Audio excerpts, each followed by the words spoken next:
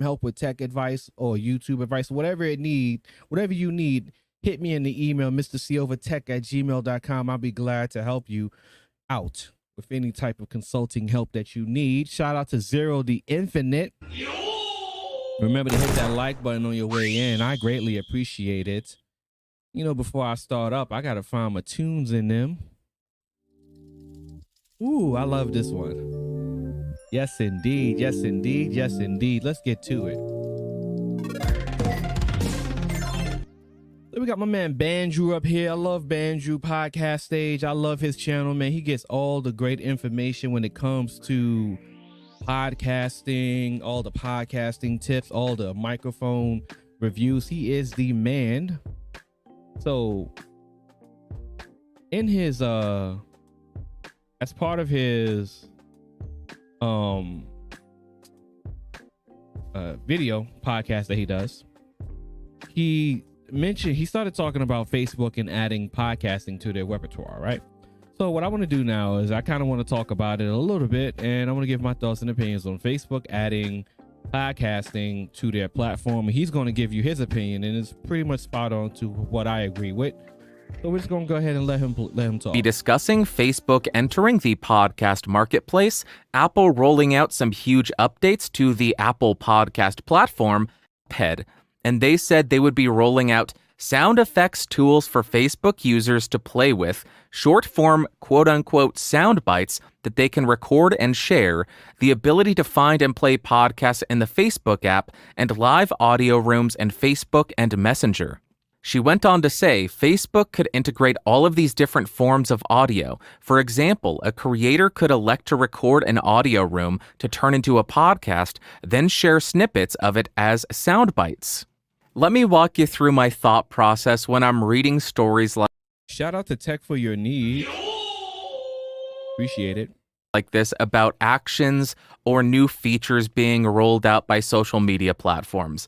When I'm thinking about these features, I am thinking about what the average user does and what the average user's consumption practices are on each platform. For example, YouTube. What do people do on YouTube? They watch long-form and short-form content, video content. When it comes to Twitter, what do people do? They typically consume quick text posts. When it comes to Instagram, mainly used to consume pictures or maybe short-form video, but mainly pictures. Spotify, mainly used to consume audio content. The reason I think through it this way is it helps me determine if I think a new feature will be successful or worthwhile on a platform. If we're talking about Spotify, I think it would be silly for Spotify to invest millions in developing a text-based social. And the thing about Spotify is definitely gearing up to be a huge competitor in the content platform space, including podcasting and video form content. Once they start rolling out, that would be some legit competition with YouTube. But they're not there yet, but they're working on it. Media aspect to Spotify, because people do not go to Spotify to consume text-based content. They go to Spotify to consume audio content. That's why Spotify investing heavily into podcasting makes a lot more sense. That makes a lot of sense to invest into podcasting because people go to Spotify to consume audio content. What is podcasting? Audio content, just a different style of audio content. But then we get Facebook proper. What is Facebook proper? I don't think I could classify it. To me, it just seems like a bloated mess. I logged in yesterday because I don't typically use it. Is it text? Is it photos? Is it videos? Is it gaming? Yeah, and I don't use Facebook at all like that either. I kind of just use it to check up on people and see what people are doing, but that's it. I really don't use Facebook like that. What is it? I legitimately have no idea. I don't think it is anything really. It is an amorphous blob of all social media, and maybe that's why it's so bad. It's unfocused, and people just create different styles of content. They all view Facebook as something different. Facebook is where I'll write long blog posts screaming at people about politics. Oh, Facebook's where I'll post quick blurbs about updates in my life so my family can know. Everybody views. Shout out to 8 Win is Timeless. Facebook's strategy doesn't have to make sense. They have so much money they can just dabble in everything and see what sticks. But the same would go for Google. But Google, Google has a graveyard of projects that they dabbled with and they killed. Facebook doesn't have that kind of graveyard, so we'll have to see what Facebook does with it. Use it as something different, and maybe that's why it's such a terrible platform. But if I had to condense it down, I guess Facebook is mainly about posting quick pictures and updates about your life and short-form texts. Of course, you will have people who go on diatribes about politics. I think that is an exception as opposed to the rule. Therefore, I think that Facebook may have some difficulty getting people to adopt listening to long-form content on Facebook. Maybe they will get the Clubhouse crowd where they have audio rooms and Messenger, or maybe they will adopt some of the Discord crowd, the Discord use. It is a social network, the social network. They have the people. Once you have an audience, you can do so much. Facebook has a graveyard as well. Yes, they do. Facebook Live is whack. Not whack, but a lot. It has a different kind of crowd. I've done Facebook apps and they are always killing off features. Yep, that is 100% true. Users, because they have audio chat rooms for their friends. Maybe we'll see that. I do not see the entire podcasting platform really picking up there. Just like I don't think live gaming content really took off on Facebook. Yeah, the Facebook gaming stuff is something I know I never even cared about. Facebook, I don't think we'll see that with long-form audio because that's not what people go to Facebook to do. At least in my estimation, as somebody who doesn't really use Facebook, that's my estimation. People don't go to Facebook to listen to an hour and a half or 3-hour diatribe. Yeah, it's definitely not a YouTube live. Absolutely. It's definitely not a YouTube live. From Joe Rogan and some guest talking about DMT and how we're all a bunch of apes. I don't think people go for that content. But there is something that I think Facebook understands, and I think it's smart of them to address, and that's in the second quote that I included. The part that I want to focus on is share snippets of a podcast. Now, this right here is game-changing, right? Now, this is very beneficial, right? They needed to make their tipping stars feature available to people other than gamers. That's a huge thing right there. Simo said Facebook could integrate all of these different forms of audio. For example, a creator could elect to record an audio room to turn it into a podcast, then share the snippets of it as sound bites, which pretty much means that you can automatically clip audio from long form, snip it down to short form, and then share it out to different social media platforms, which means that instead of you sharing out a whole entire stream, a whole entire podcast for someone to come and listen to, you can share snippets of it to entice people to come listen to the podcast more. So you could take 15 to 20 second, 30 second, 40 second, 60 second clips of an audio from a long form podcast and share it out to multiple media platforms. So he's going to break that down here. Why is that text backwards? Oh, I put the text backwards for fair use reasons. I usually just flip the video and I change the video color. As sound bites. If you have been in podcasting for any length of time, you know the biggest complaint is, there's no way to grow my show. It's podcasting discoverability is broken. Well, here is Facebook attempting to address that. If you are uploading and discoverability is a huge problem on a lot of platforms. Recording your podcast on Facebook, it sounds as though they're going to make it very easy for you to pull out a quick clip from that audio and share that. And the reason I think that may help with a little bit of discoverability is people won't listen to long form content on Facebook, in my estimation. But if there's a quick 30-second clip, maybe they will listen to that in their timeline as they're scrolling through, looking at somebody to scream about Donald Trump about, whatever the hell people do on Facebook nowadays. Maybe that will help. And the more discoverability tools there are out there, the easier it is for people to promote their shows. I think the better, because then, hey, maybe somebody will listen to you and your friends talk about whatever. But then we run into an issue, and I think this is the most interesting part about this entire story. If you have followed the news, A-Win Timeless says, back in 17, I was doing Facebook Live, YouTube Live, and StreamYard. Facebook killed my mic, erasing it off my computer. Damn. That's terrible. That's a lot of Facebook. Facebook is CIA, so, that's how they operate. News over the last 5 years, Facebook has banned a number of people. The first one that comes to mind is Alex Jones. Alex Jones does not just upload videos or post to Facebook. Point blank, have good content and the viewers will find you. Yes, I will say that. But there's also things that the platform does that does hinder people. But I don't have all that information in front of me right now to get into that. Book and everywhere else. He also runs a podcast. And what is a podcast, or how is a podcast distributed? Through RSS, richly syndicated something, I don't know what RSS stands for. I can't remember. But an RSS feed, if you have the RSS feed URL, you can subscribe to any podcast in any podcatcher. They may remove that podcast from their directory. There have been a number of podcast directories that have removed Alex Jones, Apple, and a bunch of people pulled from Apple's directory, meaning Alex Jones was banned from a bunch of places. But still, if you have the RSS feed for Alex Jones's show, you can still subscribe to that in your podcatcher. And the reason I find this interesting is if Facebook is entering the podcast marketplace, are they going to create a proper podcatcher, or are they going to censor what you are able to subscribe to on the Facebook podcast listener? Or will you only be able to listen to podcasts, quote unquote podcasts, that are uploaded directly to Facebook? How are they going to address it? That's what's going to be interesting. And I want to watch that. I want to see if people are able to subscribe to banned people from Facebook.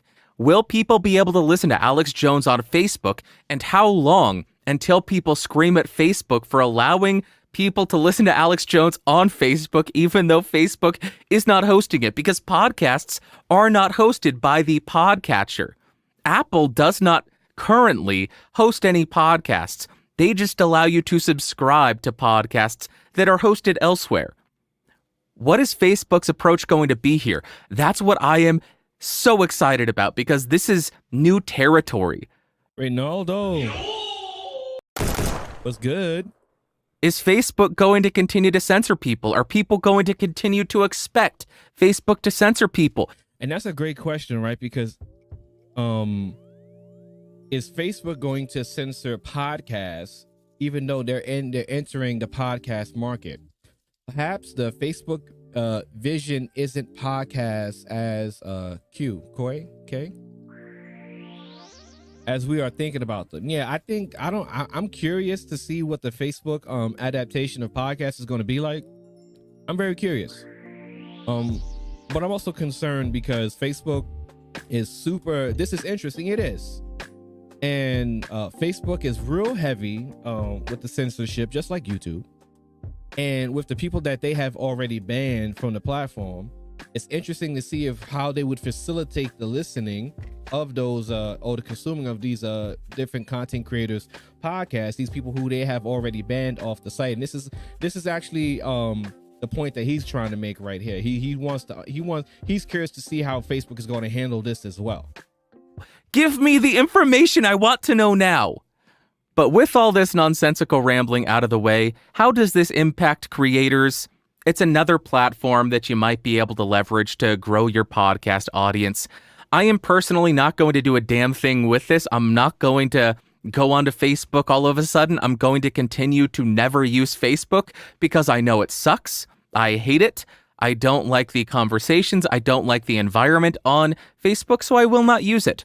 I know there are a huge amount of podcasters who do use Facebook, though. May be a good way to grow your podcast, find a new audience. But if you want to know more about this, I can almost guarantee that Dave Jackson, Daniel J. Lewis, and the Better Podcasting Boys have been talking about this and covering. And I don't like Facebook. I don't use Facebook like that either. So I want to cover this last part and we're going to move on. I get your opinion. Thank you so much for having me. Gabe, thank you very much for the video submission. I appreciate you very, very much. Thoughts on misusing the podcast platform and not following the podcast format? I think you need to erase that idea from your head immediately. Erase that from your head. I don't think there is misusing the podcast platform. I don't think there's an appropriate podcast format. There are people who have guests on and they interview them. There are people who do storytelling podcasts. They read scary stories that people send in. There are people ranting on their podcasts like I do. There are audiobook podcasts where they read Grimm's fairy tales, apparently. There are movie review podcasts. There are podcasts meant to put people to sleep. I think if there is a piece of audio content that you want to put out regularly or put out on an RSS feed, no matter what it is, do it. There's no template. Just do it. It can be a podcast. I don't think there's anything wrong with getting creative and doing something different from what other podcasters do. Hell, I think that's the best way to go. If nobody else is doing what you're doing on podcasting, I think that's special, and I think that should be celebrated, not discouraged. Absolutely. Go forth and kick butt, Gabe. If nobody's doing it, that makes it even better. If it's just to catalog or archive your stuff for historical purposes, do it. Do it. Podcasts have no format. Podcasts have no rules. Unless you're talking about Apple and Facebook, then I'm sure there's going to be plenty of rules. Absolutely, yeah. But in general, the actual form of podcasting has no real form. It has no rules. It has no guidelines that you have to follow. Do whatever the heck you want. And I hope it works out for you. There's no boundaries with podcasting. Make what you want and share it with the world if that's what you want to do. Best of luck, Gabe. I hope that helps you.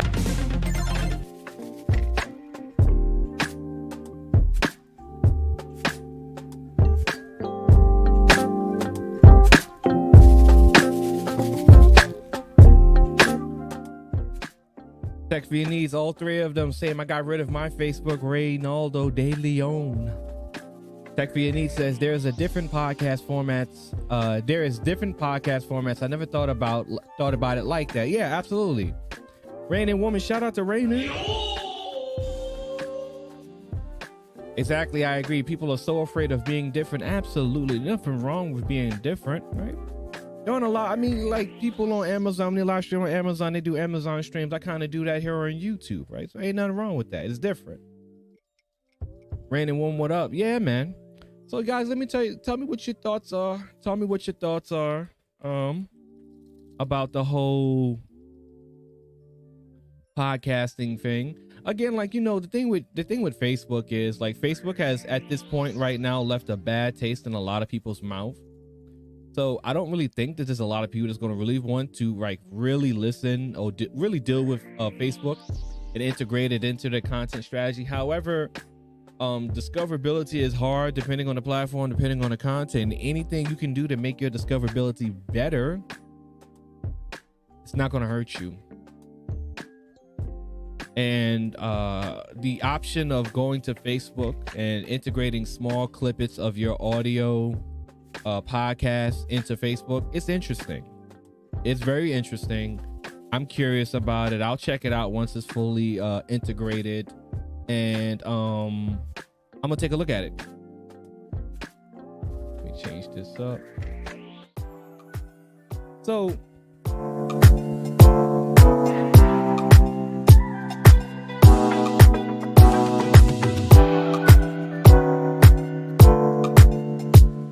Usually Faith says, I got some audio only format shows I did on mine, but they revolve around Mixcloud where DMCA is not a thing, and that's the problem, right? DMCA.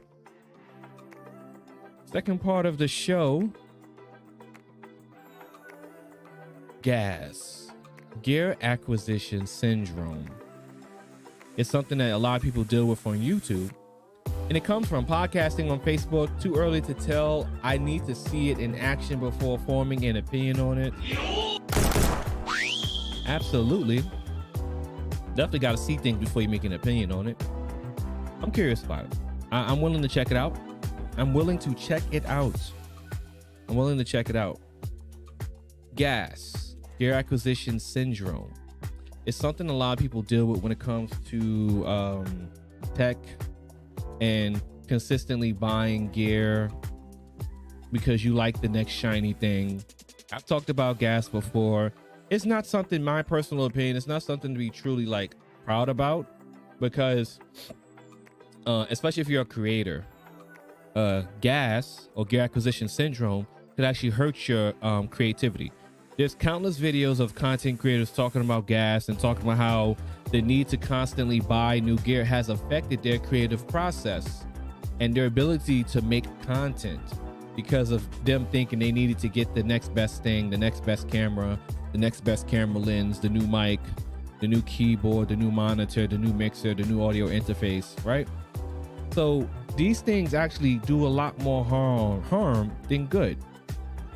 Now, the only place where it would make sense for you to be relentlessly buying gear is if you're a reviewer. So in my personal opinion, Wally Wallace, shout out to Wally. GAS, gear acquisition syndrome. Yeah. And again, like if you're not a reviewer, right? I would understand if you are a reviewer. Like if you're a microphone reviewer, like Bandrew, it would make sense to always have mics, right? I understand that, right? Or if you are a phone reviewer and you have a bunch of phones, but you were always reviewing phones and they send you phones, like I understand that. But if your main source of creating content is not based upon reviews, then personally, I believe it's a waste of time and money to consistently invest in things when it's not even a part of your creativity process, and that includes cameras too. Randy Woman says, I was down yesterday and today after fainting in the park yesterday afternoon, but I'm recovered now. Thank goodness. Overall, I'm well. How about you? And salute to Randy Woman. You know, it's good. You know, fainting is a serious thing. It's always good to stay properly hydrated. So please stay properly hydrated. And when it starts getting warm outside, people, because we don't need y'all fainting outside. I need y'all to come and watch my channel, okay? Message. Anyway, and I got caught up a little bit with GAS, right? So I got caught up a little bit with it. So as you know, I recently got the A6400, and great camera, amazing camera. Link in the description box below if you want to check it out on Amazon. Those are affiliate links, so if you decide to click that and buy something after clicking that link, you do help out the channel. So I greatly appreciate if you to click those links and check it out, see if you like. So I got the A6400 ASAP, got the dummy battery ASAP, got the Sigma 16mm 1.4 lens, and we are a crispy city. Now after getting that camera, I'm looking at lenses and I'm looking at a different lens. I'm like, okay, I got a Canon 6D here. I'm going to sell the 6D and get a lens. And I'm like, wait a minute, it doesn't make sense to get a new lens if you're not really going to be using it. Your main use is going to be the Sigma 16. And what did Raina say? Yep, I told Siova that I will take my precious time and pace myself with all this equipment stuff. Absolutely. Just take your time, man. Ma'am. And so let me just show you my camera, right? So this is pretty much what the bulk of what I was going to make when I sold the camera, right? So this is the Canon 6D. Okay, so this is the Canon 6D. This is a full frame DSLR camera. Came out in 2010, I think, something like that. And this, let's see if I can get some manual focusing done on this so I can show you. See, I can't even get it to focus. Okay, so I can't even get it to focus really. Let me see if I got the card in here. Let me show you how the pictures that this lens can take. I ain't even gonna show you that. Anyway, y'all don't need to know all that. But anyway, like, so this is the camera I was gonna sell, right? So again, this is the Canon 6D. This is the Canon 6D. L series 70 to 200 f4 lens, right? I think you can see it right there. Okay, the auto focusing on the Sony is unmatched at this point, right? So you can clearly see that. Okay, so I was going to ship this camera off, and that's the back. Okay, great condition. So I was about to ship this camera off and sell it because I was like, oh, I don't need this camera anymore. I want to get a lens, another lens. I could get like maybe close to 1,000 for all that stuff, and I said I'll get another lens. I talked about that on my stream. Then I said, oh, I'll get another lens, or I'll get another body, right? So here's where I'm getting to this, right? Then I talked to my mentor, you know, my tech mentor, and he was telling me, he says, well, it doesn't make sense to get another lens when the main lens that you're going to be using is the 16. And I said, you know what, you're right. And then it doesn't make sense to get another camera body because why would you carry around two APS-C cameras? It normally makes sense to have one APS-C and one full frame camera. So why would you carry two APS-Cs? You're not getting any real benefits outside of just getting in-body image stabilization. I said, you're right. He was like, I don't know why you're such in a rush. Just wait, you know, see if you really need it. And I said, you know, you're right. And this is the problem I have with gas. You feel the need to get things that you truly don't need. And while it may be great to get a new shiny lens that's telephoto so that if you're going outside and you walk into a protest or whatever, you can take pictures and zoom and long range and all this other nice stuff. Based on your main use case, do you really need it? Looking at my main use case, do I need a second camera? No. Do I need a new lens after I just bought a lens? No. What is it going to change? Need or want? Exactly. Do you need it or do you just want it? Needs versus wants. And you know, since we're talking about tech, some of the tech people in the chat room, if you want to get on the stream and, you know, share your opinion on gas, you can definitely hit the StreamYard link. Just let me know when you're backstage. And need versus want. And I looked at it and I thought to myself, well, I want this lens. I want a full frame camera, but do I need it, right? Because then you look at it, so well, immediately you have to immediately force yourself to do camera gears to validate the purchase of this gear that you just got. Because you're not properly set up right now to use two camera shoots, or it would even make sense for you to do two camera shoots for your live streams, dual camera live streaming. So, and who we got in here? We got Ray. All right. Waiting for Ray to get connected. And you have to ask yourself, like, does it really make sense?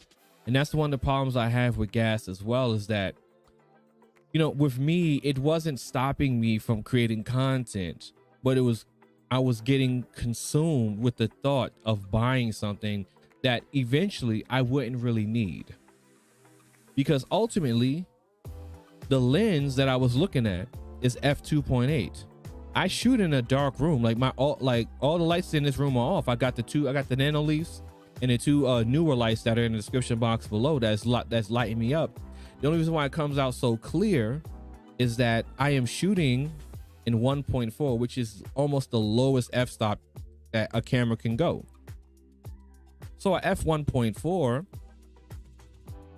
I can shoot in this super low light situation with the ISO only being bumped up to 200. Now then I would be buying a lens at the lowest f-stop is 2.8, which means that it can go low light but not too low. And that means I would have to add more light into the room. And I kind of like it when I'm streaming at these times of the night. I like it to be dark. So with that being said, ultimately, Reynaldo De Leon, what's going on, partner? Nothing much. I had to figure out that Chrome, the one Chrome browser that I was using, I had to go into the settings to allow my mic and my camera access. So I just ended up using Opera Mini. What's going on with you, man? How you doing, man? Nothing much, man. Taking care of 3 kids, trying to mop up the floor right now. Oh, what happened? Nothing, just cleaning up the kitchen. The kitchen needs to be clean. Hey, ain't nothing happening. That's how it is, man. So tell me, what's your thoughts on the topic we talking about, man? As far as gas, I know I went through it a couple of times. Word. Especially with these damn phones. Give me that. Give me that, please. Give me that. You don't need a butter knife. What do you need a butter knife for? But anyway, yeah, I know I went through that with smartphones for sure. And, camera, as far as cameras too, because I remember at one point I kept saying to myself, well, smartphone camera is not good enough. Then I kept saying, well, I don't want to spend a lot of money on a DSLR or a mirrorless, so let me just go ahead and get like a DJI Osmo or something like that. So yeah, I went to that a couple of times. How many phones do you have now? Only two at the moment. Word? I'm trying to boggle it down as much as I can. And it's not even so much as financial wise, it's just, you get burnt out, I'm burnt out. Like there's only 2 companies that I really want to invest in, and it's just, I don't know. Right now, Samsung isn't right for me right now. I don't see myself having a Samsung device for a while, so I got rid of Samsung. I sat there and I thought about OnePlus, and I'm like, well, what is OnePlus? Don't get me wrong, OnePlus is a good company, but as far as having them as a phone, as a main device, I don't really see myself having that. The camera, the whole camera fiasco, and now apparently they fixed the cameras, this and that and this, and it's just. I mean, the OnePlus thing looks like a shit show train wreck. Yeah, it really is. So I just decided that I'm just gonna stick with Pixel and iPhone. And I know some people might be like, well, you tripping, but it's like I got the purest of both worlds. Even though there's no secondary iPhone iOS out there, you know what I'm saying? It's just I just rather stick to Pixel, I can 100% agree with all of that, right? Especially when you're talking about the whole burnout thing. Yeah. Because I mean, you can get really burnt out just relentlessly buying gear. Yes. And relentlessly just buying phones, especially if you're just not reviewing the phones, right? Then you're just buying things and just having them sit around, and you're just burning money. And it doesn't make sense at the end of the day to do that. Like I covered a video with Technically T was talking about it, how, his anticipation of buying the A7 III affected him in creating content because he thought he needed a A7S III to shoot videos. And that's a problem, in my opinion, man. I think that's a problem. Yeah, you definitely get burnt out. It's fatigue. At this point, I'm really fatigued because I really, like I say, there's so many different Android phones out there. What Android phone really is the best? I mean, at the end of the day, if you sit down and you think about all the different Android devices out there, you got Samsung, you have, RIP LG, they gone. Now you got Samsung, OnePlus, Huawei, Motorola, Huawei, Xiaomi, then you got the underdogs, you got, all these other companies. The TCL. TCL and all these other companies. And it's like, you have to really sit there and think about it. Don't get me wrong. Like I said, I love Samsung. It's just right now, I just don't see myself having another Samsung phone for a while. I just can't do it, man. It's like, it's not even a price. Like I said, it's not the money. It's just, I just can't see myself doing it no more for a while. Absolutely. Hey, when it's Timeless says, I have an Apple 12 Max Pro and Note 9. I use the Apple basically as a phone. The Note 9 is more of my working dual phone. And that's it. I mean, the Note 9 is, my opinion, was the best Note that Samsung ever produced. And the line went downhill after that. Let's see who we got. And we got text for your needs. What's poppin'? Hey, what's up? We got tech for your needs on there. Tell me, tell me what you got. Tell me what you got. Tech for your needs. My bad. Can you hold a minute? Okay. So while we'll wait for Tech for your needs to get his audio together. Is there any echoing? Go ahead. Is there any echoing on my end? No. It's fine. Okay, I just wanted to double check. Yeah, that's fine. Cause I figured it out a long time ago. When you on like something about using a Chrome browser, it's a lot of feedback, especially if you. Yeah, I'm here. Sorry, I was getting a headphone. It'll cause a lot of echoing. Yeah, I mean, the StreamYard has some issues depending on how you're using it. They always have like these monthly hiccups, and I don't know what causes it, but it's still a good platform. But I noticed ever since StreamYard has come out, they have like these monthly hiccups where it's just this weird issues that's going down with the system. So what's going on with Tech for your needs? What you got for me? Not much. Can you hear me real good? Yeah, I'm in the crystal clear. Rode wireless Go 2 I got. Ooh, nice. So yeah, I'm investing that, and people say you don't need it due to the fact it's like gas syndrome, and I'm like, I need it because I could go record outside, even though my main camera broke down, so I got to buy a new one. Because your Lumix broke down.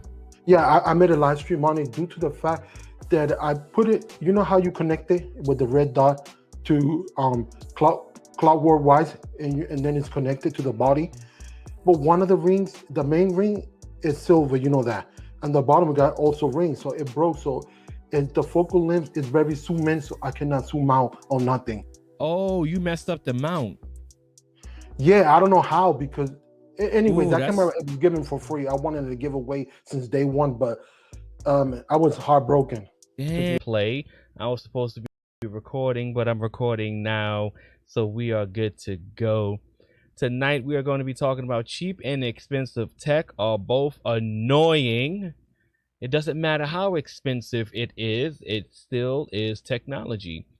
And no matter what people want to tell you, technology, you sound crispier than a bag of chips, my man. In my Denzel voice, my man. Look here. So, without further ado, man, let me switch my song up. Let me put my music up, man. Because we're going to vibe out to music, and I'm gonna get to ranting a little bit about this tech. Now I want some chips. Shout out, I want some chips too, man. God damn it. I want some chips too. So let me tell you guys what happened to the stream that I had set up before. So the stream I had set up before was going to be talking about some keyword searching and analytics and stuff like that. I was ready to go. I had my G Fuel in my drink, not sponsored though. I was ready to go, boy. And then all of a sudden, man, I got an email from Google. And man, I'm telling you, I was setting everything up. I had my lights, my backdrop, the camera was good to go. The audio was good. I had just finished the audio, man. I'm telling you, I was ready to go, boy. We will go. I'll give you guys a fire ass show. And then Google get me a notification. I'm like, what type of notification it is? Google tells me that an app had gained access to my Google account. I'm like, what? So I'm sitting here looking like, what the F?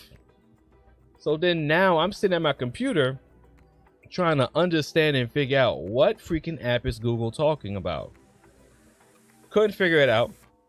So I had to make a new password for my Google account. Log me out of my YouTube and everything.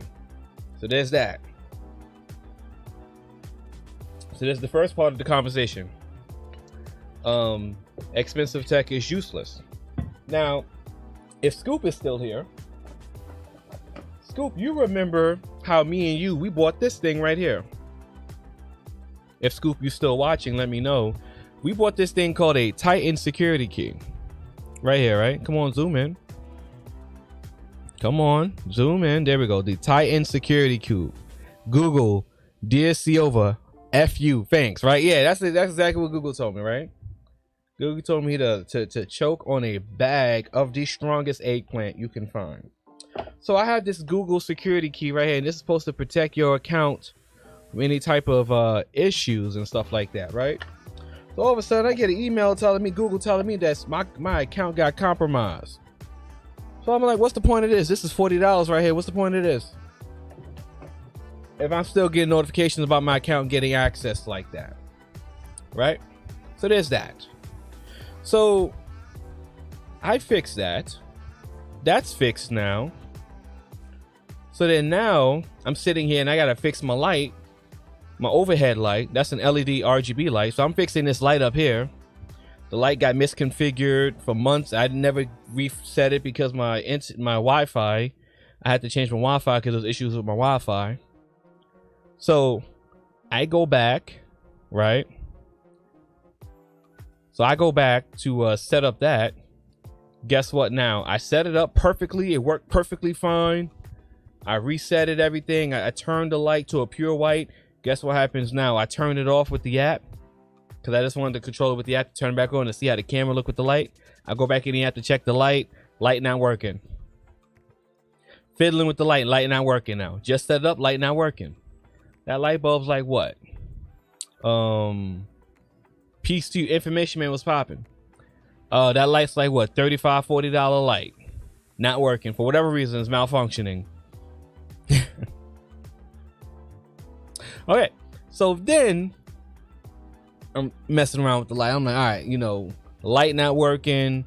Screw the light, right? Like we're like, okay, I'm done with the light. Forget the light now, right? So I come to the camera now. I'm like, all right, cool. We got the camera. I'm sitting here setting the camera colors up and stuff like that. The color I had just used from a stream prior. Now I'm looking at the camera now for whatever reason, you are making a good case for keep it simple, stupid. Man, listen. Absolutely. Pixel Lifestyle, Nighttime Tech, what's up? Yeah, keep it simple, stupid is absolute because I'm sitting here looking at the picture profile on the camera, right? I'm doing a picture profile on the camera. All of a sudden now I'm noticing that how noisy it is in the background. And I'm looking like it wasn't noisy like that the last time. Why is it noisy now? Like I'm confused. Like why is it so noisy? So then I'm spending 15-20 minutes readjusting the picture profile that I have, and I just decided, you know what, I'm done with this profile. Let me go to a new profile. Go to the new profile and tweak it a little bit. Perfectly fine. A-okay. So I'm like, I'm good with that. The camera's good now. My light's okay. The Go XLR is working fine. OBS is good to go. Nothing else is wrong. Let's get it. I'm looking at my browser now. My browsers are blinking like they are all having seizures. My browser's just blinking on and off, on and off, on and off, flickering. So I'm sitting here like, yo, are you serious right now? Are you serious? So I close Brave and I go back to Chrome and I try to see if I can control my YouTube show from Chrome through my dashboard. Chrome doing the same thing. So Chrome and Brave are now malfunctioning. And I close those two windows, go to another group of windows, pull a window from that and open up on that, and that's blinking too. So all of these things are blinking on my screen. My man, power to you. 8-win this timeless. How you feel about that game? What's going on? 8-win this timeless. How you feel about that game? So then now, before I have to start my show, I got to restart my computer. For whatever reason, I got to restart the $4,000, around the $4,000 computer, because the Chrome, the internet browsers are now malfunctioning. Yeah, he snapped the effective. Yeah, DJ LaFave snapped the effectiveness out of all of my technology before I went live, because he knows I'm gonna beat him in making the orange stream snap effect. So now I gotta restart my computer. So I restart my computer. Everything is working now. OBS is working. Go XLR working. The internet browsers are working. The mic is working fine. The camera's good. I said, look here, man. I set the stream and I was gonna talk about something about audio. I said, forget that. I'm gonna chill out. And look, and I even changed my sunglasses too, right? Let me tell you something. I got my regular glasses, my regular eyeglasses that I wear for my shows and stuff like that. Mid-major hasn't won since UNLV, so made bucks on Baylor. Okay. Yeah, a lot of people watching Zachariah over there, Zachary Hubbard. They thought he had him thinking, I think he might have had him thinking Gonzaga was going to win. Elgin died at 86, and Baylor Baylor beat him by 86.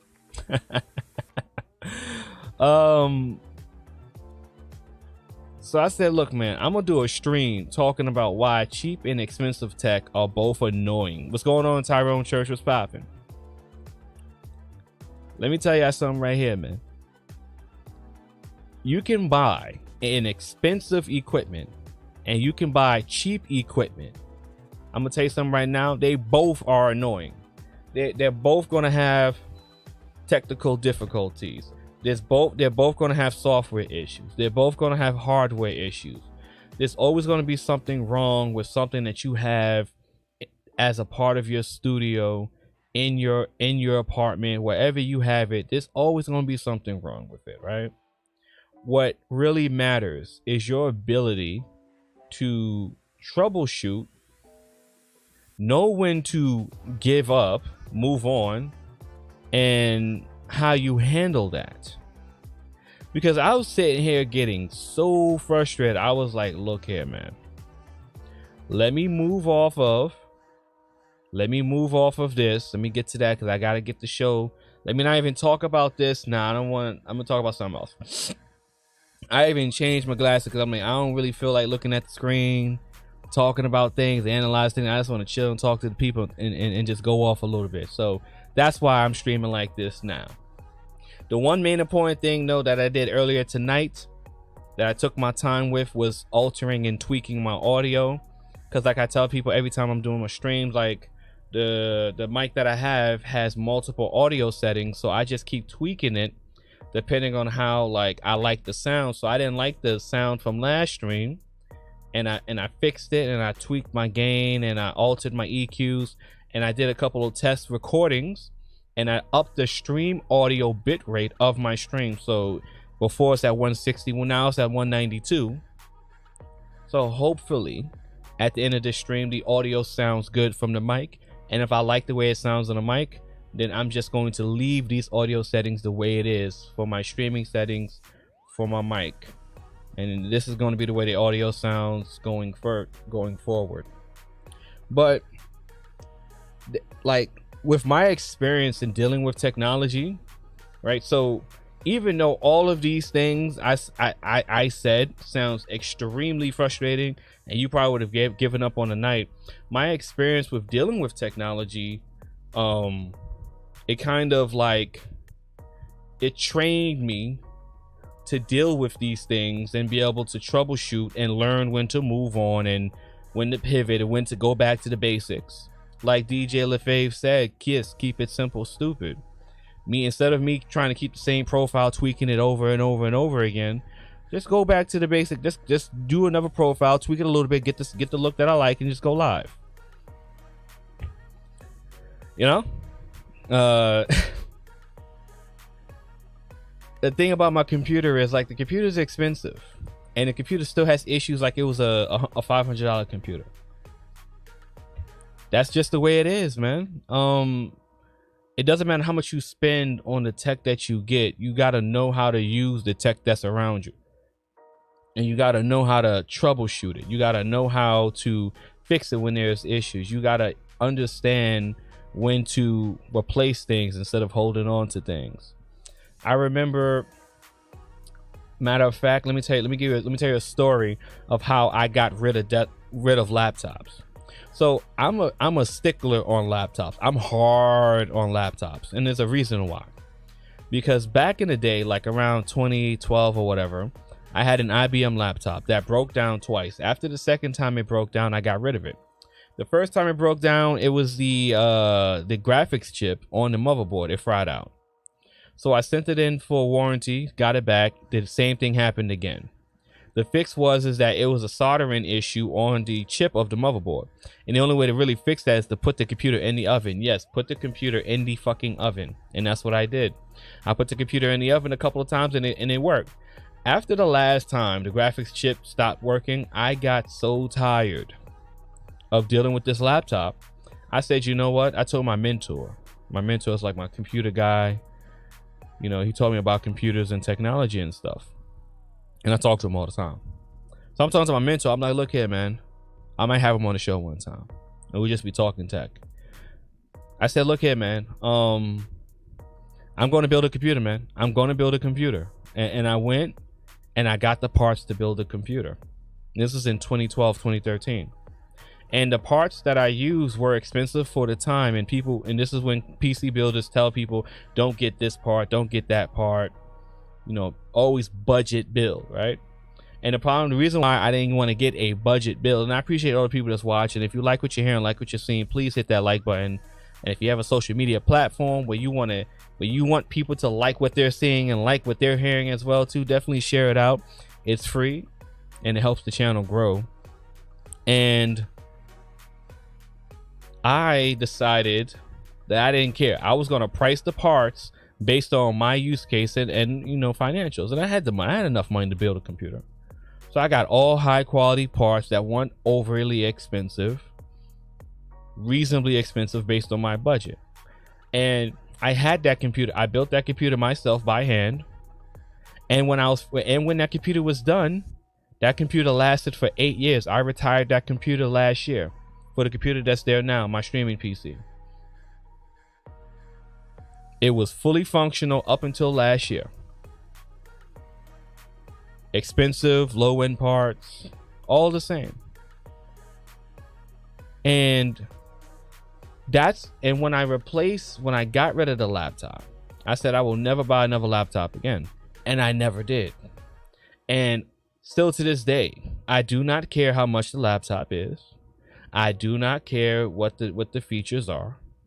There are some laptops right now that I do like the Asus laptop with the 2 screens. Amazing laptop. If I didn't have a second computer on my floor for streaming, I would get that laptop. I would look at that laptop. I absolutely would. It's so dope. I would.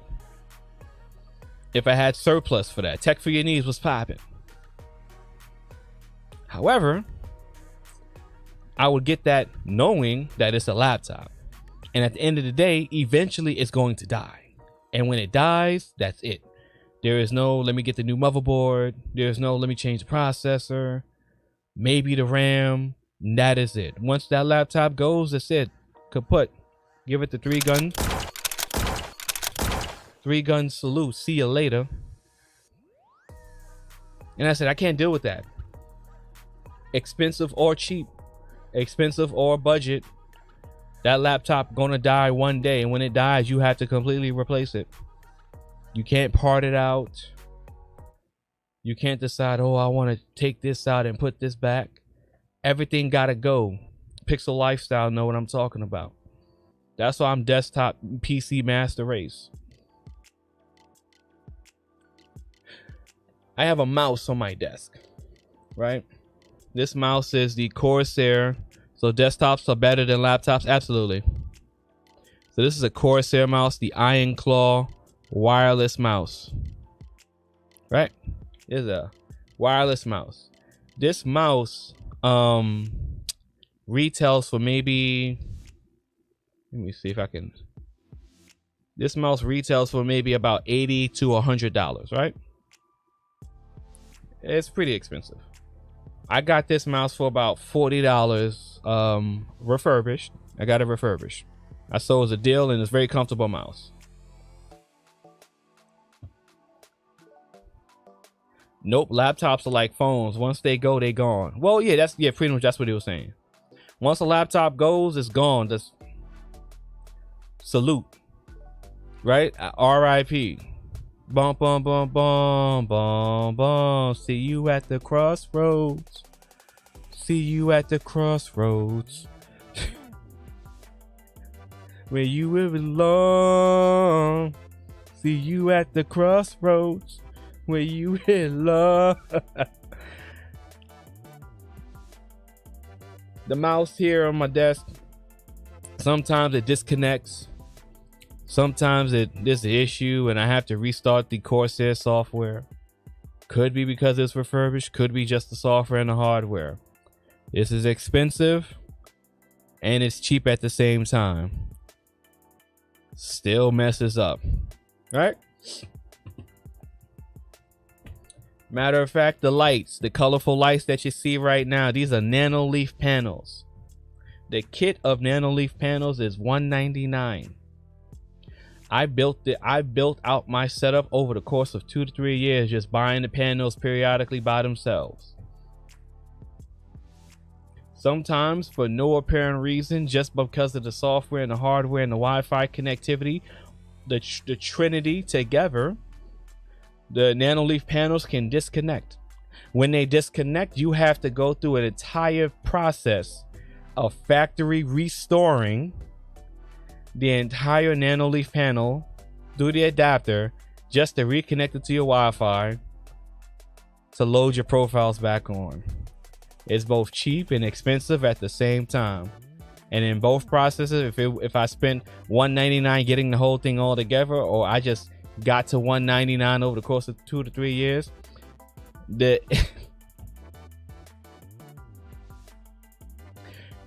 you save your money. Hold up. Which one is it?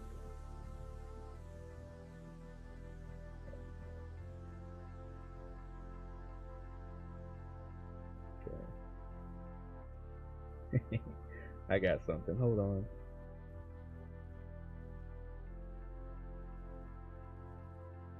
I got this one. What? Hold on. Watch this. You save your money. And just to save your money, where did that lead you? Back to me. That's my best Thanos I got. Right? I went through all that trouble to save my money, and where did that bring me? Back to an L. Expensive and cheap, it doesn't matter. Technology is very frustrating at the end of the day. It malfunctions all the same. You save your money hoping for a different outcome. And what did that get you? What did that get you? Damn, the hacker voice. Oh, let me see. Only a few companies make good laptops worth buying, in my opinion. I would love to know those companies' Pixel lifestyle. I mean, there's good laptops, of course. Tech for Your Needs says, what happens if your lifestyle is on the going about 80 to 90%? Then you get a laptop. Listen, I'm not going, like, if there's a use case for a laptop, yeah, get a laptop. If there's a use case for a laptop, get a laptop. I wouldn't tell someone to try to carry around a portable ITX build. Like, that's stupid.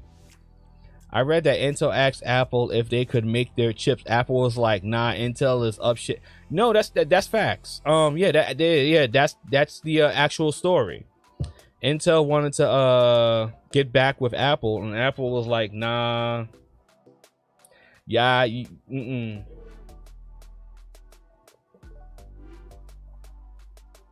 You was a man in high school, but you ain't the man no more, man. Intel don't got the juice no more, man. That's it. Intel don't got the juice anymore, man. That's all she wrote, baby. Intel does not have the juice anymore. I mean, what else can you say? They don't got it. They are taking L after L, lump after lump from AMD, and it's just a never. It's like a never-ending combination of RKOs that AMD is giving Intel. They really don't. Asus, Lenovo laptops are the only ones. Yeah, Asus, Lenovo laptops, yes. Asus, Lenovo laptops, yeah, definitely. Yep, I give that a go. That's a green light. That's a major go for me. I check out my laptop show that I did 2 days ago, and I break down a lot of good matter of fact, let me just drop the link in the chat room.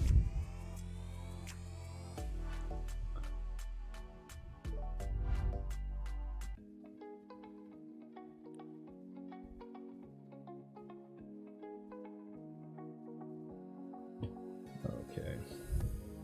And just like I just talked about, the mouse is disconnecting for whatever reason. Let me share the show.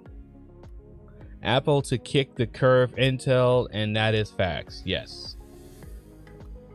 Where is laptops are a better option over desktops. And in this stream, this is my laptop stream.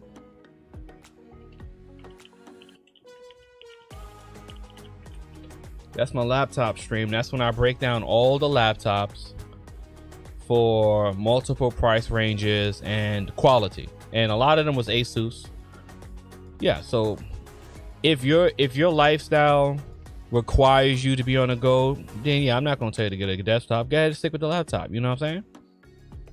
I'm reasonable. But I was trying to tell my brother, like, you know, he went back in a few years ago. He was like, oh man, I need a computer. I was like, all right, man, this is the perfect time to build a desktop. No, I don't got the space. I'm like, bro, get a desktop. No, I don't got the space.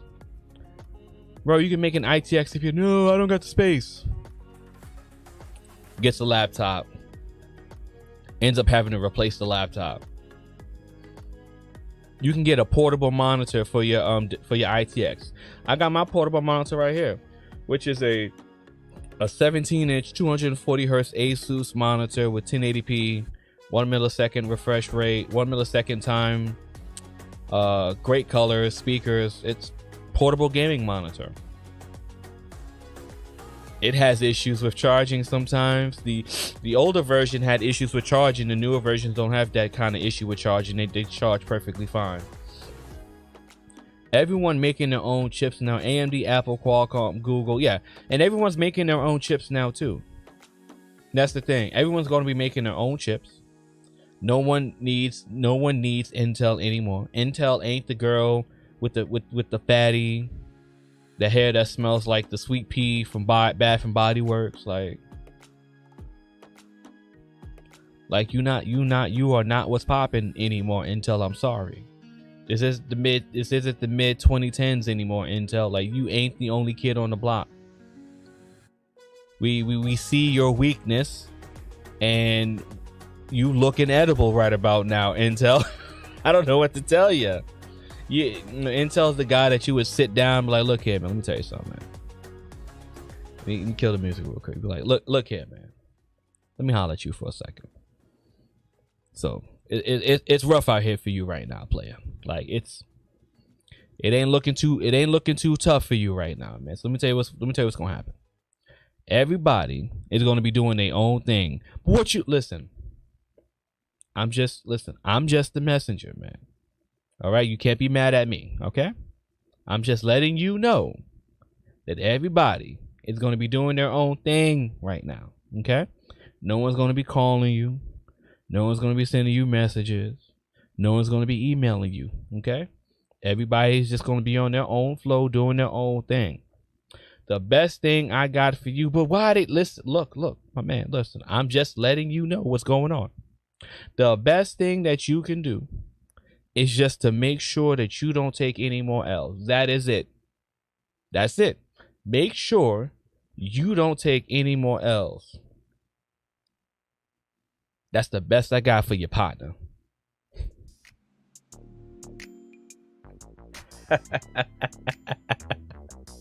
Oh, shit. Set aside your feelings about Mac OS, but Apple Silicon is beast. Huge potential. Yeah, I can't stand Apple, but the M1 chip is beast. Intel is drowning like the Titanic, right? And Jack ain't there to give him no piece of plank. Jack ain't there to give him the wood. Jack can't give y'all the wood to keep you afloat. Yeah, the M1 chip is a beast. Yeah. I can't stand their software or their ecosystem. But the Apple Silicon is a beast. It's great. It's great. The OS is. I'm sorry.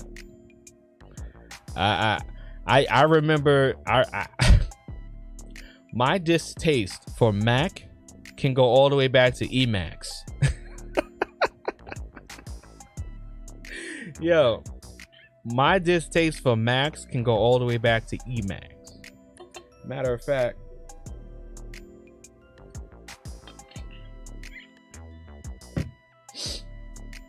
because I know this is too close. Matter of fact,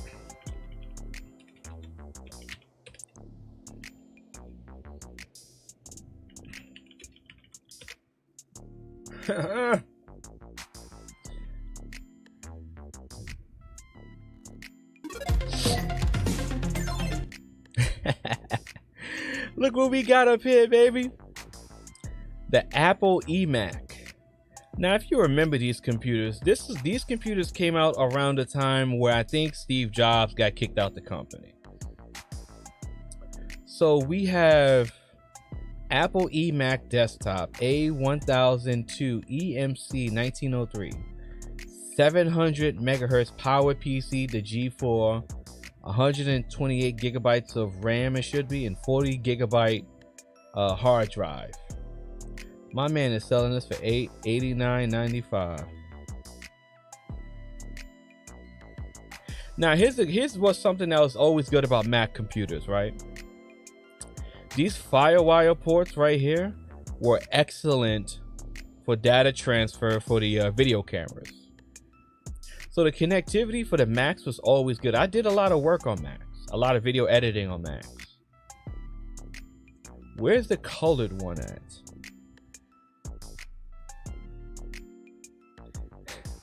Apple Mac trash can. Now this is the Mac computer that came out that looked like a trash can.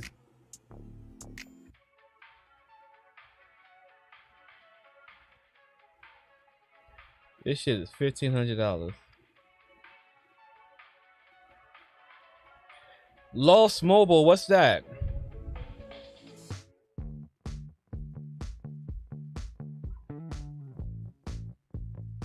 What's that?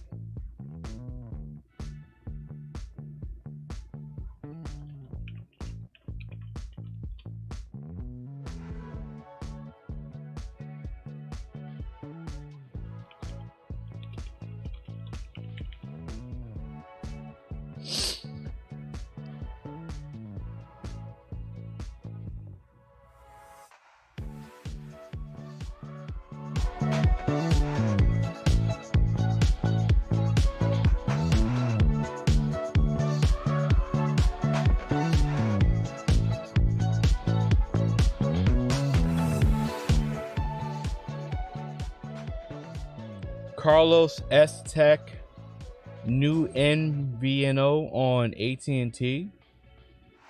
Yeah, click the link. Click the link. Click the StreamYard. Let me break that down for me. Click the link. Or tell Carlos to click the link. Where's Carlos? Get Carlos.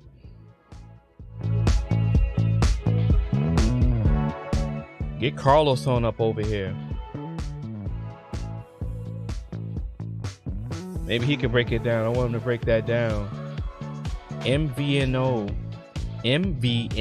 from Carlos S Tech. So he got his own cell phone, like, what is that? His own cell phone company or something like that now?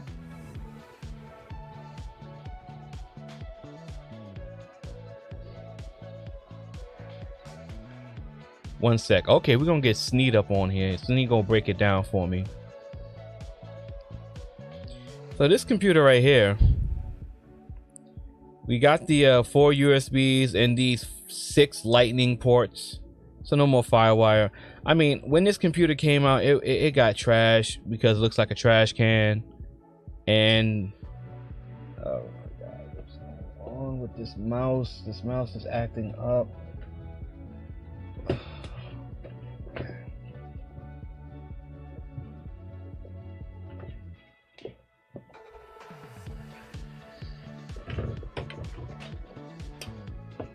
I don't know what's going on with this thing, man. Oh boy. I'm about to retire this and go back to my glorious mouse, man. Or my Spider mouse, because my glorious mouse works perfectly fine. Anyway, When this mouse came out, when this computer came out, man, it got trash for its design and its price. And I don't even know if people are even using this shit anymore. Tech woes, expensive or cheap. Yeah, it don't matter like how much you spend on the shit. Like, you're gonna be annoyed regardless. Like, expensive or cheap, man. It don't even matter, yo. Let's look at these eMacs, man. Now, if you remembered, right?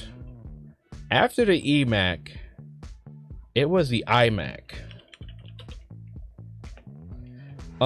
Which one was the colorful one? Let me find it. I remember there was an orange one. Vintage Apple iMac. There we go. Okay, so it's considered vintage now.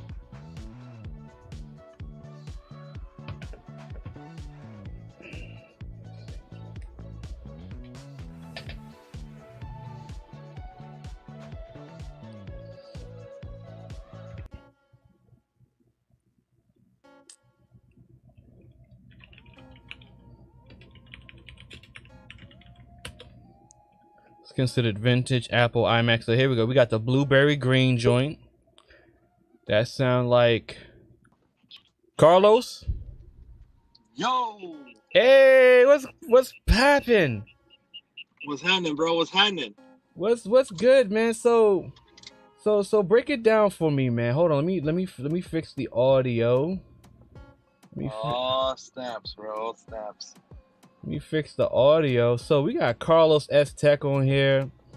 So break this down for me. What are they talking about? Bro, we're new to the game, bro. We're new to the game. The hustle is always strong. We got the new MVNO, bro. Los Mobile. Riding on the AT&T network, bro. We got a limited time offer, bro. $65 to join. Unlimited everything, bro. Even the hotspot. Unlimited, no throttle. QCI 6 business. Enterprise. So break down the business stuff to me. So what is it? So are you now like, just explain it to me. Bro, literally, bro, this plan is not offered anywhere, bro. This is unlimited, uncapped data on your phone. Unlimited, uncapped hotspot on your phone. Literally, I got tablet plans for unlimited tablets. I got plans with unlimited hotspot for jetpack modems. Like I'm talking about, we got the true unlimited, bro. True unlimited, powered on the Blue network. And who is this? This is through AT&T, bro. Powered by AT&T. No. Who else clicked the link? Lost Mobile Home. Oh, that's What's up, probably Siova? Sneed. Oh, okay, Sneed. What's up, bro? It's popping. Man, life is good. We on Los Mobile right now, bro. So how did you? Did you speak to like? So did you talk to like Verizon business manager? Like, how did you get that? How did you set that up through Verizon? It's not through Verizon. It's through AT&T, bro. I'm sorry, yeah, through AT&T, yeah. But the secrets cannot be unrevealed, bro. Okay. Yeah. All right. So let's just put it this way: we got the connection from the ends, and the plug in the inside hooked it up, bro. And we got a contract, bro. So okay, that's it. It's contract up. So you have MVNO. Okay, so then let's talk about it now. Then, so you said hotspot, you said tablet, obviously mobile phones, right? Of course. What about home internet? Well, that's why we got the night. Basically, it's those jetpacks. So like, if you got the Nighthawk M1100 or something like that, bro, the MR1100, you can use that for your home internet because it's basically a Nighthawk router with a SIM card, and then you can, it gives Wi-Fi 6, or Wi-Fi 5. I'm sorry, Wi-Fi 5 gig and 2.4, and then you can distribute that through your house, and it has an Ethernet port where you can plug it in and put it with your own router, and then distribute it out too. And the M1100, that is a who makes the Nighthawks? What is that? Linksys? Is that Linksys or Netgear? Netgear, yeah. So basically, right now everything's at BYOD. Everything's BYOD. Bring your own device. Scoop. Yep, you bring your own. We got Scoop in the building. Scoop. Yo, what up? What up, Scoops? So what are the Yeah, downloads and uploads looking like? It varies by the area, bro. But AT&T's high capacitive network right now, very high capacitive, so it can handle a lot of beatings, bro. 4K streaming, bro, like nothing. Okay. And is there like is there a max number of lines that you can add to this contract that you have? Bro, the sky's the limit, bro. Sky's the limit. Bring them all, bro. We just closed we just closed one of our biggest contracts, bro. 500 lines. Okay. So what's the difference between what you have going on in Visible? Our hotspot is not capped at 5 megabits a second, and we have the highest priority level of the AT&T network. And Visible, we are not subject to network management at any time. Okay. And Visible is on Verizon, or is it AT&T as well? Verizon, but it's subject to network management at any time. Okay. And network management is at any time the entire network can be throttled in preference of Verizon? It can be, yep. Or congestion or whatever. So how are people like setting up payments and payment arrangements? How can people set that up? Right now we're doing PayPal, Cash App, Venmo, Zelle, and Bitcoin. Okay, taking Bitcoin. Cryptocurrency. Yep. Yes, and we have automatic email. Basically, when you sign up, we got to make sure we get a valid email address because you'll be getting your invoice 10 days before your due date, and then your due date will be on there, and you know how it is. You get your email, whatever, and if you don't pay, you're suspended. And how this goes, bro. The hustle and the grind is real. David Hall says, how does it stack up to FirstNet? It's right there, bro. It's right there. It's pretty much. But at times of emergency, though, that I cannot give. There's no. I mean, there is a FirstNet priority. I can get that feature. I just actually got offered this feature. So for an additional $10 for a single line, or you have multiple lines with me, I can do it at $5 a line. You can add level 1 FirstNet priority. So that means when that time comes, you will have that priority, even at the times it's considered emergency. We can add that feature. So let me. So what's the pricing structure? Right now we're doing limited time offer, $65 per line, voice line, 70 tablet, 80 hotspot. Just because it's true unlimited, and everywhere you look for these same lines, they're going for 75, 110, and 150. So 65. Hotspot. So 65 to start out. Yep, 65. You want a voice line, unlimited hotspot. It's voice, hotspot, data, all limited. Canada, Mexico included, full unlimited. And you stay there for 3 months, and you can have full unlimited, no problem. And how much is it extra per line after that? Right now at the moment we're just having structured that way, just because I'm trying to work out a better deal with AT&T. So once I can get that worked out, then I can do stuff. But if you get multiple lines, I can throw in the priority. I'll throw in the FirstNet priority at no charge. If you get 2 or more lines.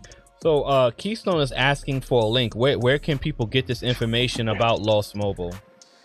No, I'm just posted up real quick on a call. Sorry about that, guys. Let's see here.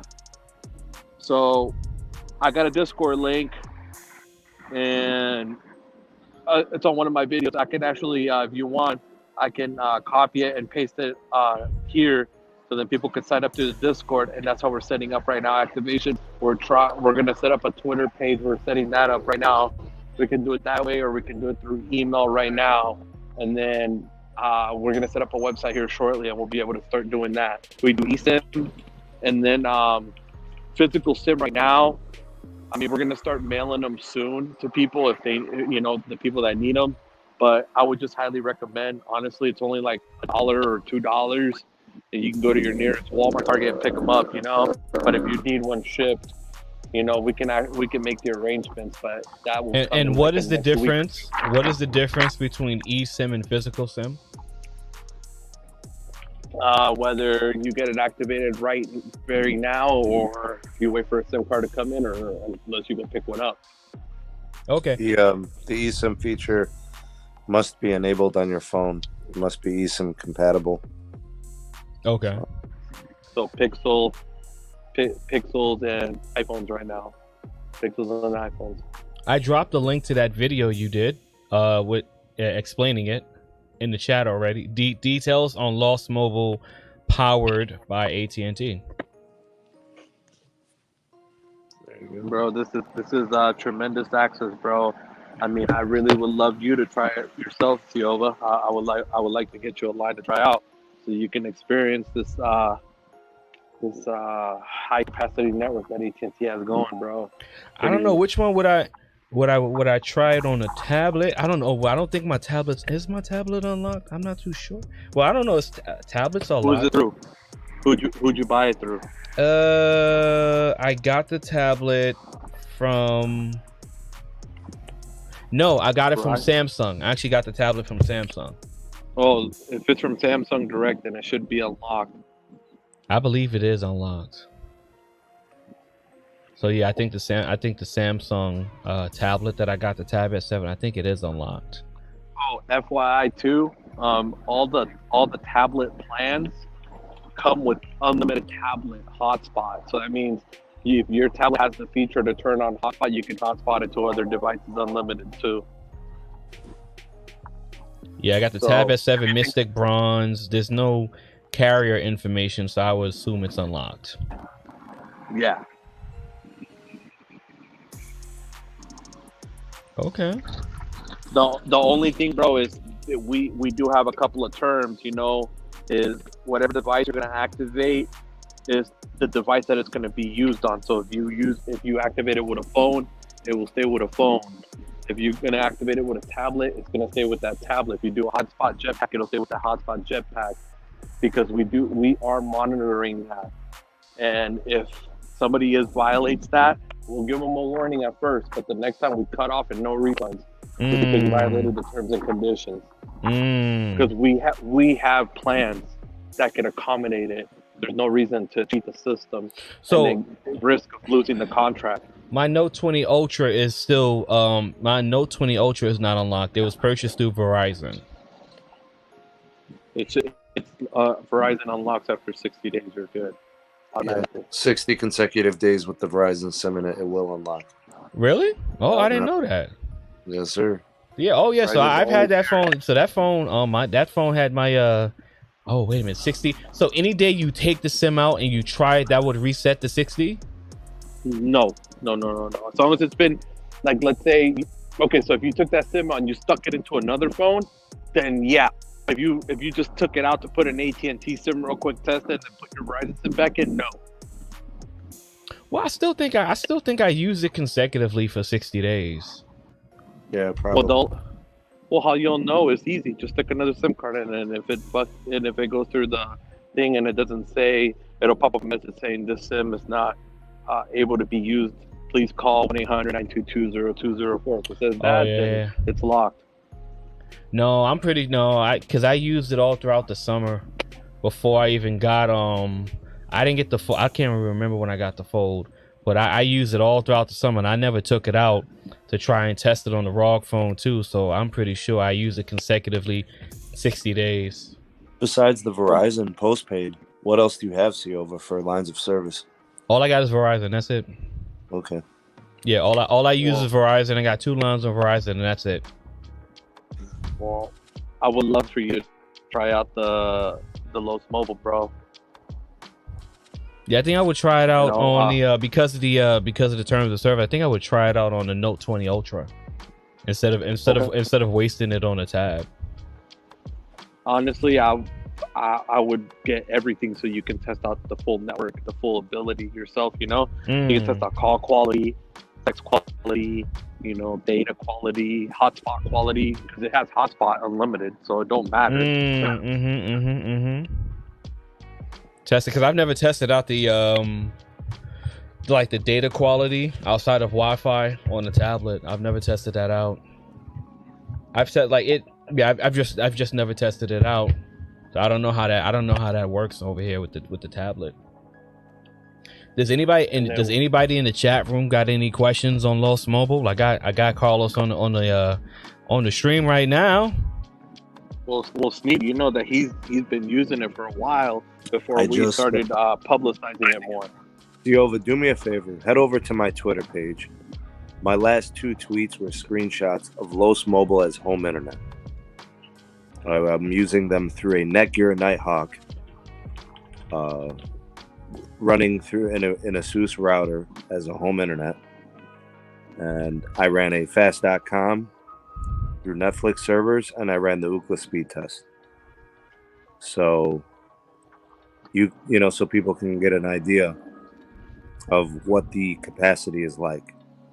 You know, AT&T is a good provider here in the CLE, so the service translates well through Los Mobile.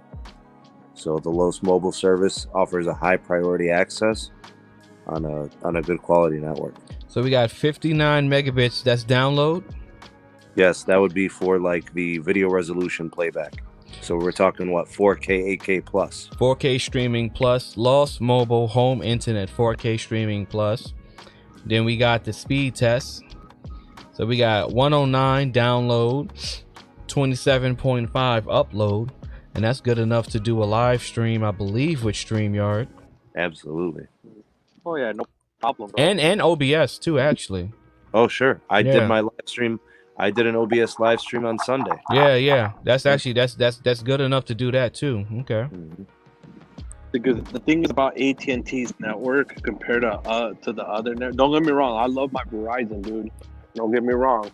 You know, I'll never downplay them because I love them, bro. Like it's just, you know, it always works. You know, even if it's low, it works.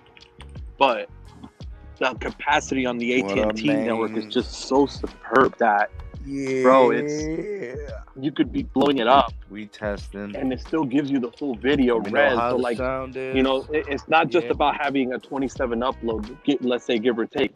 It's also about having the video not being capped, because that's the important part too.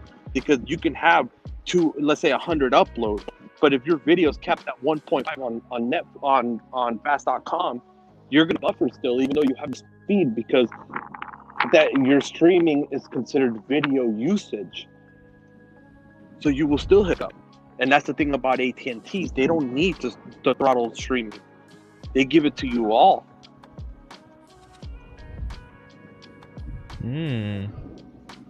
Interesting. Because bro, I've had like on T-Mobile, bro. I mean, I don't mean to downplay it, but I've had where I was on a Magenta plan, bro, and I had the plus up feature, but it was capped at 6 megabits, bro, on the older ones, that not before the new ones that just came out. And literally I would live stream and it would buffer and cut out, even though I had 200 up, 200 down, and 60 up. Because the fast is being throttled, meaning that all video traffic will be throttled up to 6 meg at all times. That's the benefit about the AT&T network, bro, that the LTE network still gives you everything. And the C-band is coming this December. And what is C-band? C-band is a new spectrum asset that AT&T and Verizon and T-Mobile have acquired in a recent spectrum auction. And it'll introduce a new 5G connection. And the channel size, you know, the channel depth will be pretty sizable, and it'll bring a lot of speed to the network. So, you know, there's headroom for the network to even get faster in the near future. So what do you estimate, Carlos, your future download and upload speeds could be with Los Mobile? I mean, Los, we're talking 40 megahertz immediately, right? So at 40 megahertz, we can see like 700 because Verizon's going to be doing, Verizon's plan with 60 megahertz that they're doing, they plan on doing a gig plus. And that's with 60, so I give it about 6 to 800 on AT&T because they're only going to use 40 at the time to start. Interesting. So if someone has what's Silva stop by to smash the like and show support. What's going on, Tito? What's up, Tito? What's poppin'? Tito. So if someone got issues with the service, who do they speak to? They will speak directly with me or a couple. I got a couple of people that on the crew on the Discord, and we're gonna do it through Twitter too, where we have Twitter support, and you can hit us up, bro. Like really, we have people to the point where we're almost around the clock when it comes to support. I think there's only like a 4-hour window between 2 and 5 a.m. Pacific time where there's nobody available. Other than that, it's pretty much available anytime. What's going on? Perspective Gaming was popping. Activations, dude, we're doing it from 8 a.m. to 12:30 a.m. Pacific time. Okay. So my question is, if there's any issues with the AT&T network itself, would those issues trickle down to Los Mobile? Yes. Okay. But if there's any issues, I would like to know right away because, you know, it gets me a reason to contact them, and then I will honor. Let's say if the service is down a couple days or a day because of an outage in their area, I'm not gonna be one of those people. I'll take care of them. Okay. So I would like to know. Perspective Gaming, yeah. Yeah. Hold on, we gotta hold on. Wait. I gotta hit him with it. Hold on. I gotta hit. If you're doing Yeah, yeah,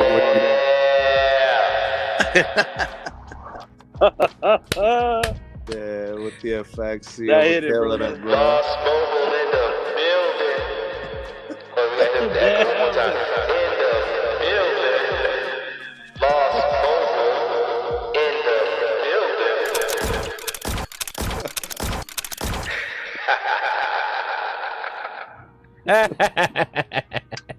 That's fantastic, Seal. You killing the game right now, bro.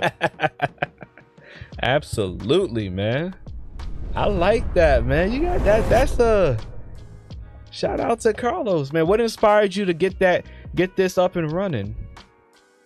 Honestly, somebody else pushed me to do it, bro, because you know what, bro? We're tired of the pain points. We're tired of people getting screwed over that they can't have a good, decent home internet option, especially in rural America. I know Sneed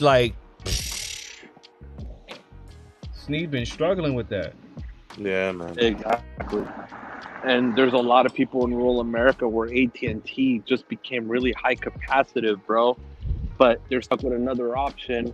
You know, like I said, bro, don't get me wrong. I love Verizon, bro, but they're stuck on the network has taken a hit, you know, and because a lot of people, that's the only thing they know. So now that AT&T is available in their area, why not offer them this chance where they can get an unlimited hotspot in their home and not have to worry about being throttled down for internet or have to worry, oh, damn, you know, I only got the 100 gig plan. Damn, I can't be using this much, you know, or whatever. Instead of watching, you know, a 1080p movie or a 4K movie is supposed to be meant like that, you're watching it in damn 144p to conserve the data.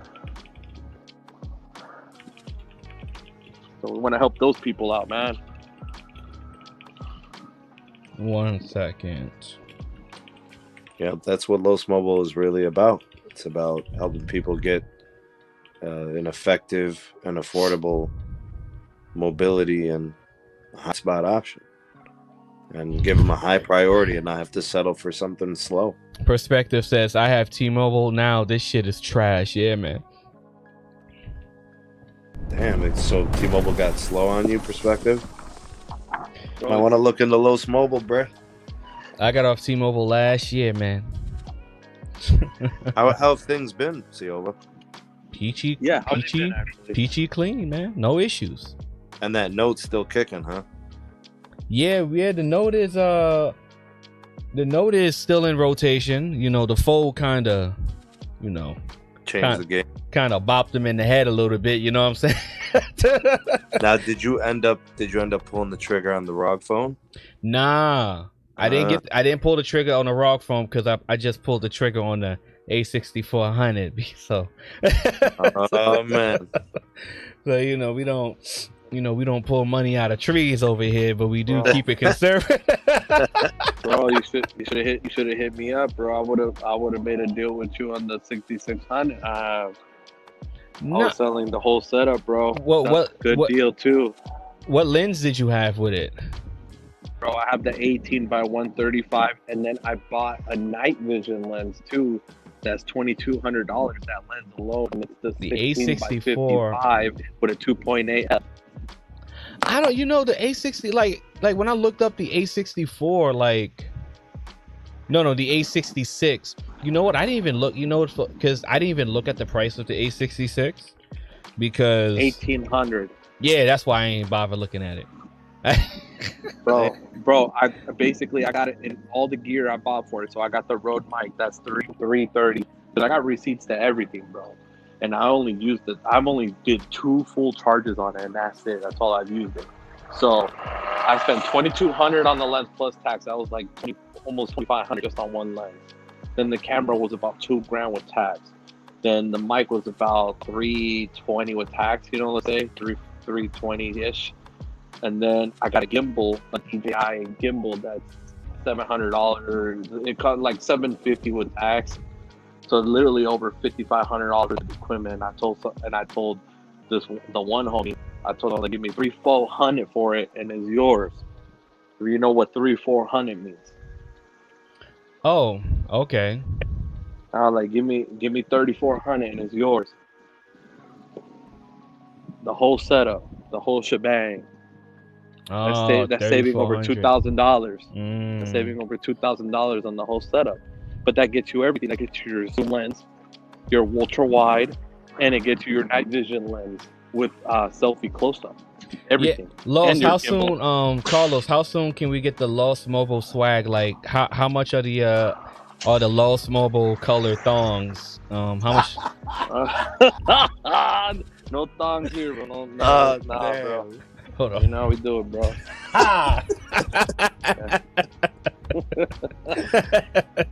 We ain't rocking no thongs here. As you know, man, you can't be out here talking about you trying to be a phone service provider, internet provider, and you ain't selling no thongs, man. Like, what about the hand sanitizers on Tuesdays? Yeah, bro? like what are you doing? Like, let's really get into it. Like right now, let's really get into the nitty gritty.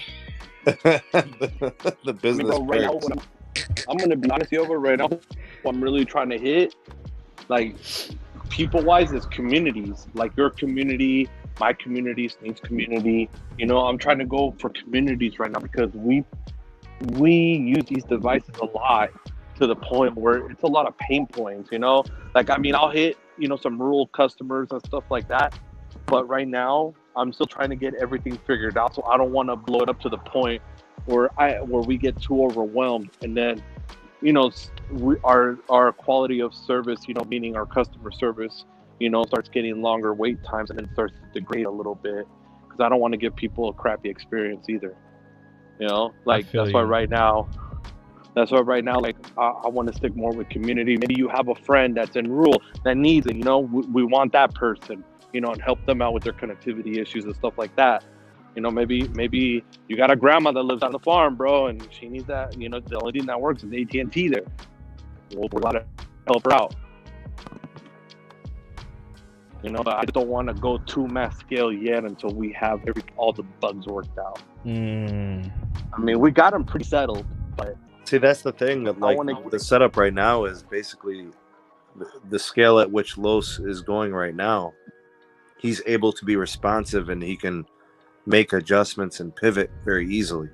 It's a scale that he can handle. So yeah, that was the only concern, was if it scales too quickly. It's good to have that organic growth, but we don't want to see that falter. In terms of customer care, you wouldn't want your customers to feel alienated and not supported. Yeah, that's a huge concern right there. That's a big pain point, especially on MVNOs. Well, think about it, Ciova, right? He said he wanted to help people out. So, the customer care part comes in with that, you know. Yep. Well, I don't want to be like every other MVNO, bro, that has crappy customer care, and then has. And for the people in the chat room, what does MVNO mean? Mobile virtual network operator. There we go. Mobile virtual network operator. Okay. And Magic School Bus over here. I mean, we just hope we can get this going to where we can go even at a bigger, massive scale. Hopefully we can work it out, bro, and everything. Like right now, I just got done locking in with my business partner. We just locked in 500 lines, T-Mobile. We're taking those tomorrow, and then possibly we got a 2,000 line set up from a Verizon Enterprise corporate account. We might be taking on too. That's big things, man. We're trying. I mean, after that, bro, then I just want, I wanted to try a few corporate accounts to see how it goes, and then after that, we just keep it like community-wise too. But the people that we're getting the corporate accounts is people that my business partner knows very well, so it's not like it's an outsider that we just met, and it's gonna, they're gonna be, very not understanding if, let's say, it takes an hour to get something done. Because it usually doesn't, but I'm just throwing it out there just in case, we do get really, really busy and it takes like 30 minutes or something. They would understand. So is Los Mobile, is this just covering domestic United States now? United States, Canada, Mexico on the coverage on the phones. So, okay, so literally. Shout out to Dr. Donna. Another evening on tech. Absolutely, I am the technician. Yes. So let's say you go to Mexico for 4 months. Let's just say 4 months. You can literally use it like if you were in the U.S. the same way. Unlimited hotspot, unlimited data at fast speeds, everything. So let's say you go to Canada for 5 months. No problem. You can use it unlimited with unlimited hotspot, full throttle. We are working right now on international plan. I was just about to ask about that. We are working on it right now. That one is going to be $15 more if we do get it lined up. It will be 15 more than the 65 package, and that'll include unlimited international. But it's going to be at like HSPA speeds, But it'll be full unlimited, even the hotspot. You got a timetable on that? We're working it out right now. So, let's say he said he'd get back to me by the end of the week. So maybe by the end of the week I'll know what's up. But if that's the case, it'll just be like a $15 more. Let me know about that if you can get that by the end of the week. Let me know about that.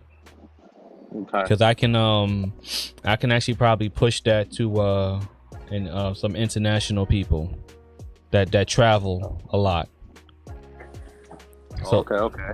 Yeah, so let me know on that tip about that international service. I could push that on the international side. About it, if we do get it, it's not going to be like so with T-Mobile, yeah, you could take it international with you, but.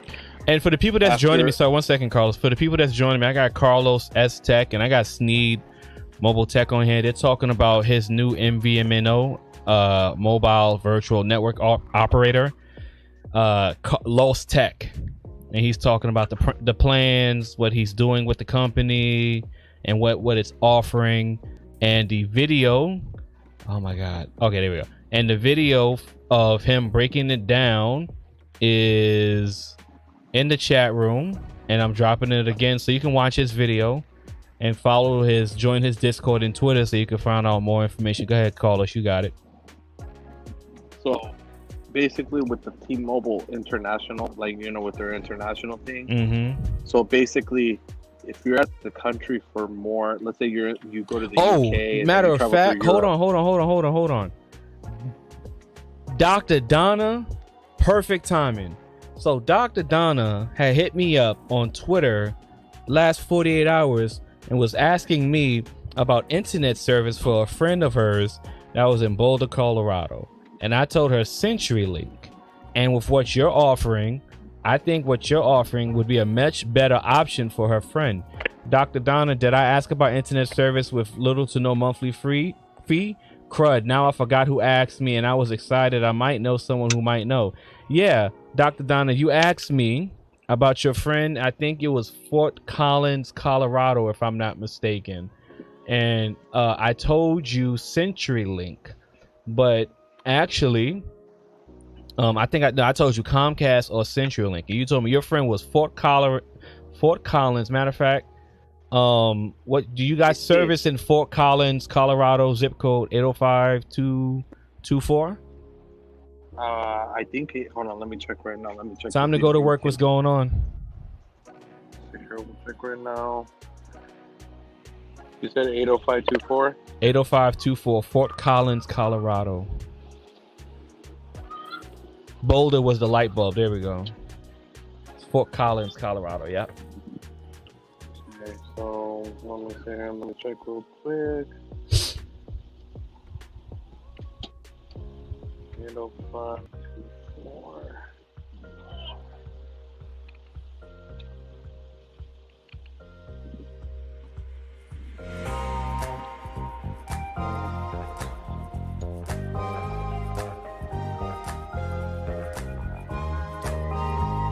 And of course, this is here. And we got the whole music.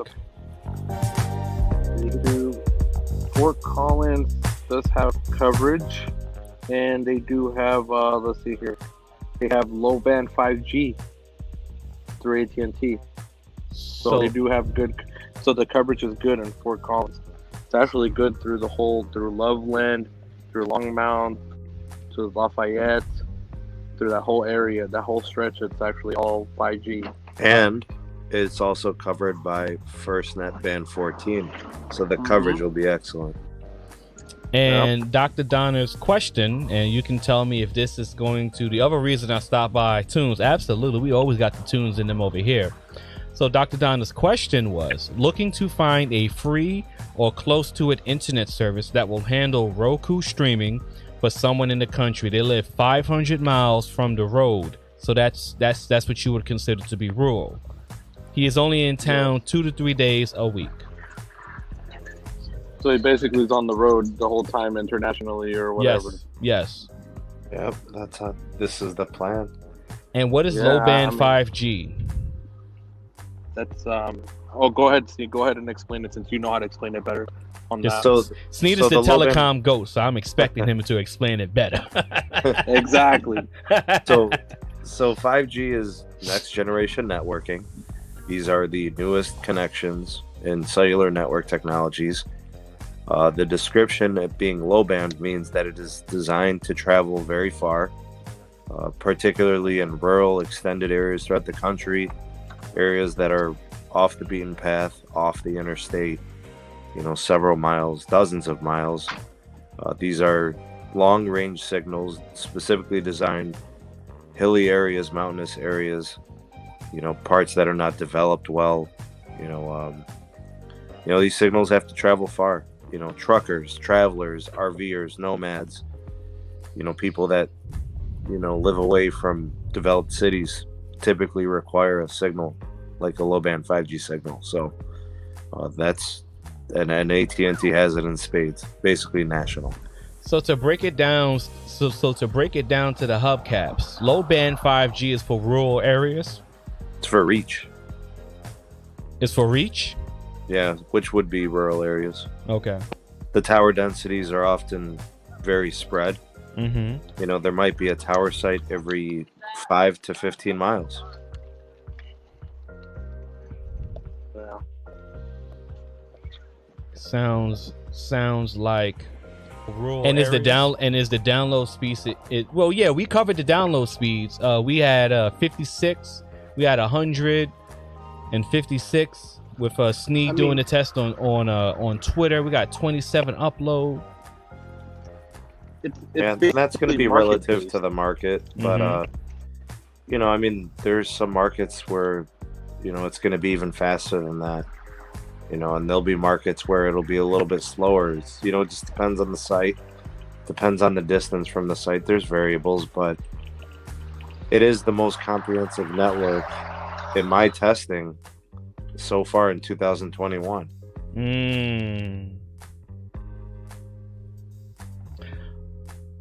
Dr. Don, I think this is an excellent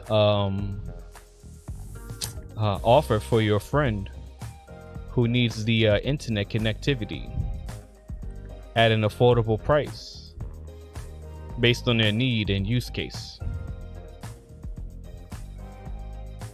I think it's perfect timing for Dr. Donna. So Dr. Donna, go ahead. Like right now, I'm on the strip, bro. Very busy, very high, you know, a lot of traffic. Let me know if you run into Scoop. Going through here on the strip. Right now, I'm pulling 389 down, and the strip is beyond packed. Dr. Donna says where he is, he can't watch a YouTube video because it won't download. Lord have mercy. And 38.6 on the upload, and this is in an area that's super swamped right now. How much? And so she's asking how much and where to purchase. There's in the video that Siova posted, there's a link to the Discord and then a link to the email right now, and then we're setting up the Twitter page. I mean, you can DM me on my personal Twitter page. It's on that's for my channel. It's in the description, but we will have a Los Mobile page by tomorrow set up. Yeah, Dr. dedicated to. I think that's going to be the best way for Dr. Donna is to contact you direct message on Twitter, and he can correspond with you that way, Dr. Donna. All right, let me go ahead and drop that right there. It depends which device, Dr. Donna. If you're gonna do like a hotspot, just like one of those hotspot jetpack modems, then it's 80. If you do a tablet, it's 70. If you do a phone line, it's 65. And it's right now we're doing the start. That's the start plans, you know, like to get started with Los Mobile, the promotional plan that we're doing right now. But what if the prices do change? You will be locked in. As long as you keep your service active with me, then it will always stay locked in. But if the price goes down, then of course we can change it to the lower price. It's in the chat. Carlos Tech 702 is in the chat. It's in the chat room. I'm dropping links like we dropping bombs. Right now I'm here trying to test out the AT&T millimeter wave. Yes, he can definitely watch TV and sports with that download and upload. Oh yeah. You can stream with that. You can do a decent stream on OBS with that too. Yeah. So you can definitely see over. Just posted the link to Carlos' Twitter. Yep. The Twitter, the video, it's all up in the chat room. Go ahead and chat. I think it's an excellent option for Dr. Donna. I do.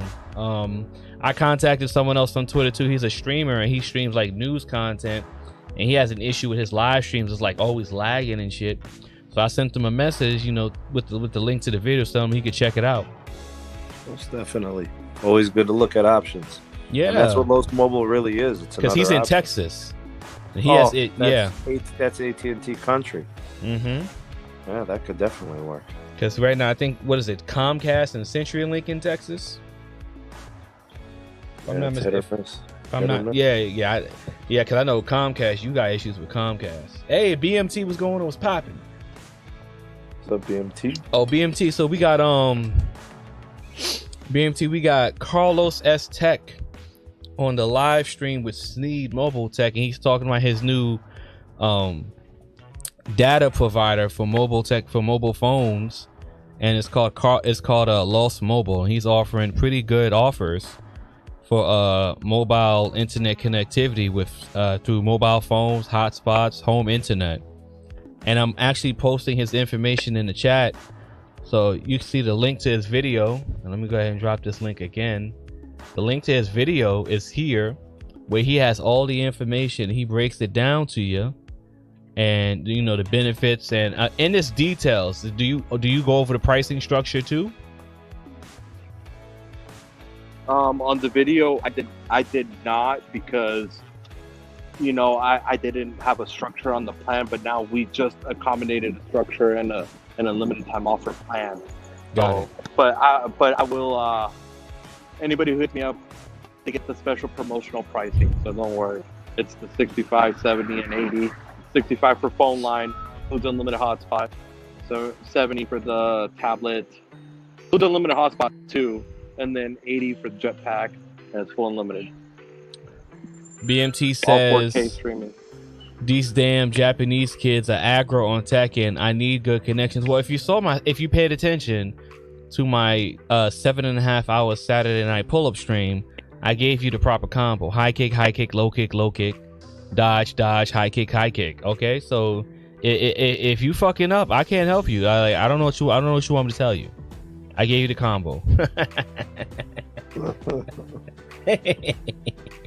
So we can do, bro. Hook 'em up with the combo. Down forward BB. Down forward BB, man. Come on, get with it now. I do, Ken. Right? You out here catching hands from Shiro. Like, come on, man. You're supposed to know that already. Yeah. Dr. Donna, I have currently been using T-Mobile. Maybe I ought to check this out also. Yeah, Dr. Donna. Almost anything's a better option than T-Mobile in certain areas. You ain't lying, bro. Shit, Dr. Donna's asking, she has 2 numbers. How does that work with my numbers? We can port those as long as it's not already with AT&T. That's because there's a conflict of interest with AT&T. I don't know what it is, but you cannot port within a cross carrier, basically. So if you have T-Mobile, like, you know, T-Mobile, Verizon, and then VNO or whatever, we can port those over. We just need account number, PIN, and the phone number. Man, I like this, man. I have 2 phone numbers. How does that work with my numbers? From Dr. Donna. Yeah, we just need the account number, phone numbers, and PIN to port them out, and what provider it's from, because they will ask us what company it's coming from. That's it. Yeah, so they just need the 2 numbers and the PIN and what provider it's coming from, and they'll handle the rest. Mine is T-Mobile, but his is AT&T. Okay. So her friend is AT&T. That's where the problem arises, because you can't port AT&T to AT&T. But if she ported it to T-Mobile real quick, then we can port it in. Well, I think she has T-Mobile, but her friend has AT&T. So I mean, she has T-Mobile, she'll be fine. But her friend is the one that has the no internet connectivity. He has AT&T. Yeah, that's where. So if her friend, the one that has, so she has no network connectivity at her house, right? But her AT&T phone works. It's just that she has to use her cell phone for everything. No. She's fine. It's the friend that has the no connectivity issues and stuff like that. Yeah, Dr. Zan didn't say anything that she had issues at her house or stuff like that. No, but her friend is the one that has the AT&T, right? Yes. Right now. Yes. So that means AT&T must work good at her friend's AT&T line works good at her house, basically. And he doesn't have connectivity. Ooh, he doesn't have connectivity with AT&T there. Yeah. And then yeah, that's gonna be hard, bro. I'm not gonna sell somebody something that ain't gonna work. Yeah, Los Mobile is, relying, it's piggybacking on the native AT&T network. So if AT&T is struggling in that region, I mean, it would make no difference whether or not it's Los Mobile or it's AT&T native. So I got other deals I'm working with Verizon and T-Mobile and VNO deals. So we might have that soon. If it goes right, then we might have those soon. She said she got T-Mobile and CenturyLink at her house. But the main issue I'm trying to solve is with her friend that don't got the internet connectivity. That's a pickle. And what type of area would you have to be in to have such bad connectivity like that? Like, that sounds like military base type stuff. You want to explain that, Steve? Well, I mean, there's a number of different factors. Sometimes some carriers just, there's just the tower density isn't there. The distance between two tower sites, a home could be in between, and the distance could be so far that the signal is just non-existent or very low and weak. So what about it might be that type of situation. What about landscape? How does landscape factor into that? Oh, sure. The hills, the altitude. Mountains.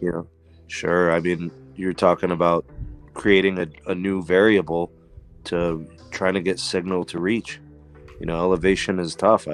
Mountains are absolutely horrid for network engineers. They're constantly trying to figure out ways to, get signals to travel further and find spots for tower sites that are going to help as many people as possible. And the worst part about it is, since not many people live out there in these underdeveloped areas, it's hard to justify. It's hard to get the return of investment. You're going to sit there and build $1 million tower sites to serve 15 customers. So it's tough. It's a tough sell. I mean, obviously people travel and people do live in some of these places. They just don't prioritize them. So it's very typical that we see, people that live out in these extended areas are often underserved.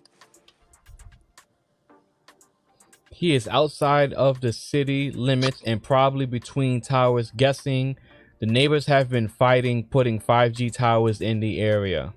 Wait a minute, Dr. Donald, fighting against putting 5G towers in the area? Yeah, that makes sense. We've been hearing about this. They don't want the connectivity. So you have some people that want the connectivity and others that don't, There is population, but I think it may be AT&T. So, Dr. Donald, you saying that people are fighting against the towers being put up?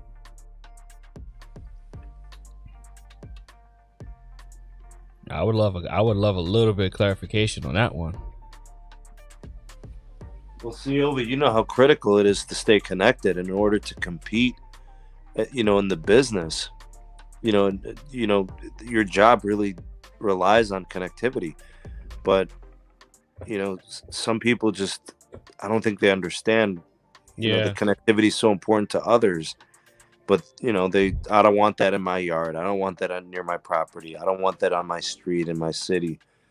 It's an eyesore. They think there's some kind of health effect, adverse health issues, and there's no proof of it that it does have adverse health conditions when it's within certain limits and bounds. But that's perception is reality, Silva. Yeah. That is the thing when it comes to 5G towers. That's probably why her friend has like such, shit connectivity. Because it's just little to no towers out there. And there's resistance and pushback. Man, it's like a privilege it's like a privilege and a curse to be in a huge city, because I don't know none about that issue. Well, you have a tower site probably on every corner and every rooftop. I'm surrounded by towers, baby. Yeah, and that's why your connectivity never skips a beat.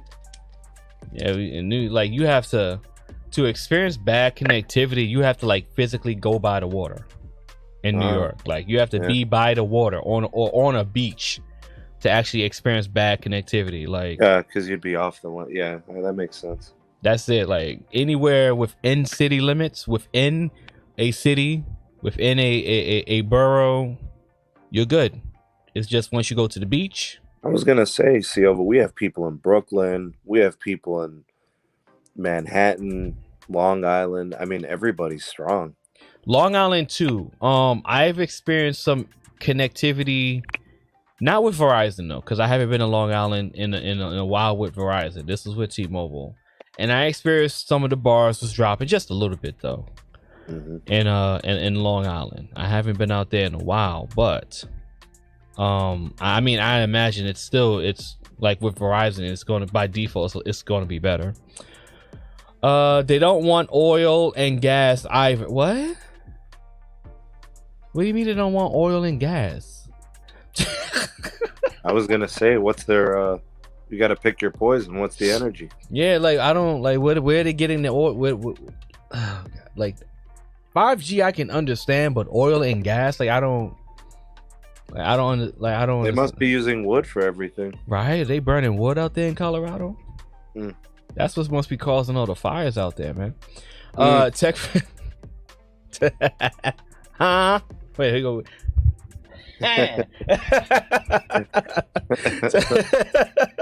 Tech for Your Needs says, yeah, it all comes down to educating these people that know, explaining the pros and cons.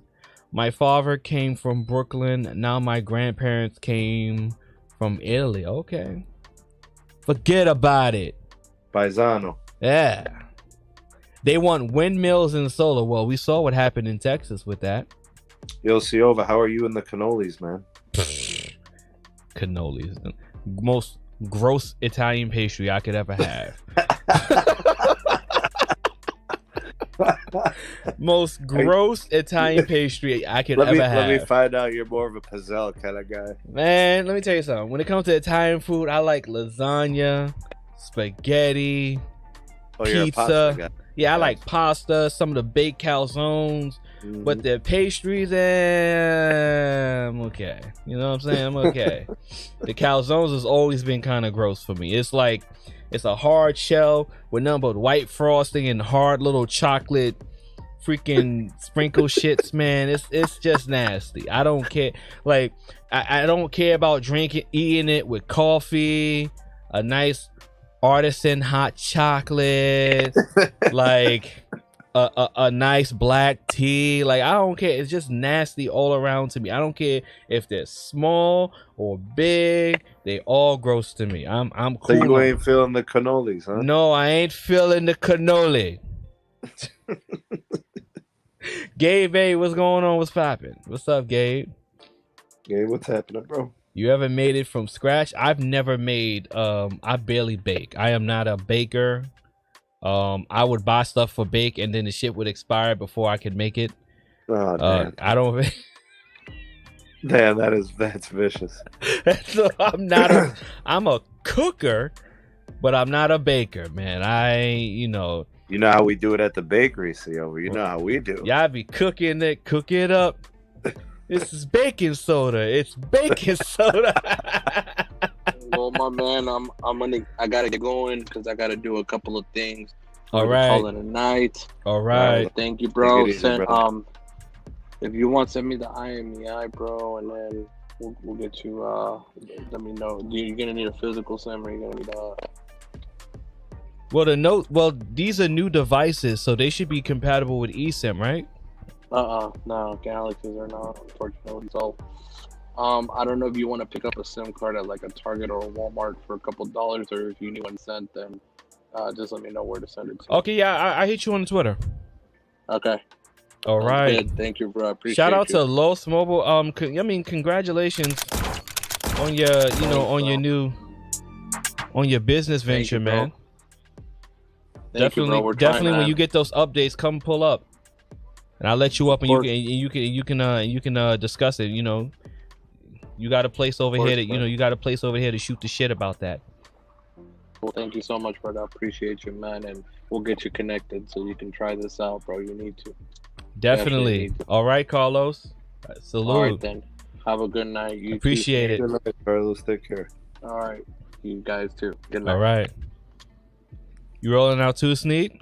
I mean, what's the topics, man? What's going on, bro? I was talking about how cheap and expensive tech are both annoying. Like, you can get technical difficulty issues with both cheap technology and expensive technology.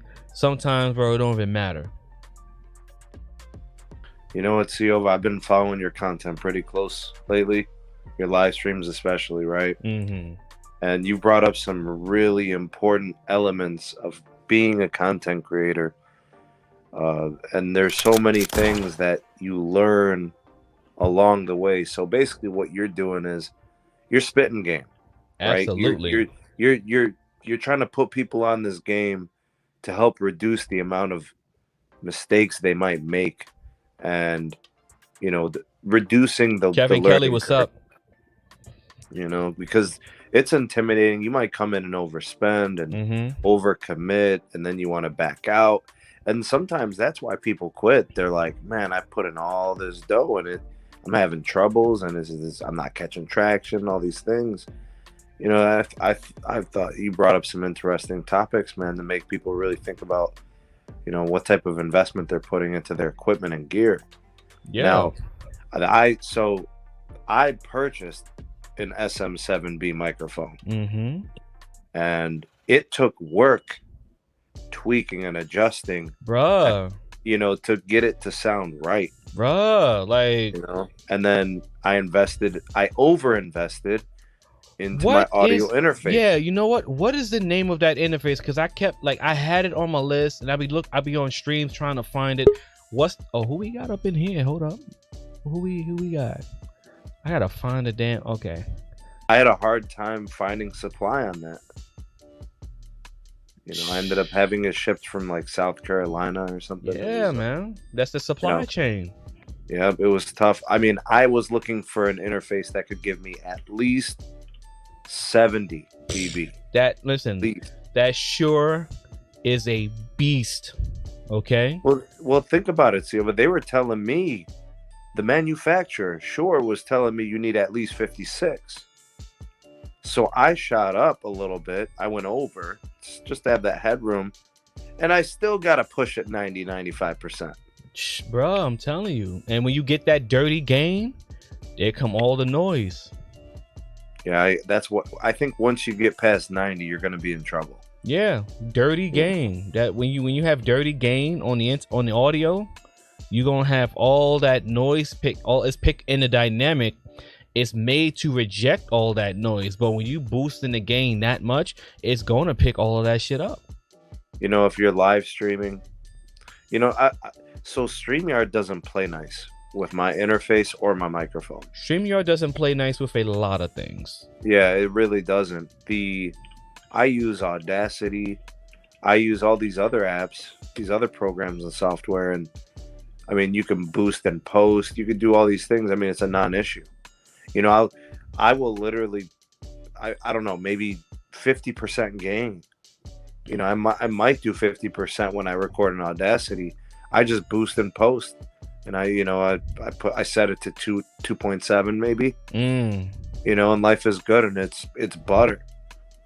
Sound is clear, everything's crystal clear and loud, and I would tell you to look into Voicemeeter, right?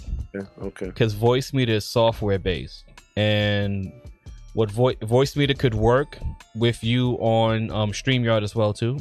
That's what I'm gonna have to do, man. The StreamYard is a nightmare. Yeah, Voicemeeter allows you to boost, to add the gain software on the software side, and what you would do is you'll boost the gain a little bit on the mixer, then boost the rest on the software side, and you can reduce the amount of noise that's coming in because of boosting it on Voicemeeter. I've done it all the time, and it prevents all of that noise to come into the mic.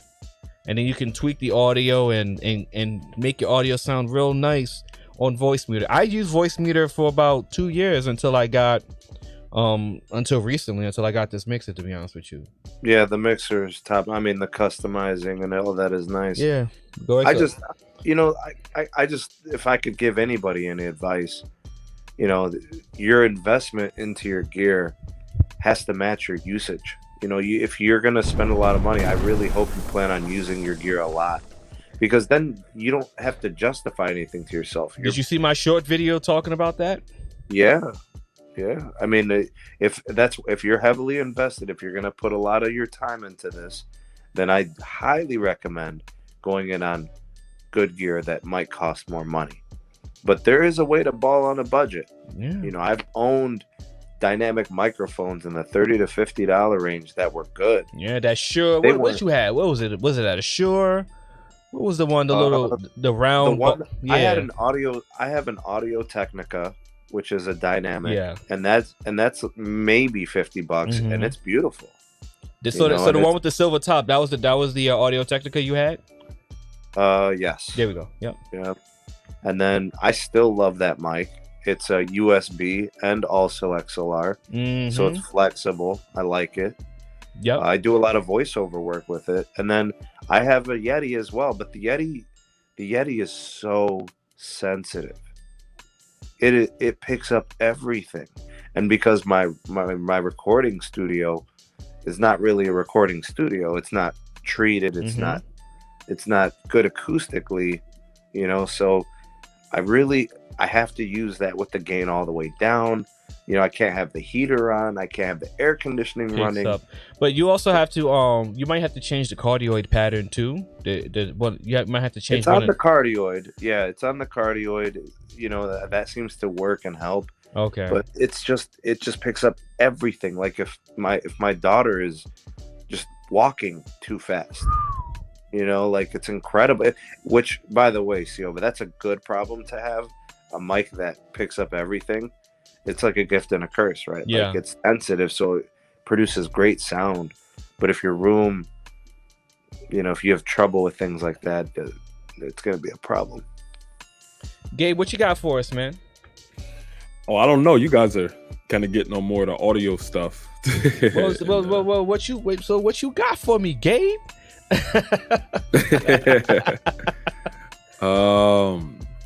I wrote a program recently. And I published it to my GitHub. Yeah. What's the program do? Have you heard of a protocol called ARP before? ARP? ARP. No. What does it do? So it stands for Address Resolution Protocol. So what it does is that it recognizes like the MAC addresses of your devices that are on your network. Does that make sense? Yeah. So it makes sense to me. Go ahead, keep going. I got it. It's like you want me to show you it's like how an it IP switch. It's like an IP switcher for MAC addresses. No, it just recognizes MAC like devices and their MAC addresses that are on a digital network. So advertisers would be like identifying devices by their MAC address, right? Some do. Yeah. Vendor and MAC address. Yeah. I think it's better for me to show. Yeah, just show it. Yeah. Go ahead. Show it. You know when. I'm not even gonna front try to keep up and act like I know what you're talking about. No, it's all good. But our protocol is a all network good. protocol used to find out the hardware MAC addresses of a device from an IP address. It is used when a device wants to communicate with some other device on a local network, for example, on an Ethernet network that requires physical addresses to be known before sending packets. The sending device uses ARP to translate IP addresses to MAC addresses. The device sends an ARP request message containing the IP address of the receiving device. All devices on a local network segment see the message, but only the device that has the IP address responds with the ARP reply message containing its MAC address. The sending device now has enough information to send the packet to the receiving device. I have a diagram up here. Okay. Maybe you could break down a diagram. Let me know whenever you're ready. It's on my screen right now. Let me let me look. Oh, I gotta open up StreamYard. Your StreamYards. No, it's on my actual stream right now. Oh, okay. So go to the actual stream. Yeah, it's on the stream right now. You should be able to see it. I don't see it on the stream, on the YouTube stream. Yeah, there's a delay because okay. Yeah, it should pop up. There's a delay though, but you should see it now. Yep. So using ARP, if you put it more centered. Okay, so let me hit you with this because I am the technician, so I can fix this. I can transform you. Yeah. Yep. Hold on, let me do it right now. Bow. There we go. So what ARP does is that, as you can see here, so that's like your switch. So that'll be like your home router, right? Yeah, or your home switch and whatnot. So what it does is that it communicates on a particular network layer called like the Ethernet. Shout out to Nick Taylor. Go ahead. Hey, what's up, Nick? And then pretty much what it does is that it uses IP addresses to recognize, or MAC addresses to recognize the IP addresses of the devices on your network.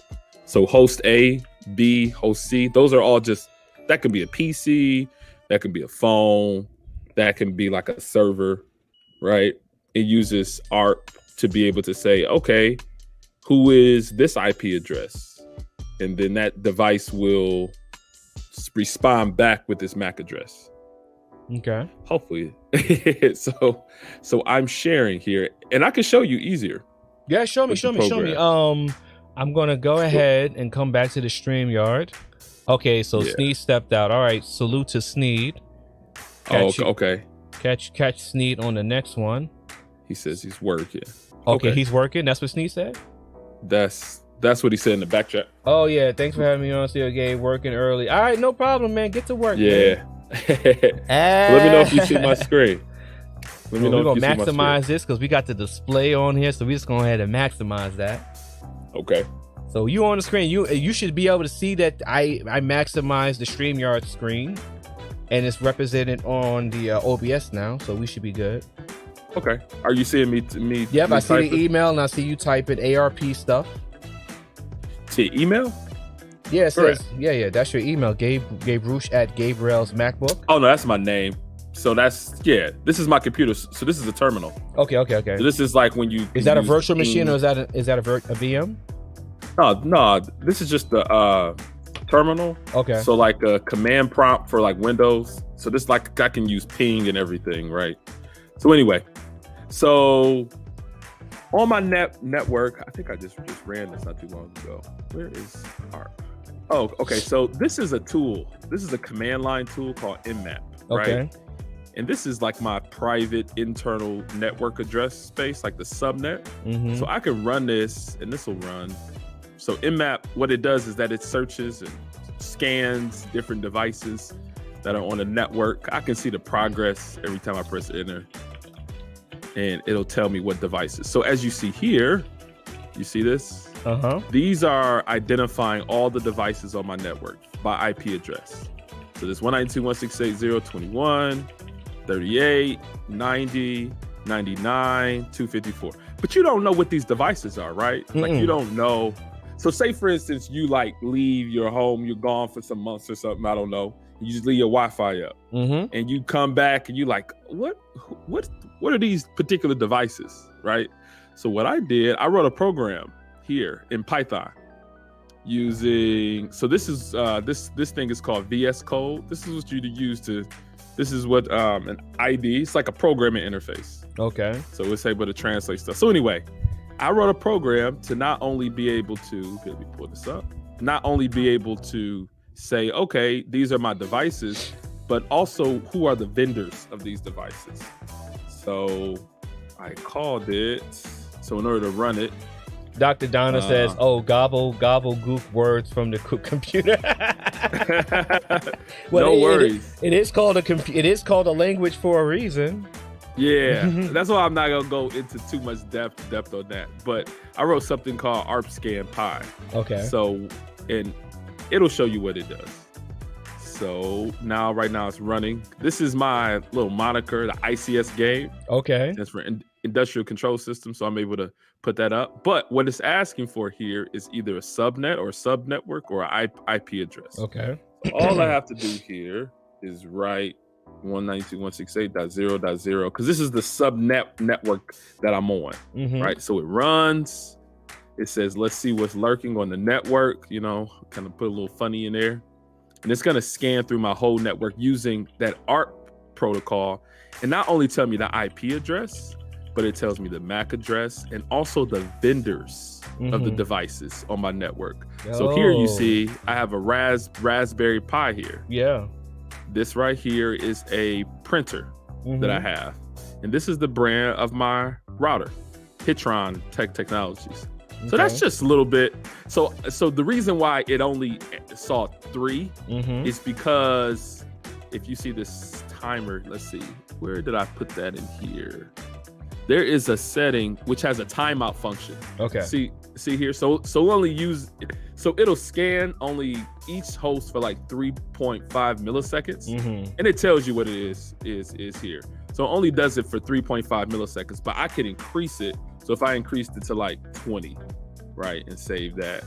And if I ran, I recognize the timeout features from like different bot and marketing applications and stuff like that. Yeah, it's always like an internal timing function. So that's why it was so fast, and it only picked up 3 different devices. That's why it says it's got 3 answers. But it's here running again. So it'll take a little bit longer for it to run because the timeout function was increased. So as you see, it's going more and more and more and more and more. It might have still only find 3. Because only 3 things is talking, but we'll see.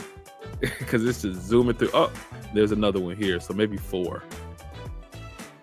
Should be done soon. Still only getting the 3. And right now my Raspberry Pi isn't talking, so I put an exception function in to say that it don't know what the vendor is if that device doesn't talk. But anyway, I wrote that, right? So some of the use cases, like I said, if it's a device on your network that you like, I don't know what that is. So this is a question that Tech for Your Needs asks. Which person or company can this program benefit, and what's the purpose of it? So I guess that's what you're about to explain now. So I work as a cybersecurity consultant. So one thing that happens is that there's times where I'll be called in to respond to a cybersecurity incident, but I don't know the network or the network architecture of that particular customer. So I can use this program to kind of map out the different devices that are on the network. So I can know. So say, for instance, there's like, I don't know, some type of Windows device that'll pop up here, some type of Mac device that'll pop up here, and then the customer will say like, okay, that doesn't look right, or that looks a little bit weird. So then I can go and do further kind of discovery of that particular host. So, okay. Yeah. So if that makes sense, let's break it down to the consumer level now. Sure. So with my router, I go into the little networking thing for my router to look at the devices on my phone and stuff like that, and I just see a shitload of MAC addresses, and sometimes you see the MAC address, but then the device or the device name is sometimes there and sometimes it's not. So sometimes it's not. Are you telling me that this application, this program, could be used as a more accurate way to determine the actual MAC addresses and the manufacturer? So you can, like, say if I have a Asus phone, I have 2 Samsung phones, I have a tablet, I have one computer on the desk, one computer on the floor. The TV is a smart TV, 2 smart TVs, a Nano Leaf. It'll tell you. Okay. Vendor. It'll tell you the vendor. So here, let me run it again because I was able to see some of the hosts. So not only does it do like a whole sub network, but it can do individual devices. So you saw how I ran this, and I found like, okay, it's 1, 2, 3, 4, 5, and then this is the home, the home one. So I can direct it at particular devices, and that'll be quicker because it's only searching for the vendor of this particular device. So what it's looking for is a callback. It's trying to have it talk back to you. So it doesn't know the vendor of this device. So I have to do further investigation. Okay. But there's another one. Let me find that one. Paste that. And another one is the 38 one. So that one's easy because my Raspberry Pi is talking directly on my network. And I have it literally connected to an Ethernet switch or an Ethernet port on my home router. So it's easy to kind of just identify, okay, this is a Raspberry Pi. That looks normal. But if it's something weird or out of kind of whack, something that I don't know or shouldn't be there, then that's when I can do further investigation. Or it could just help companies or people or organizations say, okay, these are all the devices on my network. So they can do something called like an asset inventory. You know, all that's there. So hopefully that makes sense. No, I'm following along. Yeah. So the people in the chat room going to either follow along, listen, or watch the replay. I don't know what to tell them on that. So So pretty much you made a program to make your job a little bit easier. Oh yeah, absolutely. Because otherwise I had to pull up another program called Wireshark. I don't know if you ever heard of Wireshark before. I'm familiar with some hacker type tools that find IP and MAC addresses. So this is more of like a network administration tool. Okay. So here, right now, I'm capturing network traffic on my local network. So this is what I would have to do. I would have to literally pull up Wireshark or a tool like an IP, Wireshark. like an IP sniffer. Yeah. Okay. It's a network sniffer. So so that's exactly what it is. All right. So then I'd have to go through all of this particular traffic to see what's what, rather than just being able to use that. And then you'll match like the IP. I gotta do all that. Yeah. Mm-hmm. Oh wow. Okay. But it had to be on my local network.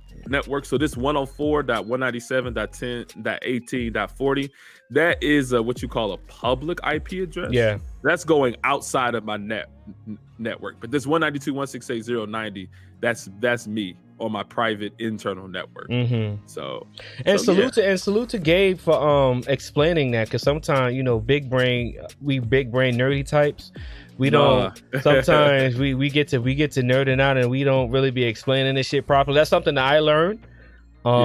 That's why when people are asking me about the cameras, the lighting, the mics, the software, the hardware, I do my in the YouTube stuff, I do my absolute best to explain it in a way that you can understand. However, if you're just like so green behind the ear that even breaking it down like that, you're not going to understand, and that's when you take it upon yourself and you have to get yourself up to speed so that the beginner information you can understand, like, because there's this baby and then there's beginner, right? Like, so like I'm not a programmer, but I've dabbled in, actually I understand because I've used like bots, I've used hacker tools before, playing around with things. So and I kind of do this, I kind of learned to do command line stuff to fix certain things in the years when it came to my computers and stuff like that. So Gabe showing me this on the screen, it's not like, bro, I have no idea. Like, I'm able to keep up. I'm not gonna front. Like, I'm like, Gabe, the IP, the DNS address. Yeah, I got you, man. Last time I was running the Mac, I ain't gonna do all that. But I can keep up and you see, I can keep up and ask you questions based on what you're showing me that actually makes sense and are actually relevant. I'm not gonna ask you, like, does this help you find MP4s? It could, like network traffic captures all types of files. You can text text files, doc files, your program. MP3 files. Can your program like pick up? Your program just picks up hardware. Can it pick up software information?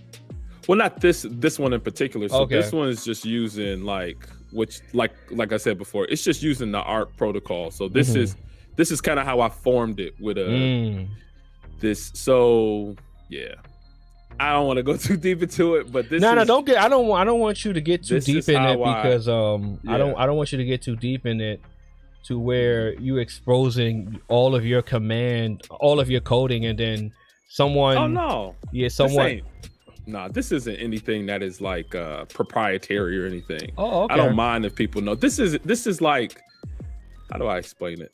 One thing about the like tech community, or at least in cybersecurity, we're very big with open source information or free and open source sharing of information. And actually, the reason why I say that is because I have, is it on StreamYard? Yeah, I actually have it on my GitHub. This is my GitHub, right? Drop the link to your GitHub into the StreamYard so I can. Just drop it into the chat room. Yeah, I think, and this is the program here. Just drop it to the StreamYard, because I think I gotta make you a mod to drop it in the chat room. Okay, so I just dropped it in the StreamYard, so it's literally github.com/ICSGabe. But so like, this is a free and open source program that anybody can download, and I had uploaded it. I think I committed it yesterday, the most recent version of it. So anybody can just open this up and they can download it for themselves. And it goes into, and I have comments in here too, right? If you see here, it says like what I was doing, like the IP address of the destination subnet, right? And I go further. I said like you can modify the IP. And Dr. Donna says, you are in luck, as I have no clue what I would use it for. Oh, it's all good. Well, hey, you know, it's not. And like I just need to issue a disclaimer, Gabe. You're not secretly a CCP spy, releasing software on GitHub to track and trace Black Americans in America. I just want to make sure that you're not doing. Okay, there we go. So Gabe A is not occupation. There we not go. Right now, yeah.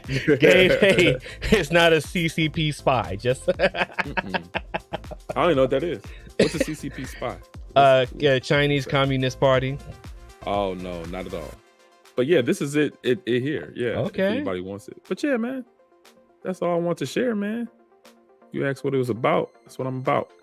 Yeah, man. Yeah, because because I am the technician, man. So we get very technical over here. So we could be talking about mics. See, normally like if I'm having like an actual topic, like I would like to prefer to stay on topic.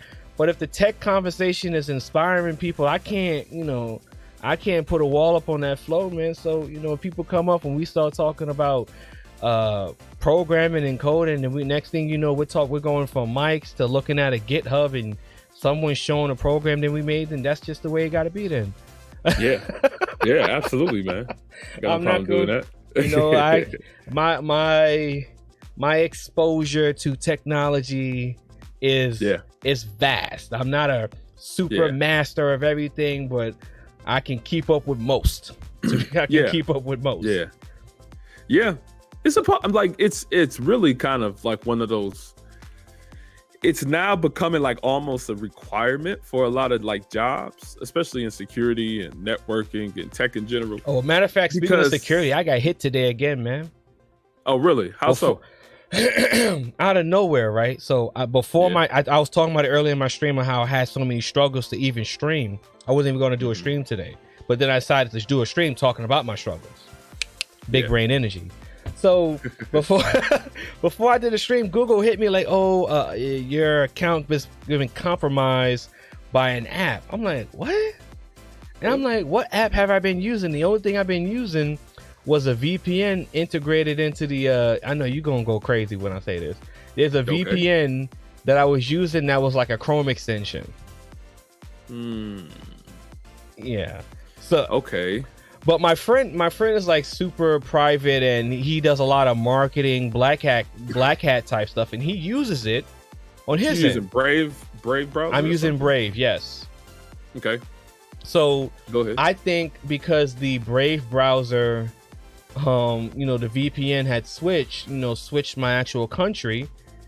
Google, it registered as malicious activity, and because of that, and I'm kind of actually working that out as I'm talking to you now. So it registered as malicious activity, and Google saw that, and Google just flipped the switch and boop, shut everything down. That's what they do, because that's very similar to a lot of malicious activity, or kind of like those hacker groups. Because what they do is that so they'll hack a company, right? And one thing that they try to do is that they try to drop what you call payloads, right? Drop particular programs within the compromised network to be able to establish something what you call like a C2 server, a command and control server. So they'll launch a program in the environment that'll beam back out to maybe typically through some type of VPN, because VPN traffic is encrypted. So it's hard for companies to see what's actually going out of the organization beyond the size of the files or whatever. So that's probably why Google dings you, because your activity looks like something that's similar to malicious C2 activity. Because they do it all the time. They did it for one of the programs I use that establishes that has some C2 commands to it. So they do it all the time. It's good because even if it zaps you, it also zaps the bad guys too. Mm-hmm. You know, so yeah, man.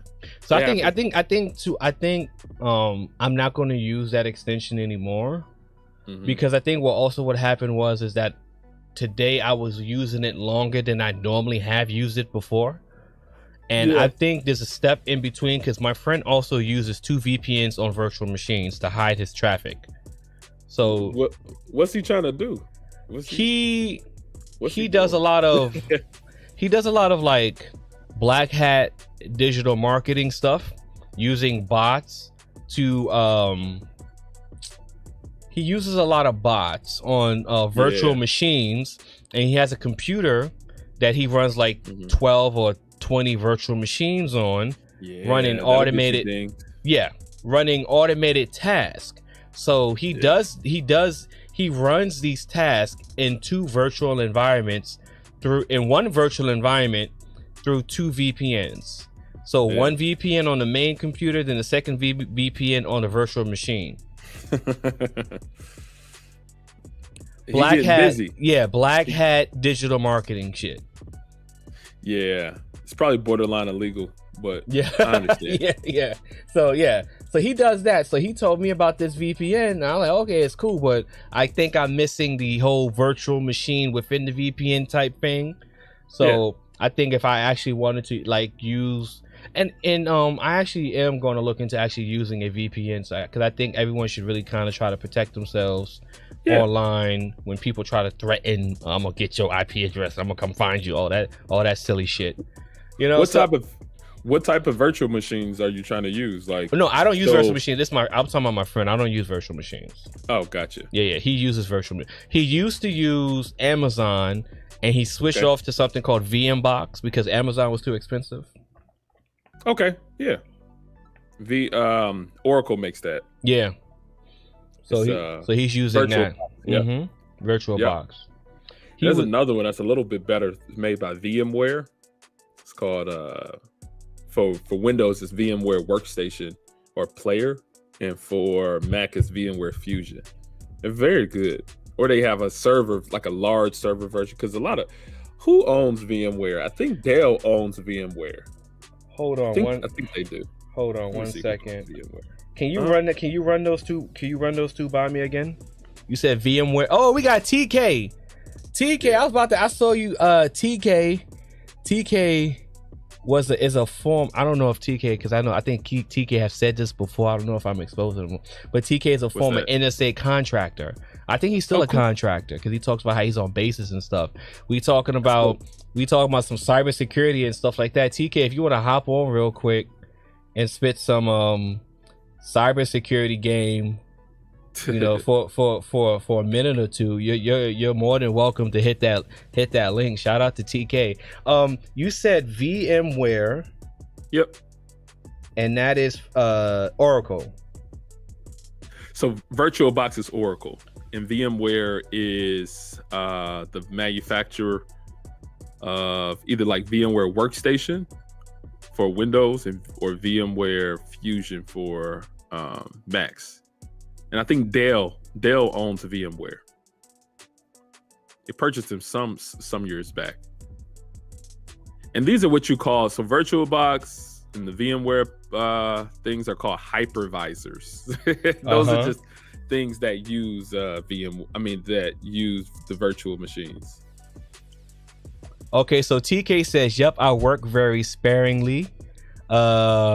Nick Taylor says VMware is publicly traded company out of Cali. Okay. TK Garage says, I wish I could, but the wife and her friend are asleep in the bed. Okay, TK, no problem. Maybe next time, whatever. It's all good. All right. Yeah, Nick, but Dell bought them. So Dell owns VMware. And for the people wondering what I'm doing, I am using my technology, and I wrote that down on my tablet. I'm gonna run that past my friend, and I'm gonna keep that for myself if I ever wanted to do something with a virtual machine. Yeah. Yeah, VMware is typically like the standard a lot of times. VirtualBox is free. But yeah, a lot of people like VMware is a lot of times what people use to run virtual machines. Anyway. And I got hit again.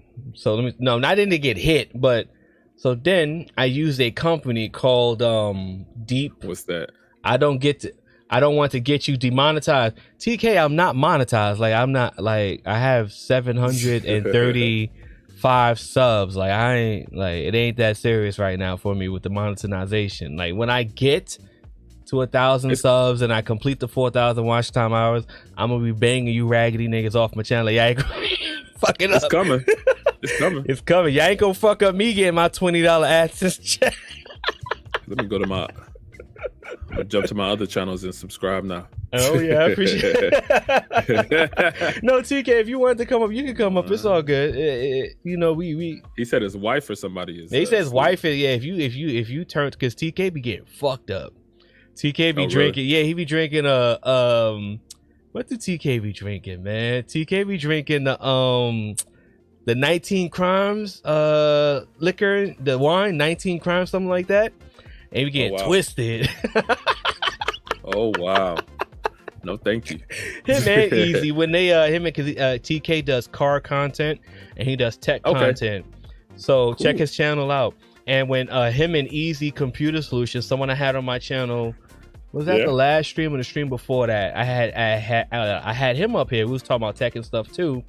And $20 holler, there we go. And we was talking about tech and stuff too. So when these guys met up, like at the tech shows or when they meet down south, because Easy's from New Orleans, Hennessy and Ciroc and 19 Crimes. You see what I'm saying? He get fucked up. Oh man.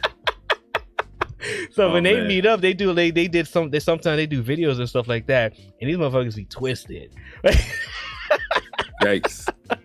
TK be having, like, when TK does his when he does his shows, he have a lot of people on the panels. He be drinking and stuff like that. He be telling all the crazy stories and shit. I think TK got one story where, I don't know, he was in a strip club and he fell backwards and he broke the whole table. Oh really? Oh man, you a wild guy. You make my life seem boring. Exactly, right? Like, yeah. Oh man, I didn't even realize it's almost 2:30. I'm about to jump down. I started yawning. Yeah. I know. I heard you hit me with the. My bad. The Sandman. I didn't even recognize the time. But I know, rocking out, talking about tech. It can pass the time pretty quickly. Indeed. Well, all right, man. Thanks for having me. Hey, man. Anytime you're more than welcome to hop on the panel. If I'm talking about tech, you can spit your programmer game. I ain't gonna send you to the shadow realm. On the tech side of the game. On the tech side of the game. Hell yeah, man. All right, man. I'll let Shout out to Gabe, man. All right, bye. Peace. Yeah, man.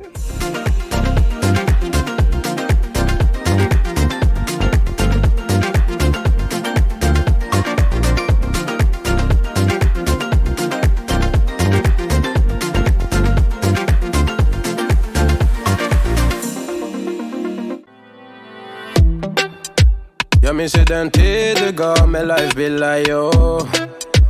Nu vill jag kunna ge tillbaka allt. Yes, indeed. Förut, det finns ingen annan där som kan stå. Yes, indeed. Sättet du rör på det får mig att dö för dig, baby. I'm called a technician for a reason.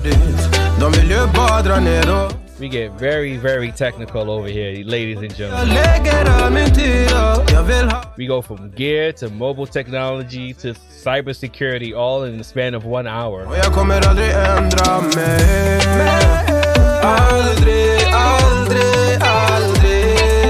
Nighttime vibes, nighttime vibes.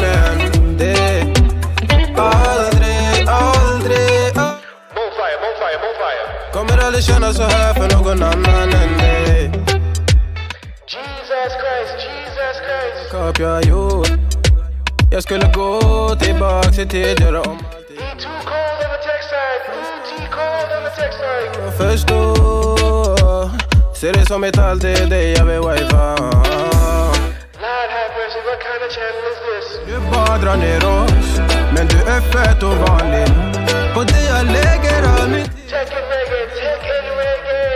Jesus Christ, somebody called Daniel Trap. Och jag kommer aldrig ändra mig. Aldrig. Kommer aldrig känna. Tech and chill.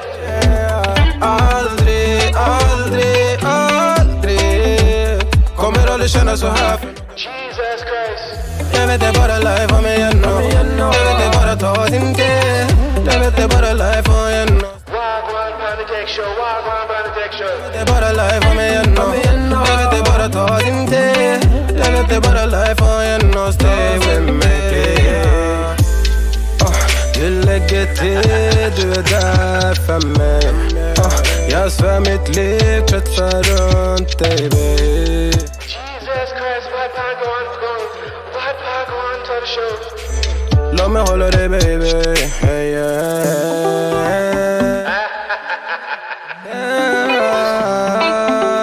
Kommer aldrig känna så här för någon annan än dig. Already blood clot, tools Banatech every show. Aldrig. Kommer aldrig känna så här för någon annan än dig. Jag vet det. Tools Banatech Show, Tools Banatech Show. Jag vet det. Raining woman, Tools Banatech Show. Jag vet det bara live om mig. Jesus Christ. Jag bara tar din tid. Jag vet det bara live om en och steg.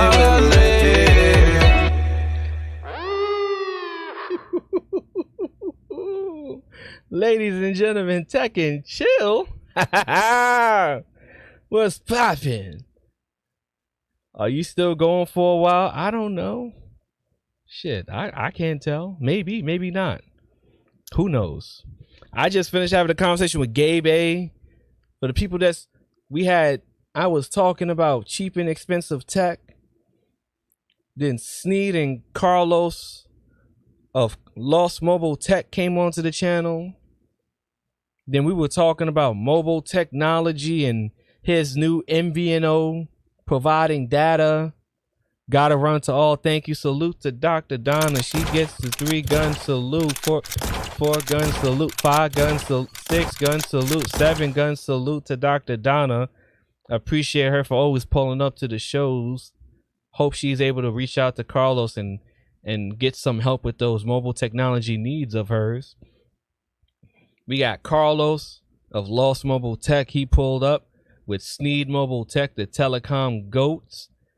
Was on the channel, was talking about mobile technology, was spitting all type of mobile technology, 5G, 4G LTE, providing data services to people who get done dirty by their mobile telecom providers.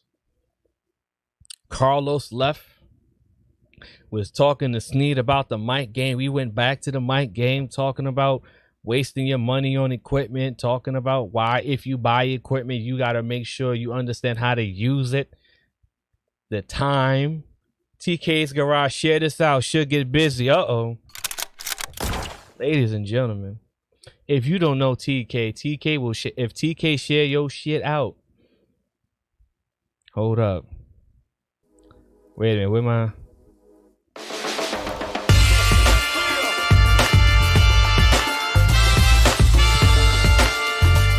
When TK share your shit out,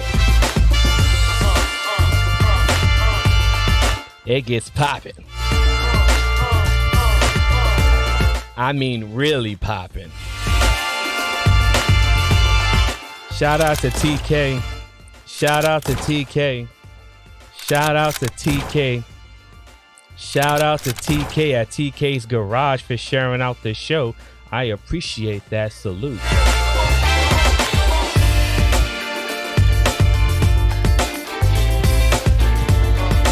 Dr. Donna says Dad got a 210 gun salute.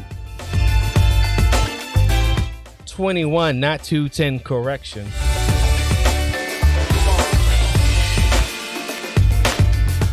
So when we got Sneed, we talking about the equipment. Then Gabe A hops on, Sneed hops off. Gabe's a programmer. Then we start talking about cybersecurity and programming, MAC addresses, profiles and databases on the cybersecurity side of the game.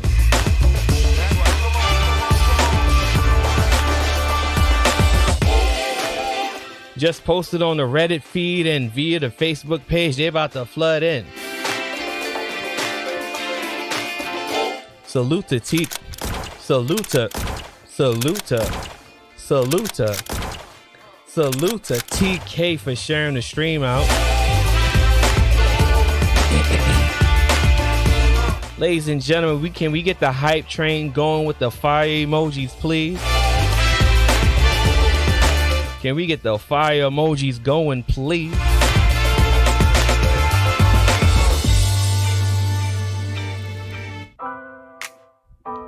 Shout out to the people that share, like, and subscribe. Share the stream out, please. See, over always bring the heat. Absolutely. TK Garage, where else can you go? Can you get the tech and chill with the smooth beats and the hype train with the vibes going? I give you $100 if you can tell me that. If you can prove that, let me know. And we get the fire emojis in the chat room if you liking the vibe. I appreciate that. The richest girl alive, life. If you hadn't run out. Salute to the people in the chat room for staying with me for so long on the Tech and Chill stream. It might be one of those streams. Let's see.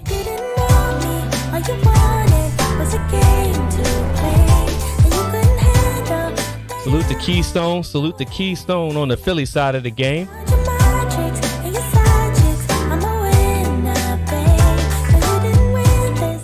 I appreciate it.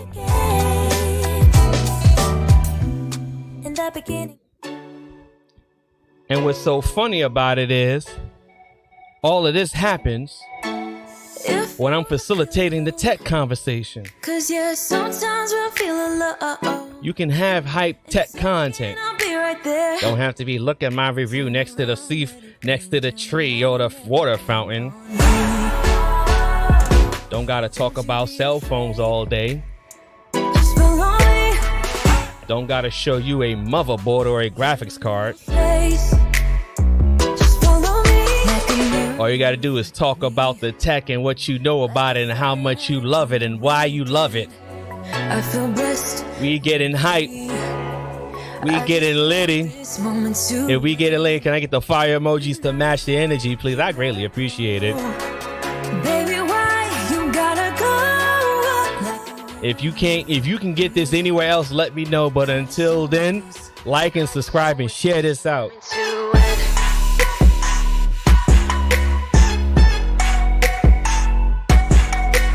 A lot to learn at the Technician channel. I greatly appreciate it.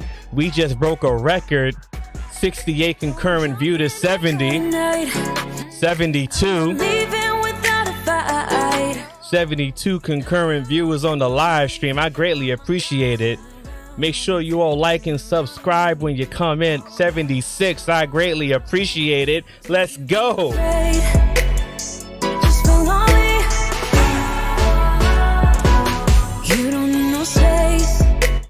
Ladies and gentlemen, we getting real hype here. We got 79 live consecutive viewers on the channel. This is my outro. We got 80 live viewers on the channel. Let's get it. Let's go. 86 live viewers on the show. Let's get it. 93, baby. 93 live viewers. Let's push this to 200. Can we get everyone to share the Technician out, please? It's greatly appreciated if you like what you see and like what you're hearing. Let's get the energy going. Like and subscribe and share this out if you like your boy. If you like the music, you like the vibe, ladies and gentlemen, you know what you gotta do. Do it.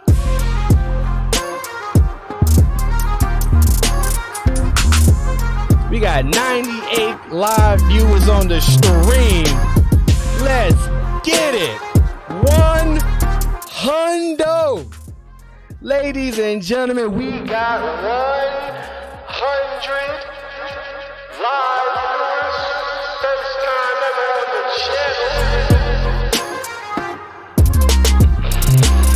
Let's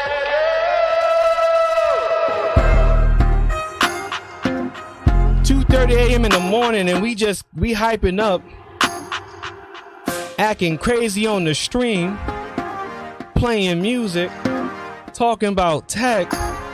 Where else can you get this? And this ain't even Twitch. We getting this kind of, we not even on Twitch. 100 live viewers, ladies and gentlemen. I thank you guys for watching. I thank you guys for subscribing. I appreciate it. Let's get it. Run them numbers up. Run them numbers up. Run them numbers up. Do.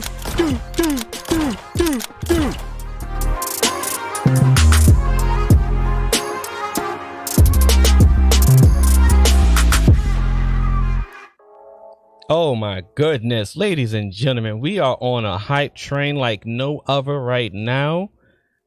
If you're new to the channel, you're new to the stream, allow me to reintroduce myself.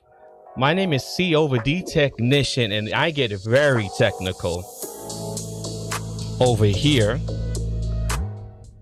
We get very hype. The vibe is always the same.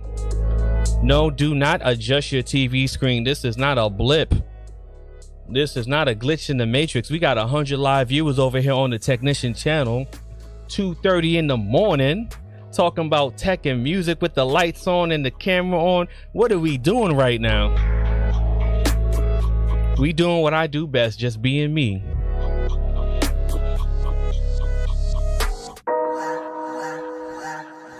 We got 106, a new record. Money work. A new record on the channel, 106 live viewers. Ladies and gentlemen, let's keep it going. Let's get more people. More people in the stream. More people checking out the stream. More people getting these vibes. Money work. Get some fire emojis in the chat room for a vibe check. 109 live viewers for the vibe check. Todo money, todo el dinero. Solo un par de gente se lleva el botín. 100 live viewers for the vibe check.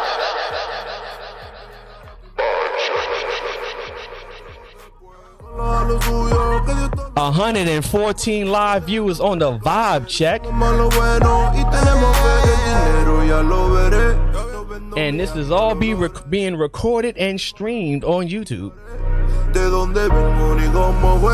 Money world. Shout out to Keystone Tech with the ones. We get ones over here. Money world. 1 dose, 2 dose, 3 dose. Money world. My man, he said 117. Una aceptación, tampoco vengo a pedir perdón porque mis sentimientos se volvieron la canción. Yeah, no me vale mucho como tú me ves. Sabes, tú me llegas solo a los pies. Para mí ser grande es un interés. Ser un buen humano. Oh my goodness. We got all the jams. $150 coming.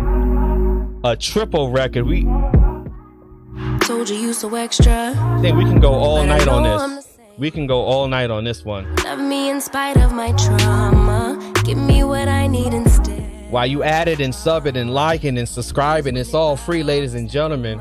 All good all day, but the night we be going so hard on the flip side. So tell me, ladies and gentlemen, we dropping bomb. I could keep that same energy. When you go low, I go low too. Over here. You'd rather stay high, I know you. Can we stay high? Up and coming.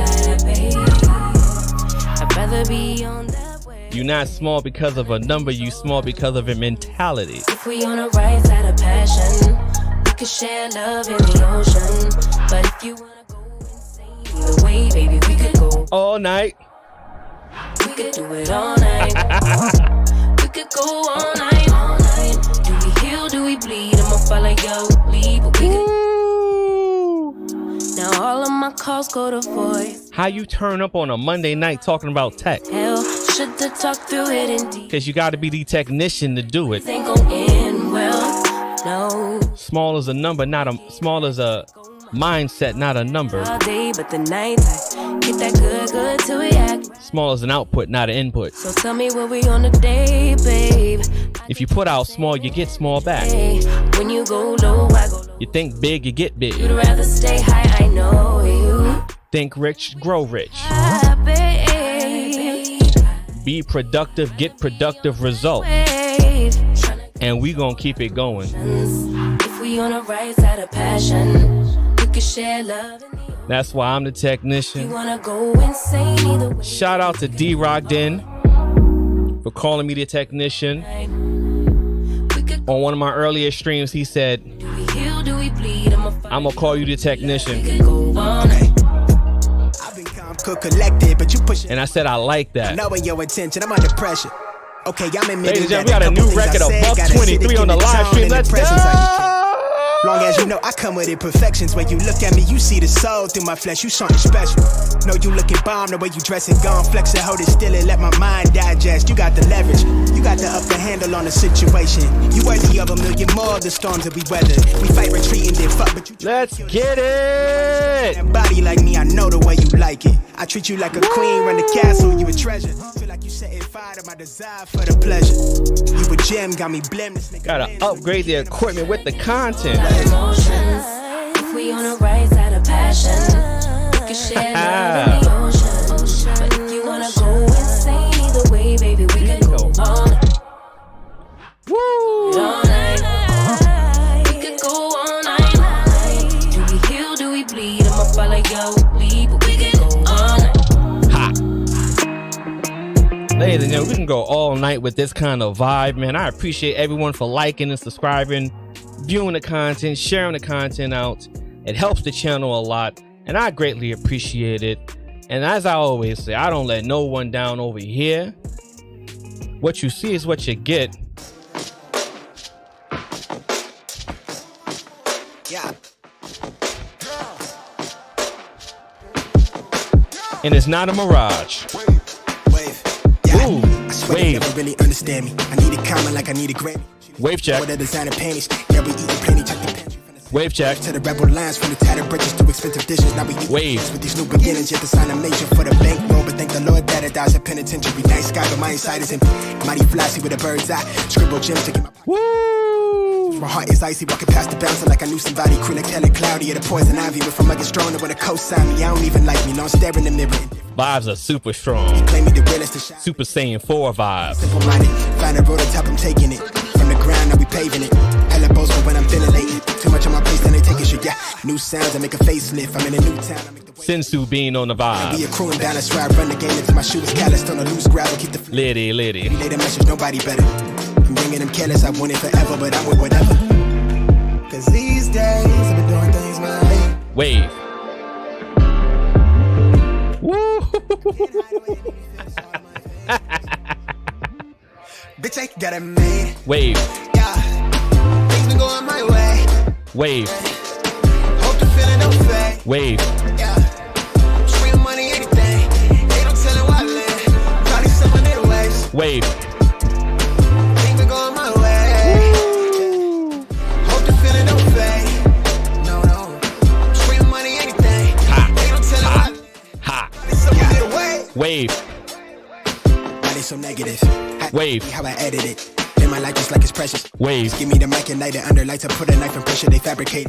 Wave. It's quick to set them straight. Yeah, nigga next to detonate. California on the birth certificate. I be claiming they ain't seen the wave. I be painted on the level up. The tattered garments better starving artists. It's like 09, that was go time for the clothes. Tech and hype. Fanny sake, I been through some things. Tech and lit. Why do I put out of place? Tech and chill. Nobody better with the rhetoric. Tupac Shakur with the predicate. Am I a DJ? Dead right. Am I a VJ? Ass niggas quick to switch, I tell them to Or am I just a technician? airwaves. Give me 5 for the airplay. Wave. We rockin' money plotting. Going up, yeah, I just elevated. Staircase, I'm headed to the paper proof. Yawn, let them serenade. I see the chief for better days. I been down and out. I need a change. I flip it into $1. Flip with my people, fuck that hatred. They dismissing evil. Yeah, we all equal. I point out the obvious. They carbon, they copy us. Wave. Golden neck is decorated. Screaming power to the populace. Want it all, but nothing opposite. Yeah, cause these. Woo! Tech and hype, tech and chill. I can't hide it. Tech and lit. My face. Wave. Bitch, I got it made. Ah. Yeah, things been going my way. Wave. Hope the feeling don't fade. Wave. Yeah, stream money, anything. They don't tell it why I live. Probably someone Wave, wave, Think we're going my way. wave, Yeah. Hope the feeling don't fade. No. wave, Stream money, anything. They don't tell it why, man. Probably someone did away. wave, wave, wave, wave, wave, wave.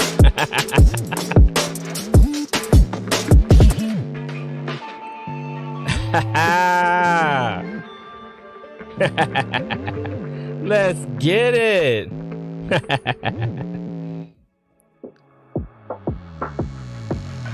Woo.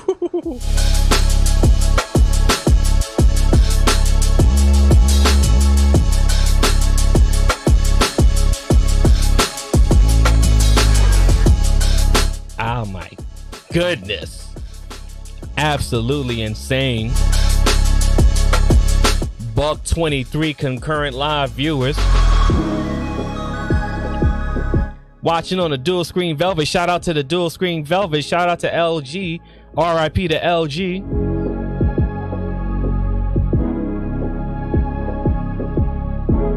RIP to LG. This one goes out to LG.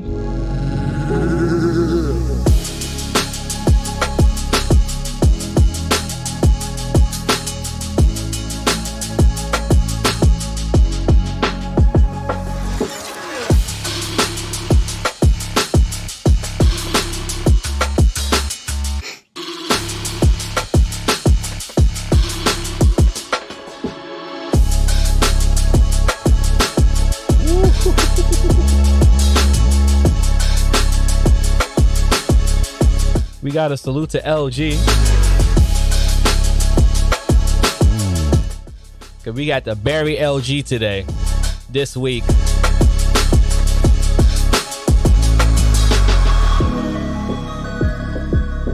No more LG. No more V60s. No more Velvets. No more Wings. What a sad time it is. All the capping on the tech community. Like everyone loved LG.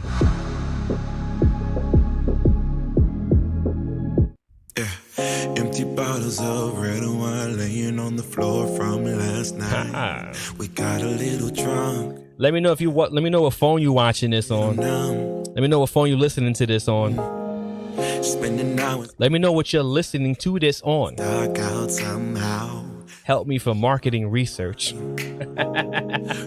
YouTube said it's helpful to know. LG life is good. I don't feel too comfortable. Light is up for LG. RIP. Yeah, I don't really know anymore how to feel something. I don't know how to feel about LG going bye-bye. Let me know what your favorite LG phone was. I don't really know anymore how to be more than your friend. Think I'm just scared of falling. Don't wanna go all in. Early mornings in your dome, I'll be sneaking out the door while the sun rises. Cause I ain't got the time. Yeah, can't tell another lie. And baby, I know you want more than this, but you know I can't afford your kiss. So I'm staying for the night, but then I gotta say goodbye, bye. Maybe we should take it slow. I don't feel too comfortable jumping into something new right now. I don't really know anymore how to feel something again. Think I'm just scared of falling. Shout out to LG, the LG G5 still in the building. I don't really know anymore how to be more than your friend. Think I'm just scared of falling. Don't wanna go all in. Shout out to the LG G5.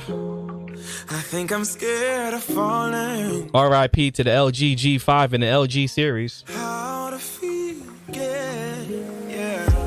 I don't really know anymore how to feel I don't know how to feel about this, man. I love they phones, man. Feel like the ending of a Tyler Perry movie right now, man. I don't really know anymore how to be more than your friend. Think I'm just like, damn, he had to die in the car. They were just getting it together, man. Shout out to LG. R.I.P. to LG. Damn shame to LG. What a shame to LG. Shout out to the tech community. All that capping they be doing. All that hating they be doing. Talking about how they miss LG. Are we not? But they never loved them. Are we turning to dust? Do you feel what I feel? Have we changed? And it still turns on too. You're not saying a word. Oh, it feels so one. Completely dead. Completely dead. We lost all ambition for worldly acclaim. With us, nothing moves forward. It just stays the same. Think you know the answer, but you're playing a game. Is that what do you mean talking about capping? Together, but you don't feel the same. Say it to my face. Think about you, if you think about me, are we thinking this through? If we're not meant to be, and you're doubting in me, tell me what should we do? Didn't think you live without a trace. Go find some courage and just say it to Say it to my face. Say it to my face. Are we lost? Are we not? Are we Tech and chill. real? Are we turning to dust? Tech and lit.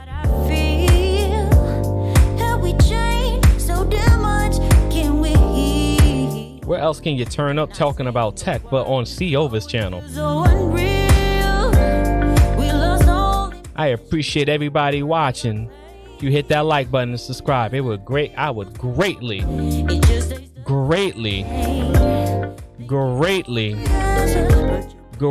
appreciate that. If everyone liking this stream hits that like button and subscribe. YouTube says if you like a video and then you subscribe to the video, it helps the video grow. It helps people come to the channel. So then the channel can get more views. So people can get more vibes. Tech and chill with C Over. D Technician. Shout out to Epidemic Sound. Oh, I got to know. Are we lost? Are we not? Shout out to Epidemic Sounds. Have we changed so damn much? Always helping me vibe out.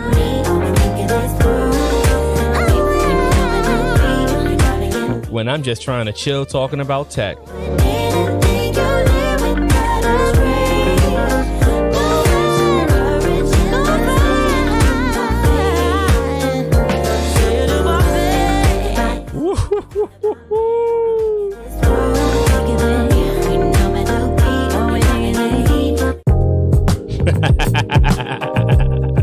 Yeah.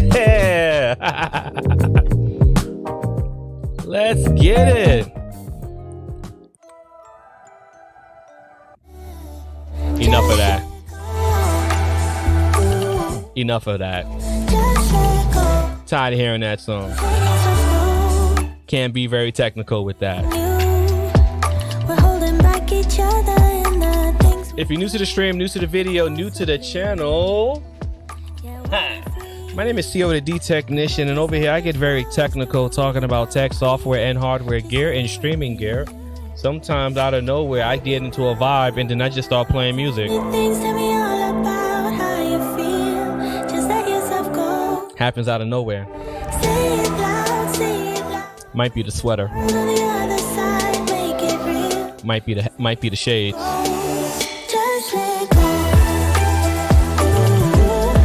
All I know is when it happens. We get to vibing. I get to jamming. And I just get to rocking out. Me and you, we're holding back each other in the things we do. It's all so blue. Yeah, what? Looking at these old ass iMacs. It's like the flowers through the concrete. What are those?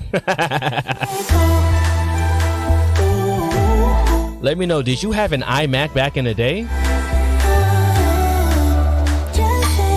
Did you like an iMac back in the day? Tech for your knees, shout out. 7-gun salute to Tech for your needs. I greatly appreciate it. Salute. Catch you on the next one.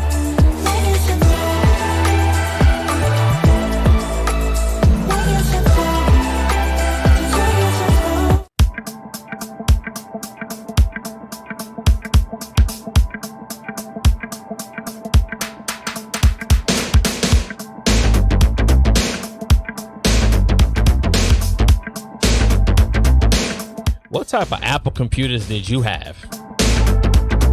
Did you have this?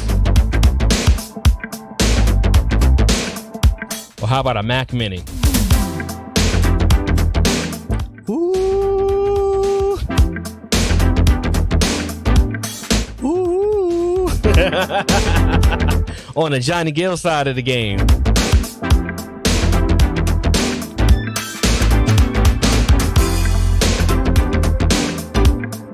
Johnny Gill Apple mashup. Salute to Keystone Tech. Get a 7-gun salute for me. I appreciate you for joining me. I'm the one who knocks it. I only use Android. Do you have an Android computer? Shit, let me know. I want to try that.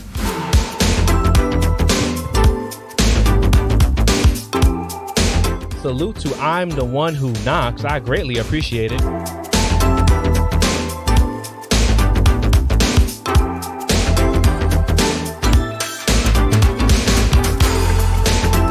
I've never been a big fan of Apple products.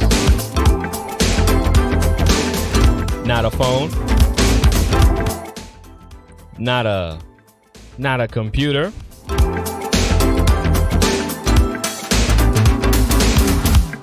He got 2 phones because he hates PCs. Nah, I've never heard that one before. My next question is, what do you hate about PCs?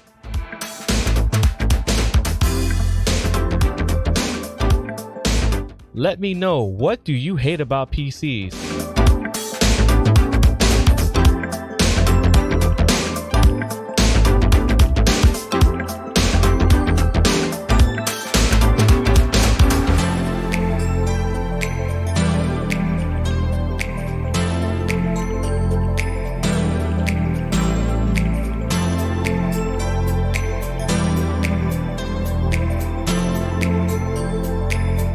Never heard that. 126 live viewers. A new record.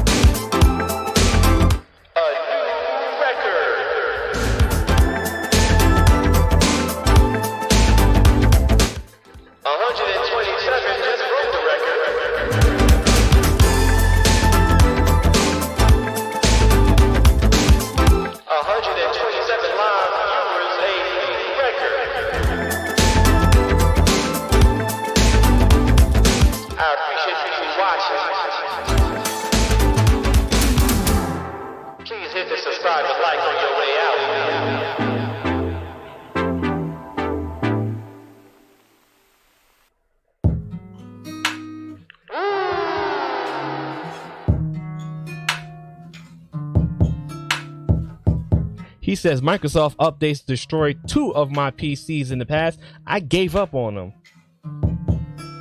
You love it when I get so high. R.I.P. So low, make you sit right. Ain't that a bitch? You love it when I get so high and drop that thing so low. Make you sit right here. Now you can't go back home. You love it when I get so high and drop that thing so low. Make you sit right here. Now you can't go. That's the one thing I hate about Windows. I get so high and drop that Is them damn updates. right here. Now you can't go back home. Absolutely terrible. You bend it down and you poke it up and you elevate it. I'm chained up and I'm danked up and I'm faded. Did anybody ever buy an Apple Mac Pro?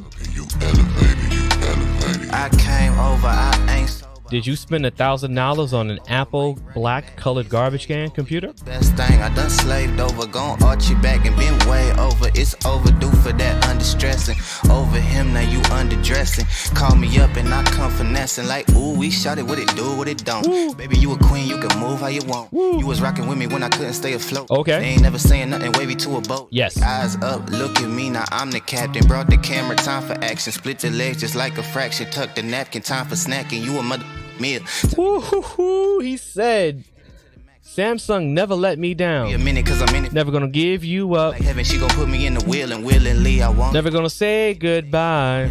I ain't even wanna boo, but this is what the karma do. Never gonna remember the rest of the song. I get so high and drop that thing so low. Make you sit Samsung's never let me down either, man. back home. You love it when That's why I got 2 of their phones in my house, the Fold and the Note 20 Ultra. I make you sit right here. And the Tab S7, they call that the Holy Trinity. Chained up and I'm danked up and I'm faded. You bend it down and you poke it up and you elevate it. I'm chained up and I'm danked up and I'm faded. Woo! I don't hear. I heard you said you feel lonely. Got the Holy Trinity of Samsung. That picking up pieces. And it works absolutely wonderful. You kept fighting, kept smiling. Did you buy an Apple Mac Pro? What I'm Who had an Apple Mac Pro? I know you want more. Said it all along, said it all along. These actually ran pretty good. I used them back in the day. Waiting for the sun, waiting for the time. Edited all kinds of stuff on Final Cut shit. Yes, I said Final Cut shit. Do what you want to do. Never liked Final Cut Pro. What to say. I'll be right here. I'll wait, you know I'll wait. Never liked Final Cut Pro. Had to edit a whole documentary on Final Cut Pro and hated every minute of it. Had to finish the project on PC.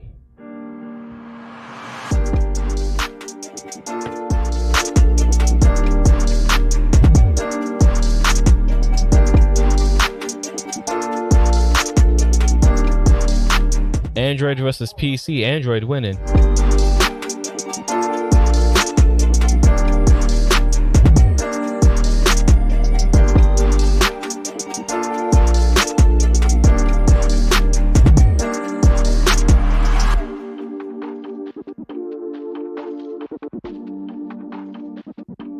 Matter of fact, let me come back. Let me take a look at something.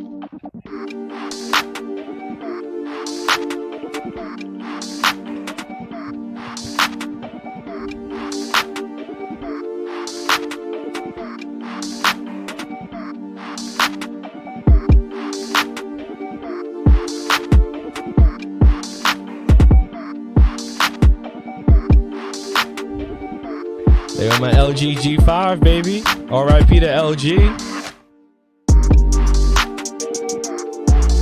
On the Tony Stark side of the game.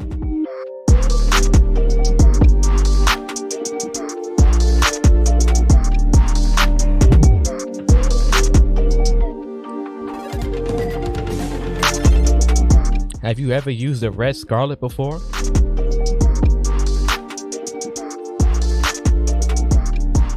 This camera's a down payment on a house.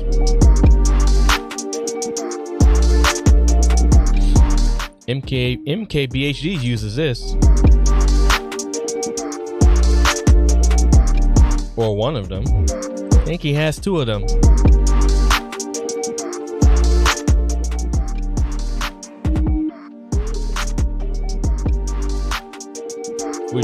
Would you use a cinema camera to do YouTube videos?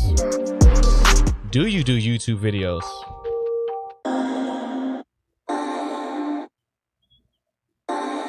Switching up the vibe. Boy, you had me from the start. By the way you stared, the way you wrote up for me, yeah.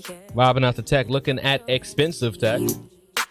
Wasn't used to being loved and treated differently, yeah. Only place you can get this is here on the Technician, COVA. And now we're on completely different. The Technician. Let's go where we were, where no one gets hurt. Tech and chill. Baby, keep it right there. Don't you stress the flow.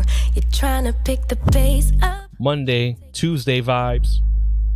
Baby, keep your focus. Don't you make me change my. Carrying it over vibes. You love me, baby. Don't you switch up the vibe. Baby, don't you. Baby, don't you. Baby, don't you switch up the vibe. Baby, don't you. Baby, don't you. Baby, don't you. $12,000 camera. Boy, you take me on a trip. How crispy do you think your YouTube videos would look with a $12,000 camera? We go round. I just wanna get it right. But when you go left, I'm stuck here feeling left behind. Cause something went wrong. Epic. The signals got crossed. Super epic. Different directions. Comes with its own suitcase. Let's go where we were. When no one. Vibes on deck. Baby, keep it right there. Don't you stress the flow. Woo! Face up, we should take it slow. Baby, keep your focus. Don't you make me change my mind. If you love me, baby, don't you switch up the vibe. Baby, don't you. Baby, don't you. Baby, don't you switch up. $26,000 camera. Don't you. Baby, don't you.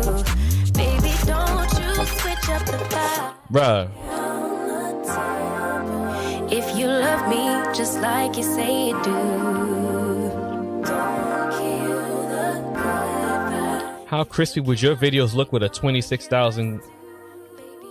Right there, don't you stress the flow. $26,000. Face up, we should take it slow. 262626. Baby, keep your focus. 95. You make me change my mind. 0 0 0.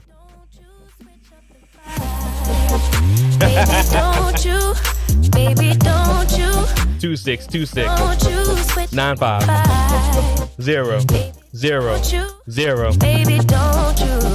Baby, don't you. Woo! Ladies and gentlemen.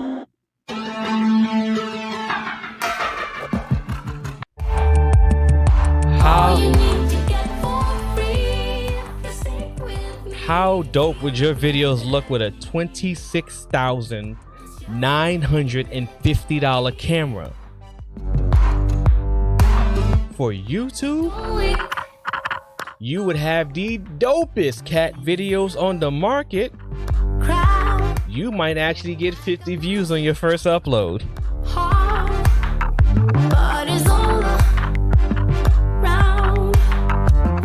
They got 78 people watching this.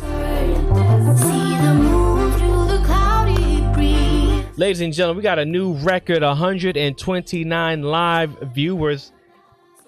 Ladies and gentlemen, we got a new record on the streaming, 129 live views. I greatly appreciate it. Greatly appreciate it. If you like my video and subscribe to the channel, it helps me a lot. It is greatly appreciated to the people watching. All you need to get for free. Let me know what you spend $26,950 on a camera for your YouTube videos. The people want to know.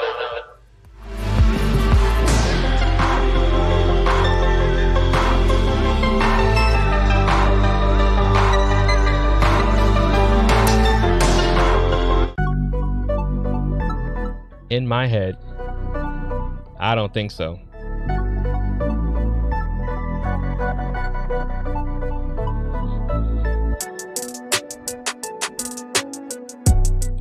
What about a Red Scarlet 4K cinema camera? $7,495. I don't know. That has to be some dope, amazing, crispy YouTube videos. Woo! Ha! Woo! Yeah. Okay. Okay. Expensive. Ride with me if you ride with me, you can slide with me if you feel like 550 on the 5 sticky, come get high with me, that's a deal, right? Ride with me if you ride with me, you can slide with me if you feel like 550 on the 5 sticky, come get high with me, that's a deal, right? That's a deal, right? That's a bet, right? That's a bet, right? That's a deal, right? That's a deal, right? $28,310 for a Red Cinema Epic Dragon camera package. That's a deal, right? That's a deal, right? Hey, coming down like precipitation. I ain't never met a limitation. Hater plotting my elimination. Gotta go to Google for the information. I'm a superstar, so I got. What type of crispy YouTube videos would you do with this camera? Niggas out of line, turn your heart rate to a dotted line. Yeah, my zodiac probably dollar sign. That's gonna be some dope camera reviews. Got a date with destiny, focusing on my fate. I don't give a fuck what you rapping, you been a fake. I'm everything that. Some dope keyboard reviews. Wanna see me fall, I can't go. I won't leave. Coming from the block with plain clothes and police, straight up to the top with bankrolls and rollies. Hey guys, my name is C Over. Welcome back to my channel. We got a new review here, and I'm filming this on my Cinema Red Epic Dragon camera package. Ride with me if you ride with me, you can slide with me if you feel like 550 on the 5 sticky, come get high. It would help me greatly if you like and subscribe this video.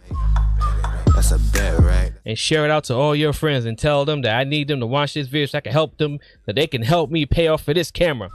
That's a bet, right? That's a deal, right? That's a deal, right?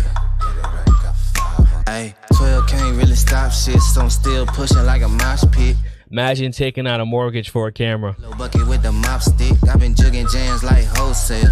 Everything must go. Going to the bank, I need to refinance my camera. Millie on the low scale, on my worst night, I'm the best nigga, wouldn't mess with you, couldn't cap to him.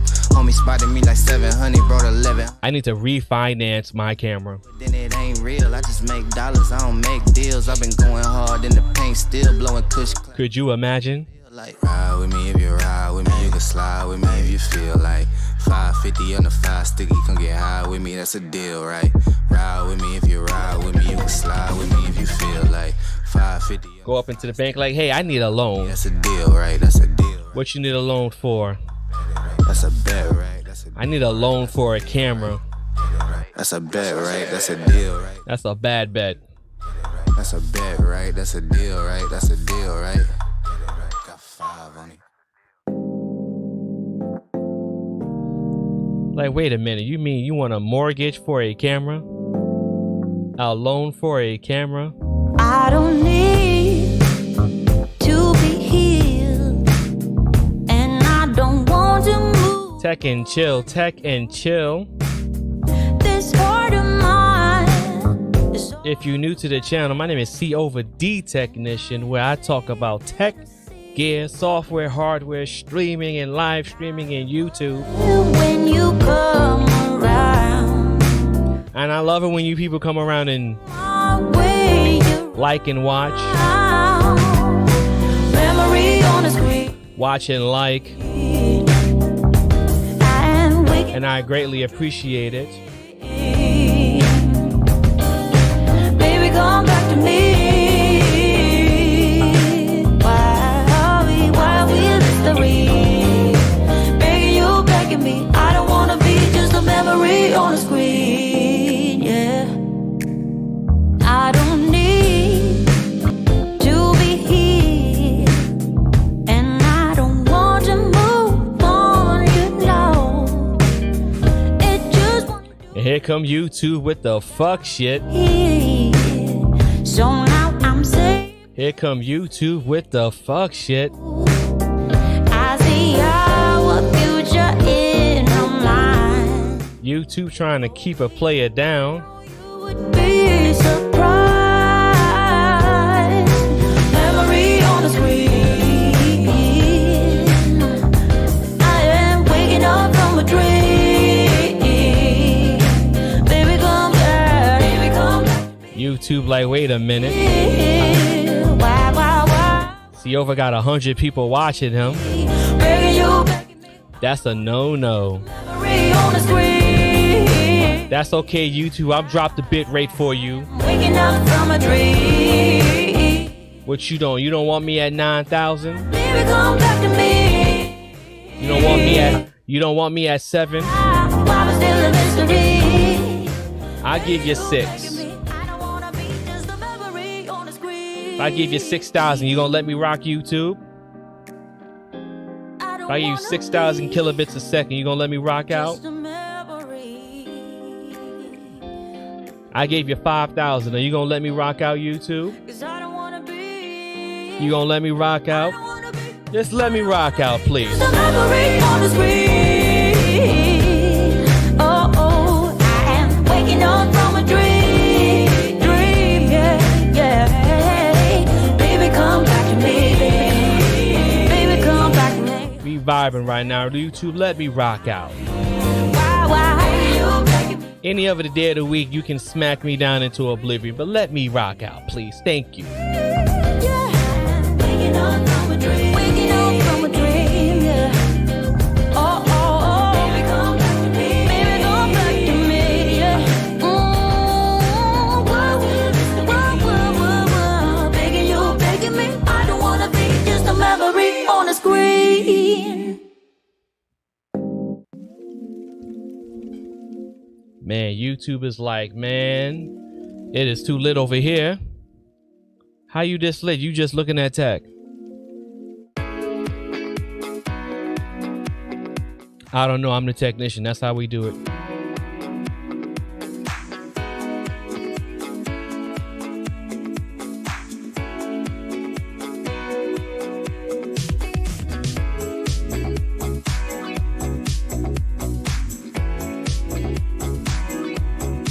Let's go back, take a look at eBay.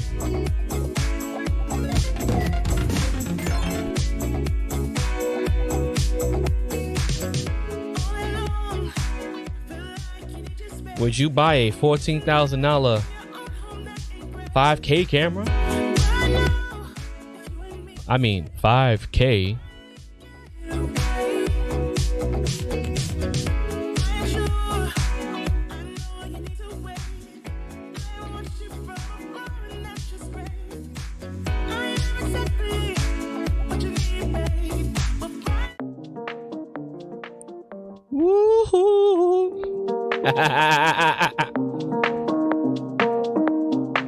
Ladies and gentlemen, we hit 129 live viewers tonight.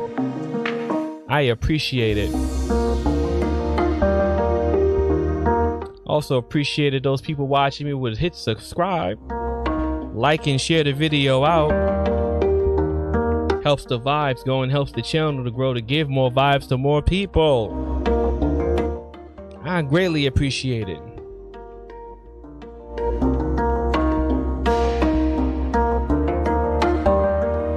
Would you pay $14,000 to shoot cat videos?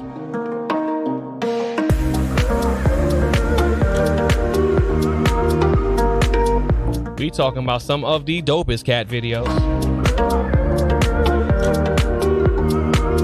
The most lit cat videos.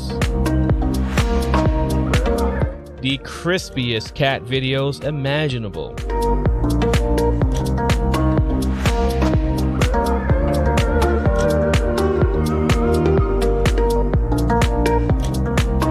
How much are you willing to spend on cat videos?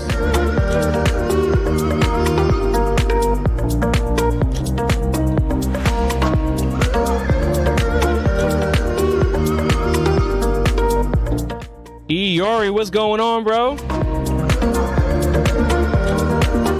Shout out to my bro Yori. You are in the middle of a wave, brother. We hit a record on the channel, 129 live viewers.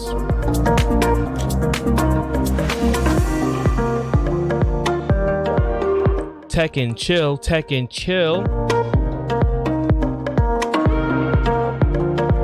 And with zero fuckery. Talking about that game tech talk. What it really do.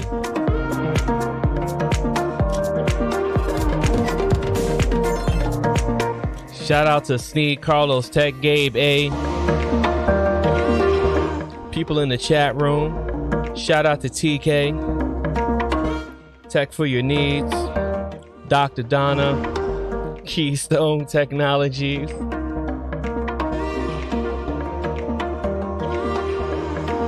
Raining Woman.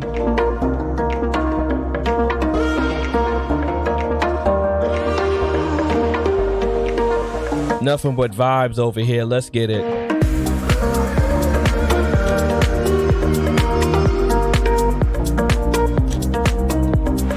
A thousand dubs with 1,000 subs. Coming soon, ladies and gentlemen. Let's get it.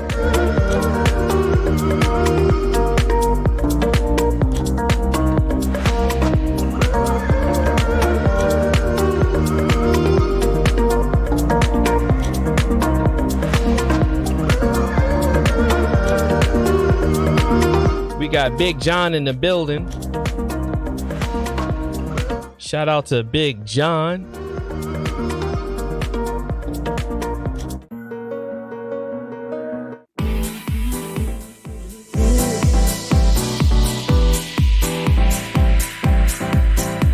Shout out to John in the building.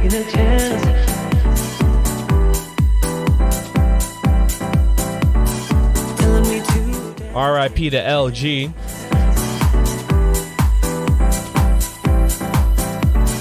Telling me to dance, taking a chance.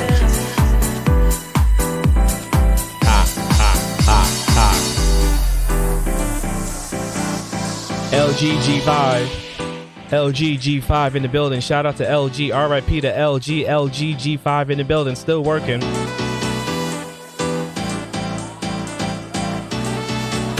We still got our LGs. Put your LGs in the air.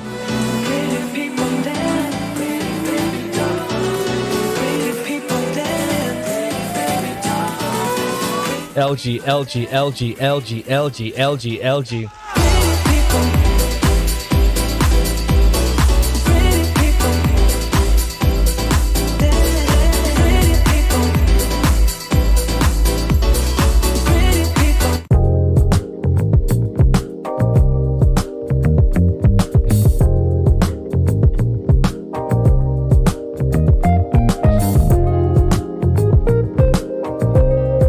Sent from the LGG8. Shout out to the LGG8. In this moment, yes. I cannot say what's wrong or right. No. It's not hard to fool me. No. 'Cause I'm addicted to. Shout out to John. Lead the way. I follow. No need to say. With it now. Shout out to Vividry. Not gonna lie, that's like one of the only songs that I like though. I can't even lie. I listened to a lot of his songs, wasn't a big fan. But shout out to Vividry nonetheless.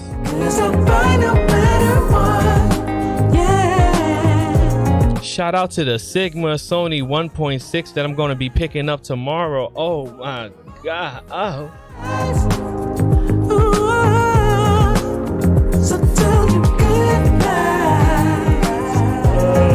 Shout out to Kevin Samuels.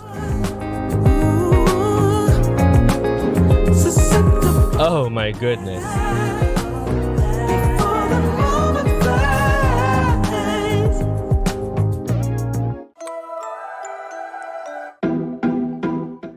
Sigma 16mm coming in into the building tomorrow, should be picked up. Sigma 16 1.2 or 1.4.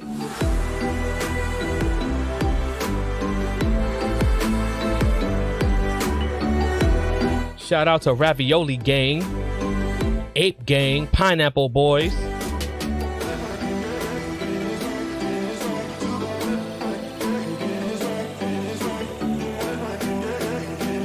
Shout out to the people that cut the edges around their peanut butter and jelly sandwiches. Ooh.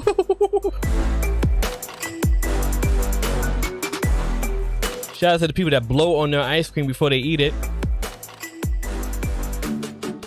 I cannot play any copyright music, especially Eminem, because the moment you play a copyright song, you will immediately get an email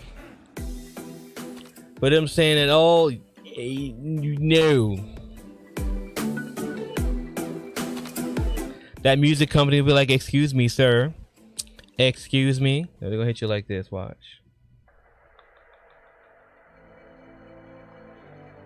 Excuse me, sir. Yes, Mr. COO.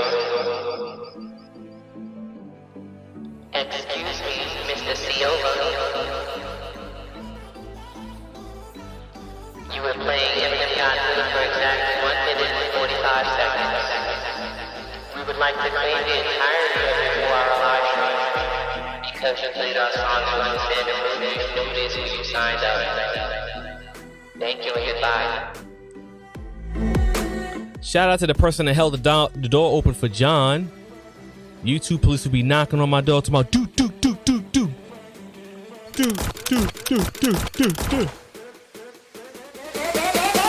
Your ass is mine.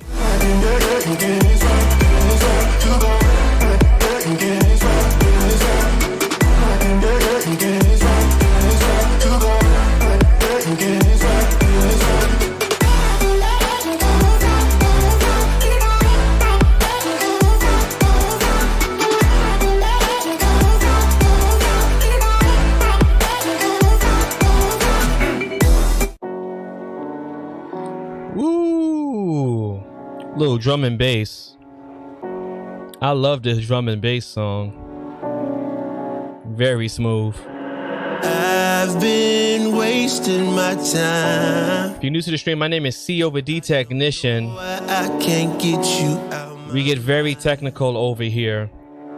And if I find a way to I talk about hardware, software, gear, YouTube tips, live streaming, software, hardware, gear. And I get very technical over here. I just wish you understood the gravity, but you got low sin. But sometimes the vibe is just calling me. It's better just to live it and forget it than to live. Sometimes the vibe is just there. And then all of a sudden we just start vibing out with music, looking at tech. And I can't help that when it happens. But when that happens, I hope you like and subscribe. So lost, where do I go? I was in the chase, caught a flat on road. It was all love. Shout out to Rain and Woman, like the button. We turned out road, North Pole, life so cold. Lukewarm love, should've took it to the stove. You were bad news, all kind, no pro. We grew apart fast. I guess we was reaping what we sowed.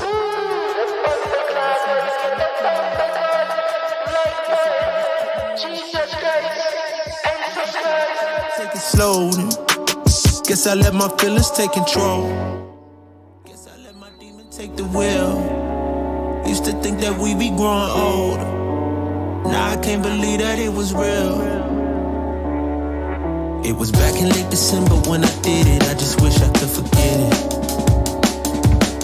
Cause I hate how much I love it. Oh, I hate how I just love to catch a feeling. Yeah. And you told me that you understood the gravity, but now I know you didn't. I guess it's better just to live it and forget it than to live it and remember.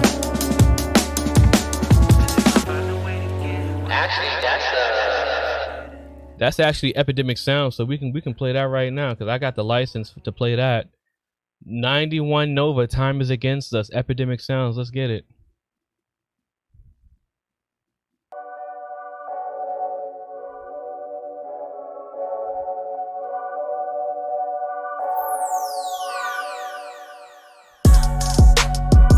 Okay. Hot. Okay.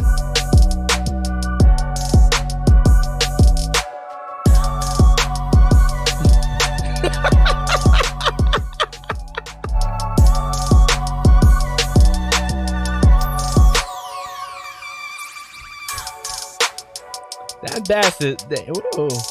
We bass fishing here, boy. Where the bass at? Bass, bass, bass, bass, bass, bass.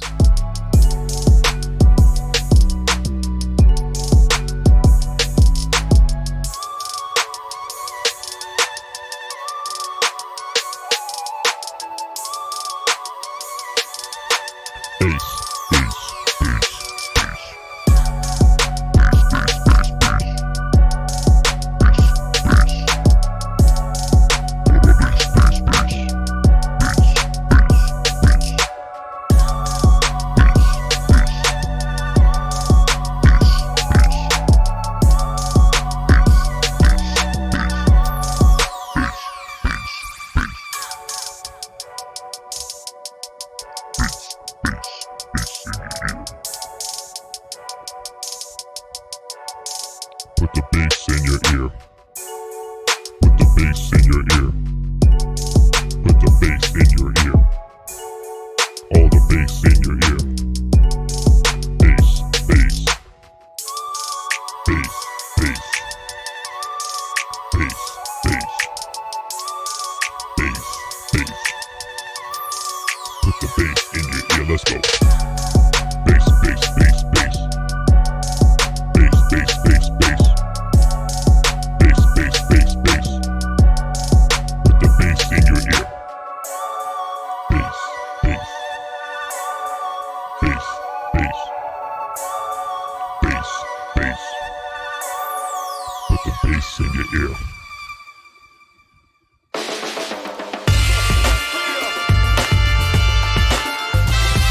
But this is my intro.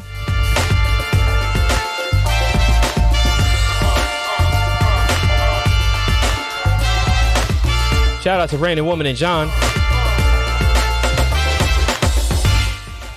Pulling up, pulling through. Tech and chill, tech and chill. I appreciate it. Salute, salute.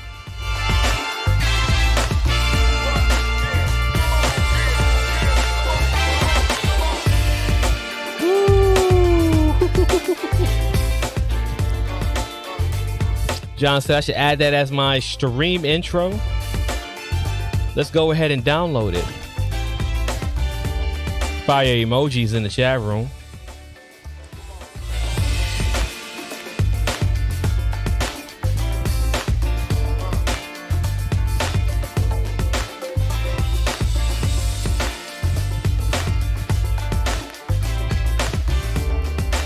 Those that are new to the stream, we hit 129 live viewers. That is a new record. A new record.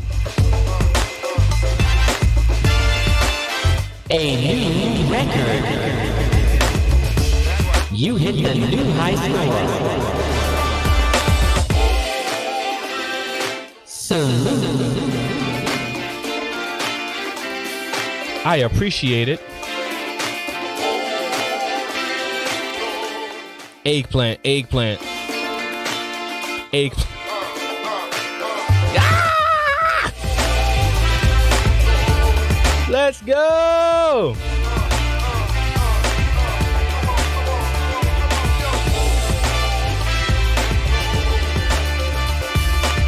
Shout out to TK Garage. Shout out to TK Garage.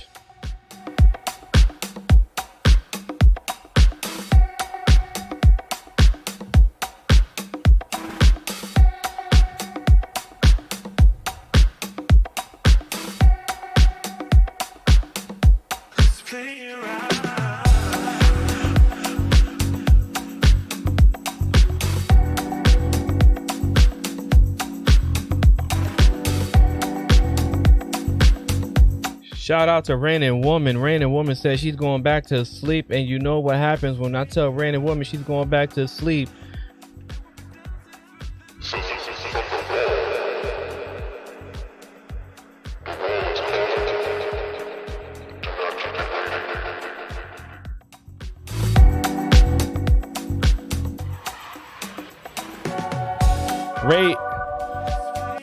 Reynaldo De Leon, what's going on, baby? What's poppin', player?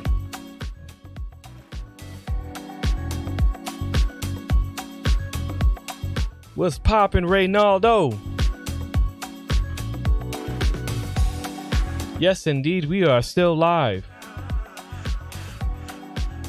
And if you didn't know, we hit a live stream record on the channel. 129 live viewers on the stream.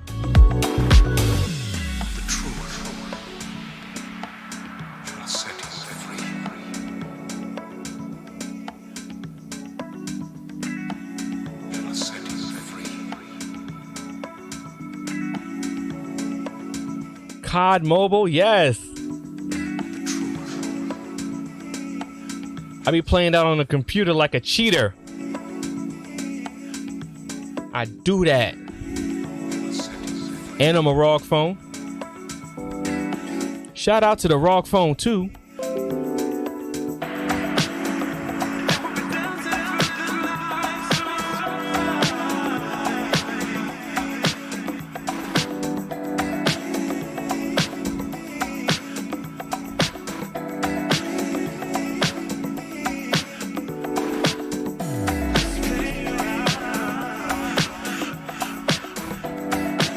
Shout out to the ROG phone 2 in the building.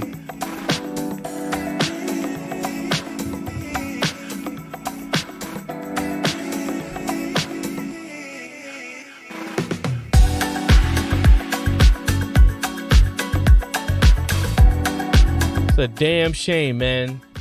LG brought innovation. LG brought innovation. LG tried new things. Now there's no one to try new things. The tech community capped so hard, buried the company, buried every single thing that they tried to do. Now they're saying RIP to LG. Don't no one want to hear you lying, scagly, raggly asses. Capping all the time on LG, banging on LG. LG put out a wide angle. This wide angle is the worst one. LG update the speakers. This speaker is the worst one. LG as a feature, we could turn the damn phone on by twisting your hand. This feature sucks. LG has a feature where you can put the phone on the table and make it sound louder. This feature sucks.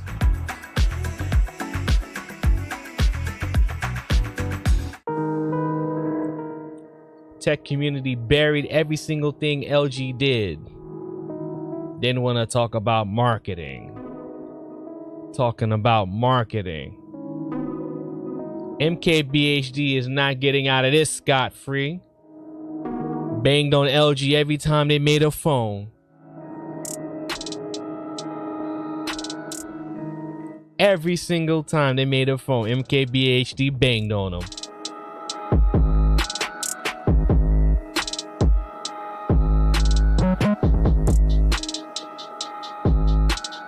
This MKBHD about to drop a bomb on an LG phone.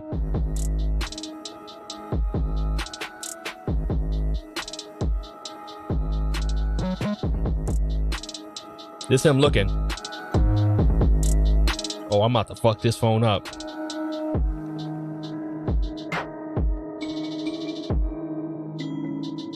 Listen, obviously boy is on Samsung bankroll. Now stop it. Come on, we all know that. These are obviously, right?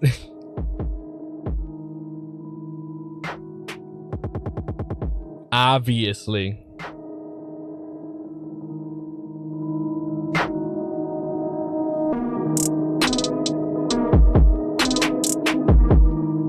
It's a damn shame too, man. Now price is going up, innovation gonna go down.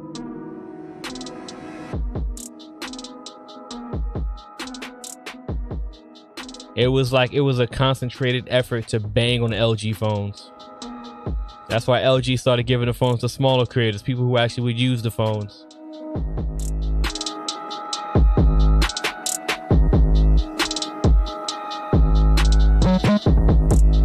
Damn shame.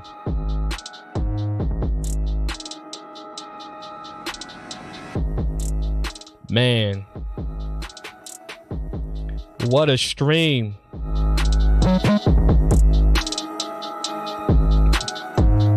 What a show tonight. MKBHD is the meme where the black dude is rubbing his hands next to the tree about to freak some shit up. That's the Birdman meme. It's MKBHD. I'm about to fuck this LG phone up. This shit don't charge in 30 minutes. Trash. Fingerprints on the back. Trash.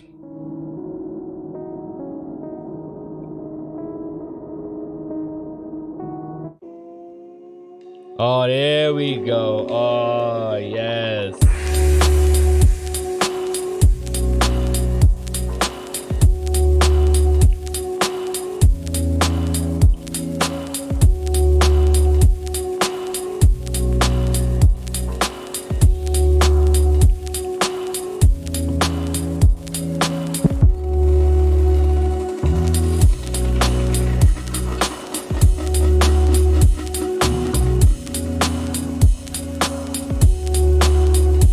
Quad DAC, trash. Pro camera mode, trash. That camera doesn't look crispy at 1200,000 magnification, trash. That red and green pixel don't look good sitting next to each other, trash. The coding is different on the phone, trash. 1mm bezels, trash. No curved display, trash. But D on the other video talking about how he likes curved displays.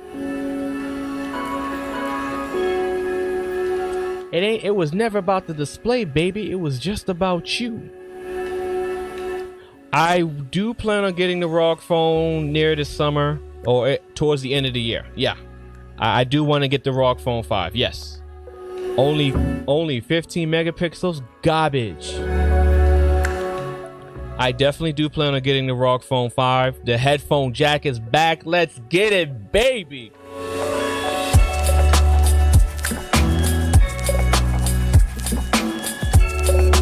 They brought the jack back, Jack. Wide angle camera, garbage. They brought the jack back, Jack. Did I rhyme? I didn't even try to do it. Shout out to Islam. Pixel 5 is the only phone that has my interest right now. Only phone that has my interest right now is whenever I get the ROG phone 5 and whatever I trade in the Fold 2 for the Fold 3. That's it, baby. They done bodied the Note 20 Ultra. There ain't much I gotta care about now.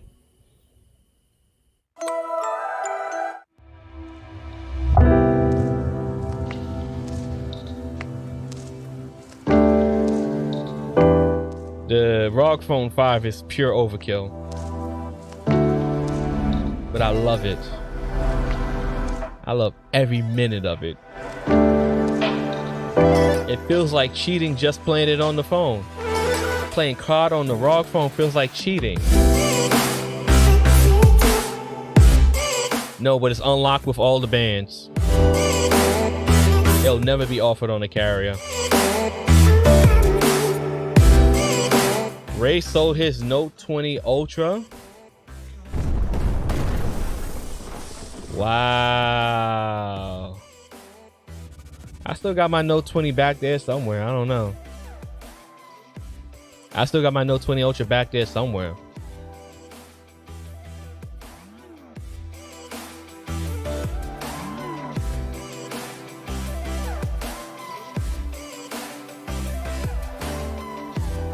Well, we can check it out right now.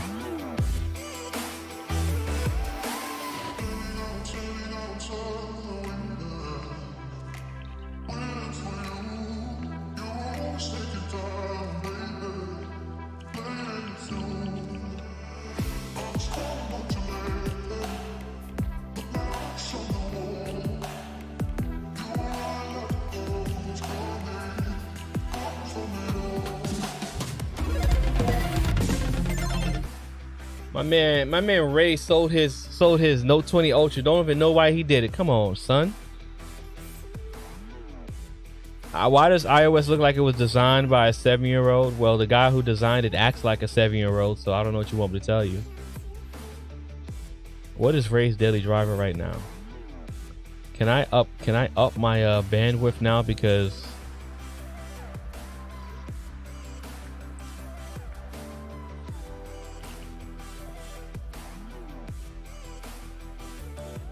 laugh out loud now.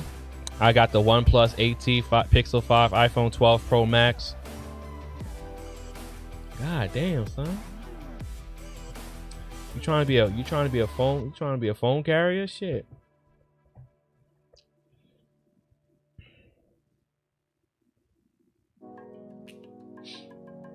The ROG Phone 5 Snapdragon 888 5G, 144 hertz AMOLED screen, super crispy. Air triggers is back. Dual 3000 milliamp hour battery. The camera is much better. I saw it from the reviews. The 3.5 millimeter headphone jack is back, Jack.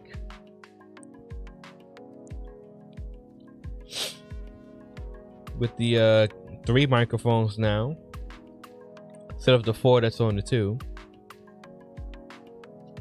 Buttons on the back of the air fan. Laugh out. 4 phones is my max, but might have to drop a member and replace with the ROG 5. I hear you.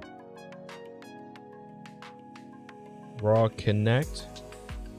Game Genie tech specs. That's what the tech specs. Yeah, 6,000. Yeah, the 2 has a 6,000 milliamp hour battery. So here's what they have. They have the 2 white ones and the 2 black ones. Okay. This white one right here is supposed to be like the ultimate one. That's 16 gigs of RAM, 3.1, 256 gigabytes of storage. They no longer offer the 512 option, which was max for me. Like the 512, I have not even used up the 512 yet. Actually, I just recently did. I had to delete some YouTube videos. 2448 by 1080, 144. I may have to get back on postpaid from prepaid just to be able to afford the more expensive phones. I've been buying LG phones for years on eBay on the low. We do it on the low. HDR10 plus certified. 64 megapixel camera is back. 24 on the front. 27 millimeter equivalent focal length, 35 millimeter film camera. Speaker, symmetrical dual front facing speakers with HD sound, 7 magnetic stereo speakers, 7 stereo speakers. The headphone jack is back, 32-bit. High-end DAC Pro for looseless sound output. Oh my god, baby. 8K UHD is in the building, 30 frames per second for the main rear camera. 4K at 60 back. Oh my god. Wi-Fi 6E. Oh my god. The networks. Let's look at the bands. Bands 44. Nope. 46. Nope.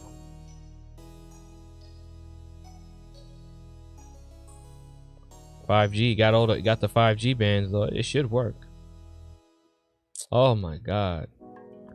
This phone's a bad. Woof. It's a bad boy.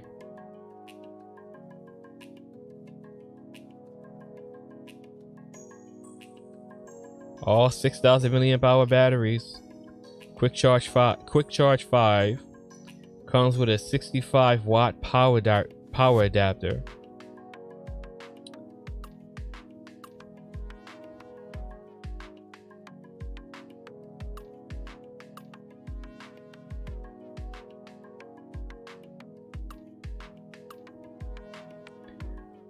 Fam, I just need to know the price. So I think this one's supposed to be like $1,100.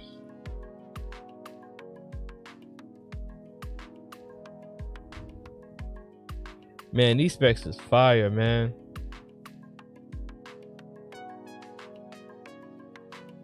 But I want that white one, boy. I think it's cost $1,100. So this is a ROG Phone 5. You can buy it right now. Ships, you'll get it to 12.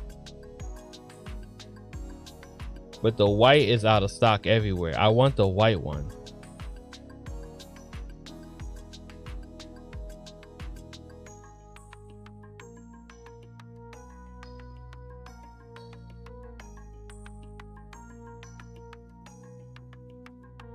See, look, the white one's gonna cost more.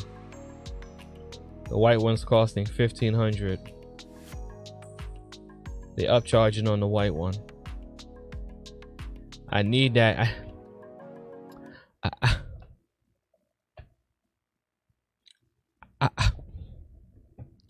I need the white. I need the white. I need that white. Give me that snow.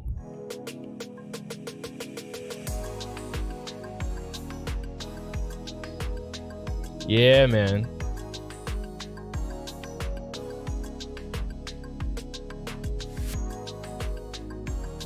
Yeah, white out of stock everywhere.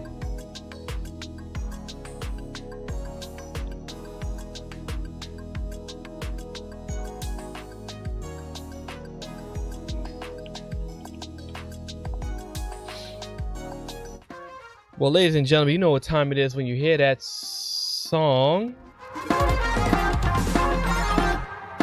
That means I'm wrapping it up. I appreciate everybody that came onto the stream. 129 live viewers tonight. A new record on the stream. Shout out to everybody that joined me on the stream, the chat room, came on the panel. It's been a great show. Man, I've been having some fire shows. I'm going to keep the train going, keep the train moving. I appreciate people for showing up, pulling up. Yes, it sounds like J. Cole, but it's not J. Cole. But until next time, thank you. Goodbye. Good night.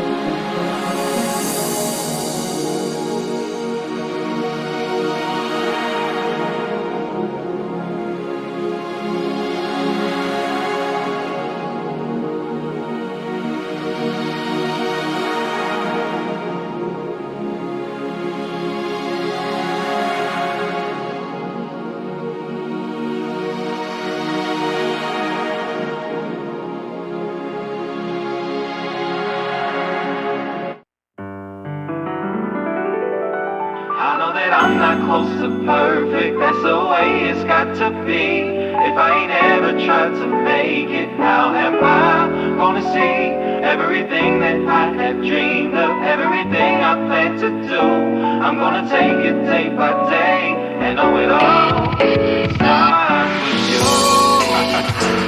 Replus on the track. My name is Nuisance. Rep that artificial. With Nate vibes, baby. We're gonna make it, man. I promise you that. It's artificial. Far from it. Yeah, and it starts with you, and it's not a lie, but it's far from true. It don't make sense, like I'm missing something, like close fam turned distant cousin. I can relate to most in what they've been through. Matter of fact, I'm right there with you. I've been there when it didn't really work out. Felt that pain the second you get turned down. I got lifted on my feet again. It's a cold world till you feel the heat again. It's deep within the chambers of my heart. It was born with the thought that we made it from the start. Here to the finish line, we just diminished. Time ticks on and it don't get replenished. No breaks, high stakes and sacrifices. We all keep calm in the midst of the crisis. I'm not perfect, that's the way it's got to be.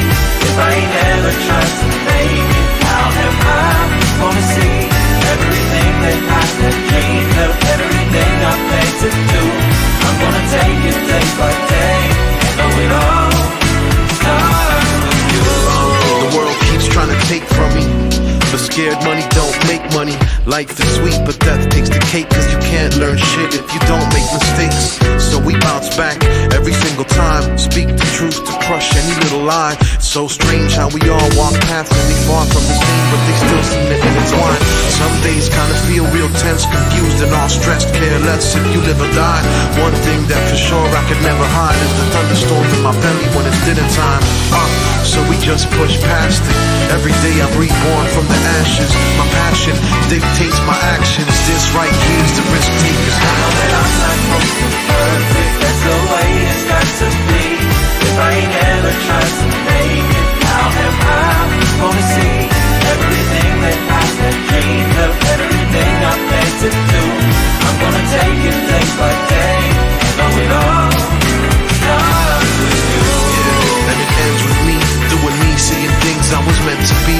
Like following dreams, never borrowing things. On track while the rest stay swallowing schemes. I ain't perfect, actually far from it. I'd rather stand strong on my own than to start running. It's bug though, I know we all want something. Some of us won't stop till it all starts crumbling. Others will never know, they never did try. In a doggy dog world, yes, live and let die. I'd rather fail than to never have tried. Cause truth stands the test every time. I won't forget though, my memory's fine. And I turn a deaf ear when they telling me lies.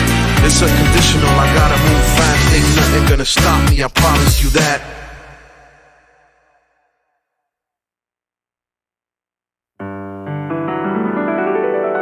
I know that I'm not close to perfect, that's the way it's got to be. If I ain't ever tried to make it, how am I gonna see everything that I have dreamed of, everything I plan to do? I'm gonna take it day by day and know it all starts with you. Replus on the track. My name.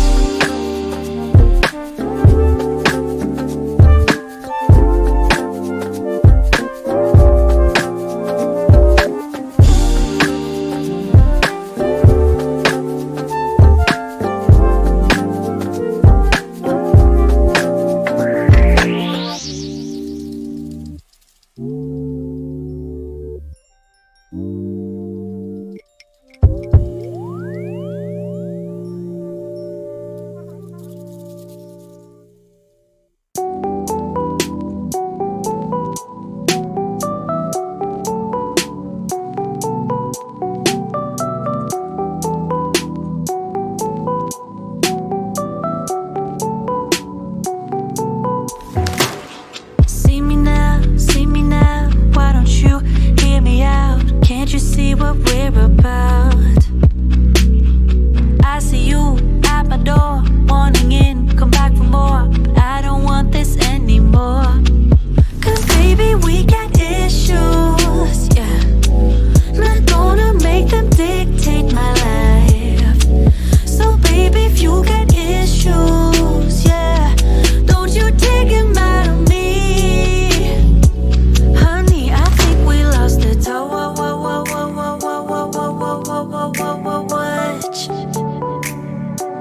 Guess I'm not into you that much.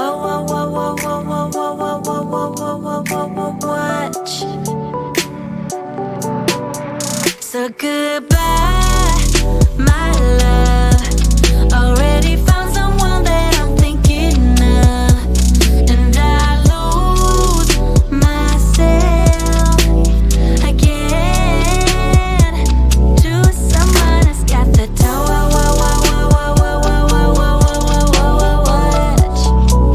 Yeah, someone that's got the touch.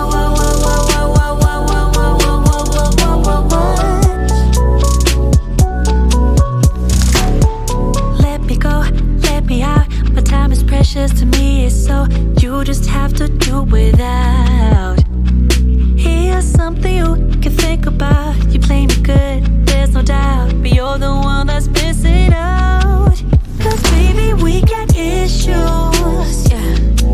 Not gonna make them dictate my life. So baby, if you got issues, yeah, don't you take them out of me. Honey, I think we lost the touch.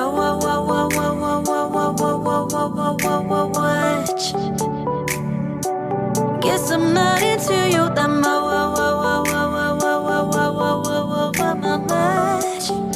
Ooh. So goodbye, my love.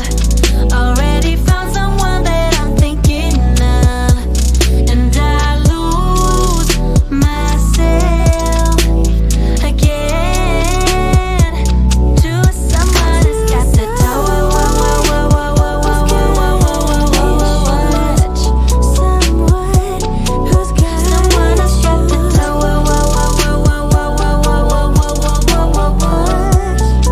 Issues. Cause baby, we got issues, yeah. Not gonna make them dictate my life. So baby, if you got issues, don't you take them out of me. Honey, I think we lost the touch.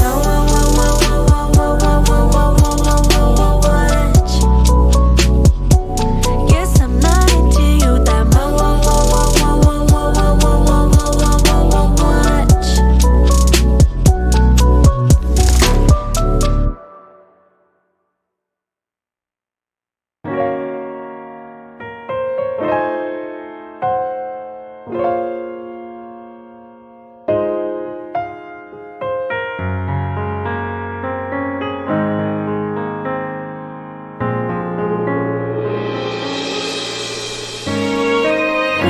Even when my bones go on, I will hold on. Even when my body's torn, I will hold on. 'Cause one day the light will show. I will hold on, and I will set my eyes on the things above, and never lose this fight. Even when my bones go on, I will hold on. Even when my body's torn, I will hold on. 'Cause one day the light will show. I will hold on, and I will set my eyes on the things above, and never lose this fight. You ever get a glint in your eyes like a fire, blazing in the middle of the night? Never looking back, no, there ain't no need.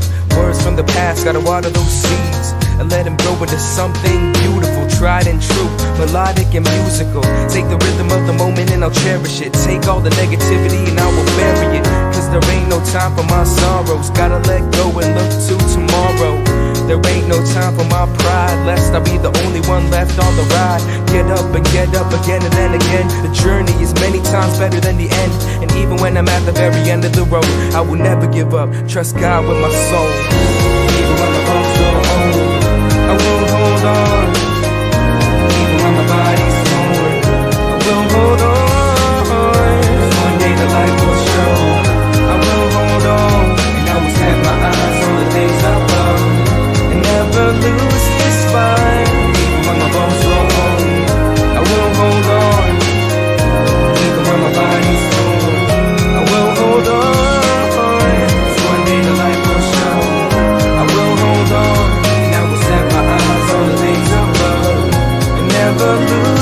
find the whisper of my soul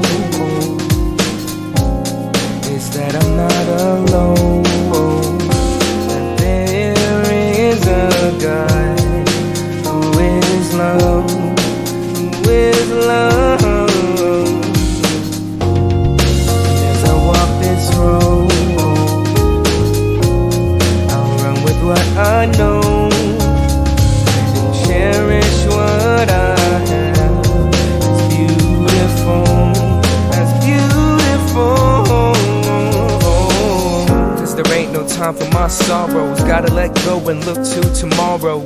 There ain't no time for my pride, lest I be the only one left on the ride. Get up again, and then again. The journey is many times better than the end. And even when I'm at the very end of the road, I will never give up. Trust God with my soul.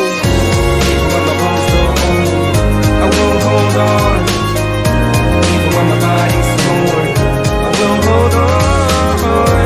One day the light will show, I will hold on. And I will set my eyes on the things above and never lose this fight. Even when my bones go old, I will hold on. Even when my body's torn, I will hold on. One day the light will show, I will hold on. And I will set my eyes on the things above and never lose this fight. There's something about you that caught my eye. There's something so true that sparks a light. And I don't believe in love first sight, but I can't deny this thing I found. I'm not saying that you would change my life, but what I'm saying is you make me come alive. I'm not saying that you are just my type, but what I'm saying is you make me come alive. Ooh, I'd rather be in this state of mind. Ooh, I'd rather be in this state of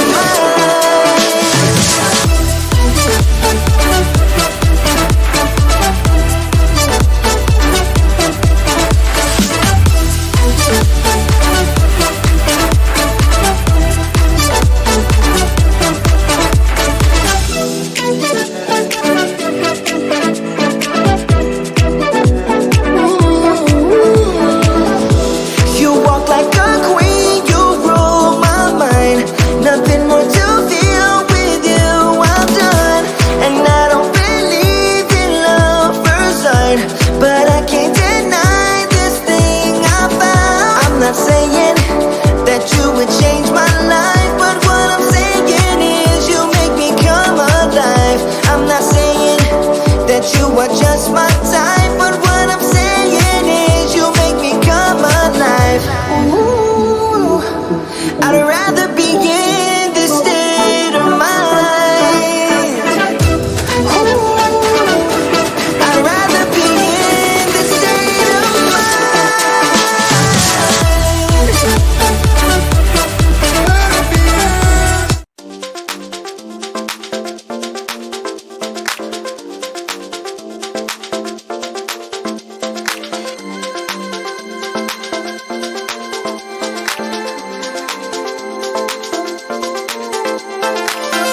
I never felt the way I do. You want to support the channel with Cash App, or if you're a professional like me, you don't want to deal with any of that pesky Cash App nonsense, you support the channel through PayPal. And the links are below as well in the description box. So first up, if we're going through a budget setup, we have to go over, first thing first, if you want to do any type of content, you need a mic. So we're going to get the mic first. Budget setup. We are all on point. Shout out to Rain and Woman. I appreciate you for showing. Shout out to Rain and Woman. So first up, let's get to the mic. So we got the Razer Siren. Ooh, that went up. So the Razer Siren is an excellent mic for anyone that is budget conscious, for the simple fact that it is cheap, affordable, and has amazing sound. Okay, so for There we go, the Razer Siren Mini. So you know what? I would, between the Siren and the Siren Mini, I would, I wouldn't cheat too much because of the $20. So we're gonna go ahead and we're going to take a look at the Siren, the Siren X. This has some pretty good reviews with sound quality. Again, price conscious. I would go with this, price conscious. Now, we can go up a little bit higher if I wanted to and go with the Elgato Wave. First, okay, well, the Elgato Wave would be in another setup, so let's just go budget as much as we can on the budget. So, with that being said, first up is the Razer Siren X. Okay, so that is your microphone, your USB microphone. So that's going to allow you to do all of your audio, your podcasting, your live streaming, even maybe your recording stress-free, and it's going to last you quite some time. Again, you could always get the Elgato Wave 3, and we're going to redo this setup right here, because it's always about budget. But again, this is the budget build, budget setup for podcasting and recording, stuff like that.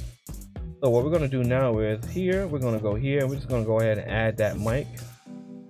And usually what they do is they show you what else you can get on the Mini. Again, I would say, right, the Mini's good. The Mini's $50, right? So the Mini is good for $50. That's the best I can put it.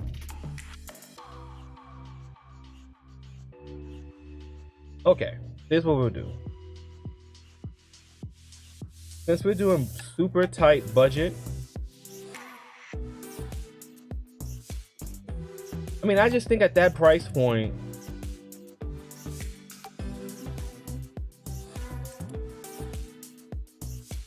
okay, you know what? Here's what we'll do. It's between the two. So as a total, we'll add, or you have it? Okay. Yeah, I mean, it's an excellent mic for $50. Like, it's such a good device. And it will last you as long as you want it to last until you're ready to change it out and get something new. I have nothing bad to say about it. I have nothing bad to say about the Razer Siren Mini. So what we'll do is we'll add both mics to the cart, right? We'll add them both to the cart, and what we'll do is on the final amount of the setup, we'll subtract or add, what is it, $30? The $30, no, $20, yeah, $30, yeah. Okay. Anyway, so we got the mic. Now we need a webcam.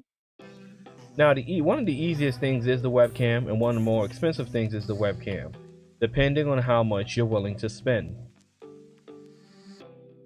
Okay, we're gonna bring it a little bit closer. Okay, now as far as budget goes, I'm saying like I'm super on a super budget.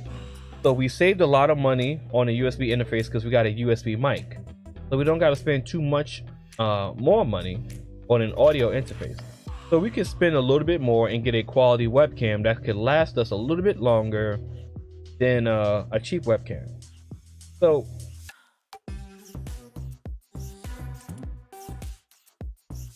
I'm going with the Logitech HD Pro, the old school C920. And what I'll do is, I don't know anything about any of these other webcams. All I know is C920, C922, StreamCam, the Brio. Yeah, so what I'm gonna do is we're gonna go for the C920. Okay, we're gonna go for the C920. Right, 1080p, $79.99. All right, now this is not too expensive. I mean, again, you can always get this like used or something for like cheaper, or cheaper on eBay. But the main thing is to do all of this on Amazon. And again, if I've ever heard of this webcam right here, I would suggest it, but I've never heard of this webcam before. So I cannot in good faith suggest it. Neither have I ever heard of this webcam. Okay, so I've never heard of these webcams, so I'm not going to suggest them on stream, and I haven't watched countless reviews on this webcam here. So I've watched countless reviews of this webcam, and I have a Brio, and I passed on a Brio because of this. I got the Brio because of this webcam, because I didn't want to use this. So I can recommend this cold off the back, and you know, without even bothering to waste my time explaining these two. So again, the C920 is the old faithful of webcams, 1080p, great 1080p quality. The thing about webcams is, and we're going to get to that when we get to the lighting, I use the same cam as DJ LaFave. Yeah, it's a C920. The thing about webcams is this. What makes the webcam look amazing and almost makes it look like an actual, like real dedicated camera, is going to be your lighting. So what you need is proper lighting to help the webcam look its absolute best. So we're going to get to the lighting after we get this camera. So what we're going to do is just going to go ahead and add that to the cart and select one webcam, $79.98. Okay, again, I don't know any of these other cheapy webcams, so I'm not going to recommend them. Okay, there's only so many webcams you need to know about, to be honest with you, unless you just, you know, you want to be super budget and just buy any cheap 1080p. So I'm not going to do that here on the stream. Okay, so now let's get straight to the lights.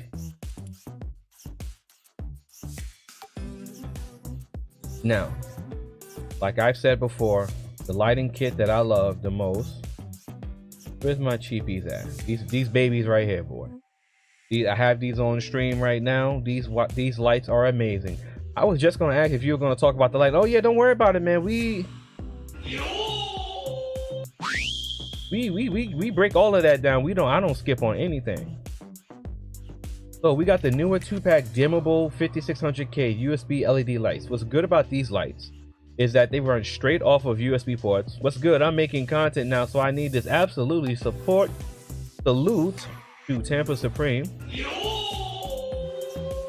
I appreciate you for showing up. Yeah, so these lights plug into the USB ports on your computer. Now, as long as your computer is plugged in, you don't need to turn the computer on for these ports to work. I have one computer that they're plugged in and the computer's on. And I have another computer that they're plugged into and that computer's off. So no, they do not need, they don't need to be, the computer does not need to be on in order for you to use them. Okay. So the pack of newer dimmable lights. And I use these and I love them so much, and they're light and they're not too heavy. They're a little flimsy, so there's that. Yeah, definitely. I mean, anything that you want to, anything that I'm posting in the chat, I 100% put my name to it that this is a great product for you to buy. So I'm not going to tell you to buy some janky stuff that I've never experienced before, or I don't have any experience, or I've never watched countless videos, or I've seen people talk about it, or I've talked to people about it. Anything I drop in the chat room is going to be, you know, technician approved. Okay, don't give me a number. There we go. So this is $40 right here. Okay, so now as you can see, your super budget, you got the webcam, you got the 2 lights, and you got for the budget, we can add or subtract the difference between the Siren or the Siren X. It really depends on how much you want the better, you know, slightly better mic. Okay, so for the sake of the super budget, what we're gonna do is we're gonna give it a that. We're gonna keep the mini. So we got a $174.96 on the setup. Okay, now somewhat we're done here, right? Now, since this is going to be USB, you're going to use the USB mic, plug that into your computer, plug the webcam into your computer, and use the lights to power the mic so that use the lights to power the webcam so that the webcam could look as amazing. Now, we have one issue now. So let's say you have Kevin Kelly, what's going on? So let's say that you have a old computer. Can you use wireless headphones for your studio? Okay, so let's get into that. Let's get into headphones. Shout out to Tampa Supreme for reminding me about headphones. Now, here's the thing about headphones, right?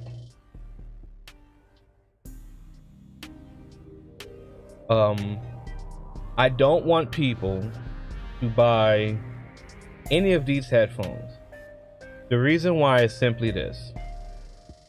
When you buy these consumer headphones, they have built-in EQs that change the sound to sound a different way. So what that means is this. If you were to buy like these Sony, like Roberto Blake does a lot of videos, you know, it's an ad, but telling people that these are great headphones to edit in, right? The problem with that is simply this. If you buy headphones like this, your problem is going to come from if you're like doing a stream, like how I set my streams up.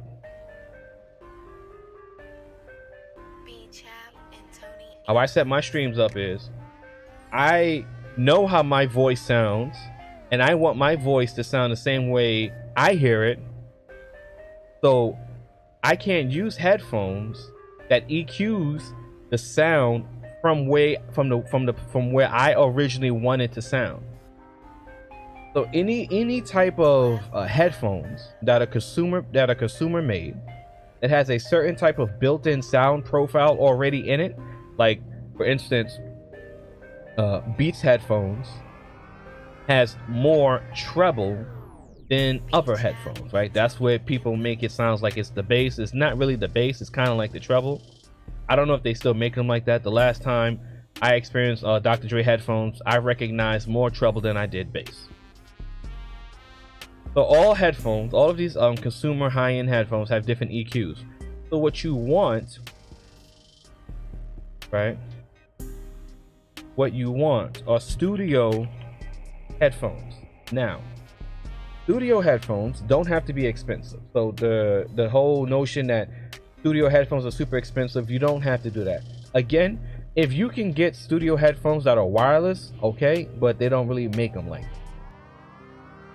So here we have studio headphones. Again, the Sennheisers are really nice, but we're doing first round is a budget, right? So all of these headphones are a little bit expensive. These are great. I think I've used these before. Have I? We got the task cams. We can come back to that.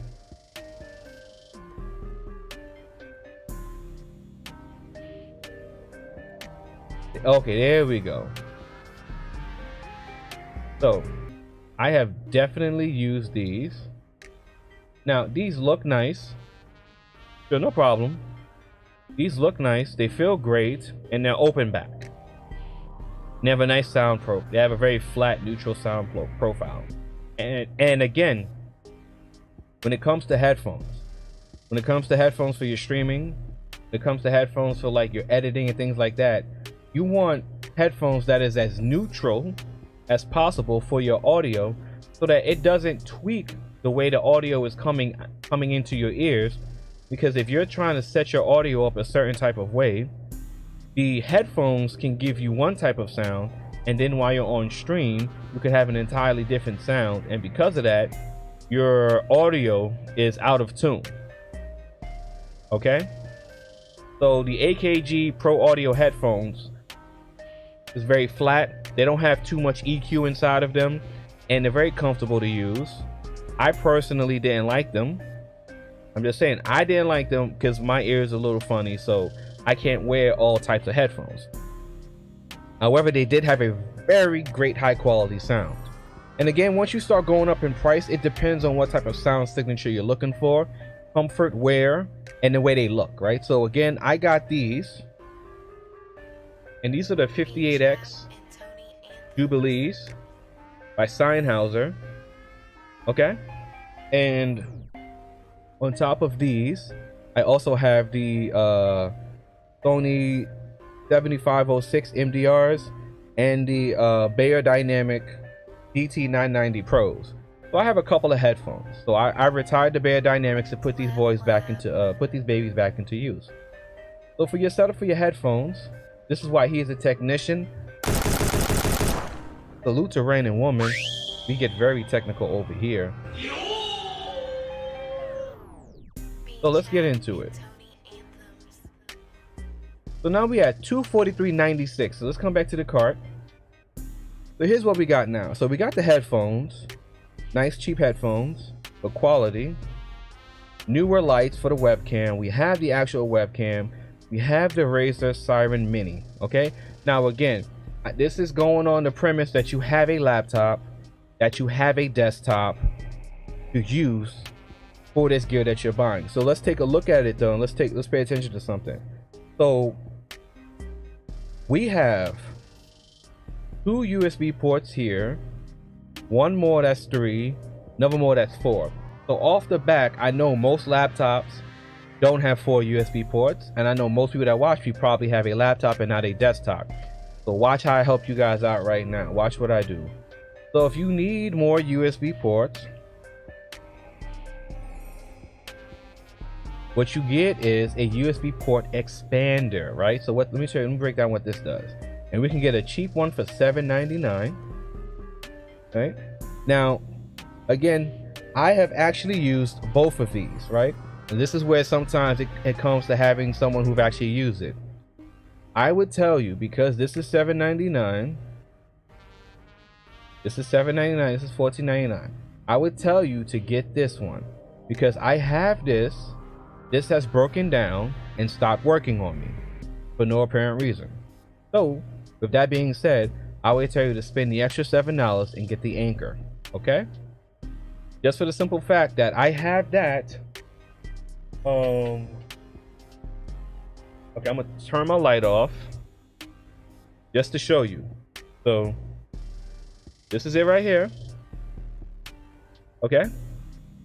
And these are the ports, okay? You can't see me because of the light. I turned my light off because they're connected to my light.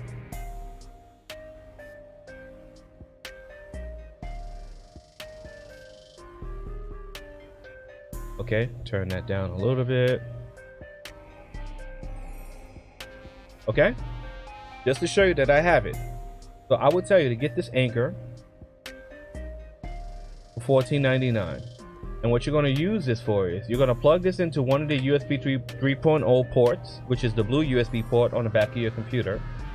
You're going to plug it in there, and that's going to give you all the extra ports you need to plug in all of these USB peripherals that I'm telling you to buy. Now, the only problem is sometimes with a webcam, it needs to be plugged in directly to the computer, which is still fine because you still have an extra 3 ports left. So we're going to go ahead and we're going to add this to the cart. Okay. Now we're going to come back to the cart. Now we got $257.96. We got the USB port for 1, 2, 3, 4 USB devices. So you'll either have one extra port left because this may need to go directly in to the computer. So it just depends on the situation with the computer. So if you have a desktop and a laptop already, this is your budget setup for the cheapest I would recommend you to go when it comes to setting up your studio, set up your little podcasting, your little live streaming. You can set up your 2 lights, your webcam, your USB microphone, and do we get a pop filter for this? Let's just get a pop filter for this. Which one do they recommend?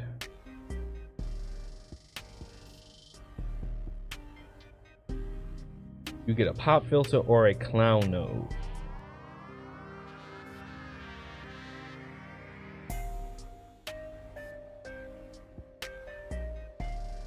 You get a clown nose pop filter.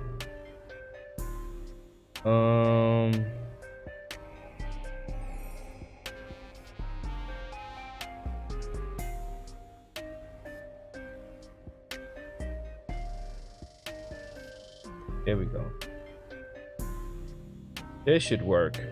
Yeah, this should work.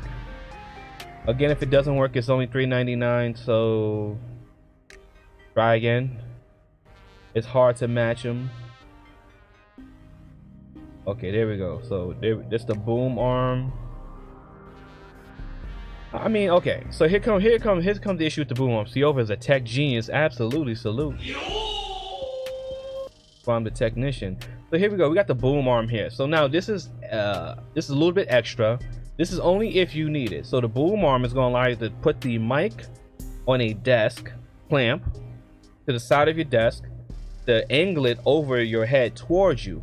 Again, if you do not need this, you do not need to buy this. This is only a quality of life thing, right? So my only focus is really to get the clown nose. If you're on a budget, you're not really that concerned with the mic going over your head, and it doesn't really have that many good reviews. I'm really just okay. So this looks like it's good for the Blue Yeti. 2.4-inch diameter microphones. So we just need to know what's the measurements of this microphone now.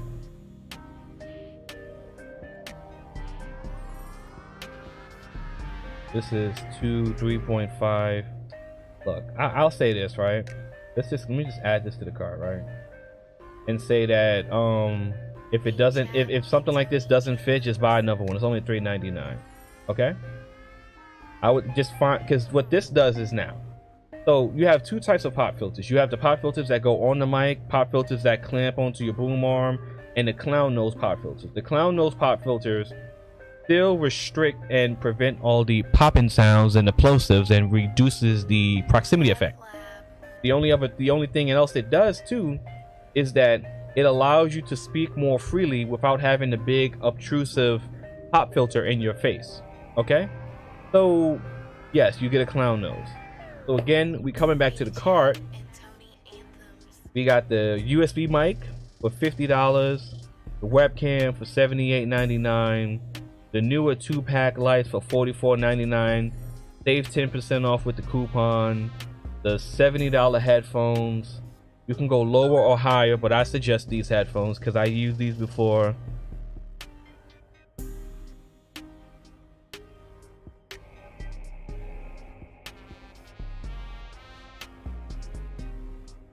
I've used these before, so I would put my stamp of approval definitely on these. The USB port for your USB devices, and the clown nose for your microphone. Am I missing anything for your budget setup?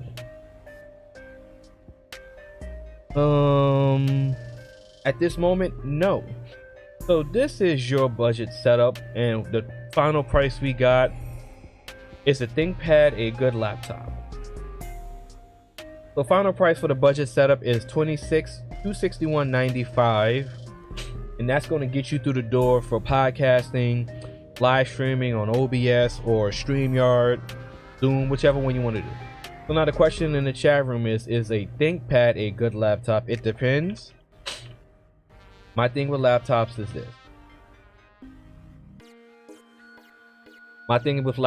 this. What is your use case? What are you going to be doing? What are you going to be doing with it? Because when it comes to laptop, it all depends on what your use case is, okay? So you got to tell me what ThinkPad, what model number are you referring to? Because ThinkPad is like the brand, and then they have different model numbers. Almost any ThinkPad is good for like basic streaming. I'll give you that much.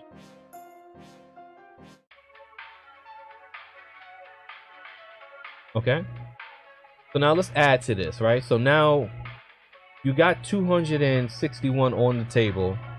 So let's say, okay, we'll see over. I got, these are all great, but I need a computer. So you say, okay, I need a computer. So I say, okay, I got you. So now we're gonna look at a laptop. And again, you're gonna say, see over, I want a laptop. I don't want a desktop. Well, we can look at a laptop.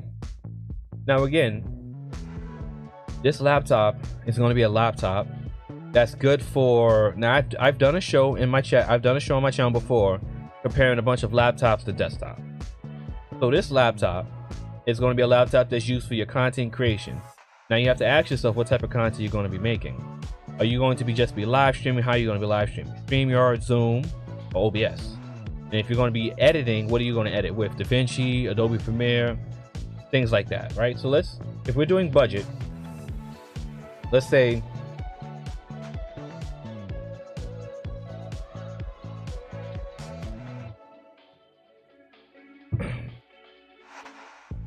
if you're doing budget, let's say Silva, I need a better laptop, Grandmaster Troll, for example. I need a better laptop, but the only type of streaming I really do is like sometimes OBS and it's very light, or sometimes StreamYard. I said, all right, cool. Here's what we do. You come down here with that in mind, and your main focus is going to be 8 gigs of RAM,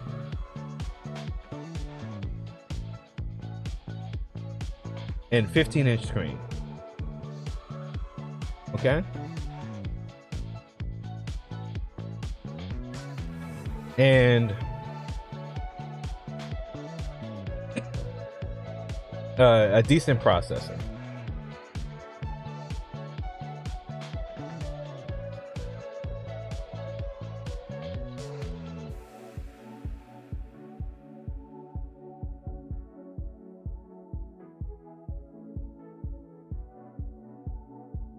There we go. Let's see.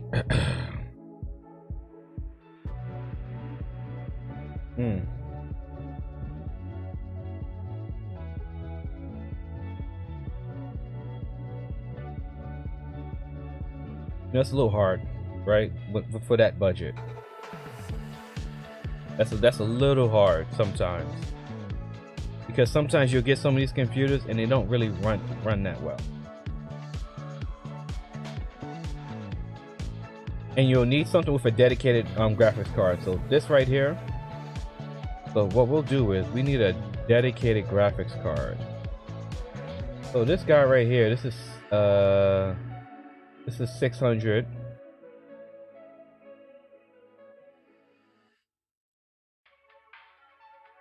This is 600, 700, 700,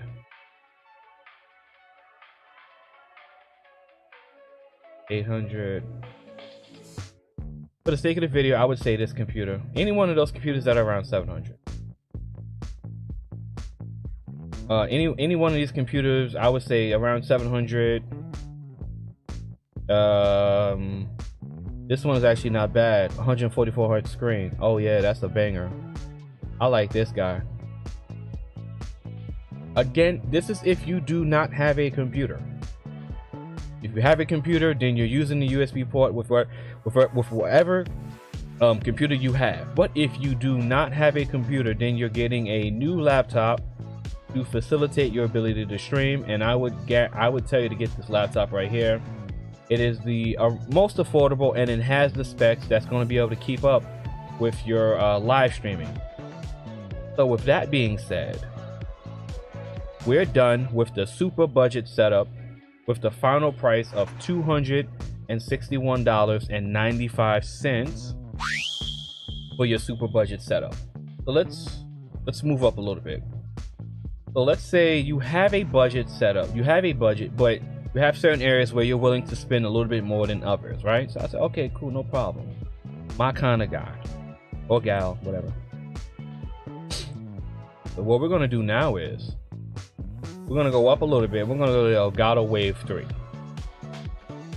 My mic, go-to mic that I try to tell people about USB mics.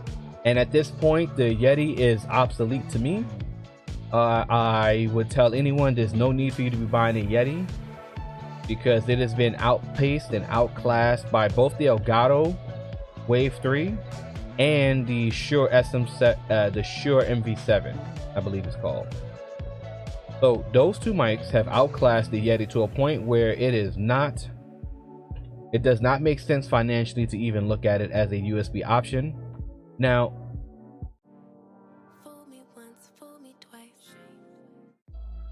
one of the biggest reasons why I would say get the Elgato Wave 3 is simply because of the software that comes with it for Elgato. Now, this software allows you to add EQ and change the way the mic sounds drastically as if you were using a EQ on a mixer or on a filter for OBS. So with that, I would definitely tell you to get this mic as your mic for a slightly better budget build, right? And you can get a pop filter on this, but I wouldn't I don't know too much about the pop filter for this guy, to be honest with you. Let me see what we got. So we're gonna add this pop filter here. Yeah, that pop filter is $30. Well, I'll see what the final price is, and I'll take it off and see if let you know if you need it or not. So I'm gonna delete this. Now we can keep, again, this build now is going towards if you have a desktop computer, right? So if you got a desktop or a laptop, again, you may or may not need the Anchor 4-port USB hub, right? So I'm gonna keep this on majority of the other setups because it's a useful device to have for any type of setup, no matter what you're doing, because it gives you the flexibility to use more devices. Now we're gonna come to the headphones, and I'm actually gonna keep the headphones on this for this setup as well, because they're still reasonably priced and they give you a great quality and performance. All right, so we're gonna keep these headphones here. I'm gonna keep the lights as well because they're cheap and they're very effective, and we're not even at the level to get to the Elgato Wave, the Elgato key light yet. So we're gonna keep this. We're gonna keep this light. Again, the webcam is amazing at this price point as well. The C920. Again, you can interchange this with the C920 or the 22, but at this point, I would just tell you to get the C920 and leave it at that until you want to go get a camera. All right. So, or the Brio, and we'll get to the point where we talk about the Brio. So right now, I'll say keep the C920, and we're gonna dump the Ryzen. So, Campus Supreme, Silva did a stream last week going over laptops. Check that stream out; it will be very helpful. Yeah, absolutely. That stream that I did a week or so ago went over all kinds of laptops for different price points. All the links are in the chat room. You can skip through the video if you want. I put laptops from $2,000 to $500-$600 on that live stream. So it's very informational. All the links for that live stream are in the chat room for all those different laptops. So well, a little bit higher, we went $384. Now, there's a lot more to the setup than just the little equipment and stuff like that. Again, so a slightly better budget setup would include the Elgato Wave 3 mic with the pop filter included, the Anchor USB port, the headphones, the two lights, and the webcam. So let's up the ante now. Let's say this. So let's say, okay, well, Silva, I want to do a little mid-range, but I have a flexible budget, right? So, all right, cool, my man. The first thing that we're gonna do is we're gonna get rid of this. I'm gonna tell you why. So we got a flexible budget now. Let me show where we're going now with this.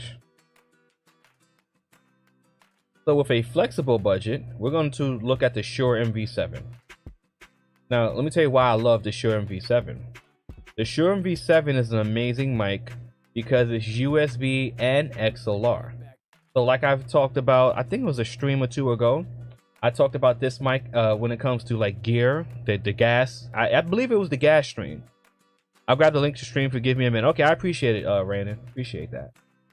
So the Shure MV7 allows you to have the flexibility of upgrading in different directions. So because the Shure MV7 is a USB XLR hybrid mic, you can in the future upgrade that with a audio interface, and that's what we're going to do. So you say, I got a mid-range, I got a flexible budget mid-range. So what I'm gonna tell you is go ahead and get this Shure MV7. Amazing sound profile, great audio, allows you to edit the audio, has a great sound signature, amazing mic. Right, so we're gonna come here, and now we're gonna say, okay, so since you get this mic, I'm just gonna go ahead and tell you, since you have a flexible budget, just get the audio interface called a day, right? We're gonna get to the Focusrite Scarlett. Now, here's the funny part. You don't always have to get the Focusrite to begin with, right? There's other options that are around the price range or cheaper. This is the good part now. So shout out to Random Woman. This is the laptop stream.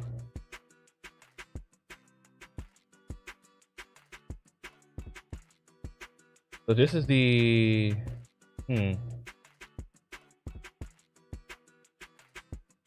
okay, this should be pinned. So this is the laptop stream. So here's the thing with the audio interfaces, right? You don't always have to get the Scarlett Solo. You can get the PreSonus audio box, which is $99, and then there's even a cheaper one. See, now here's the thing now. If you're streaming by yourself, you do not need 2 inputs. Where is the M Audio? There we go. So we got the M Audio. Let's look at the outputs.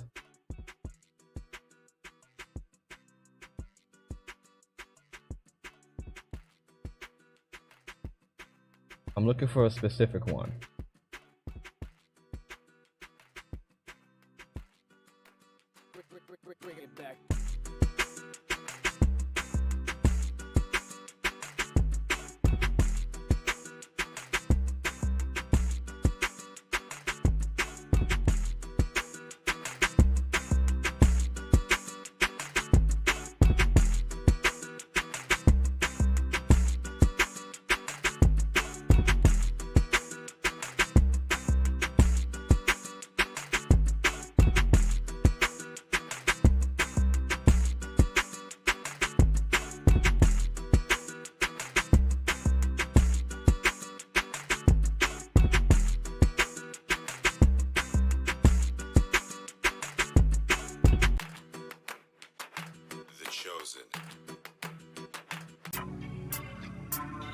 Okay.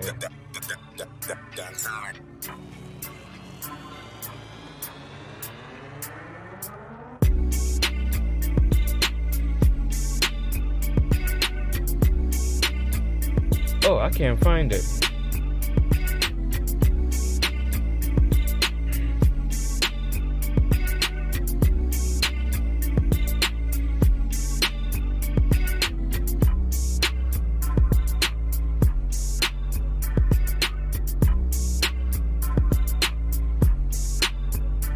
Okay, I cannot find it.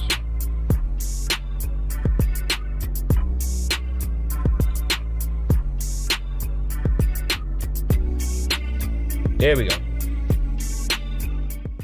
This is the one I want. This is the one I was looking for. So this is the M Audio M-Track Solo USB audio interface. I like this because it takes solo to the next level because it only has one input here, and that's all you need for a solo podcasting, live streaming, and recording of your audio. And you are saving a shit ton of money at only $49 for this interface. So this is a major go for me. I would definitely tell you to go ahead and get this with the Shure MV7. You are cutting in some of the cost of upgrading to such a high quality mic, compensating that for getting a single USB audio interface for that mic, and you are good to go. So let's go ahead and we're going to drop that into the chat. I mean, the price point is just amazing for this guy right here, man. Such an amazing price point. Only $49. We're gonna go ahead and add this to the cart. So I'm gonna keep in the MV7, the Anchor port. I'm just gonna keep that in because that's always gonna be helpful for your setup. We got the headphones. Now again, this is where we're gonna change the headphones, right? So let's come here and let's upgrade these a little bit. Where's the Sony's at?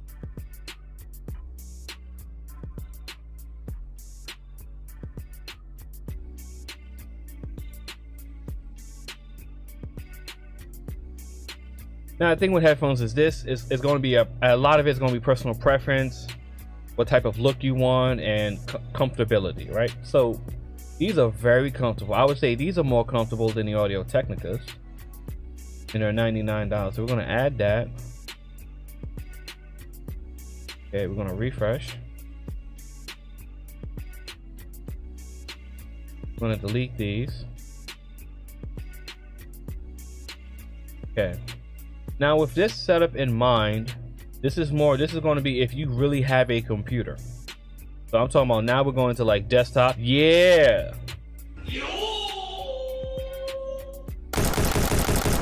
Shout out to Sneed. The goat is in the building. I appreciate you for pulling up. So I'm always going to tell you to keep the Anchor 4 port. We got the newer. I'm going to tell you to keep the newer, but let's come back to the webcam, okay? So, I mean, if you get one 1080p webcam, the only other option is going to be to get an actual camera, right? So we're not going to get to that level yet. So the Logitech makes it through another round.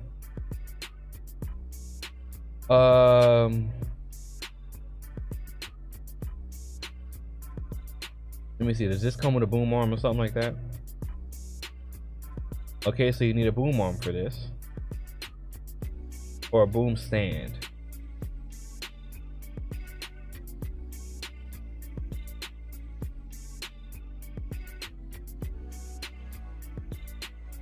Okay, so since this is the flexible build, here's what I'm gonna tell you about a boom arm. No matter what you think, you cooking, yeah, man. You cooking over here on this tech shit. So, oh, they go to Siren Mini. They go to Siren Mini. Clown nose pop filter right there.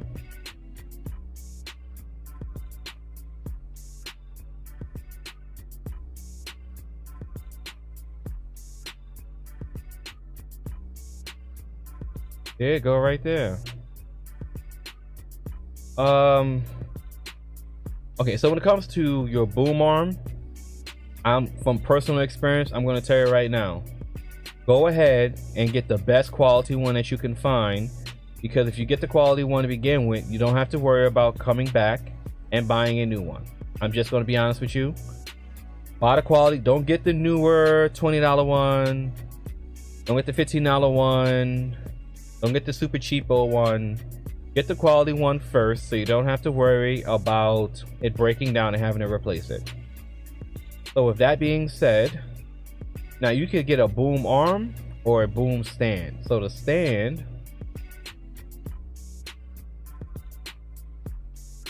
just get the boom arm. All right.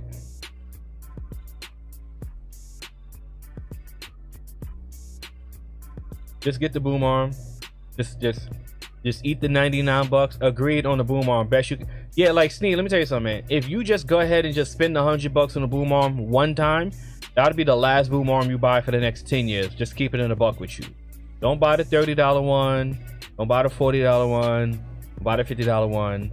Buy a $100 boom arm. There's only two boom arms that you should look at when it comes to buying a boom arm. It's the Blue Compass or the Rodecaster Pro, whatever it's called, right? I have this one. This boom arm changed my life. This is such a great boom arm. So great to use. Fluid head. Ease of use. Looks great on stream. Works like a dream. Easy to assemble, to set up the clamp. Set it and forget it type of thing.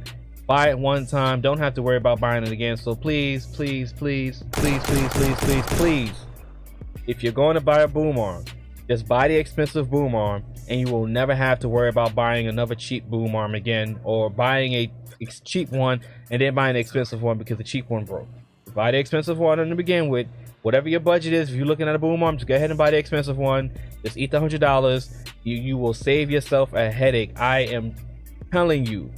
I bought a cheap newer boom arm. That shit was leaning like a crackhead. It was so annoying. I'm letting you know.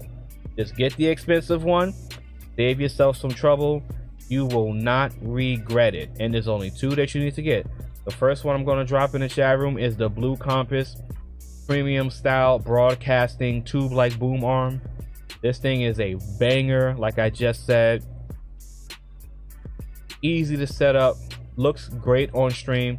Really, when it came down to this boom arm over the Rode one, I just like the way this one looked on stream better. So there's that one. And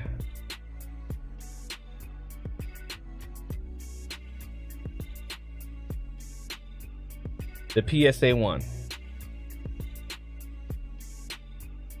Price gouge, out of stock. There we go. So you see, out of stock, PSA one. So just get the Blue Compass. I put my name to that.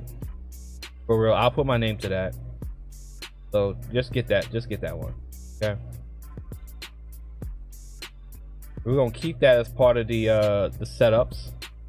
We're gonna keep that as part of the setups.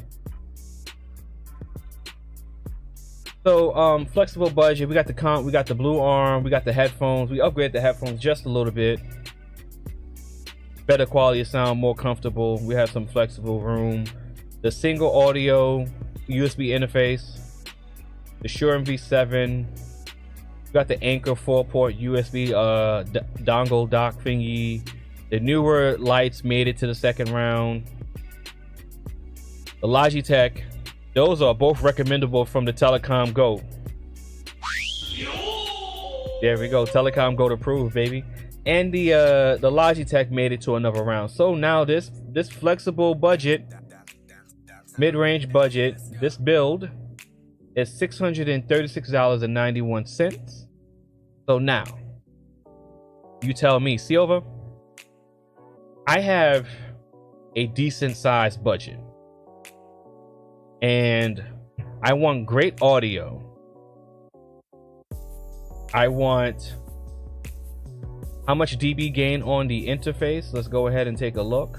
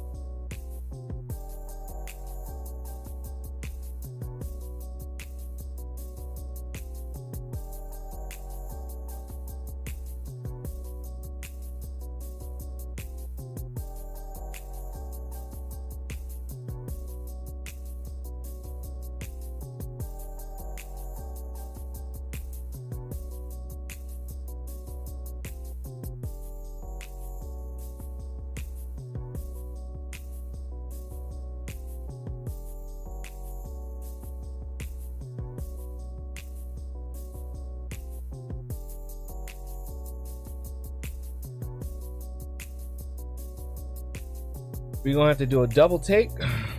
That is a great question from Sneed. Let me pull this bad boy up on another website real quick.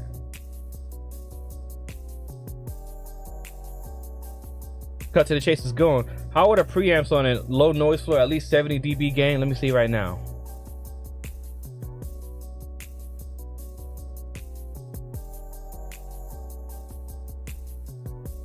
Cut to the chase. What's going on?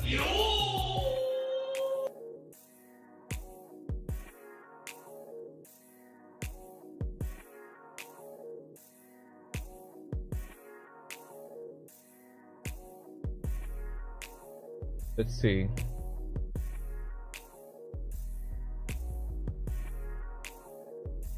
That's not the website that I wanted.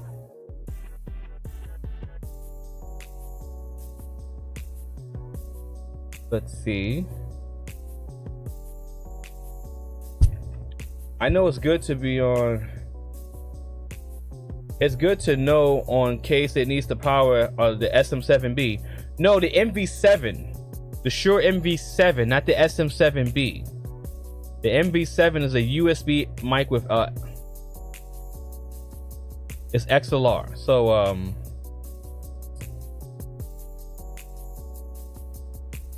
okay, let me lower my audio bit rate because now the computer is telling me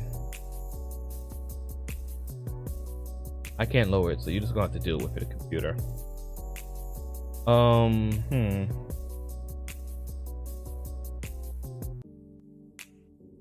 The mic we got is the MV7. Yeah, no way. Yeah. No way I would tell you to get a SM7B with that audio interface. No way. That'll be me setting you up for failure, man. You feel me? Yeah, so this is good. This is good. So now we get to have a little fun. Say, okay, now, Silva, I have a better budget. I can buy the quality equipment that I need. I want to live stream, do OBS, StreamYard, Zoom, invite people onto the panels, the whole 9 yard. But I don't need a mixer though. So I don't need a mixer, but I just need a couple of those things. I say bet, right? And I said, what about the camera stuff? What you need for webcam? I'm not too sure if I want to do the cam link with a DSLR camera right now. So I'm up to getting a decent webcam, a little bit better than the C920. That. So here's what we're gonna do now. So this part of the build is fun. So now we got the blue compass. We're gonna leave this here. So now the build is gonna get more expensive. We're gonna leave these headphones here. The first thing I'm gonna change out is the mic. So click this. Now, this is the question. Do you have a room treated? Do you have a room that's treated? Or do you have a room that has a lot of noise? For the sake of the conversation, I have a room that is noisy. So we look at a dynamic microphone.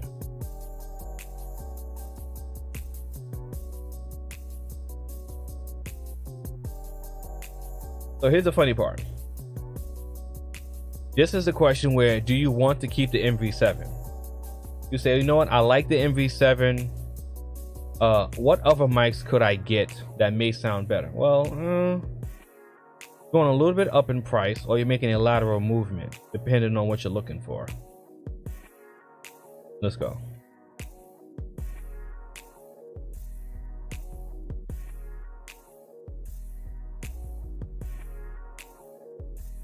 You got the Rode Procaster. The Rode Procaster has a... I'm trying to remember, because I know the RE320 has the muffled sound. If I'm not mistaken, I believe the Rode Procaster sounds a little bit similar to the RE320, if I'm not mistaken. I'm a little foggy on the Procaster. I have to be honest with you. I would tell you this. If you don't want the Shure MV7, which is still going to be a great option, I would say go ahead and get the Procaster, right? So we're going to add the Procaster, and it's a little bit cheaper. And it's a more dedicated XLR mic. The vocal is a dynamic microphone. I'm going to tell you, go ahead and get the Procaster.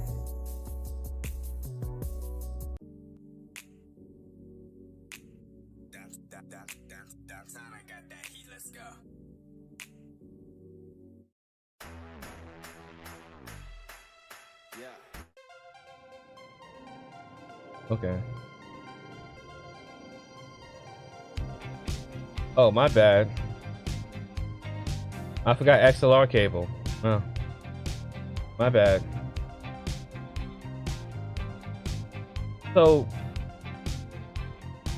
we got the Rode Procaster, we got the boom arm still in the building. Here's the issue I think with this thing right here.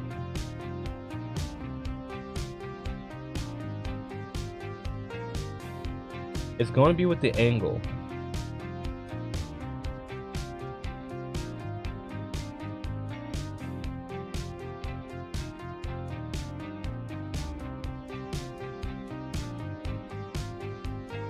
You're going to need that shock mount.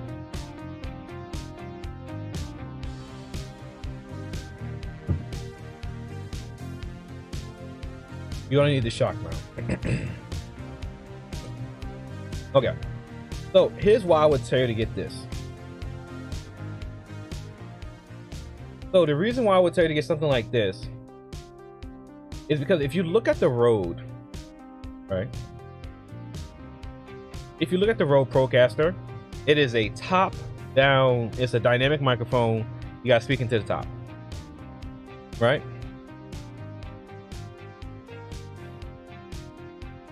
And the boom arm, see, here you go, perfect example. So the boom arm that we're getting, it's gonna go like this. And you need a shock mount that has the screw mount so that you can talk into it like this. Okay? So if you're buying the mic by itself, you gotta buy the shock mount to hold the mic like this so you can speak into the top of it. That's why you need something like this. So I'm saying now you get the Rode Procaster with the pop filter included. You get the whole package, $58. You add that to the cart. Come on, let me see what the damage is.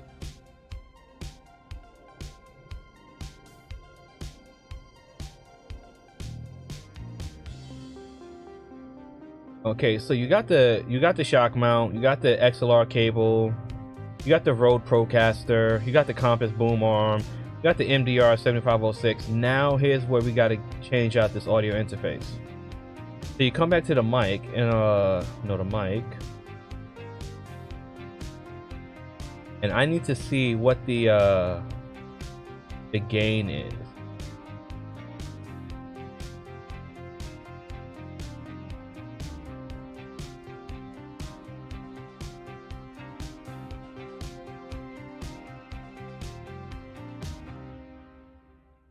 Okay, so you just need a mic. You just need a mixer or a interface with good preamps. So what we're gonna do is we're gonna go ahead and we're just gonna junk this now. We're gonna get rid of this. I'm gonna keep this in here because this is always gonna be a good part of your setup. Always, that's a staple. The lights are a staple unless you want to get the more expensive lights. Okay.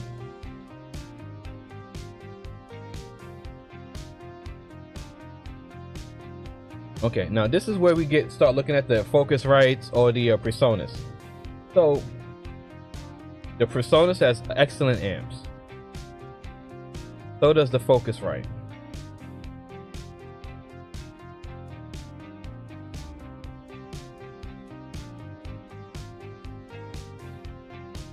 Where's the Steinberg UR12? The Steinberg UR12, excellent amps as well too. That's my interface that I've used for many years.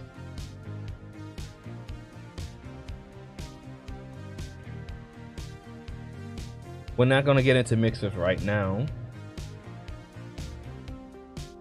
The Mackie is also a great one. So what we're going to do is we're just going to go ahead and go with the Focusrite. We're going to go with this guy right here. Let me just take a look at the preamps.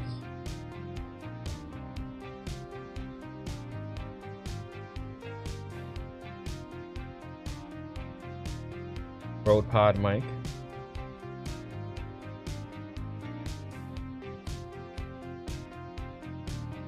There we go. Good enough. 119. Okay. Come back to the cart.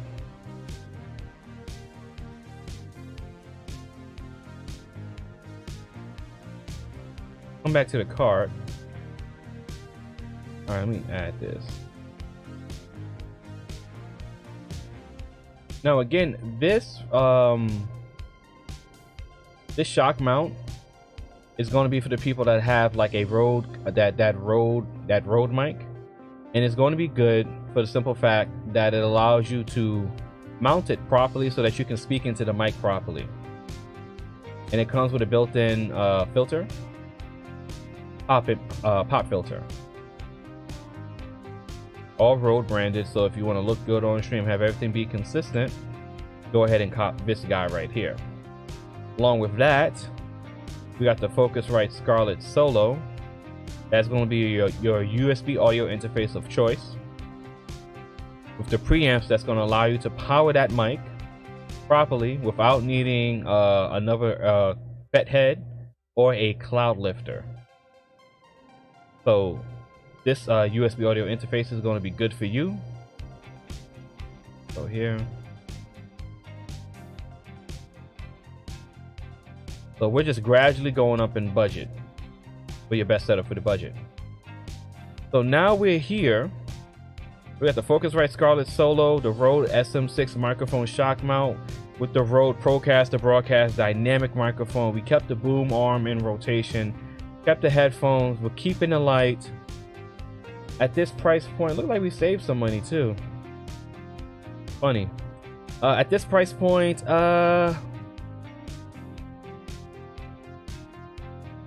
let's just go ahead and get a better webcam, okay? Now again, I would never normally tell you to get a expensive webcam unless you truly just wanted a webcam, right? And you did not want a DSLR camera with an additional cam link, right? So the next setup is going to include that. So the top tier webcam, 200 and above, I'm going to go ahead and recommend the Logitech Brio. I'm not going to recommend the AverMedia, even though the AverMedia has good plug-and-play capabilities with USB Type-C. I use the Brio. When you add the light that you need to the Brio looks freaking amazing. I'm not even going to add in the Razer, Kyo, whatever other gaming company webcam we have. The Logitech Brio does 4K 30 amazingly. Then it does 1080p 60 frames per second amazingly. So with that being said, you can do 1080p crispy 60 frames per second, or you can do 4K 30 frames per second. Make sure your lighting is good, which is why we kept the newer lights in rotation, right? So I will tell you to get the Logitech Brio if you really want a top quality webcam and you're not yet ready for the DSLR cam link combo, okay? Once we're done with this part of the setup, we're going to go into that level of the cam link setup. So for your higher budget but not super expensive, we got the Logitech Brio as our upgraded webcam. The C920 did not make the cut. The Focusrite Scarlett Solo 3rd Gen USB audio interface. The Rode SM6 microphone shock mount for my dynamic people. Again, if you have a room that's treated, just swap this out for whatever condenser microphone that you want simply, and you'll save probably $60. The XLR cable is going to stay for the remainder of the live stream. The Blue Compass is going to stay for the remainder of the live stream. For the sake of not having to go into more headphones, the Sony MDR 7506. Did I drop those in the chat room? No. These Sony headphones are going to stay in the remainder of the live stream because I don't want to keep telling people about different types of headphones.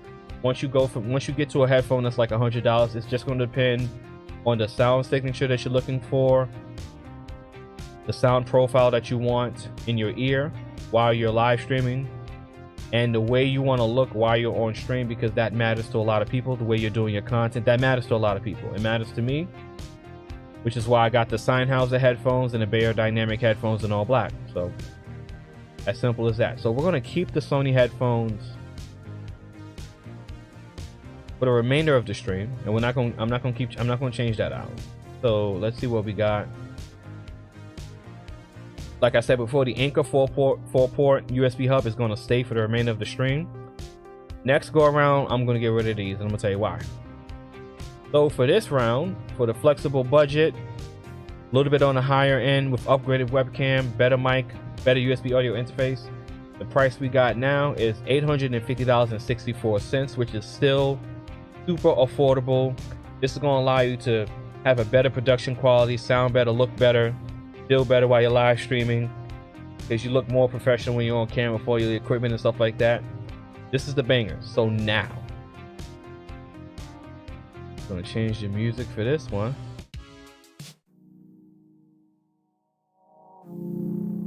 Oof, missed my part right here. Ladies and gentlemen, if you're new to the stream, my name is TubeBuddy Technician, and we're going over the best budgets, the best setup for your budget.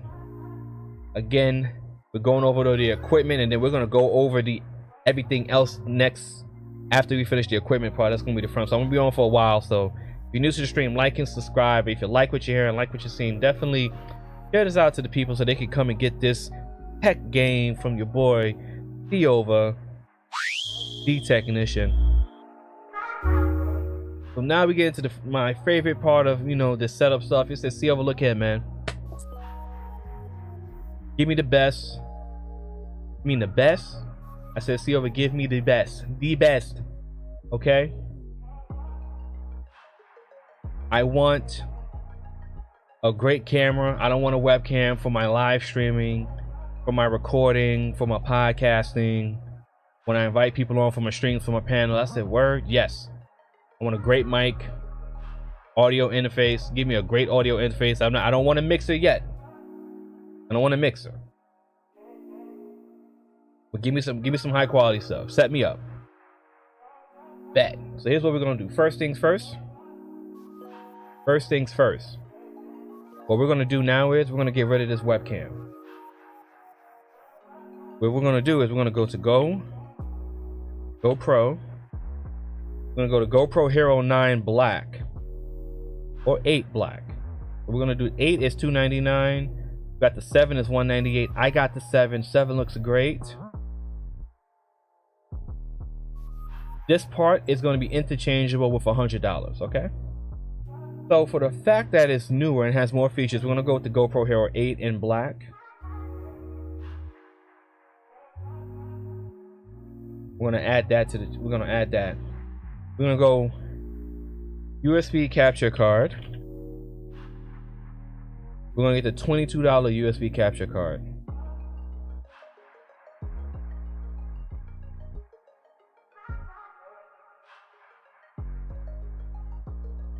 We're gonna get this USB capture card for $20. Works for the GoPro, for the camera perfectly. The only thing is it's not going to be super smooth, but again, if you said that you don't care about the super smoothness, but you want a good quality one, then we're gonna get this right. We're gonna get this guy right here. Okay. So this capture card works just as well as the Cam Link. It works a little bit better in my opinion because you don't have to do too many hacks for the Cam Link, to be honest with you. And it's only $20. So unlike the Cam Link that breaks down, that can break and it's $150, this guy right here is only $20 and it's a good to go. The GoPro Hero 8 Black, it will be an excellent stream camera for the price. For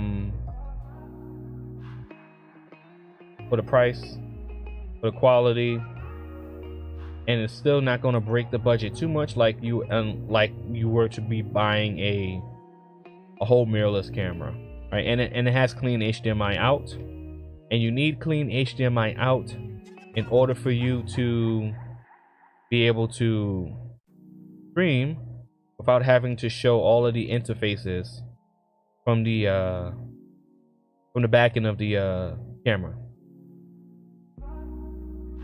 1 second. So these two will be a major upgrade over any webcam that you think that you may want or need, and certified, approved by me, the Technician. Go ahead, click those links and check that out. So we upgraded your webcam drastically with the GoPro. Now we got the Focusrite Scarlett Solo. It's gonna make this round.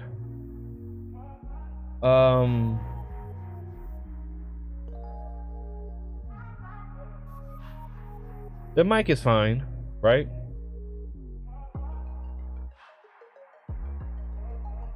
Yeah, you're fine with the interface. Again, dynamic condenser depends on what you want, really. Depends on what you want. Headphones, $99 and up. It's up to you. Up to you. Let's come to the lights now. Okay. Now we're gonna change these lights.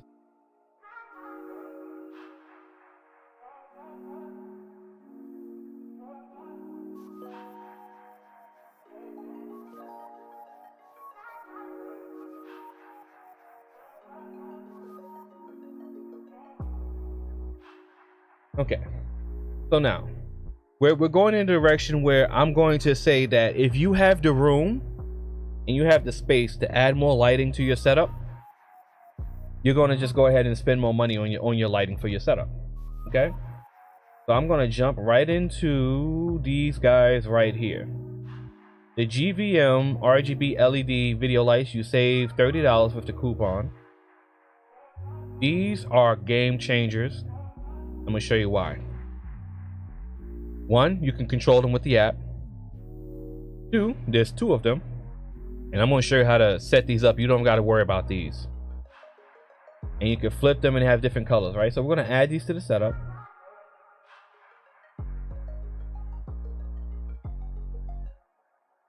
I'm going to add these to the setup, right? Now here's the hack. Here's the hack right here. What you can do is you get desk clamps.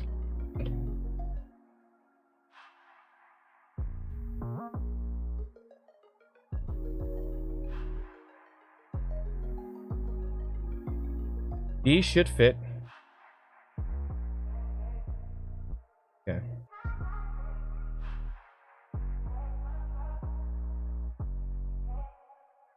I want the GVM lights though.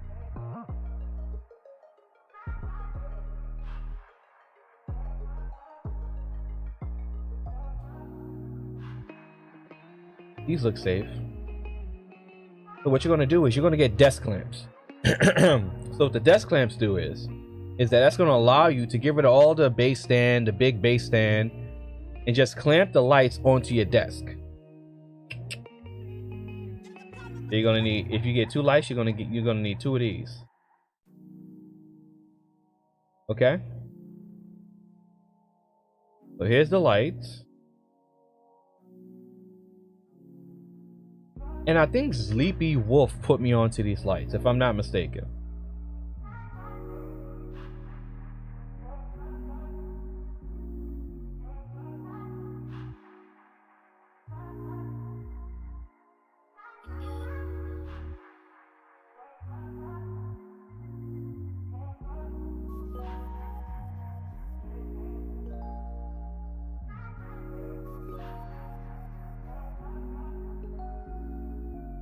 So these are the lights.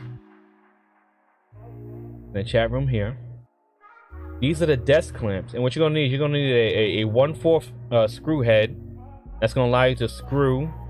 Hopefully, it should fit. Because these can screw off, and you just screw these onto the desk clamps. And you don't got to worry about the big base stands that are down here. So that's the hack. That's the setup hack that a lot of the top streamers and the top setup guys use when it comes to getting these high quality lights onto their setups without having to worry about the crazy base stands.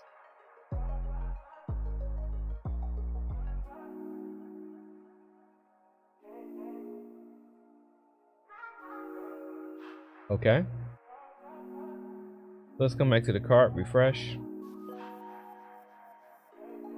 So for this round, we got the 2 C stands, clamp stands, 2 upgraded lights. We got the USB capture card for $20 because it's does just enough, just the same kind of damage as the Elgato Cam Link. We upgraded to the GoPro Hero 8. Yo, TK. Shout out to TK's Garage. I appreciate you for pulling up. Yeah, we're breaking down how to build the best setup for your budget. We came out the food stamp category, but now we're in the STEMI category. This is the STEMI category, so we already got upgraded to the GoPro Hero 8 Black, the $20 capture card, the video light, the 2 C clamps for the video light so they can clamp onto your desk. That is a setup hack. A lot of people don't mention that. We're keeping the Focusrite Scarlett. The next round, we're probably just going to get rid of it and get a mixer. Again, the mic is going to stay until we, the mic is just depending on what you need. your use case. The Rode Procaster for a lot of people it's gonna be fine. The STEMI category, yes sir. The Procaster, we're gonna keep the boom arm permanently in the rotation. Sony MDR is permanently in the rotation, and the Anchor 4-port USB 3.0 hub is permanently in the rotation because it's good for any type of setup. This total comes out to $1,256.60. This is your STEMI category, your $1,200 upgraded setup. You're gonna look extra crispy with this setup, no worries whatsoever. Now let's just have some fun. Now we're gonna have some fun. So now the expensive stuff comes in. These lights are gonna be a permanent stay. We're not even gonna look at the Elgato key lights because these are better, and you get two for the price of one. We're gonna get rid of this now, and we're just gonna go with the Cam Link because you want 60 frames per second, right? Because this just doesn't do 60 frames per second.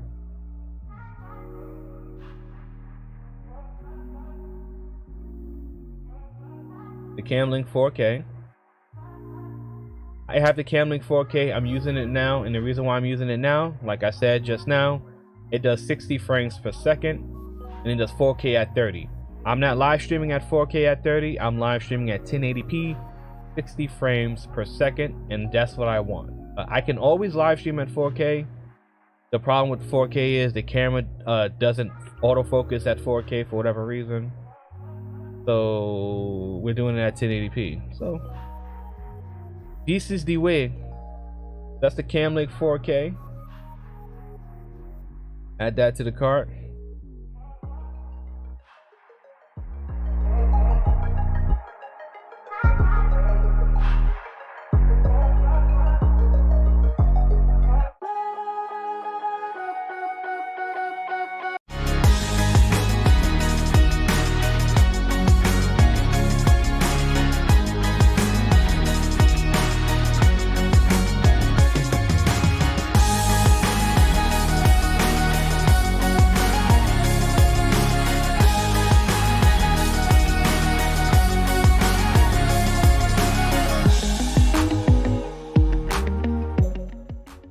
Okay,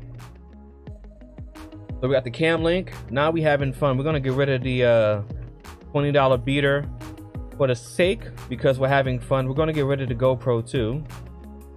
Now we're gonna get into the camera category, and I'm gonna go straight to the Canon. Let's see.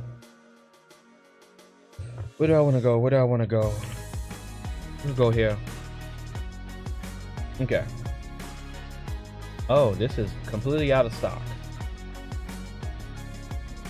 I'm gonna go.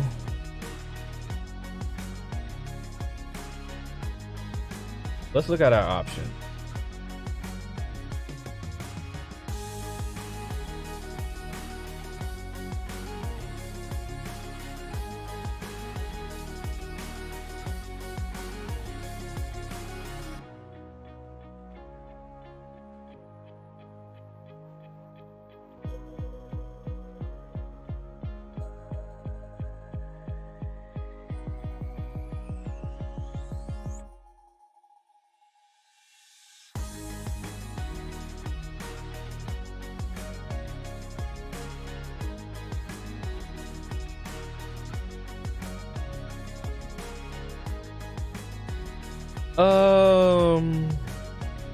Okay, so what I'm gonna do is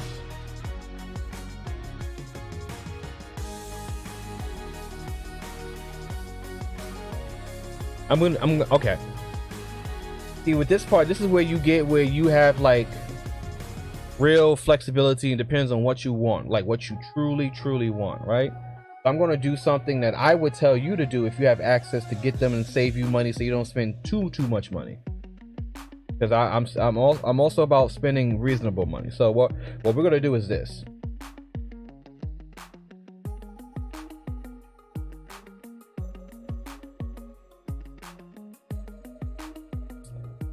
You know what? Let me see something. Because I'm going Sony. We're going Sony. We're definitely going Sony. We're not going Sony ZV-1. Even though the autofocusing is amazing on the ZV-1. I'll tell you that much. But I just want to tell you to get the camera that I got. It'll be a set it and forget it type of situation. Okay, let's just do this. All right. Get the camera that I have with the kit lens. Get the camera that I have with the kit lens. The A6400 is the camera that I have. Get this with the kit lens. Yeah, they're not even selling it with the body. 8, okay.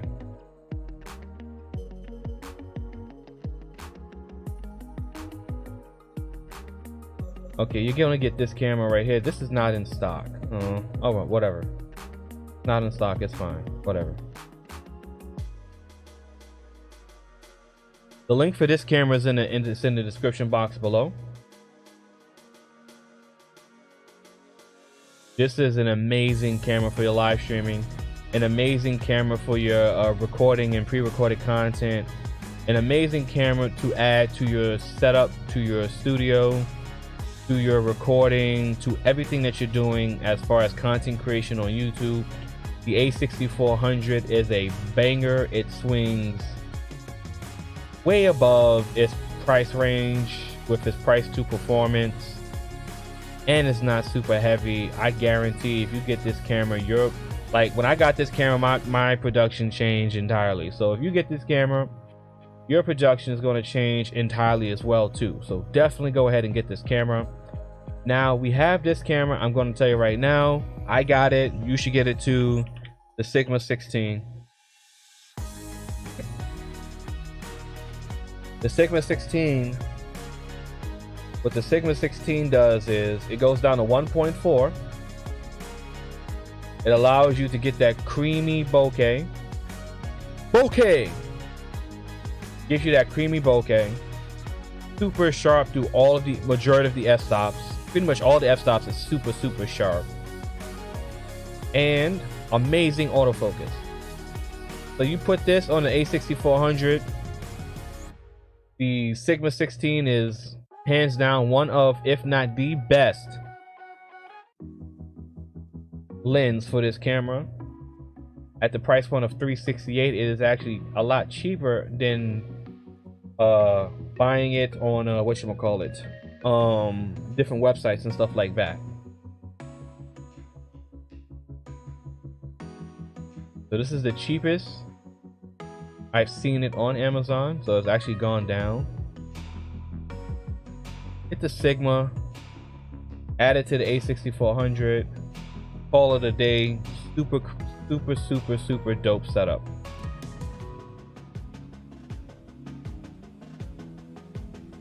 So now we're in the big baller category.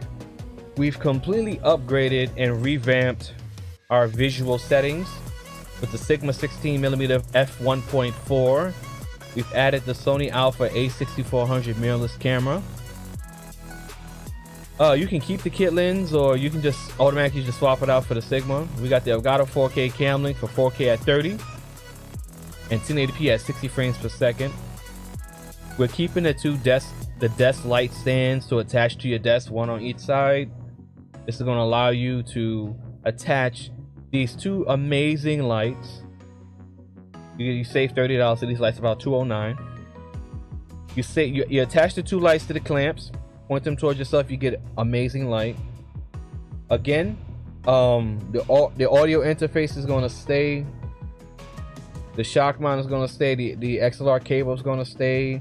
The Rode Procaster is going to stay.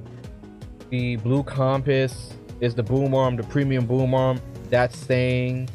The headphones is, once you get from $99 and up, truly just depends on your use case, the sound profile you want to have in your ears, and the way you want to look on stream. That's, at the end of the day, that's what that means. So if you don't, it just depends on you. The 4-port USB hub is going to be included because of how many USB devices that you're probably going to be connecting. But at this point now, this is where I remove this hub, because obviously you have a desktop computer for this, or you have a multiple computer setup for this. So we're out of the budget category looking at laptops and stuff like that. Let's see who we got in the chat room.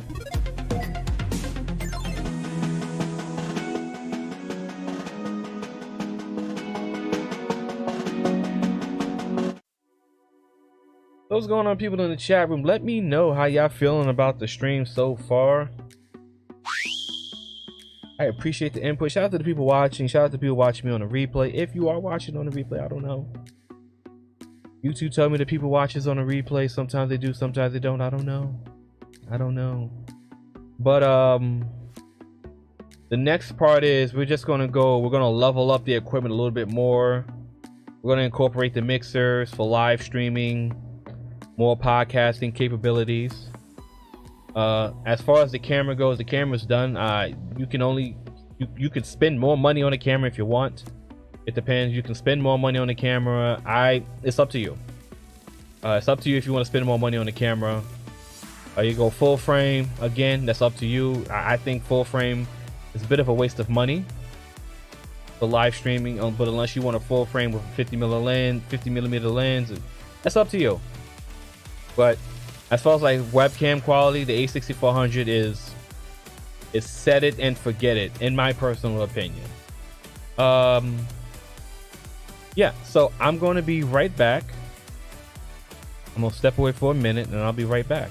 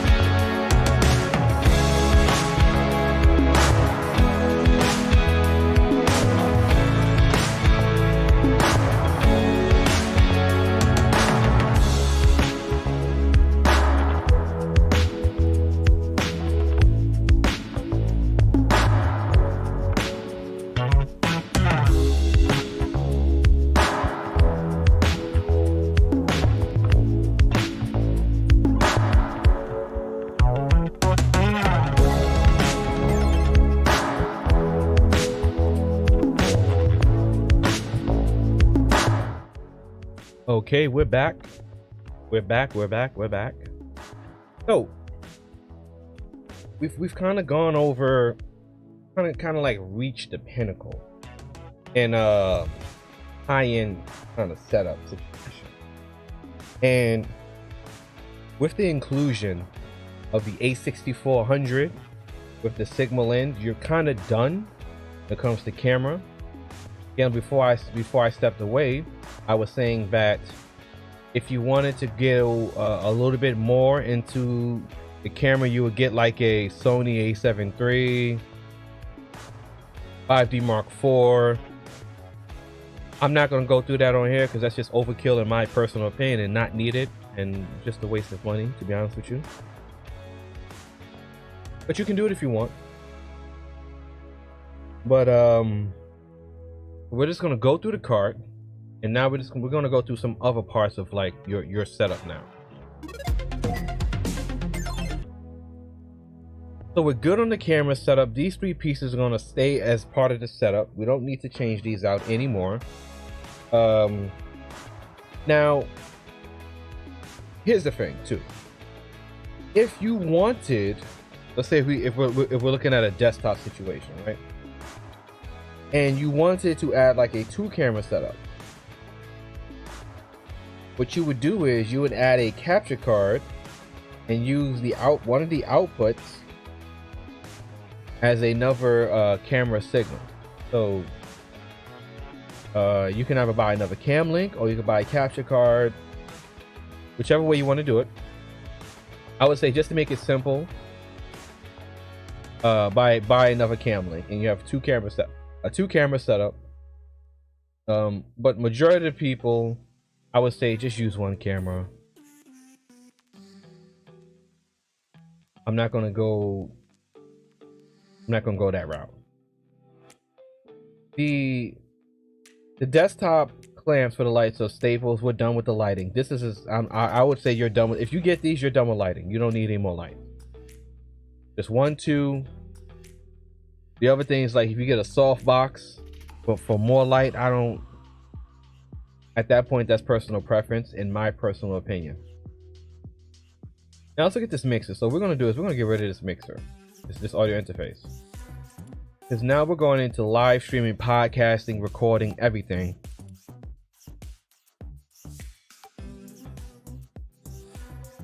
Gabe, what's going on, Gabe? Salute to Gabe, eh? I appreciate you for showing up. So podcasting, mixing, live streaming. You want to have the amazing crispy setup. Rode Podcaster Pro. I would say Go XLR. I have a Go XLR. I love it. It's a life-changing piece of equipment, and it is in stock. All right, Go XLR is back in stock, baby. Go with the Go XLR. Go XLR is in stock. Go XLR is in stock.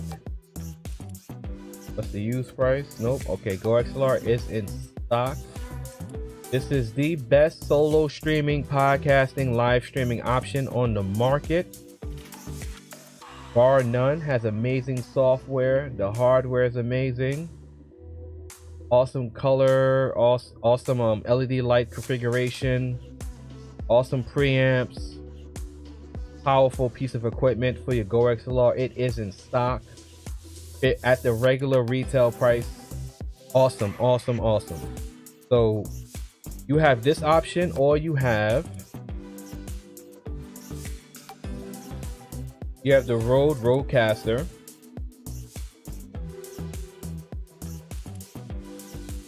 This is your mixer, USB audio interface, one-stop shop for content creation, live streaming, production.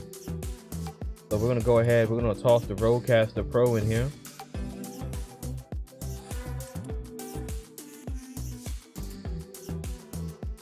What I'm gonna add to my cart is probably the Go XLR though.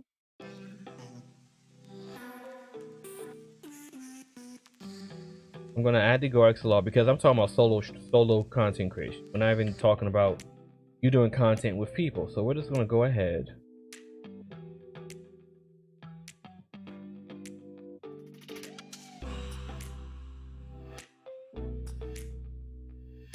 gonna go ahead and add the Go XLR card. Now, if you want to live stream, you got a lot going on. You want to switch transition scenes, audio signal sources, sound profiles, sound effects, video effects. You want a one-stop shop for content creation on your live stream and on your production and your editing workflow. You're getting a Elgato Stream Deck. $149.99. There are other alternatives to the Elgato Stream Deck, but if you're not worried about the price, you're getting the Elgato Stream Deck for $150. I don't use an Elgato Stream Deck because I don't have a use for it. My space is limited and I don't have room for more USB devices on my desk. I don't have room. So get what you need. But as I start to do more in OBS, I may have a need for a Stream Deck. And in that case, I will just use my tablet. This is the Elgato Stream Deck. You're using this to switch cameras. Do I want to add another camera? No. You're using this to switch scenes, audio sources, video effects, captures, everything. Anything you want to do to make your workflow for your editing or your live streaming, you're using this. We're going to add this to the cart. Now, the option is a loop deck. So the loop deck is a whoa.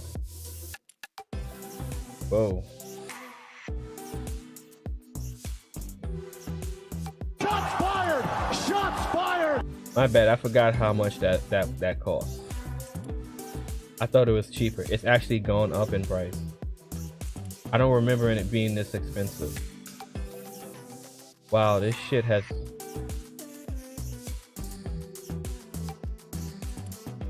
I don't remember it being this expensive. Interesting. Okay, that's out of the conversation. What else we got? Got the mix. Let's come to the card. Got the Go XLR. Got the Stream Deck. The camera combination. The lighting combination. The mic. Let's change the mic now. Now we can change the mic. I want to change the mic. Okay. I want to see condenser mics now. So let's go condenser. Let's go condenser microphones. I want to change the mic now. Okay. Let's just go 200 and up. All right. Ooh.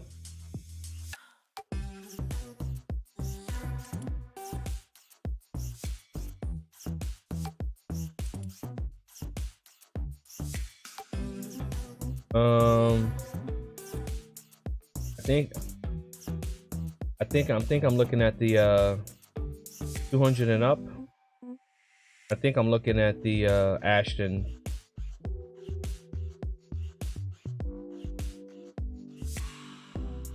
That's too much for this.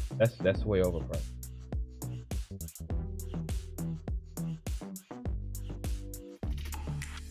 Ashton Spirit. Ashton Spirit. This comes. Oh, there we go, right here. Oh, that looks amazing. Can we get the Ashton Spirit without the special edition colors though?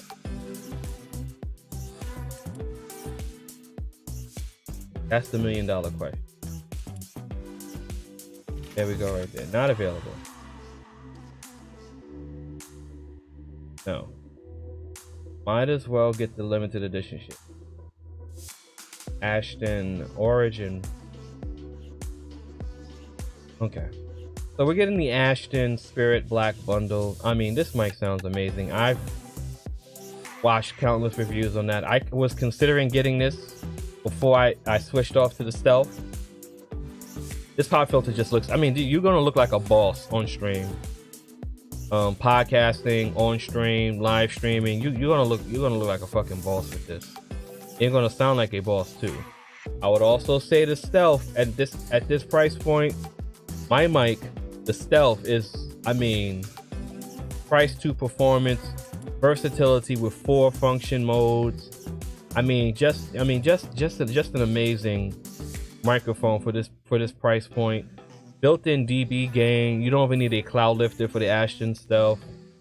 Quality cardioid / condenser microphone with a ribbon setting. I mean, we're talking about endless possibilities and abilities to change up how you do your content, how your audio sounds. I mean, limitless possibilities with the Ashton Stealth and its ability to switch your audio profile for whatever you feel like doing.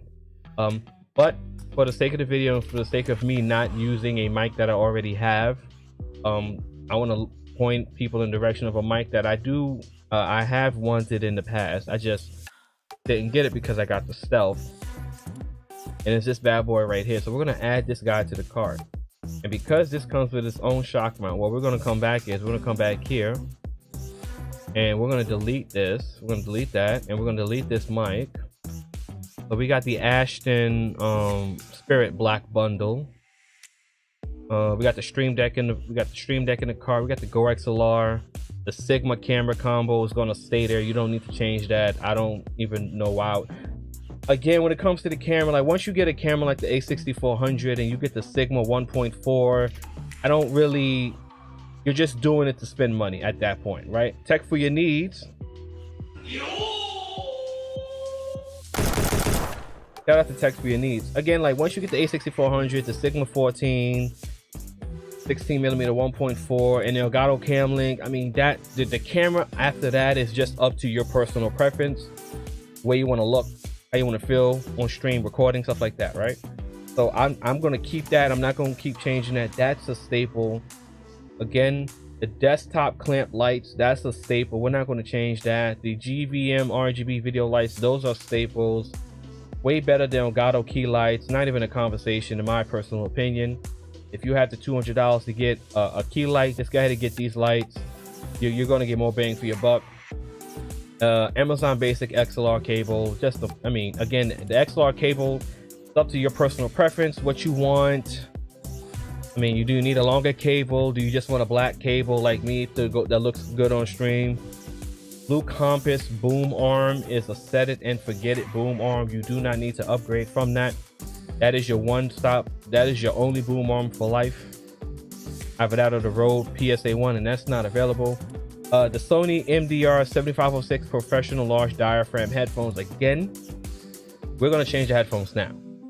But again, with the headphones, it's just personal preference. I wouldn't tell you to keep changing headphones.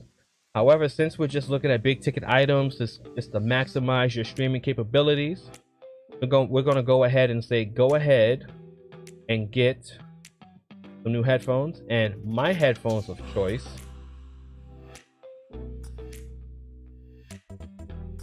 would be the Beyerdynamic DT990 Pros. You're going to want the 80 ohms. The 80 ohms is the power that it needs to power the headphones. Most audio interfaces have enough to power 80, maybe have enough to power 250, right? But you want the 80 so you can get the power that you want. I'm going to add these to the cart. Again, with these headphones, let's break these headphones down again. Why I would say for your big budget setup, right? So first of all, they're open back. So what happens with open back headphones is that the sound leaves the headphones and it surrounds your head. It surrounds your ears and your head, and it gives a more open, airy soundstage. Now, the reason why you see a lot of gamer streamers, for FPS shooter streamers, use these headphones is because it allows them to hear. They get a better presence of the sound of footsteps and things in the distance than they would if the headphones were closed back. Because then the closed back headphones, none of the sound is seeping out and all of the sound is coming back into the head, into your ears, to create a more enclosed soundstage, enclosed sound experience. Again, personal preference.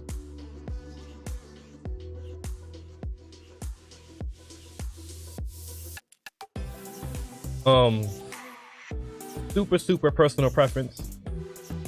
Reason why most of my headphones are open back is because I've used closed back for many years, so I kind of just like the feeling of open back now. But again, personal preference.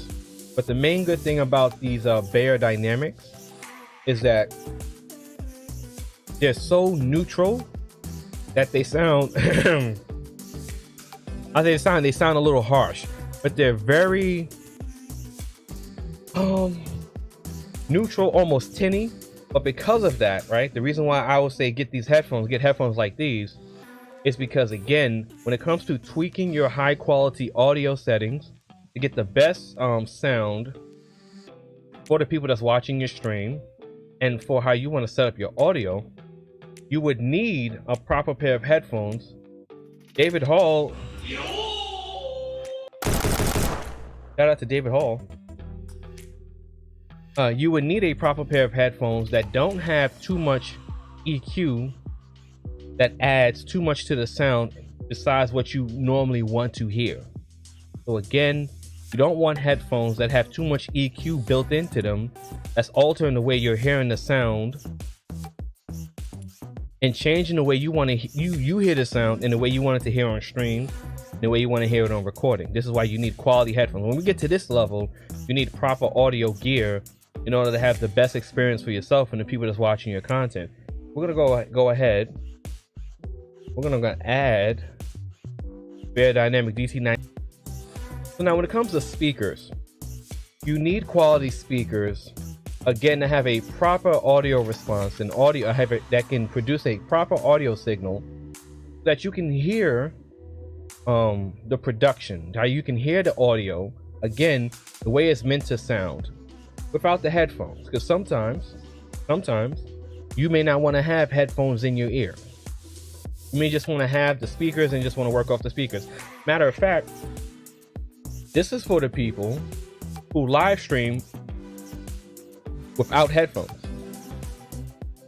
So for the people who live stream without headphones, this is exactly where the direction that you're going in now. So there's a lot of people that live stream where they have pretty much the entire setup, but they just don't have headphones on because they like to play the music through the speaker. For whatever reason, that's how people stream. Some people stream like that. So with that being said, you're not really focusing too much on the headphones. You still have headphones because, again, if you want to edit, you may want to have headphones on when you edit. But if you want to edit without headphones, you're going to need quality audio studio monitors that can reproduce the sound the way it was meant to sound when you recorded it on your camera, and the way it was meant to sound when you streamed it and recorded from your live stream. Okay, so again, we're not looking at $20 studio. We're not looking at $20 USB speakers. We're looking at decent, high quality speakers that have a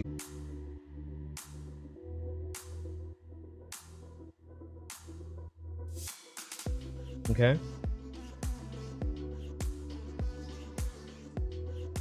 These are amazing. And again, guys, if you're new to the stream, my name is C over the Technician, and we're going over how to build the best setup based on your budget. We've already gone through the lower tier budget. Now we're just going to the higher tier and the premier budget setups now. Still, depending on what your budget is and how much you really want to spend. Not endlessly spending money too. So everything is still reasonable, within reason, based on use case, need, scenario. Next up, now we're just going to add another camera now. I'm going to tell you why. It's just really going to depend on, I'm going to show you the speakers that I got though.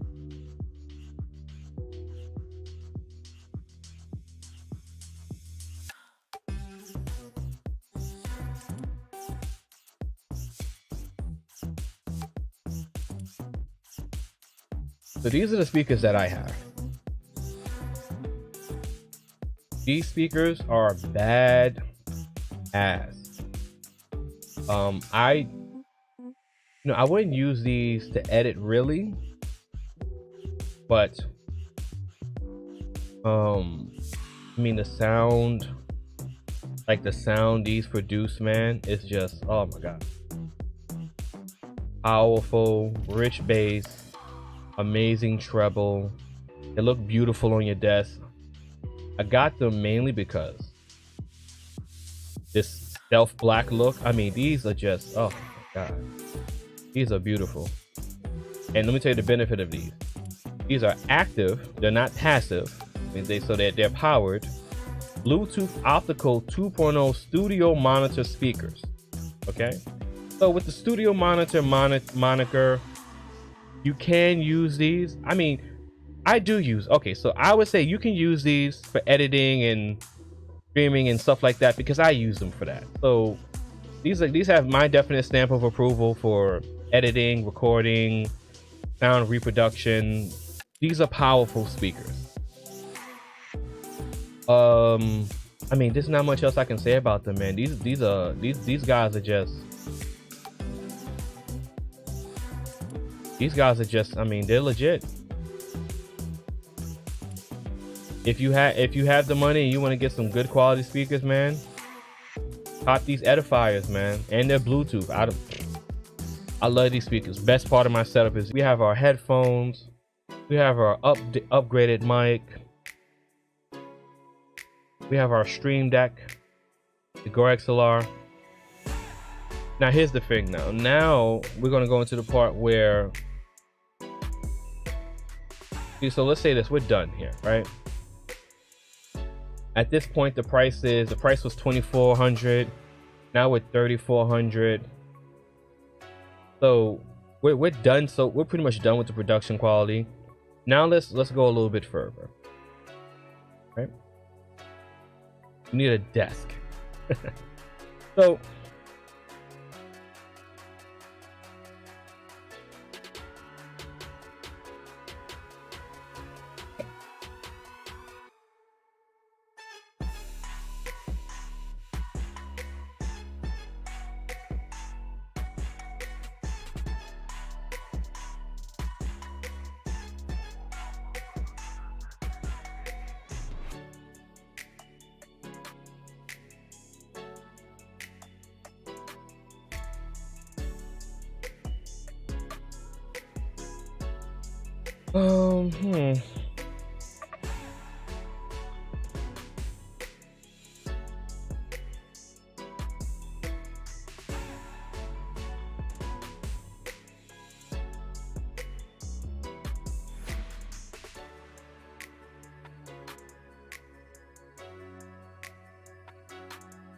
I don't know. I don't think I want to. I'll come back to that. I don't think I want to go that route right now. So, got the Stream Deck. So let's say for the people that watch, I got something for you. So the people that watch Donovan Sharp, how does he do that? Right? He has the camera moving. I'm gonna show you what that is.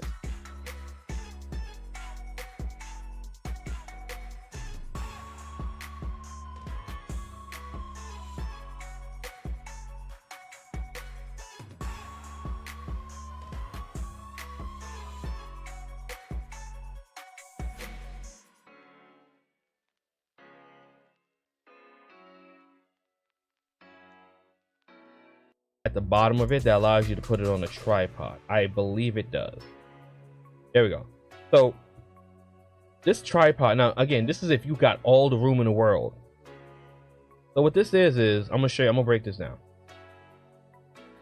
So what you're doing is we're gonna add this because we're gonna add our camera to this.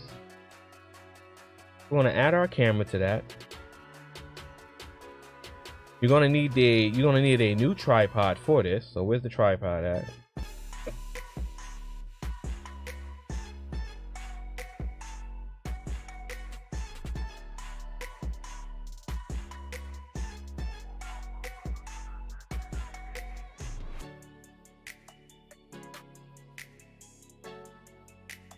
Now, I have this. I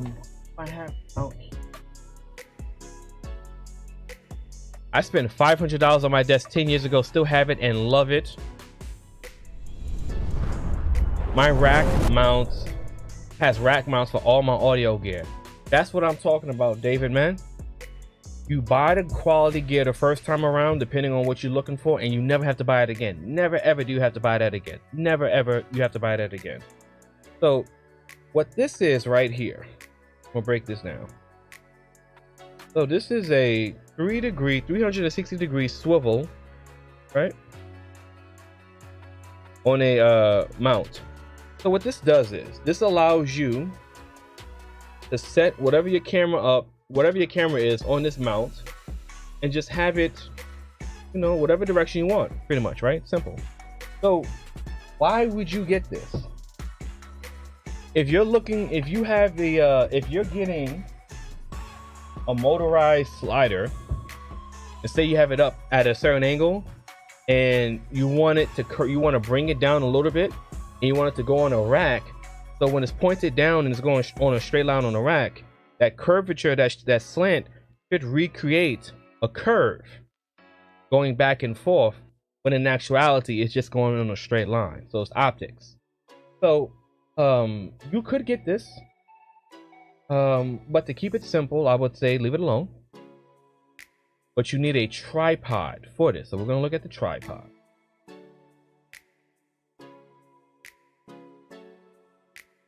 You need a thick tripod. You don't need a there we go.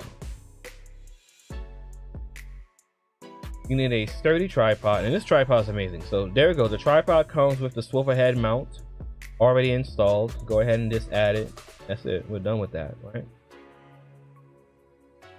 So what this does is this is going to allow you to put the slider on the tripod, tilt it at an angle. It's motorized, so you program it, it's going to come back and forth. It's going to come back and forth like this while you're streaming.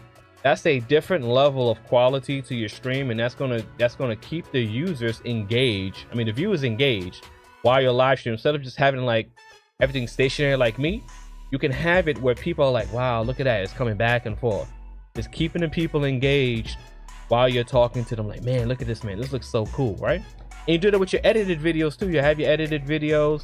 A guy that I follow named Activator, he does this too. He has it going back and forth, back and forth, back and forth, and it keeps you engaged, right? It looks amazing. So this is a dope, expensive setup edition, but if you can do it, if you got the room and you got the finances to afford it, go ahead and knock this out. Yori, shout out to the bro Yori. So what added, so that this is like for the people who know Donovan Sharp, this is your Donovan Sharp type of situation now that we done added to the setup, right? So here's the thing now. So let's say we're just going to simply just do this, right? To save yourself a headache, right? You have the one main camera on the slider mount, right? Then you want to have another camera to switch the camera to, which may be a closer up, maybe a camera that's closer up, right? So what we'll do is this.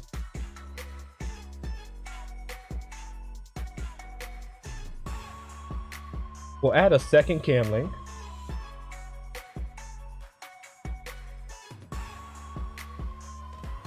Still got a little bit more in there.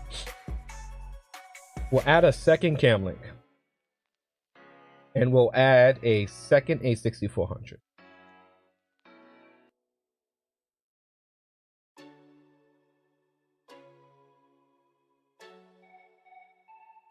Okay, so I have to add another camera. All right. Let's do your B cam. I want to keep them in the same realm of things.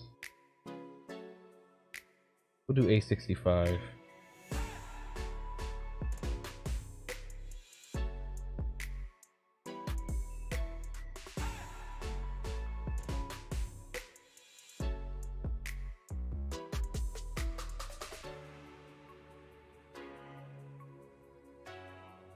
Yeah, we'll just do another we'll do an A66, which has this image stabilization.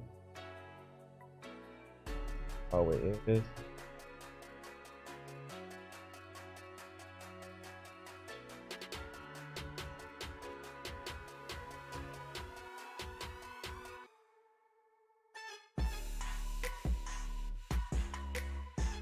Let's take a look at the G7.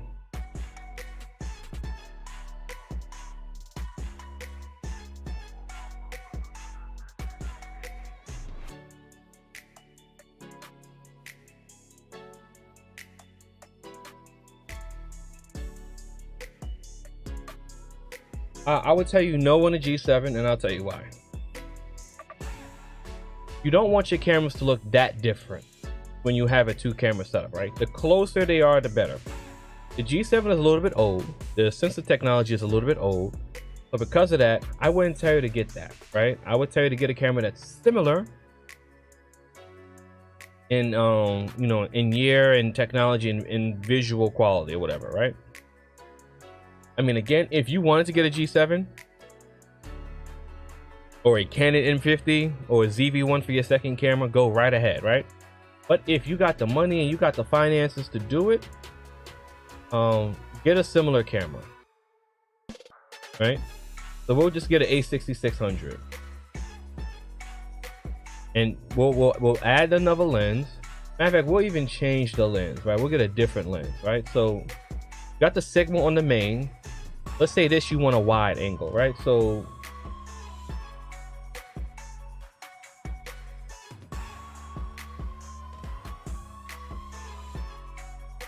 I'm trying to think.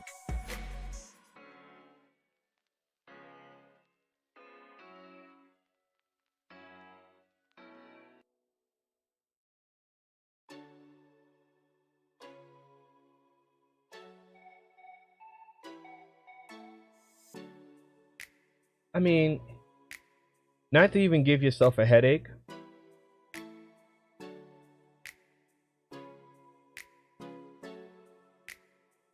Let's just, okay. For the hell of it, your second camera has, no, that don't even make any sense. That don't make any sense. Just use another Sigma. Yeah, that don't even make any sense. Yeah, like Tech for Your Needs said, image quality is going to be the same if you use 2 of the same cameras, or close cameras in technology and year, right? If you have a Sony and a Canon, but they're both the same year, image quality is going to be similar compared to a Panasonic that's like 3 or 4 years old. I mean, at this point, right? We're just going balls to the wall. I mean, if you really wanted the second camera to have a drastically different look, right, what you would do is, instead of getting a second Sigma, what you would do for your secondary camera is that you would get a super wide angle so you can have a variation of shots and switches for your camera angle, right? And I mean, if you got the 6600, and I mean, you know, so we're gonna add the 10-18 f.no. And that's the problem with this, is f.4. Okay, you know what? Here's the reason why it doesn't matter with f.4. Because you have the lighting. So you have enough lighting where it's not going to matter too much. You have the lighting where it's not going to matter too much on the f-stop, because the super wide is going to be a crispy, sharp shot, and you're going to have a varying different. You're going to have a very different flow from the different cameras. So the Sigma is going to be sharp in front, blurred in the background.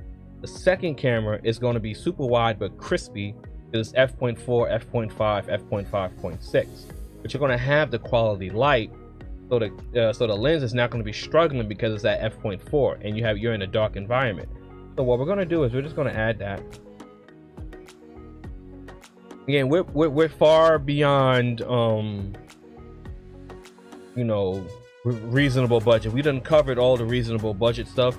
Now I'm just going through showing you like the high quality production setup for your live streaming, podcasting, content creation by yourself, right? With people, we can include that now. So now you got the A6600.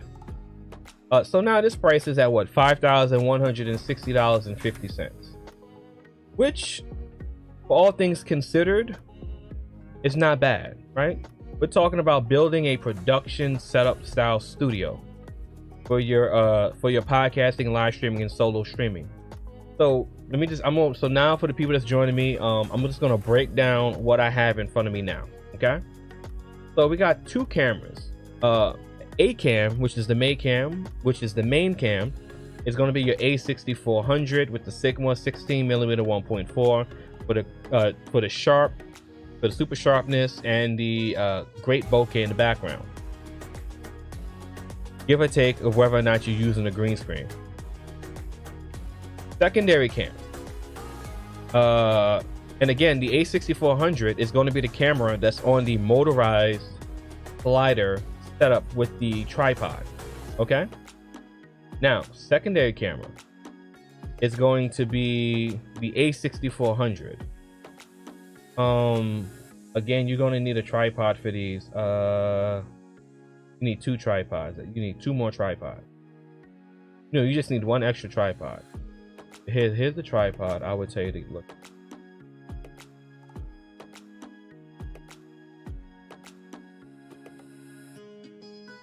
And complete tripods mean they're tripods that have everything. Get this tripod right here, $40. Looks small. No. I'm gonna actually tell you the tripod to get because I have it and it's super small. There we go. Yeah, this is the tripod. I think this is it. Yeah.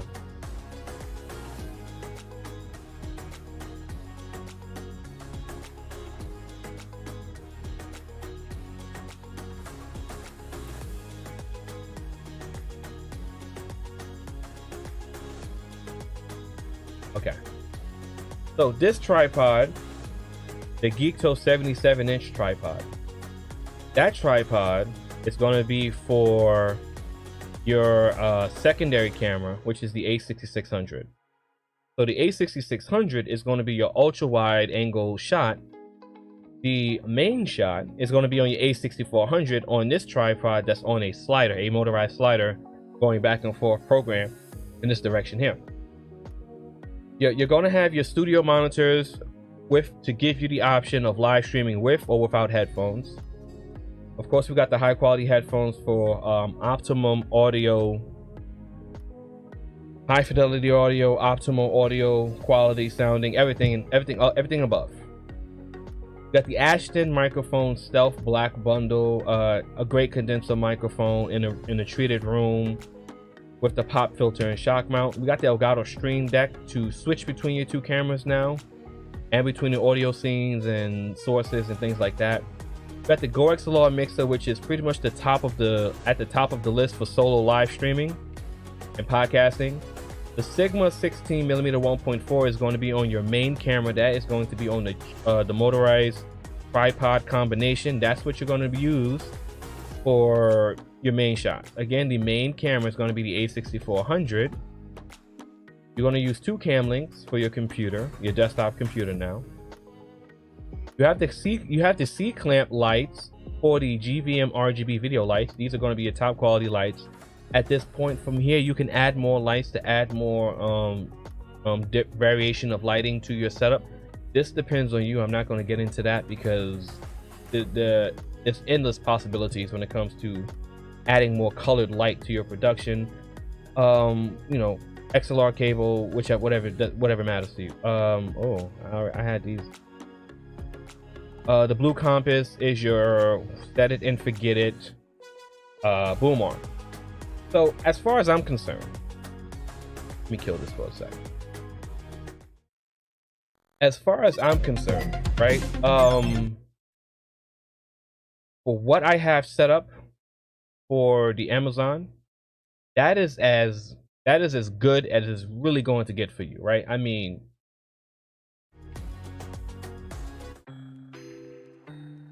I don't know what to tell you, right? I don't know what to tell you at this point, right? Like, we are decked out, the entire setup now with the 2 cameras. Everything's gonna work the way I'm telling you.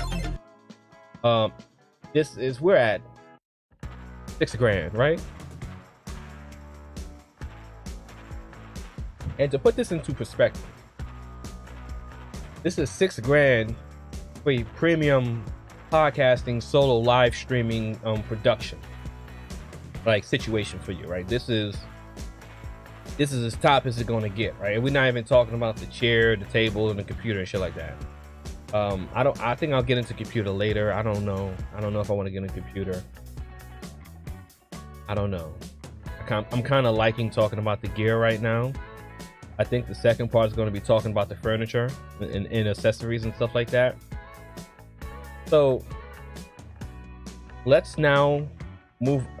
Let's move off of this, right? Let's say see over. Pause this for a second. You're saying see over. Here's the thing.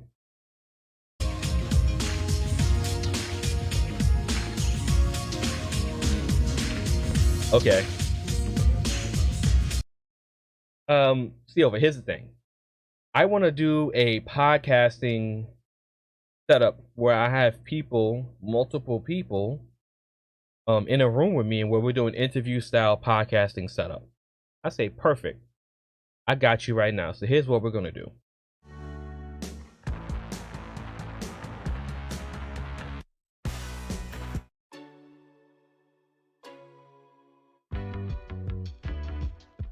Okay, let's do this now. So you want to do a podcasting style setup where you have multiple people in your room, in your studio, you're interviewing them, like the Fresh and Fit podcast, right? If you guys watch Fresh and Fit podcast, I'm gonna break this down for you. So we're gonna give you an example of the Fresh and Fit podcast setup. So here's what we're gonna do now. We're gonna get rid of these. We're gonna get rid of these headphones. We're gonna get rid of this mic. I mean,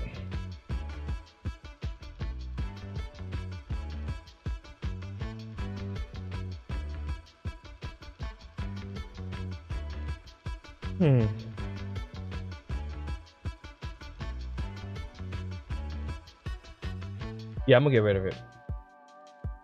We're gonna get rid of this. We're gonna keep this. I'm gonna tell you why. We're gonna keep this. We're gonna get rid of this. We're gonna keep these. And we're gonna add 4 of these. We're gonna delete this. Okay.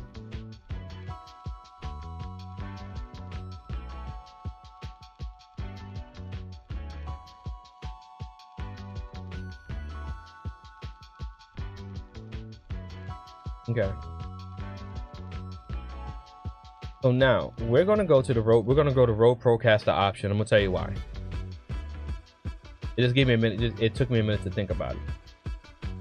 How I would spec this out, like, for you. And if you like what you're hearing, like what you're seeing, I greatly appreciate it. I greatly appreciate it if you would like and subscribe. And share this out to the people so they can get this information. You want to share, you want to donate, the links is in the description box. Cash App, PayPal, Stream link, whatever you want to do, send me something. Anything you send to me goes into the streamer gear fund for myself. Anything you send to me goes right back into the channel. But I greatly appreciate it if you appreciated what I'm doing, to send your boys something. Greatly appreciate it. So let's get back to the music. So, like I've always mentioned with the Rodecaster Pro, this is for people who are having multiple people and they're live streaming with them, right? This is like live streaming, interview, podcast, or setup type situation. So the Rodecaster Pro has 1, 2, 3, 4 XLR inputs. You got 4 people. You got the option for 4 people to have their microphones. All 4 people can have their headphones, and then you can have the speaker setup for one, for the speaker setup, speaker output, or whatever. So I'm adding this.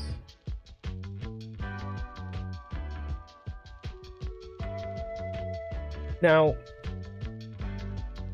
for mics, it really just depends on what you want. A lot of people just automatically just go this route, right?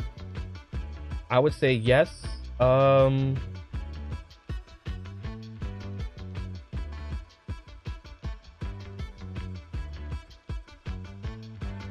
You know what? Let's be rebels for a second. Just for the heck of it, I'm curious. Because I know the only problem with the condenser microphones would be is that the condenser microphones will pick up the people talking around the microphone. That's the thing. The dynamic microphone would reject the sound around the microphone from other people talking around it, right? So I would say Shure SM7B. So yeah, I'm saying just go ahead and go with the Shure SM7B. So let's say this, right? You have, let's say this. So you have two people, you and your co-host talking. Let's just do with two people, okay? Let's just do interview style setup situation. So you're just gonna add two. You and whoever you're interviewing.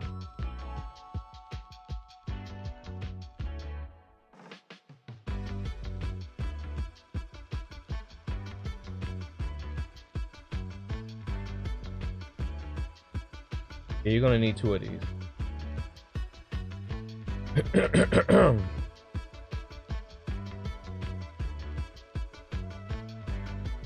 So you got two of these, two SM7Bs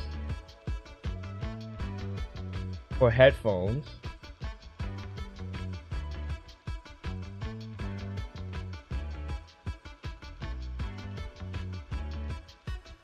For headphones, I'm coming back to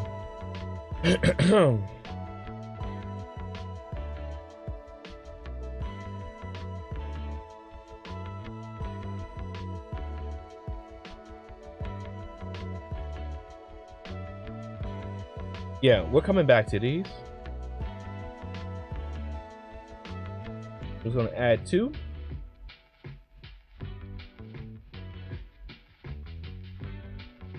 No. Okay. We'll add that because let's say if you're sitting in a chair at a table, right? We'll do that, right? So we got the two headphones, two cloud lifters for the two Shure SM7Bs, Broadcaster Pro. The camera setup stays the same for the dual switching of different camera angles. The two cam links go into the computer.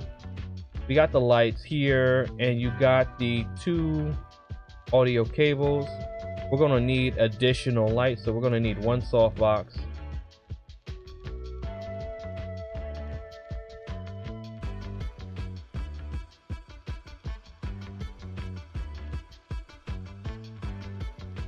We're gonna need something like this.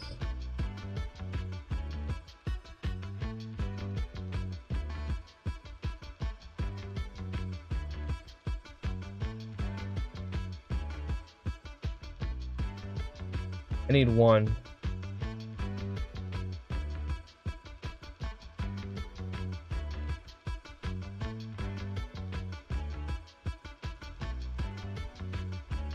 Got the Godox.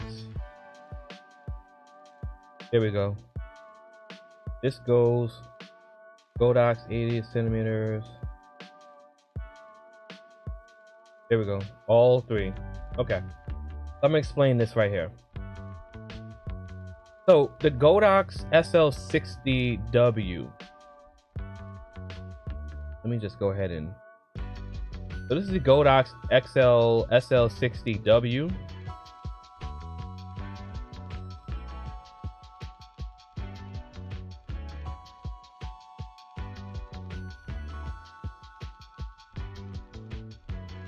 I'm gonna check this light out. This is a very powerful light too. Like if I was to upgrade my lighting, I would get this. I'll tell you why. So it's a video light with continuous video light, and it has a switch here. Very, very powerful light. And on the back here, you can control it, set it, monitor the temperature and everything, right? What this comes with is you're gonna need this Godox Studio Flashlight softbox, okay? So what this does is it takes all of that harsh light and diffuses it to make it completely soft. So what this does is now you have your two kind of harsh lights coming from your your GVMs, right? So with the softbox now included, what the softbox does is it kind of mutes. Okay, so the lighting is going to be this, right? So you got the two lights coming in, and then you got the softbox that's killing all of the shadows that the two lights are probably going to make, right? So the softbox is made to kill shadows and to remove harsh lighting, the harsh shadows, the sharp shadows that comes from the lighting that's like right here, right? So ultimately, you may want to add two of these, and you would put them, like, say if the GVMs are left and right, front and center, you'll probably put the two soft boxes to the side. So once the two corner lights are creating the shadows, the two soft boxes on the side, they should be able to kill those shadows. So there's no shadows, and you have an evenly lit subjects, which is you and the person that you're talking to. That's how that's supposed to work. I've done it before when I've set up video shoots for photographers and stuff like that. That's normally what these are for. So this is depending on how the setup is. You can use one or you can use two. Really depends on how the setup is. So again, it's up to you how you want that to be, how you want that to look. But this is what I would tell the person if they're setting up like a camera studio, like a studio where they're inviting people over and they're shooting like interview, live streaming, podcasting type setup. This is what I would tell the person. I would tell the person to set their lighting up like this, because what's going to happen is you don't want the cameras to be struggling with the subjects. And matter of fact, because we're doing two people now, we're going to change our camera lenses a little bit now too. Oh, we got Nick Taylor in the building. What's up, C? What's up, folks? I'm in and out while trying to finish up some paperwork. FBI, open up! I know Nick had a long day at the office.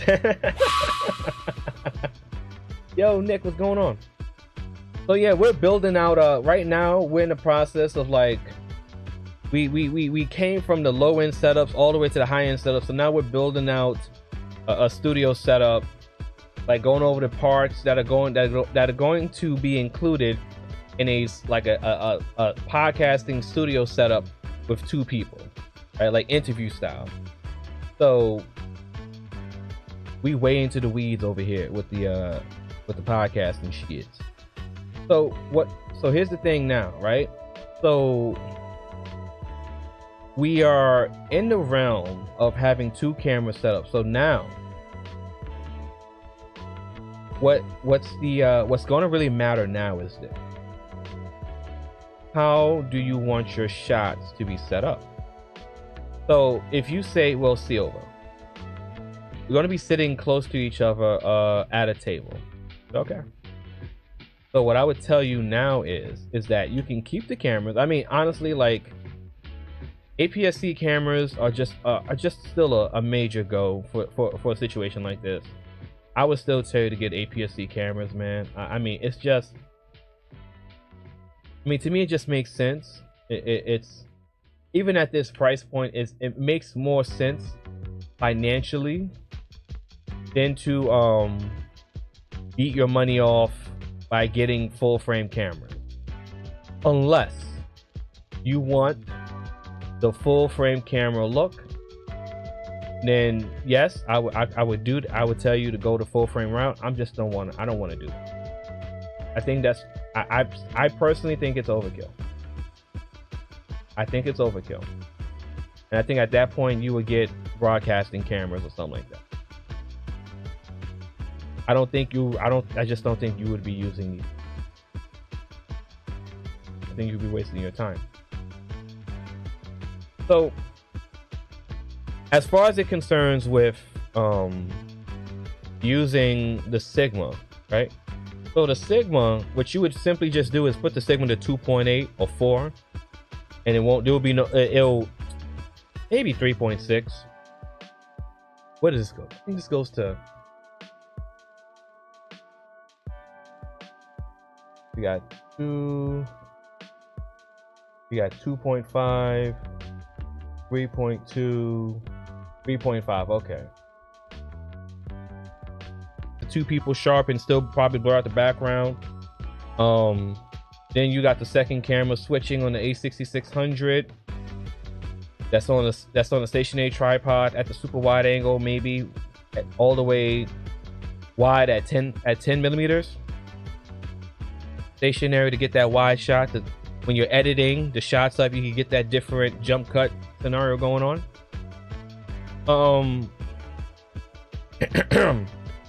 Now, if you're wide, if you have this situation like a show where the people are sitting at a couch, then your main camera lens is not going to be the Sigma anymore, right? Your main, again, this right now, the way we have it right now set up, right now, we're looking at, right now, this is $6,753.72, right? This is with all, now again, this lighting is proper lighting though, right? So this isn't no bullshit rinky-dink lighting. This is like professional setup lighting. I mean, you can add and switch out the interchangeable parts, but you know, you get the idea that the lighting is professional quality lighting, because I've seen with a lot of people when they do these things, they have like these interview style setup type stuff and the lighting is shit.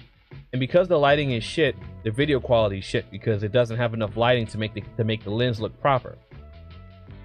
So you can't have interviews with grainy, dark lit subjects. You need quality light. Even if you want to have that dark ambiance, you still need what is this? Oh, this is the mic. You still need to have proper lighting. Like, I mean, again, I can turn my lights off. Okay. So, and I can turn this one down.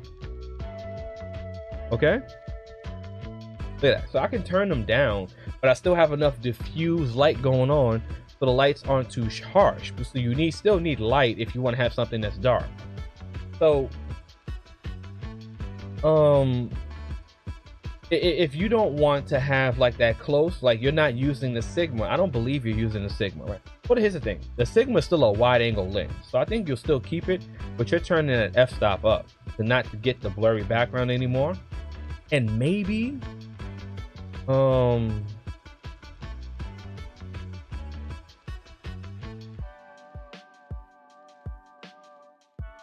you're leaving the lenses alone. You're just zooming in and out with the you're just going to be zooming in and out with the 10-18.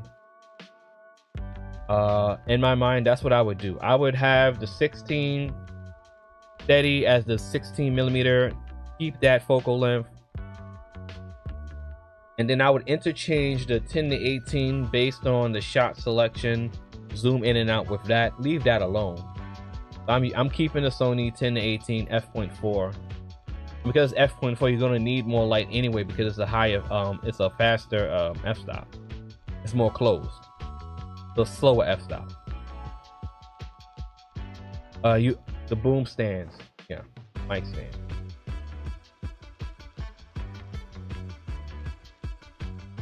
Boom, Amazon Basics. I don't want to get if you're spending $7,000, I don't want to get anything Amazon Basics. Plus, it makes sense. Yeah, we're looking at Amazon Basics. Okay, we just get to it. I mean, if it works, it works, man. It don't even matter if it's price, huh? So you get 2 Amazon Basic mic stands, 4 the 2 Shure SM7Bs, and that, I believe, is your interview style couch to couch setup for live stream, podcasting, and recording. And you can, and the great thing about this is you can switch it up between that and table setting just by, but So this tops out at $6,753.72. I'm gonna break this down piece by piece. So we got the Godox S, and everything that you're hearing me go over, watching me go over, I've dropped all the links in the chat room. So definitely go ahead and click those links and check these products out. And I have more products that are built in my setup in the description box below. So for the Godox, we got the so for the softbox lights, we got the Godox SL 60 watt continuous LED light, barnyard door style. Comes with the newer heavy duty light stand, and the Godox softbox, super softbox for super diffuse soft light. For any type of podcasting setup with more than one people, you need 2 headphones. So we got 2 Sony MDR 7506 professional large diaphragm headphones. Of course, with a Shure SM7B. You need 2 cloud lifters. So we got 2 cloud lifters. Cloud microphone, cloud lifter, CL1 mic activator. Now you can also add a FET head. That's cheaper.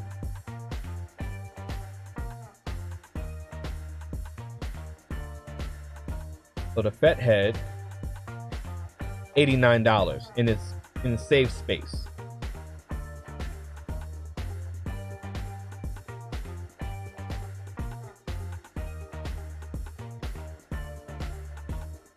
So depending on your setup, I would say you add the FET head instead of that cloud lifter. They both still do the same thing.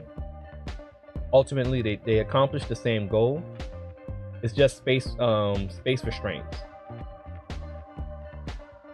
One just saves more space, one uses more space. Okay, that's the FET head. So Shure SM7B, 2 of those, dynamic. Now I went with the dynamic microphones again because of the noise rejection. So the dynamic microphones are going to reject a lot of that noise between the 2 people talking, so it's not going to be picked up on the computer end. The Rodecaster Pro again is going to be on the computer side of the game with dual audio outputs, inputs, headphone jacks, everything, the 9, the yards, whatever. It's going to be your Mac Trim professional camera tripod with phone mount. That is the tripod that's going to hold the GVM camera motorized slider, 48 inches. It has a programmable function. And that camera is going to be the Sony Alpha A6400 mirrorless camera, all APS-C cameras with the Sigma 16mm f1.4. Now the Sony Sigma is a super sharp lens at 1.4 all the way through all the other f-stops. But you're going to put this, because you're filming 2 people, depending on how close they are, it's going to be at 2.8, maybe 3.6, 4.2, whatever. It depends on how you want it to have it set up. Now you're gonna have two Elgato Cam Links 4Ks. These are all both gonna go into your computer. And the one thing I forgot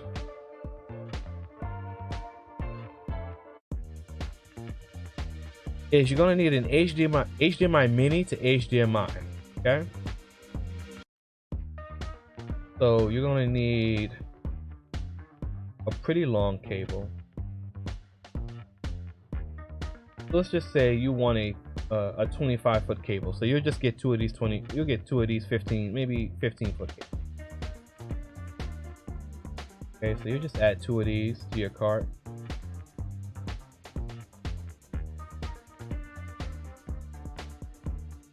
And pretty much all this is for is the cables for the camera. Because the Cam Link is HDMI regular size, and the cameras are going to be Cam Link mini. Going to be mini HDMI. You're going to need a camera. You're going to need a cord, a cable that's mini HDMI to regular HDMI output. This is why you would need this cable. So you can get whatever cables you want. You just need that cable. And I have a lot of these because of all the mini HDMI stuff that I have in my studio. So this is what you're going to need. You're going to use this. You're gonna have the GVM RGB video lights. Again, these are gonna be your lights that give you the most light. That's why you have two of them. They're gonna be at different angles of your shot. They're gonna, you know, give you the proper light. The softbox, you can, I don't know, you can add one or two depending on how your lighting situation. You may be good with one depending on how you place it, or you may need two. But I just put one for this, for the purposes of the live stream. But you're going to need two XLR cables to connect the two Shure SM7Bs to the Rodecaster Pro. And that is your interview style setup. I'm not getting into the computers tonight. I don't want to. I think I can cover the computers for a setup like this on another stream, along with the furniture and all the other things that you need for said live stream.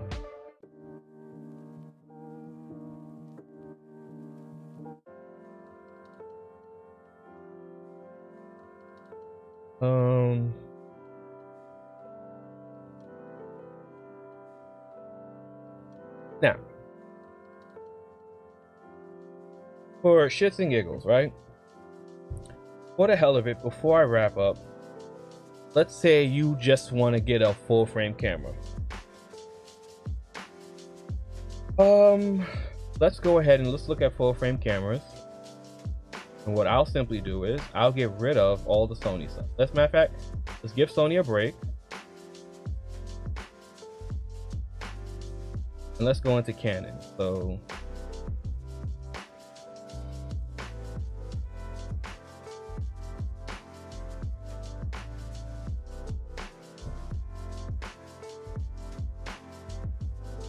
the green screen, right, Nick?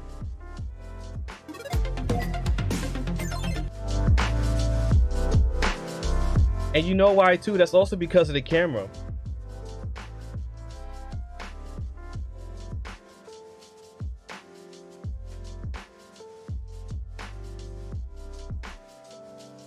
That's also because of the camera. That's why the green screen looks so good. All right, so before we go, I just want to look at cameras.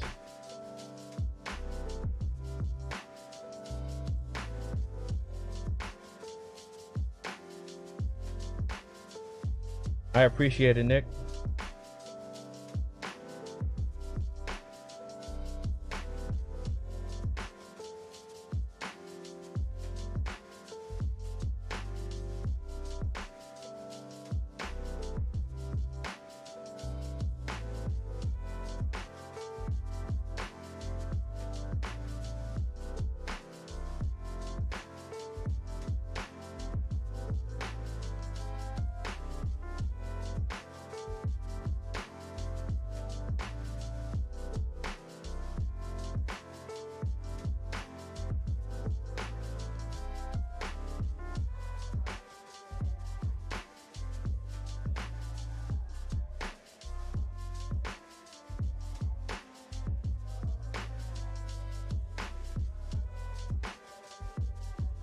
Let's see. Okay, let's see. And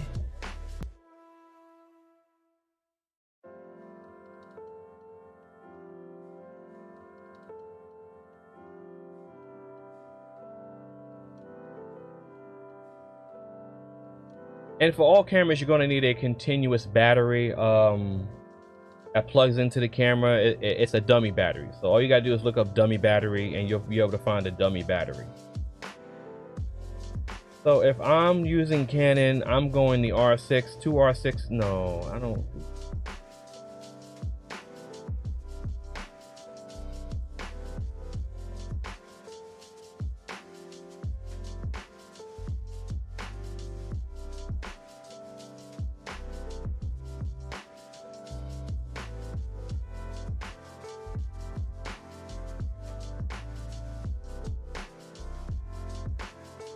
Does this have clean HDMI out?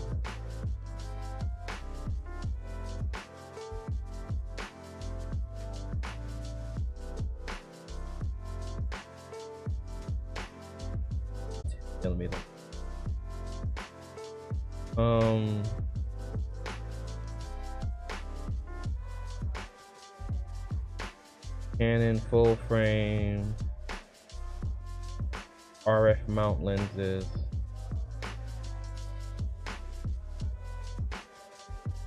You'll need a RF mount lens. Let's try Canon. Let's do Sigma.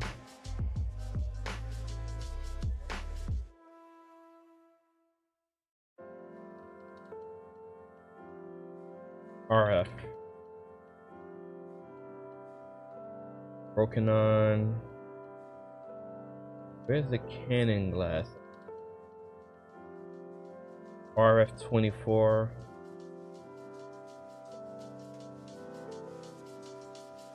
No, I wouldn't. I'm not going Canon. I'm sorry.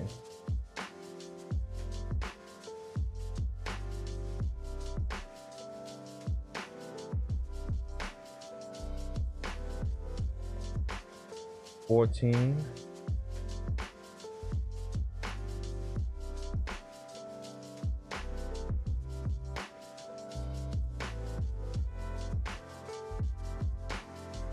$7. 85, 100. That's a Sigma 18 to 35. 1.8. That looks like it right there. Does Canon have one? No, that's 24.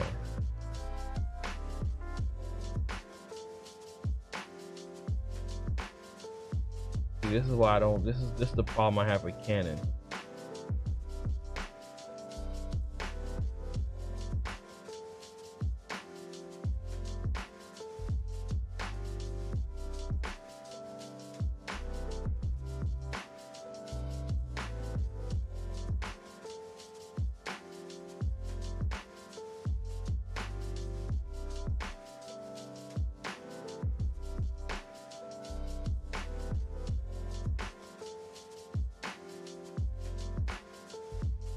This is the problem I have with Canon. And even with Amazon, it's not as detailed as it would be on B&H. What it be? It's easier on B&H. Come here. Because what I would do is I would look for it on B&H.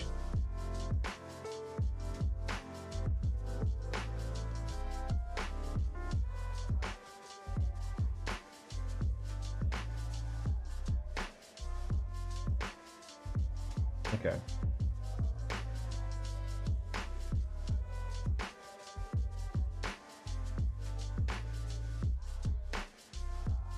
All right, there we go. That's what I want to see. All right. Perfect. Okay. I'll just copy this and put it into Amazon.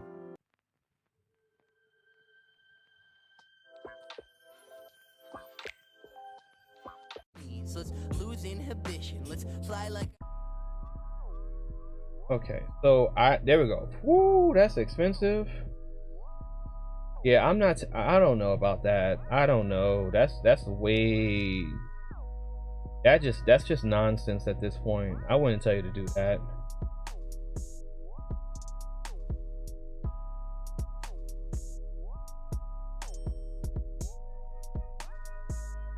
I mean, I don't know about the full frames, man. For like a shoot, a setting up like, I don't know if it's worth the money what you'll be spending, because I mean, I don't know.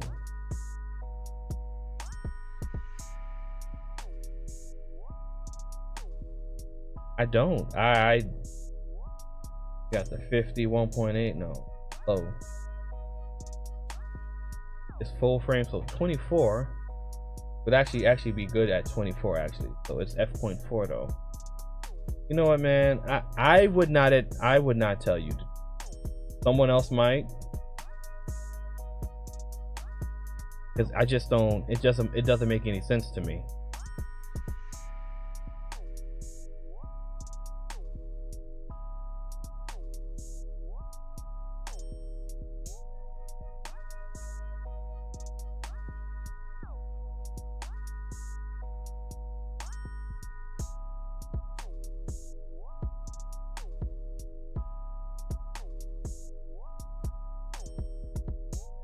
Okay, with the Sonys, you can get a Tamron on one of the full frames that's 17 to 28, which is pretty good at 2.8.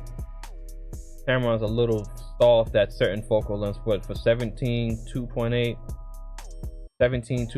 that's damn good for $8.99. That's your A cam right there. Your B cam needs to be wider.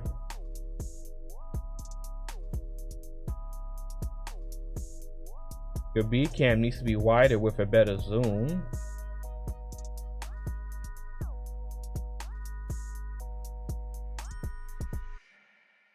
Or your A cam can have the prime. Let's come back. Let's take a look.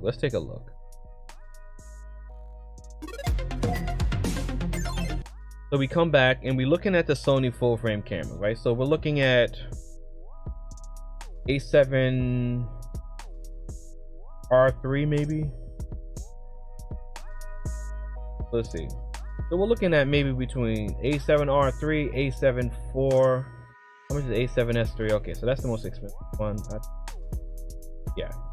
So let's say you're looking at the A7 R3, right? So you're looking at the A7 R3. The camera by itself is $2,000. That's $4,000 on the camera, right? And you need two separate lenses. So then you're spending $4,000. You're spending $4,000,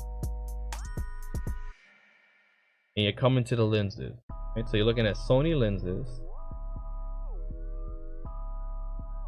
E-mount full frame lenses, okay?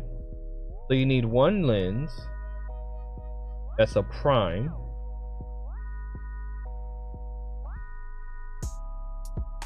That's going to keep everyone sharp,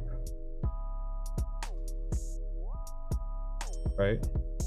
So let's say I want an 18mm prime for the main camera.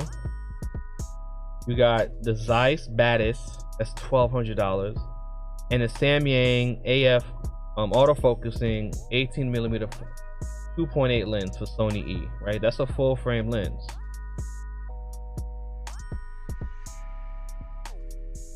Or, because I'm not too sure if those lenses are good, you can come out of the fixed focal length. You just get two zoom lenses. So you do zoom lenses.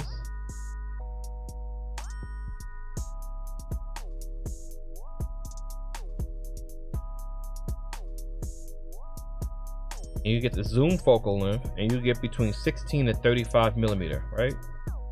So the camera, that's $998 for that, right? Now you need a second one for the B camera.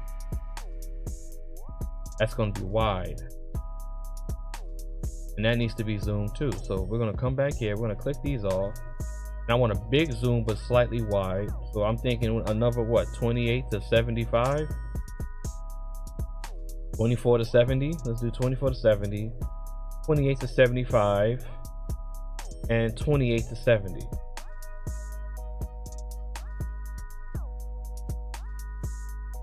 You got another Tamron, that's 2.8. You got the Sony FE 28 to 70, that's $300. That's 3.5, so that's not a really good. It looks like a kit lens. They got the Sony Vario Tessar T Zeiss OS lens, that's $600. You got another one, yeah, so they got the two lens, that's for $600, that's $1,200, $1,400 plus the two cameras, that's like almost $6,000 for the cameras. I mean, even if you got the money, like, that's just waste. And like, I don't.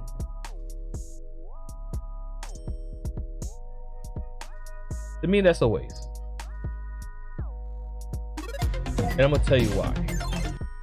So, the reason why I say that's a waste of money is because you would save money by just getting pro camcorders instead. You would just save money getting camcorders. If you just got two camcorders, you get two camcorders for $4,000, $5,000. and you'll probably be saving like $1,500. I'm gonna show you why. Now, I have to see if you can output a clean HDMI with these, but for like your podcasting, sort of like live streaming studio type setup, I have to see. I'm not 100% so sure if you can, if these have clean HDMI. I would hope they do, but if you're looking at that, then you're just looking at camcorders at this point, right? Like, I've used these before.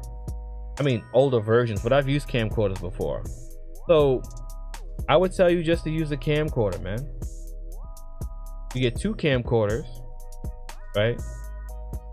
You get a continuous battery pack here, 2 camcorders, better lens, better audio setup, right? You can put the shotgun mics on the camcorders there to capture secondary audio from the 2 audio sources, and you just get 2 of these and you just call it a day.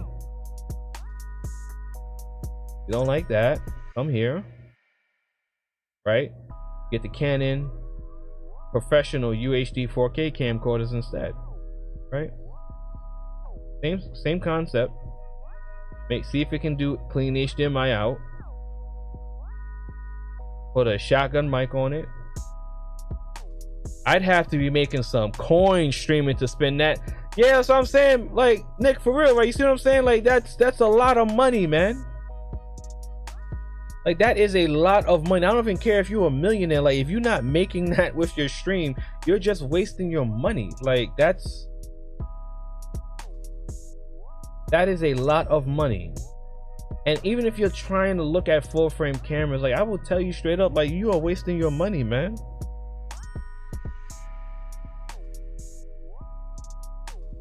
Just because you got it don't mean you can, that don't mean you should blow it, player. You know what I'm saying? Don't blow it just because you got it. You know, shit. Start off and make sure your stuff is making sense to, because I'm like, even if you are a millionaire, right? If I'm like talking to someone that got like 7 businesses or some shit like that, oh, well, here's what I want to do. I was like, all right, well, look, man, you got 2 options, right? You can get these camcorders and just have the professional video quality set up with the lights in the studio, or you can go these camera routes, and we could do that, right? And I would tell you, like, yo, just get the Sony APS-C set up with the lenses, man. It just wouldn't make sense to me to tell you to get $7,000 worth of camera equipment to do a podcast live stream like that.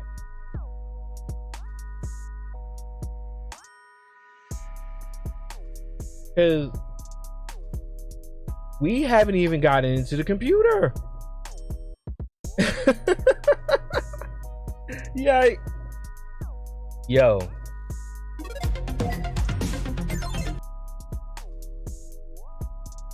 Oh, wrong screen.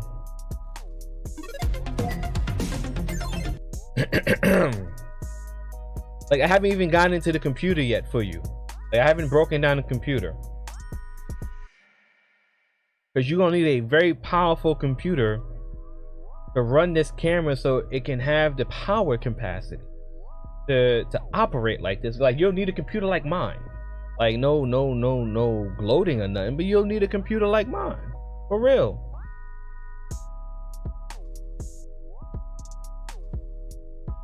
But yeah, man. I wouldn't tell you that. I wouldn't even if you had the money, man, I wouldn't tell you to blow your money like that. Like, I just wouldn't be able to do it. I wouldn't do it, man. I wouldn't do it. I'm all about reasonable, sensible setup and equipment, and I haven't even talked about a computer. You're talking about a computer, maybe a computer in the price range of maybe $5,000 computer, maybe, because I'm waiting to see if Elgato's Camlink Pro came out.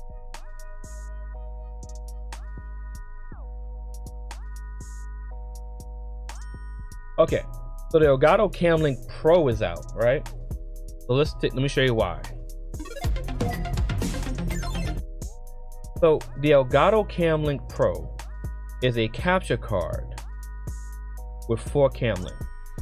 Now, again, This is for the person that had the setup that I was just talking about just now. You're using 4 cameras for multiple shots and scene setups. This is what this product is for that person. Okay, so this is not for me. Not really. I mean, no, because I don't need 2 cameras. I don't have room for 2 cameras. I mean, the price per cost is that you're getting 1 extra cam link for free. Each cam link is $120. Price is $350. Do the math. If you are running multiple camera setup, you're running this in your computer. So now you need a quality computer to run this. You cannot run this with a beat up computer, because you'll need you'll need the PCI links to run all of this shit. Okay?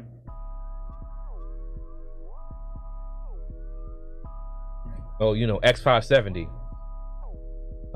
PCIe Express Gen 4, because you'll need the extra PCI lanes to run all of this shit.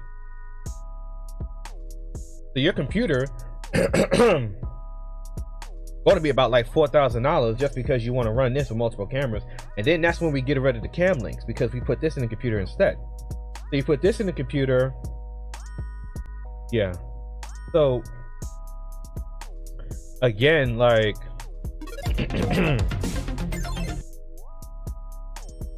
we haven't even gotten to the computer. So I'll probably talk about the computer tomorrow, later on today, whatever. I definitely probably talk about the computer later on tomorrow. But I hope you guys enjoyed the stream, man. I mean, this is what I am, the technician. This is what I do all day, every day. And I've done this with so over all the technical stuff, getting very technical tonight. Ooh. Absolutely super califragilisticexpialidocious technical. Budget setup, how to build the best setup for every budget. How to build your setups high to low. But until next time, ladies and gentlemen, my name is Theo the Technician. Thank you. Goodbye. Good night.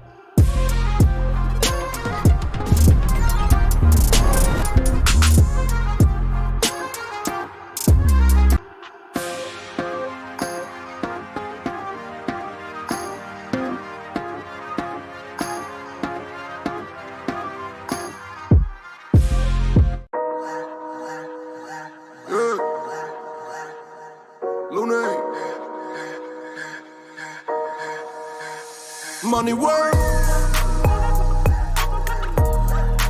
El mundo quiere dinero.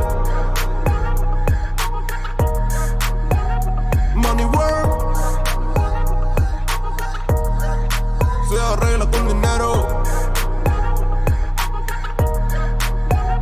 Money work. Si me quiero educar, dormir en algún lugar, un lugar para trabajar, y si no hay pues emigrar. Todo money, money, todo el dinero. Solo un par de gente se lleva el botín entero. Funny, funny, pasa verdadero. Si tienes lo verde siempre llegará primero. Pero llegaremos antes o después. Solo a lo suyo, que Dios te lo ve. Que por más que tarde lo veré caer. Somos más lo bueno y tenemos fe. El dinero ya lo veré. No vendo mi alma, lo lograré. Seré el más grande, no olvidaré de dónde vengo ni cómo fue. Money work. El mundo quiere dinero. Money work. Se arregla con dinero. Money work. Yo digo las cosas como son. No quiero ninguna aceptación. Tampoco vengo a pedir perdón, porque mis sentimientos se volvieron la canción. Yeah. No me vale mucho como tú me ves. Sabes, tú me llegas solo a los pies. Para mí ser grande es un interés. Ser un buen humano para mí es un deber. el dinero ya lo veré. No vendo mi alma, lo lograré. Seré el más grande, no olvidaré de dónde vengo ni cómo fue. Money work, yeah. El mundo quiere dinero, yeah, yeah. Money work, se arregla con dinero, yeah. Money work, corazón, de corazón. La plata no te hace ser feliz. Ella de corazón, de corazón. La plata no te hace ser feliz. Money work. El mundo quiere dinero. Yeah, yeah, yeah, yeah. Money work. Money work. Money work. Money work. Se arregla con dinero. Money work, lunatic.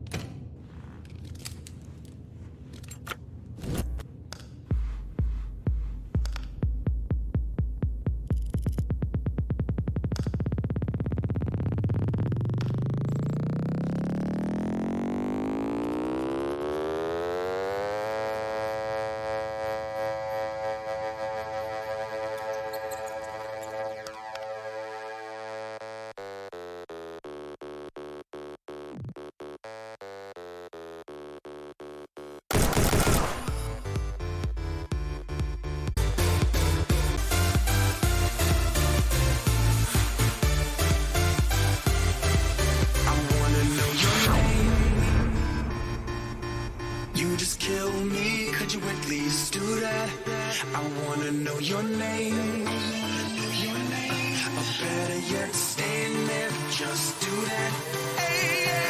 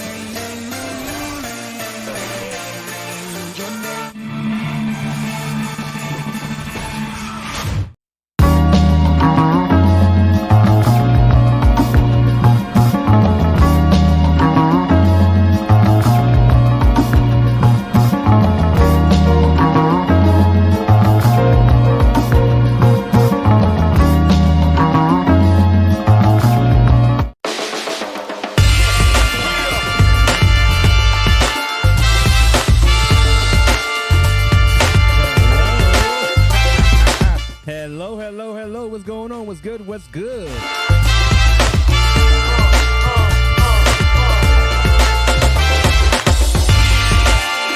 Ladies and gentlemen, we back at it again with another live stream. Shout out to DJ LaFave. Shout out to Ron B in the building.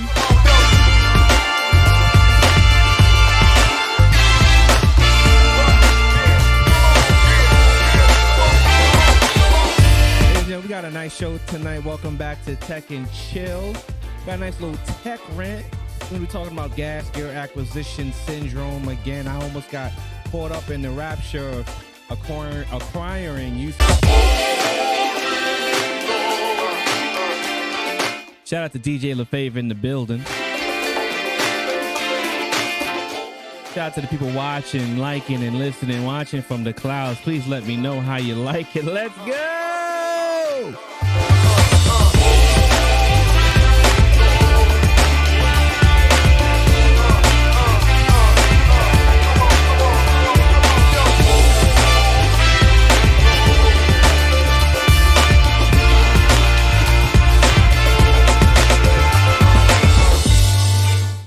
and gentlemen, allow me to reintroduce myself. My name is Cova, the Technician. I'm glad to be back at it again with another live stream. Shout out to the people watching in the clouds, catching me on the replay. I greatly appreciate it for you to tune in tonight.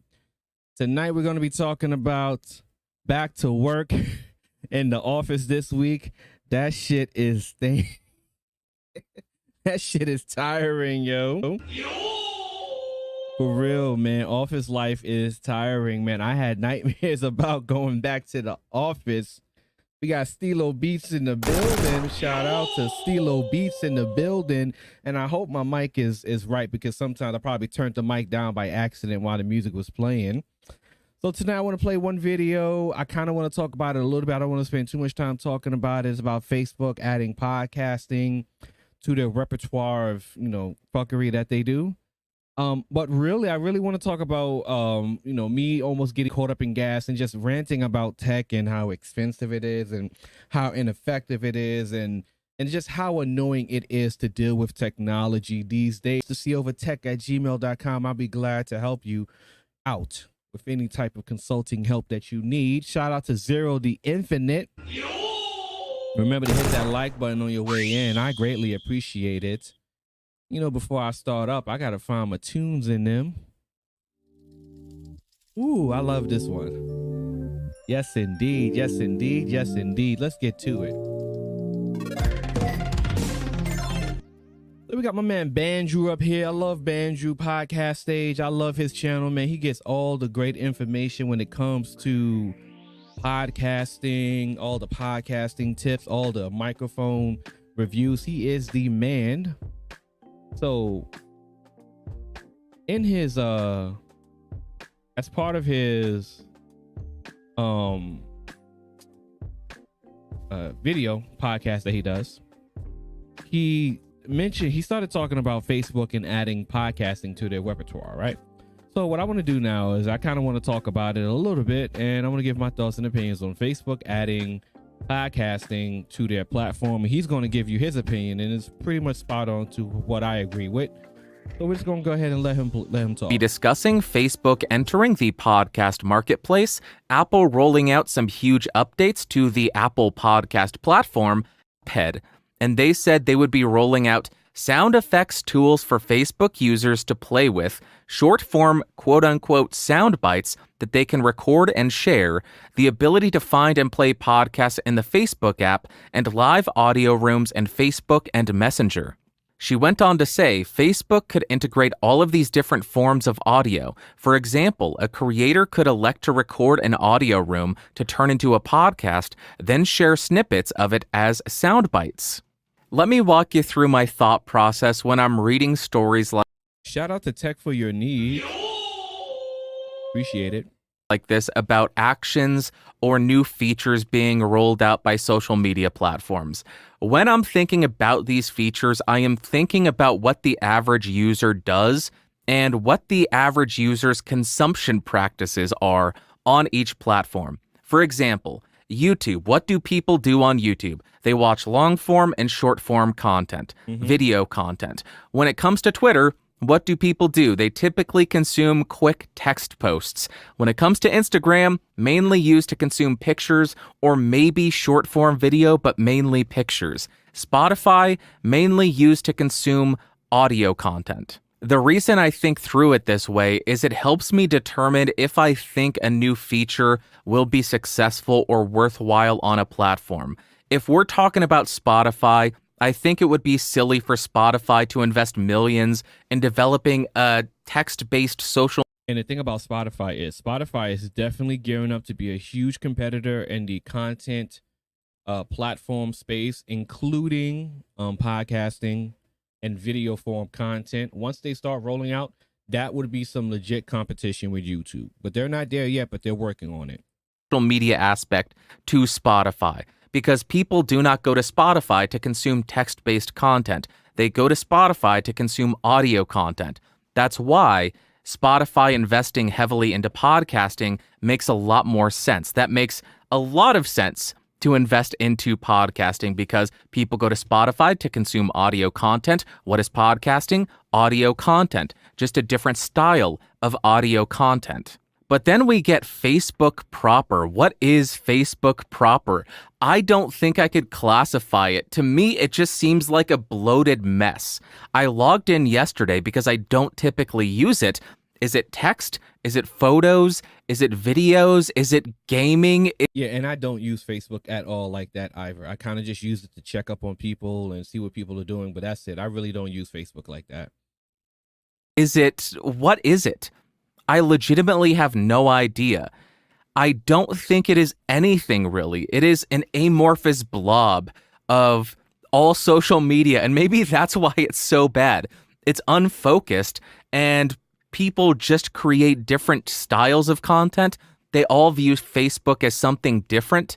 Facebook is where I'll write long blog posts screaming at people about politics. Oh, Facebook's where I'll post quick blurbs about updates in my life so my family can know. Everybody views. Shout out to 8win is timeless. Facebook's strategy doesn't have to make sense. They have so much money they can just dabble in everything and see what sticks. But the same would go for Google. But Google, Google has a graveyard of projects that they dabbled with and they killed. Facebook doesn't have that kind of graveyard, so we'll have to see what Facebook does with it. It as something different, and maybe that's why it's such a terrible platform. But if I had to condense it down, I guess Facebook is mainly about posting quick pictures and updates about your life and short form texts. Of course, you will have whack. Not whack, but a lot. It has a different kind of crowd. I've done Facebook apps, and they are always killing off features. Yep, that is 100% true. Users because they have audio chat rooms for their friends. Maybe we'll see that. I do not see the entire podcasting platform really picking up there. Just like I don't think live gaming content really took off on Facebook. Yeah, the Facebook gaming stuff is something I know I never even cared about. Facebook, I don't think we'll see that with long form audio because that's not what people go to Facebook to do. At least in my estimation, as somebody who doesn't really use Facebook, that's my estimation. People don't go to Facebook to listen to an hour and a half or 3 hour diatribe. Yeah, it's definitely not a YouTube live. Absolutely. It's definitely not a YouTube live. From Joe Rogan and some guest talking about DMT and how we're all a bunch of apes. I don't think people go for that content. But there is something that I think Facebook understands, and I think it's smart of them to address, and that's in the second quote that I included. The part that I want to focus on is share snippets of a podcast. Now, this right here is game-changing, right? Now, this is very beneficial, right? They needed to make their tipping stars feature available to people other than gamers. That's a huge thing right there. Simo said Facebook could integrate all of these different forms of audio. For example, a creator could elect to record an audio room to turn it into a podcast, then share the snippets of it as sound bites, which pretty much means that you can automatically clip audio from long form, snip it down to short form, and then share it out to different social media platforms, which means that instead of you sharing out a whole entire stream, a whole entire podcast for someone to come and listen to, you can share snippets of it to entice people to come listen to the podcast more. So you could take 15 to 20 second, 30 second, 40 second, 60 second clips of an audio from a long form podcast and share it out to multiple media platforms. So he's going to break that down here. Why is that text backwards? Oh, I put the text backwards for fair use reasons. I usually just flip the video and I change the video color. As sound bites. If you have been in podcasting for any length of time, you know the biggest complaint is, oh, there's no way to grow my show. It's podcasting discoverability is broken. Well, here is Facebook attempting to address that. If you are uploading or and discoverability is a huge problem on a lot of platforms. Recording your podcast on Facebook, it sounds as though they're going to make it very easy for you to pull out a quick clip from that audio and share that. And the reason I think that may help with a little bit of discoverability is people won't listen to long form content on Facebook, in my estimation. But if there's a quick 30-second clip, Maybe they will listen to that in their timeline as they're scrolling through, looking at somebody to scream about Donald Trump about, whatever the hell people do on Facebook nowadays. Maybe that will help. And the more discoverability tools there are out there, the easier it is for people to promote their shows. I think the better, because then, hey, maybe somebody will listen to you and your friends talk about whatever. But then we run into an issue, and I think this is the most interesting part about this entire story. If you have followed the news, A1 Timeless says, back in 2017, I was doing Facebook Live, YouTube Live, and StreamYard. Facebook killed my mic, erasing it off my computer. Damn. That's terrible. That's a lot of Facebook. Facebook is CIA, so, that's how they operate. News over the last 5 years, Facebook has banned a number of people. The first one that comes to mind is Alex Jones. Alex Jones does not just upload videos or post to Facebook. Point blank, have good content and the views will find you. Yes, I will say that. But there's also things that the platform does that does hinder people. But I don't have all that information in front of me right now to get into that. Book and everywhere else. He also runs a podcast. And what is a podcast, or how is a podcast distributed? Through RSS. Richly syndicated something? I don't know what RSS stands for. I can't remember. But an RSS feed, if you have the RSS feed URL, you can subscribe to any podcast in any podcatcher. They may remove that podcast from their directory. There have been a number of podcast directories that have removed Alex Jones, Apple, and a bunch of people pulled from Apple's directory, meaning Alex Jones was banned from a bunch of places. But still, if you have the RSS feed for Alex Jones's show, you can still subscribe to that in your podcatcher. And the reason I find this interesting is if Facebook is entering the podcast marketplace, are they going to create a proper podcatcher, or are they going to censor what you are able to subscribe to on the Facebook podcast listener? Or will you only be able to listen to podcasts, quote unquote podcasts, that are uploaded directly to Facebook? How are they going to address it? That's what's going to be interesting. And I want to watch that. I want to see if people are able to subscribe to banned people from Facebook. Will people be able to listen to Alex Jones on Facebook? And how long until people scream at Facebook for allowing people to listen to Alex Jones on Facebook, even though Facebook is not hosting it? Because podcasts are not hosted by the podcatcher. Apple does not currently host any podcasts. They just allow you to subscribe to podcasts that are hosted elsewhere. What is Facebook vision? Isn't podcasts as K? As we are thinking about them. Yeah, I'm curious to see what the Facebook adaptation of podcasts is going to be like. I'm very curious. But I'm also concerned because Facebook is this is interesting. It is. And Facebook is real heavy with the censorship, just like YouTube. And with the people that they have already banned from the platform, it's interesting to see how they would facilitate the listening of those or the consuming of these different content creators podcasts, these people who they have already banned off the site. And this is actually the point that he's trying to make right here. He's curious to see how Facebook is going to handle this as well. Give me the information I want to know now. But with all this nonsensical rambling out of the way, how does this impact creators? It's another platform that you might be able to leverage to grow your podcast audience. I am personally not going to do a damn thing with this. I'm not going to go onto Facebook all of a sudden. I'm going to continue to never use Facebook because I know it sucks. I hate it. I don't like the conversations. I don't like the environment on Facebook, so I will not use it. I know there are a huge amount of podcasters who do use Facebook, though. May be a good way to grow your podcast, find a new audience. But if you want to know more about this, I can almost guarantee that Dave Jackson, Daniel J. Lewis, and the Better Podcasting Boys have been talking about this and covering. And I don't like Facebook. I don't use Facebook like that either. So I want to cover this last part and we're going to move on.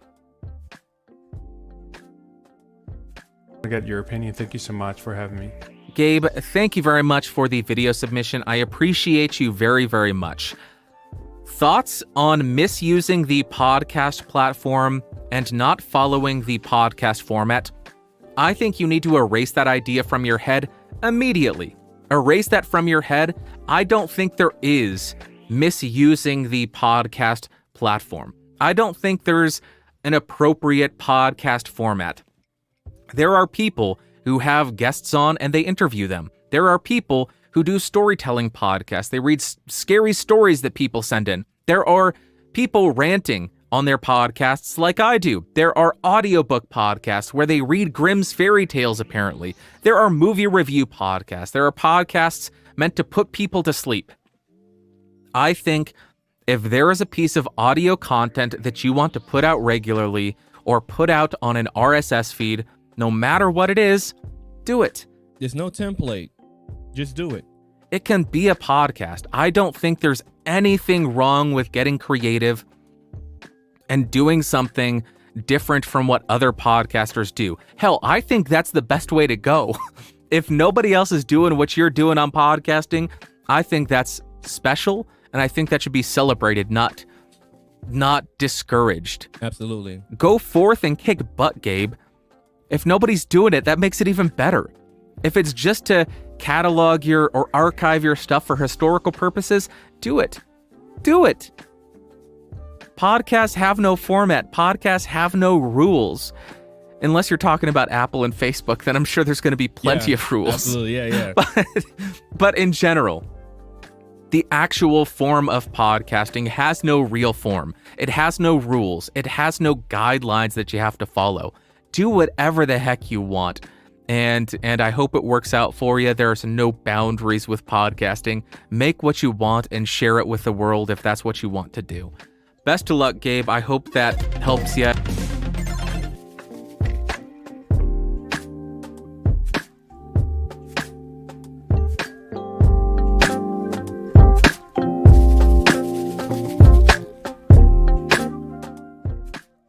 Tech Viennese, all three of them saying I got rid of my Facebook. Reynaldo de Leon. Tech Viennese says there's a different podcast formats. There is different podcast formats. I never thought about it like that. Yeah, absolutely. Rain and Woman, shout out to Rain. Exactly, I agree. People are so afraid of being different. Absolutely, nothing wrong with being different, right? Doing a lot. I mean, like people on Amazon, they live stream on Amazon, they do Amazon streams. I kind of do that here on YouTube, right? So ain't nothing wrong with that. It's different. Rain and Woman, what up? Yeah, man.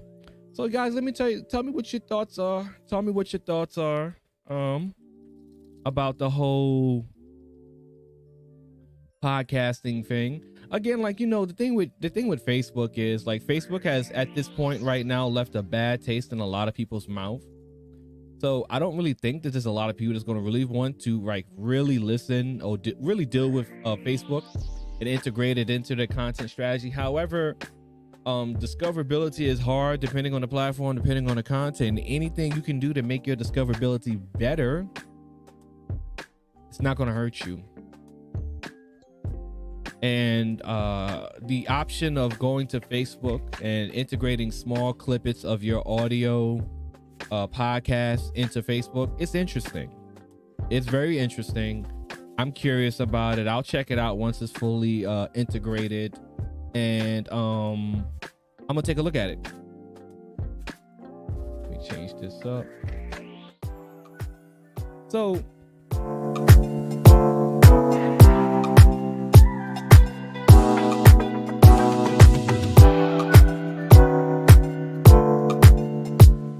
Usually Faith says, I got some audio only format shows I did on mine, but they revolve around Mixcloud where DMCA is not a thing, and that's the problem, right? DMCA.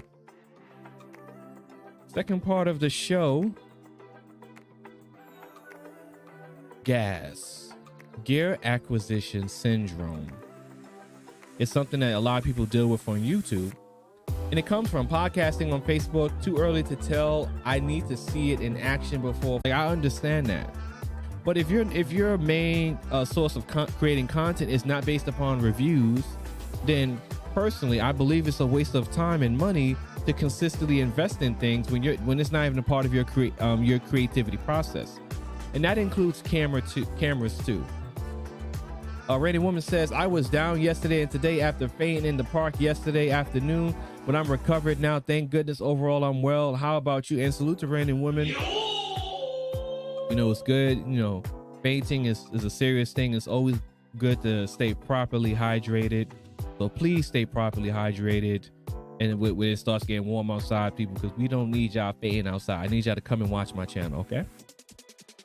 Message.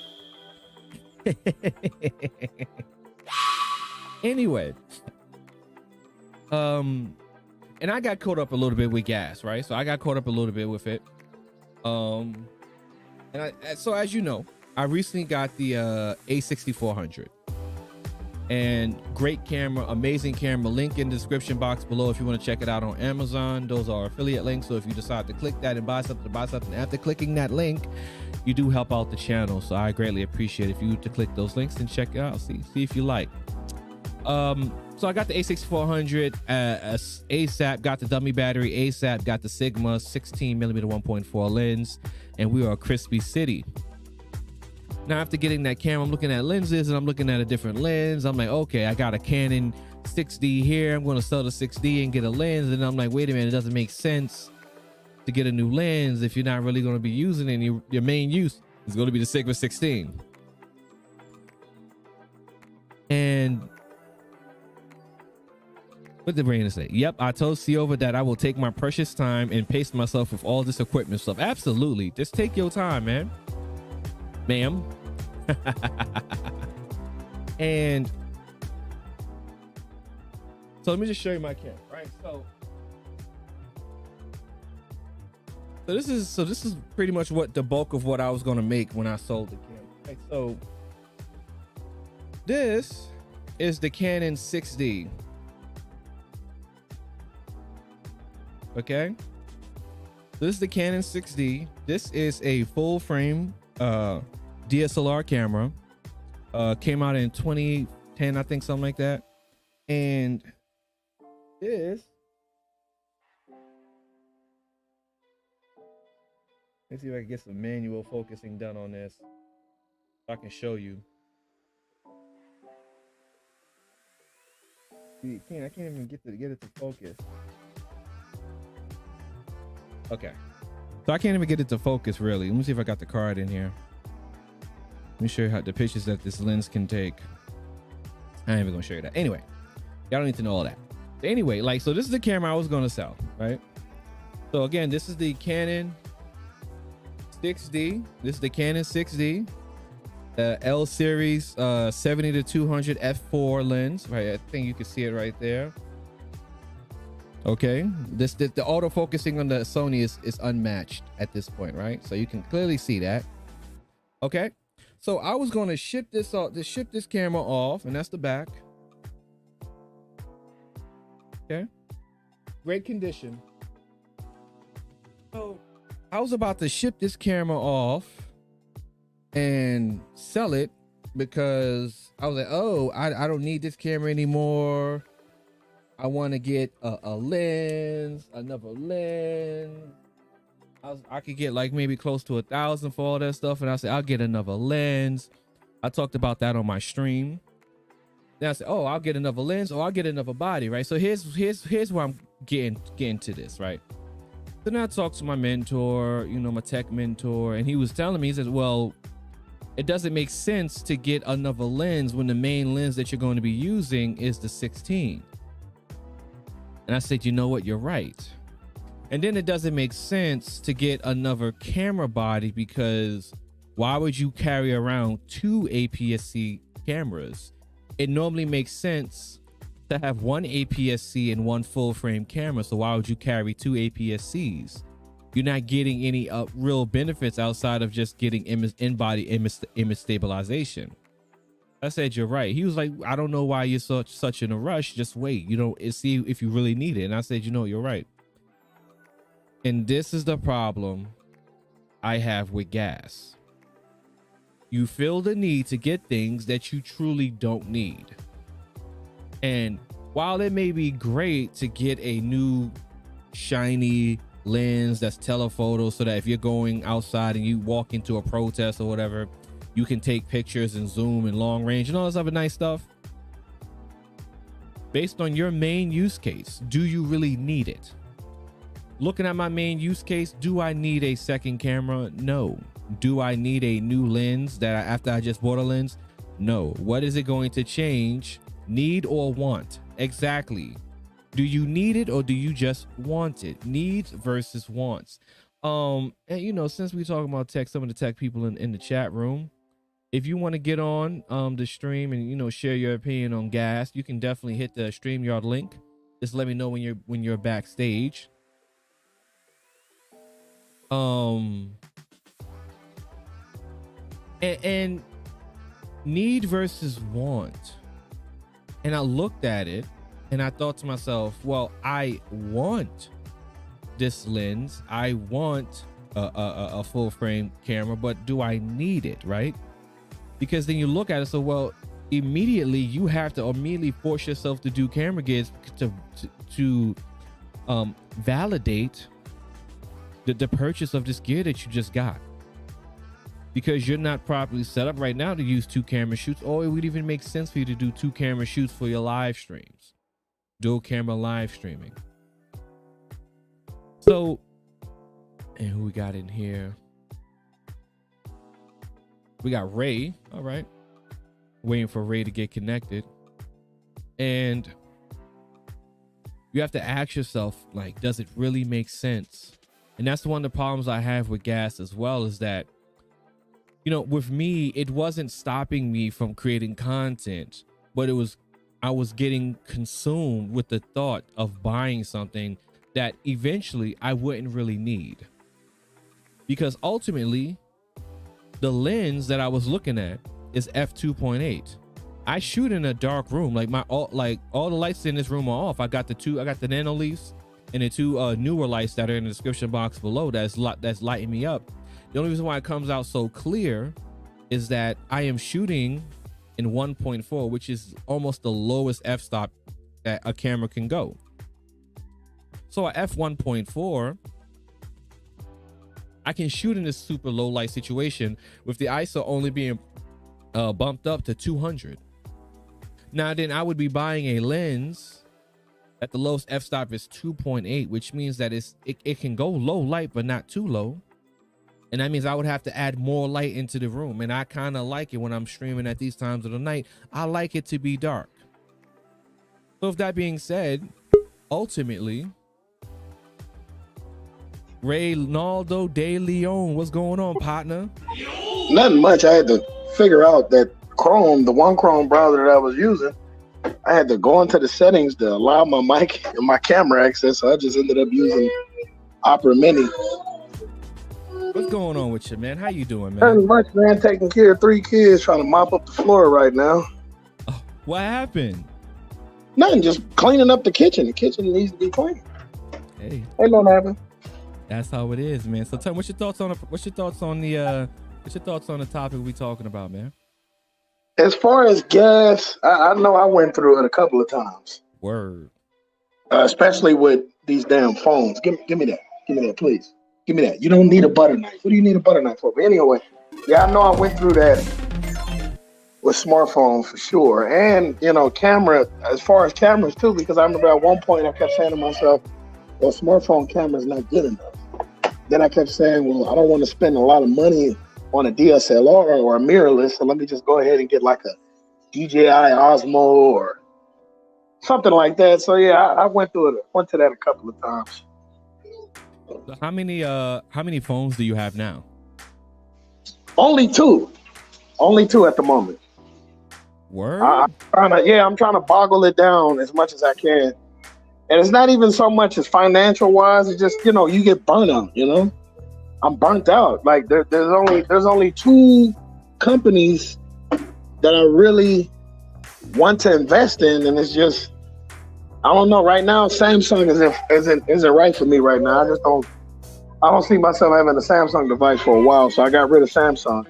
I sat there and I thought about OnePlus, and I'm like, well, what is OnePlus? You know, don't get me wrong, OnePlus is a good company, But as far as having them as a phone, as a main device, I don't really see myself having that. You know, the camera, the whole camera fiasco, and now apparently they fixed the cameras, this and that and this, and you know, it's just. I mean, the OnePlus thing looks like a shit show train wreck. Yeah, it really is. So I just decided that I'm just gonna stick with Pixel and iPhone. And I know some people might be like, well, you tripping, but it's like I got the purest of both worlds. Even though there's no secondary iPhone iOS out there, you know what I'm saying? It's just I just rather stick to Pixel, you know. I can 100% agree with all of that, right? Especially when you're talking about the whole burnout thing. Yeah. Because I mean, you can get really burnt out just relentlessly buying gear. Yes. And relentlessly just buying phones, especially if you're just not reviewing the phones, right? Then you're just buying things and just having them sit around and you're just burning money. And it doesn't make sense at the end of the day to do that.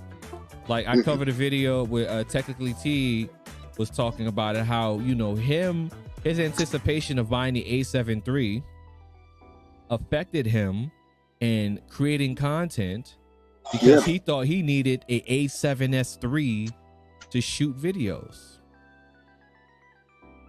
And that's a problem in my opinion, man. I think that's a problem. Yeah, you definitely get burnt out. You know, it's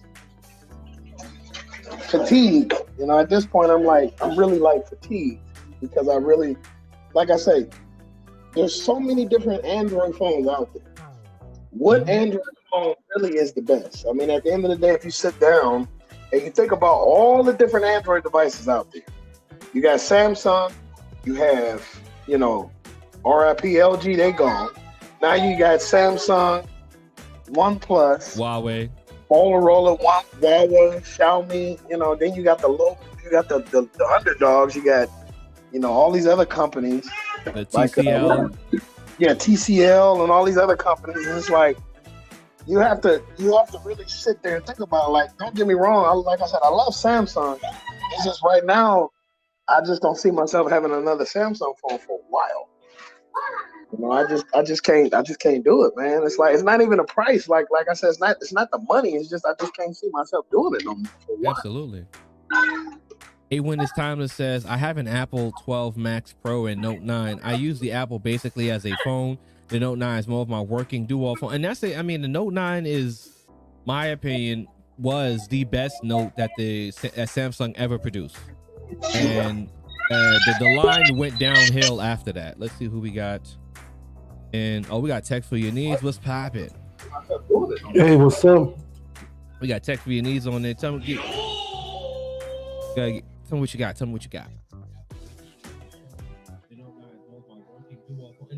Tech for Your Needs.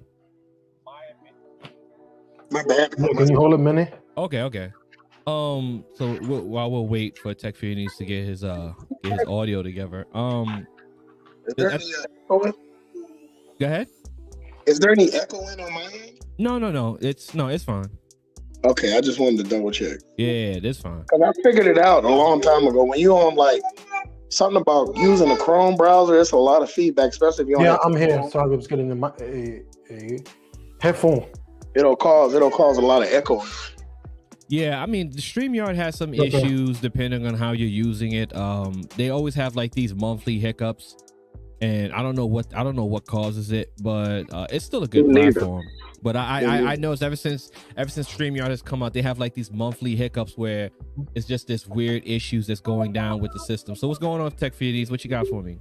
Not much. Can you hear me real good? Yeah, I'm in the crystal clear. Rode Wireless Go 2 I got. Ooh, nice. So yeah, I'm investing that, and people say you don't need it due to the fact it's like gas syndrome, and I'm like, I need it because I could go record outside, even though my main camera broke down, so I got to buy a new one. Because your Lumix broke down. Yeah, I made a live stream on it due to the fact that I put it. You know how you connect it with the red dot to cloud worldwide, and then it's connected to the body. But one of the rings, the main ring, is silver. You know that, and the bottom got also rings, so it broke. So is the focal length is very zoom in, so I cannot zoom out on nothing. Oh, you messed up the mount. Yeah, I don't know how, because anyway, Ooh, that that's- camera was given for free. I wanted to give away since day one, but I was heartbroken. Damn, that sucks, man. That's all bad. That's all And that was my bad. money making outside of YouTube. Like, I don't have a big clientele. I'm not that good on videography, but you know, like little custom party, I will get charged. You know what I mean? Get paid, stuff like that. Kevin Kelly in the building. What's going on? So yeah, getting back to the subject, gear is a very very tricky, because if you're a content creator, you're buying gear for YouTube and it's not improving and it's not getting your return investment. Like, I buy it, but I'm doing clientele outside, so I'm still getting a little bit kickback. It's not just for YouTube, even though I'm not monetized yet. I mean, but so it's not really, you see, that's a great example, right? Because you have things that's fulfilling its use case. And we got Keystone. I'm sorry, Keystone, I'm gonna have to leave you. Okay, Keystone. If you come on the panel, you gotta be on point. You can't be burping in the mic now. All right, we'll let Keystone up. Keystone, what's going on? Ain't not much. I'm gonna let y'all talk. I've been keeping up with everything that's been going on. I've been doing too many of my own things. All right. So get Tech Vietnamese, you got it. Okay, so getting back to the subject, it depending what type of channel, if it's gonna lead for more investment, return back, then it's good. But some people buy the gear because they want to look crispy. But we discussed this. Why buy all that if you don't have the knowledge yet? Depending on, you know, in your content creation career, what step you are. If you step one, you don't have the knowledge. So if I spend $3,000-$4,000, if you still, the video's gonna look poop. You know what I mean? And that's a great, and I've talked about that before, right? It's that you're buying all of these things. Like, you have the $400 mic, the $500 mixer, the $800 camera, the $2,000 computer, the $200 lights, but you're still making $40 content. At what point do you sit back and look and say, okay, you have the equipment, now you got to upgrade the content? Because upgrading the equipment just won't automatically upgrade the content. You still got to produce better content. And if you have all of this equipment and you're not making better content, then that's a problem with you and not the equipment. That means the issue that you had nothing to do with gear. It had something to do with your ability to use your gear to its maximum potential and efficiency. And here's the problem with that. You know what I mean? If you get all that equipment, take a recess and take time out to learn everything before you make your next video. Do the old ways and make the $40 content that you were used to doing before, but practice on the equipment that you already got and practice on the new stuff. Then go ahead to make the videos that you want. Practice makes perfect, and it takes a lot of time to learn these programs. I'm learning Adobe right now every day as I work. You know what I'm saying? And I haven't put no videos out from Adobe yet because I haven't really learned it that well. You know what I'm saying? So I mean, Adobe. That's the difference. Yeah, Adobe. So yeah, absolutely, right? Because the one thing that I try to, drill into people when they watch my channel is that relentlessly buying gear won't immediately make your shit look better, won't make your content better, right? Like the A6400, it was an immediate light speed upgrade for the visual aspect of my content, right? It looks drastically different from the GoPro 7 and it looks drastically different from the Brio, but I know how to use the camera, so I dialed in the settings to make it look better than it normally would. Now, so my camera right now, I'm running it on the picture profile under I think it's S-Log, and I've changed the color gamut so it has better dynamic range. But the problem is that if you don't know that, then you won't know to do that in your camera to make it look better for the way that you use it, right? Because I can show you right now, I can turn all of that stuff off and you can see the difference and you can see how dark the camera will get. But that comes with understanding the gear that you're buying in order to make it look better for your live stream. See, I maxed out the Brio 4K when I had it. I maxed it out completely. When I got the GoPro 7, I maxed that out completely. I fixed everything. I tuned it every way to make it look better. And I said, you know what? I just need the camera for the quality low light performance with the way that I stream. But if you don't know how to use your gear to make your gear look better, you would have gotten a camera and said, okay, I need a better lens. So instead of using a Sigma, I need the G Master 16 to 55 because that's going to look better. When you don't know the reason why it doesn't look good, because you have to fix the ISO and the f-stop. You have to add more light to see. If you don't know these things and you're buying things, you're wasting your money because you're buying things without knowing how to use the gear that you have. Also, I want to add one more thing, that sometimes you buy affordable gear, and it's good to buy affordable gear and not go broke, because shout out to Handlin Jones. What's going on? Affordable gear, sometimes it limits you, but it also forces you to think outside the box. Okay, it's affordable. This is the only thing I could do. How can I make it better in different ways? When you go to the upper tier gear, then you're more experienced, because the affordable gear forces you to learn, you hone your basic skills. And the thing about affordable gear too is that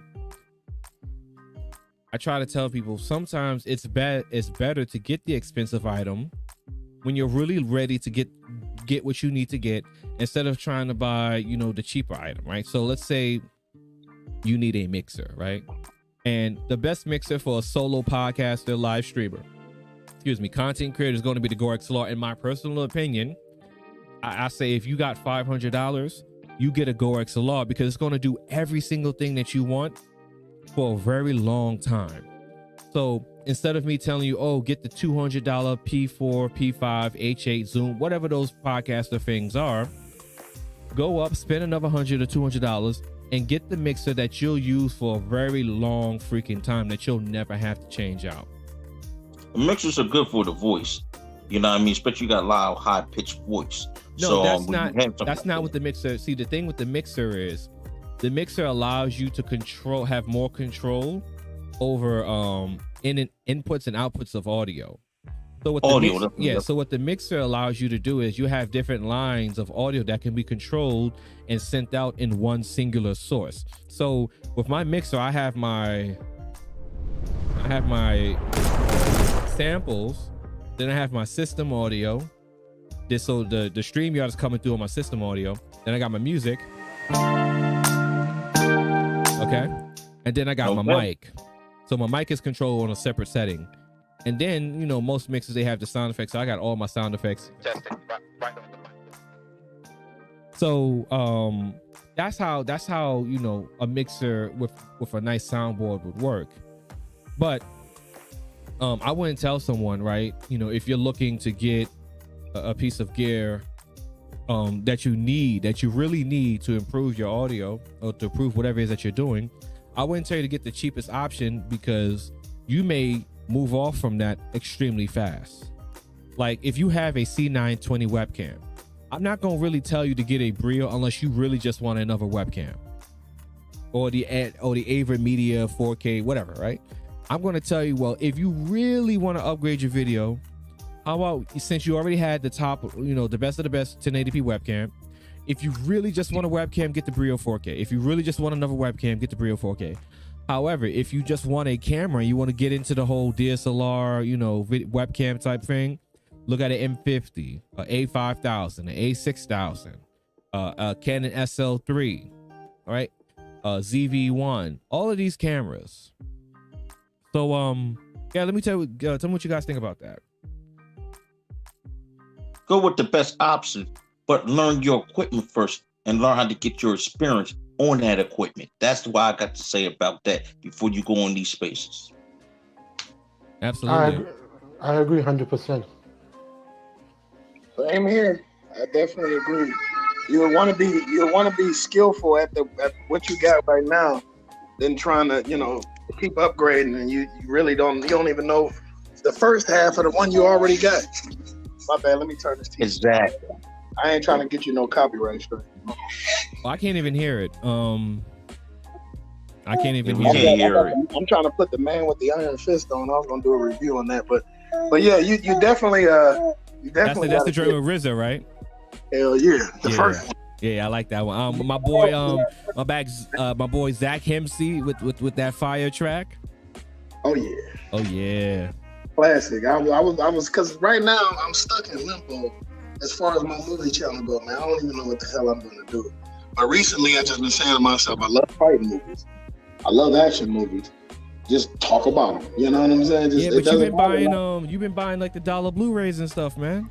Well, the thing is, I kind of took a break because ain't too many ones out there that's worth even buying for $1 anymore. Oh shit! Like right now, I'm waiting for They Live. They coming out with a 4K 35th anniversary. I think 35th anniversary of They Live, and then they coming out. That's pretty decent. They coming out with They coming out with 4K. What do you call it? They coming out with Justice League. Justice League, okay. Zack Snyder's Justice League is coming out 3 days before my birthday on 4K. So it really ain't too many movies I want to buy right now. I feel like I really can't think of what to purchase anymore because it's like I pretty much got them all. But these little joints that what is it called? RJE Films. These little joints that RJ Films is putting out is pretty decent. Like I just got this Nicolas Cage movie. It's based on Five Nights at Freddy's. They couldn't get the rights. What? To do they couldn't get the rights to do a Five Nights at Freddy's. So basically he got his money together and he co-produced and executive produced a movie called Willy's Wonderland. Now it's basically the same premise as Five Nights at Freddy's. It's just Nicolas Cage. Yo, Nicolas Cage stay taking the weirdest roles, man. Nicolas Cage has at least 20 movies a year that he dropped. They might not go to the movie theater, but they move. If I was an actor, man, I give me a Nicolas Cage kind of career, yo. Where I just be in movies all the fucking time, son. Yup, he stays in some movies. You're right about that, fella. Man, he's like that new movie. What's the new movie? Jujitsu. I can't find a Blu-ray of that. Every time I go to like Best Buy or Target, they always got the DVD. I'd be like, damn, I'll be trying to get that. And there's another little ROLR. Like once again, RJE Films. They like the new hot. They got all the new hot movies. Like I got this movie with Anthony Mackie called Synchronicity. Oh that's my on god, Netflix. Yeah, you that's would on love Netflix. that movie. Theo. That's that on movie Netflix. Yeah, I gotta check it You out. watched it?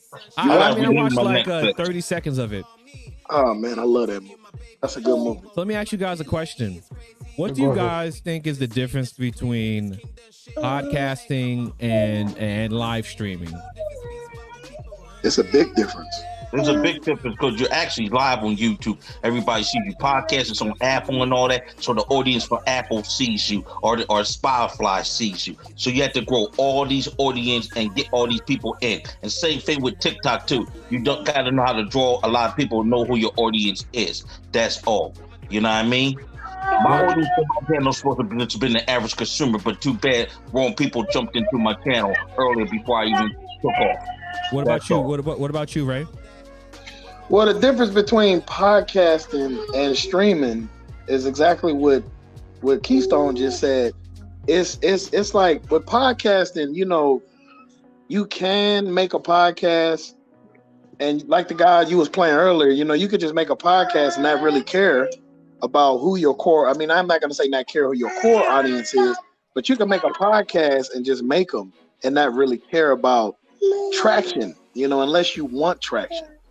Live streaming is like the next step. It's the next evolution into podcasting. So not only are you trying to get more people to listen to what you have to say, you're also trying to get as many viewers to see exactly what you guys are talking about. And that's where a lot of people nowadays, there's so many people nowadays who have these hybrid podcast live streams. And, it's crazy because it's like, you do it because you want to do it. You're doing it because it's either you, like the guy said, you're either rant and you like it's random topics, or you have one particular subject that you want to talk about, or it can be, it could just be, a coin toss, like you can talk about this, you can talk about that, whatever. But it's like, I think the lines are blurred, man. I think nowadays people really don't understand, like they try to do a podcast and they like, okay, podcast, but it's like people don't understand podcast is originated with just audio only. It's just this whole live streaming, live streaming really took over and changed people's perspective on podcasting. So it's like people don't even understand the difference between I might have to get off in a second. But people don't get the difference anymore. You know, they just doing it just to be doing it. You know. Tech for your needs. What you got for me? Okay, I see it different because there's an audience for both. But audio is podcasting, and if you don't got time to listen, it's okay. You can if you don't got time to watch on anything, you can listen. So it's like sort of like radio, but on a live stream aspect, you are connecting with your viewers. So you have that connectivity is better because you can interact. You see you see the human interact. Both of them you can interact, but it depends on the subject. If you're talking about subject by yourself, on the podcast it's different. If you're talking with two people, then people like that more better because I noticed on my research. But I think live streaming is good also because that's a form of podcast, but it's in a video format. And the interaction I think is better because you get one-on-one, you get the feedback right away. You don't have to wait into the live streaming or the podcast. I said it wrong. The podcast finished, and then you get the reaction. You get the reaction right there. You see what I mean? I 100% agree. I do believe there's a difference.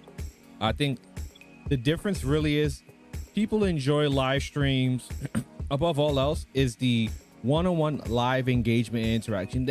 So the main selling point of a live stream is live responses and interactions with the live streamer, like to talk to the live streamer or to see the reaction of the live streamer in doing whatever it is that they're live streaming. Like a lot of times it's gaming or just to talk to the person.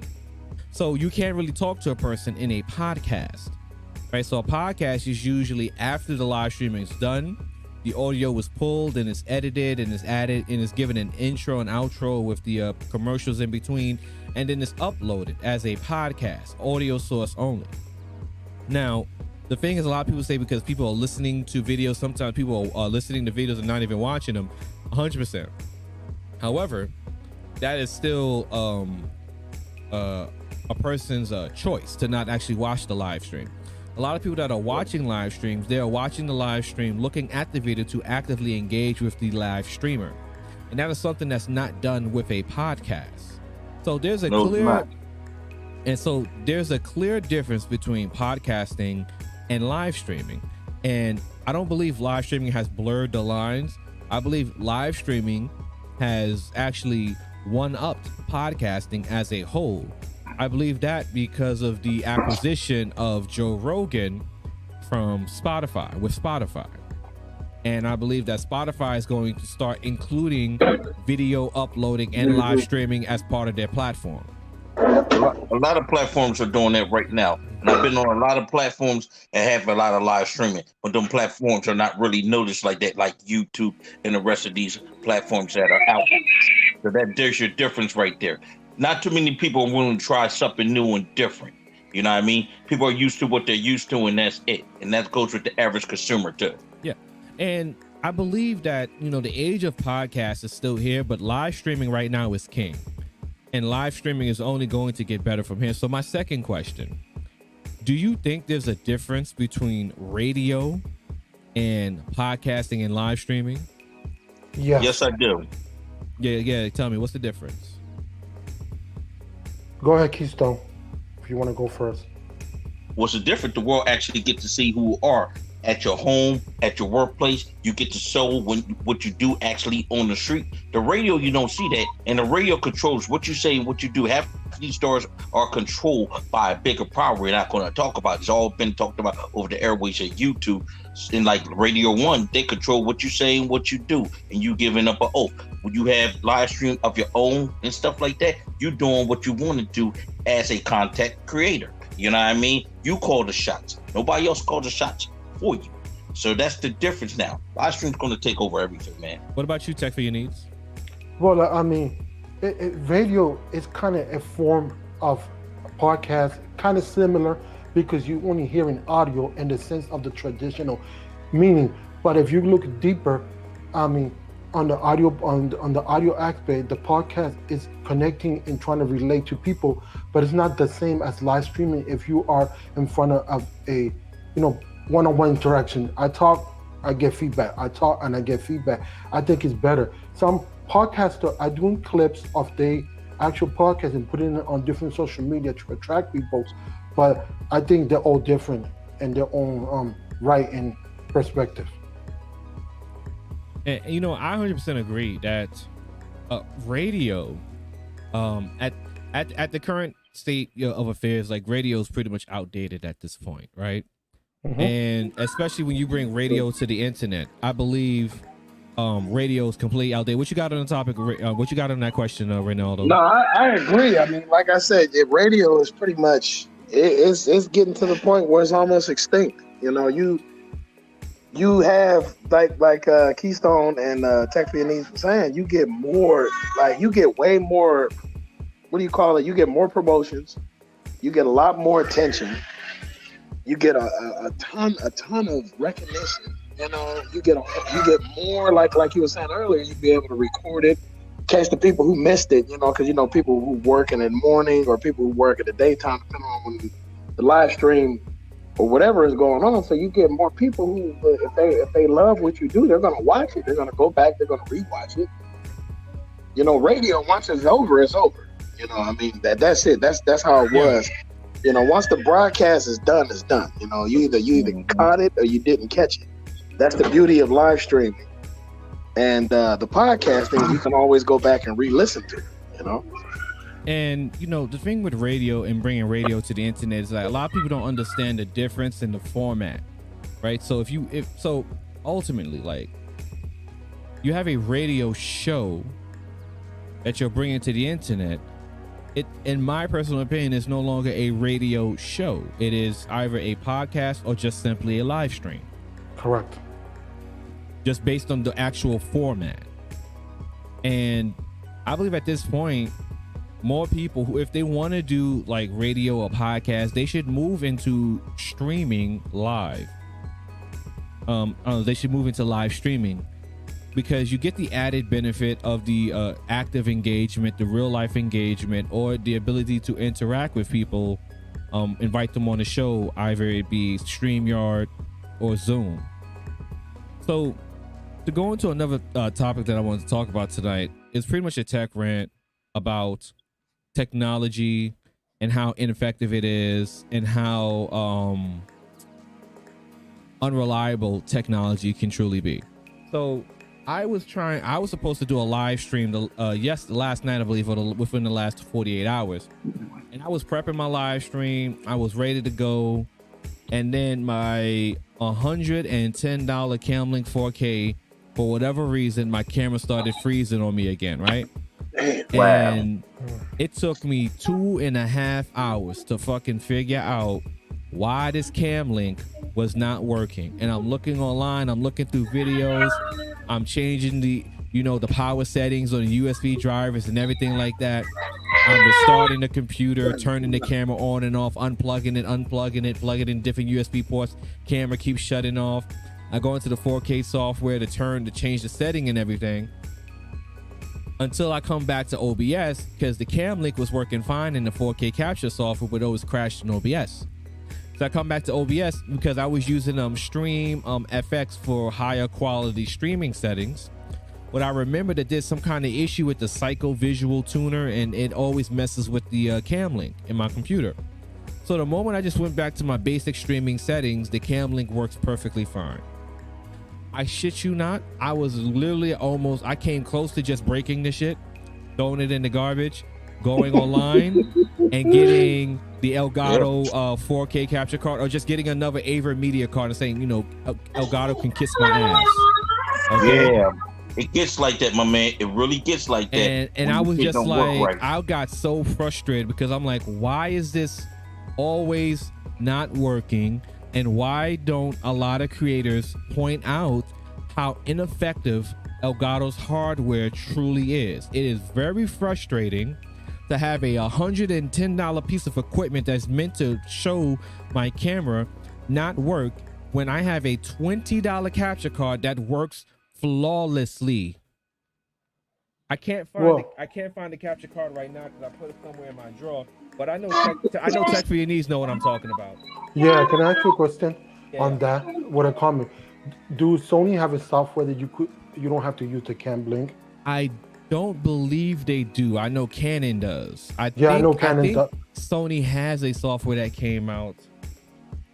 The reason I'm asking because I saw videos on the CB1. You don't when they updated the camera the second time. You don't need the actual cam link or any capture card. You could bypass that on the CB1. I don't know if for the rest of the line of the cameras. The Edge webcam software. Yeah, I think that's what it is. If I'm not mistaken. Depending on the model, follow. Okay, so they have ZV1. So you don't have to waste money on a cam link. You could save that. Yeah, okay. I have to look through this because I'm not understanding these model numbers they got up here.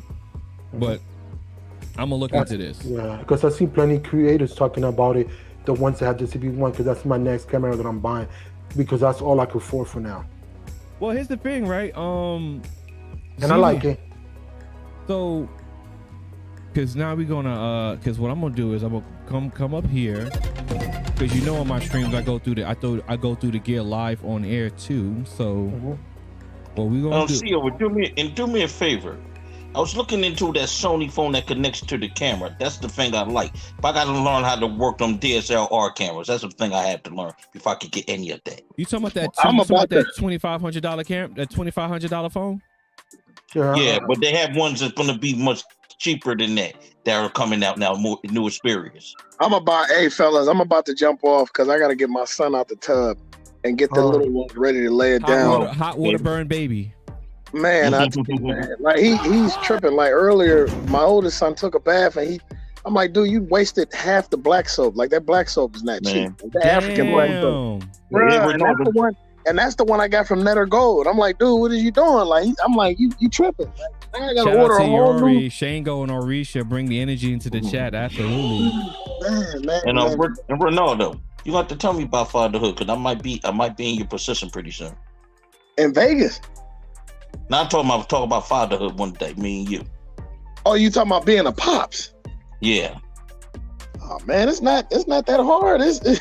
I got 3 of them. I got 2 boys and a girl, and she follows me everywhere I go. She's right here, standing right here, looking at me, trying to take the money out of my wallet. Already taking money out of my wallet. I'm like, dude, already on a mission, right? Yeah, man. But yeah, because that's the thing. I want to get back into doing live streams, y'all. I just got to get they butt to sleep at a decent we got Easy in the building. Shout out to Easy. But yeah, I'm about to jump off, get the little one out the tub. I'm gonna still watch you, see over, because you know I got 4 phones, so you already know. Right, you know how that goes. I'm gonna watch you on the 4XL because the 5, man, there's something about the Pixel 5. It's like no matter what I do, it starts draining quick. Like right now, when I first started getting on here with you, it was at 80%. Now it's at 57. I'm like, what's going on? Yo, I found a deal on the S21 128. It's not worth getting. I'm still going to get it to use that to trade in for when the folds come out. All right, Ray, man, catch you, man. All right, then I see you. All right, peace. All right, Ray. So tech for your needs, right? So tech for your needs, man. You said that you want the ZV1, right? Yeah. Now, the good thing about the ZV1, it has the flip out screen. And one thing that people miss about the ZV1 is that the auto-focusing on ZV1 is almost slightly better than the A series. So the auto-focusing on ZV1 is outstanding. The color reproduction is a little bit off from the A series of cameras, but it's still very good. And for the price range, it's excellent, right? So normally, you know, it's under 700. Under 700, right? So normally, what we would do is that you would keep that 700. You know, you would keep that $700 number in mind, and then you would. What I would do is, I would bounce around and see whatever options I have around that price range, right? So, Amazon sucks at this kind of shopping. So let me see. Yeah. I saw the Canon Mark II less, but I don't want to go to Canon. Yeah, I mean, you know, what would be the best one to go with? Well, we can go. We're gonna go through that right now. I have 8 children. Oh my God, 8 one times I got 8 of them kids. So ZV1 is hard. That's when you're looking at the ZV1, like it's hard competition with the ZV1, right? Because it does everything that you want it to do. So the next step after like competitor with a ZV-1 is going to be an M50 or M50 Mark II. Now, all the issues that the M50 had were corrected and fixed with the M50 Mark II. Now, the killer thing with the M50 that the ZV-1 cannot compete with is that the M50, to my understanding, because it says it has an EF mount, can use EF lenses. Correct. And has a detachable lens. So you see this 15 to 45 right here. Theoretically, because it has an EF mount that can be detachable, you can take off this EF mount and you can get like you can buy later on down the line, you can buy a lens, right? So the next best lens would be something like a 13, what is it, 16 to 35, something like that, because it has a crop factor too. So this 15 is probably like a 24 or something like that. I don't know, but they have the Sigma 1.4 60 millimeter. Yeah, see, the thing is, like, that Sigma, like, depending on its crop factor, because I think some different APS-C cameras have like slightly different crop factor, but if this crop factor is a normal like 1 point, because they had it natively, they made it for that camera specifically and for the Sony. So the crop factor should not be that bad. Correct, because it's made for that. Yeah, Sigma. Okay, so yeah, so Wally says in the chat 1616 for the M50 is gold. Okay, so yeah, your next, so if you were to get the M50, right, so it's a little bit less than the ZV-1. So if you get the M50, your next option would be to get the Sigma. Your next option would be to get the Sigma 1.4, but get it for the camera, the Canon mount, right? Correct. And that's pretty much going to give you that 16 millimeter, which should probably be something close to a 24, give or take the focal, give or take the crop factor, and you get that 1.4 creamy bokeh that gives you the right, that blur out effect, right? And it's wide. The 16 millimeter is wide. Now, we've done already left the ZV-1 in the conversation because the ZV-1 does not have a removable lens. And I believe go ahead.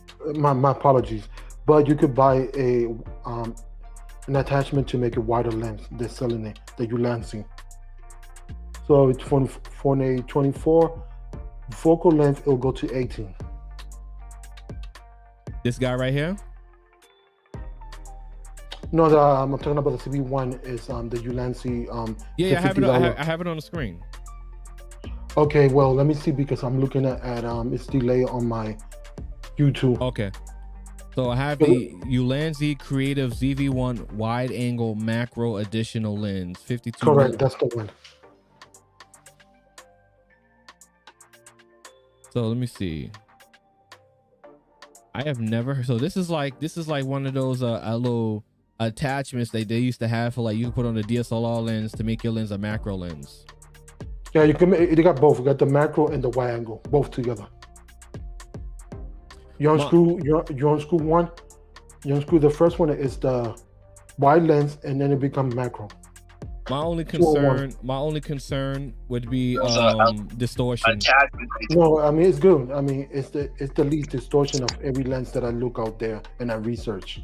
Yo, fellas, I'm gonna fall back because it's a subject I'm not too good with, so I don't want to say the wrong things. All right, y'all talk about actual DSLR cameras, which there's another stage I gotta work on. All right, peace, Keystone. Mm-hmm. All right. The reason I want to get that camera because I want I could wait and save more money, but I want it because the portability and it brings a lot. That's another selling factor for the ZV-1. Is that it's super ultra portable. It can actually fit in your pocket. And also, this lens, the distortion is minimal. It's minimal. It's like less than, like I'll say 10%. Everybody's been talking good about this lens. I've been studying it left and right. Look at this rig this guy got on here. He got the small rig with the wooden handle and the gimbal. This is crazy. Yeah, I've been watching videos. Oh, and that's a channel. If your knowledge, it's all about, we're talking about knowledge. He'll do cinematic, then you'll be like, la la la la la, ga ga ga ga. With the CB1, you'll be like, wow. I just subscribed to him 2 days ago, so I don't recall the channel, he or her. Hold on, run that back. I kind of missed that. Run that back. Okay, again. so the channel is doing cinematic with the CB1, so it's like Oh, you be like, cinematic. wow. Yeah, you be like, wow, you can't tell it came from the camera. You think it comes from more expensive because it's on the underline. It's up to the individual knowledge, you know. Because if I get this camera to Peter McKinney, he'll do 10 times better than me. You get my point? Mm-hmm. So you be like, wow, it's amazing that the person did some crazy stuff. That you be like, wow, cinematic as its finest. Yeah, man. See, the thing is, right? That's the thing that almost got me to get the ZV-1, and I just went ahead and got the A64 instead. Was the portability? Because it's a super portable camera, man. It really is. It got all the profiles. You could put lugs, SL log 2.3. It got everything. Oh, it has S-Log. Yeah, they have everything. Oh, it's just not a point and shoot. It's more advanced. It's more advanced than the RX Sony division. Remember the RX the RX Mark 100? The RX 100.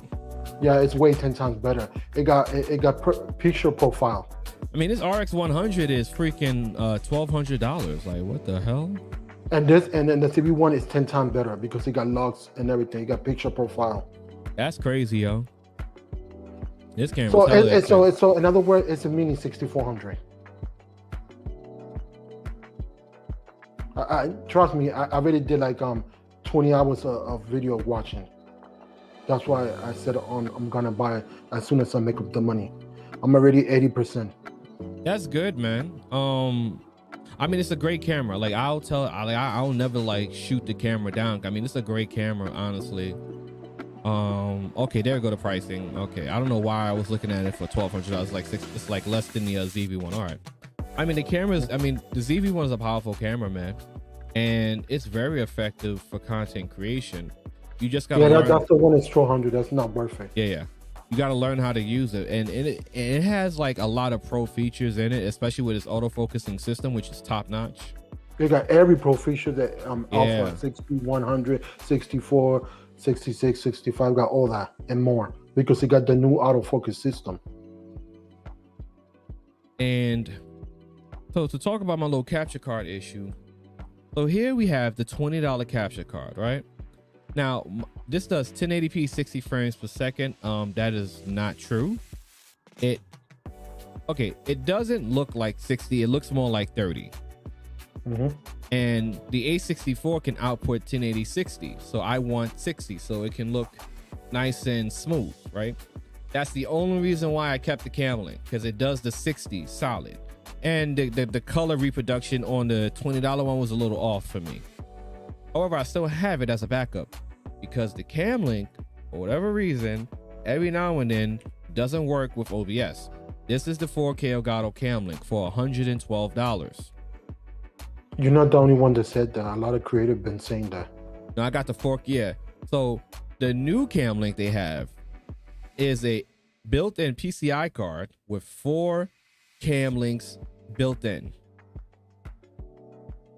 So theoretically, you can connect this to a PCIe Express slot and hook up 4 different video output signals. And like Tech Viennese said, the problem with the cheap capture cards is the color reproduction and the iffy frames per second, because it's more like about 30 to 40 than it is 60, and that's in the color reproduction and the bit rate. And that's really the only thing the Camlink has above the $20 capture card. And in my post on Twitter, because I was very frustrated, I was saying all that needs to happen is another company, it doesn't even have to be Avid Media, to create a Camlink, a similar device with better driver support and software for a slightly cheaper price, and Camlink got a problem. Elgato got a problem. And I understand, like, Elgato like sponsors with a lot of people, and I get it, but I got serious problems with Elgato as a company with their products. I mean, I'm not even gonna front. So one of the reasons why I have a problem with Elgato is that a lot of this stuff, right, is extremely expensive for no apparent reason. So yeah, the price went up, sorry to interrupt you, because of the you know, the P word, what's happening in the pandemic. Yeah. So that's why it went up, because it wasn't like that. Oh no, before. it's actually came down because during the pandemic, it was out of stock and it was selling for about like 180 to 140.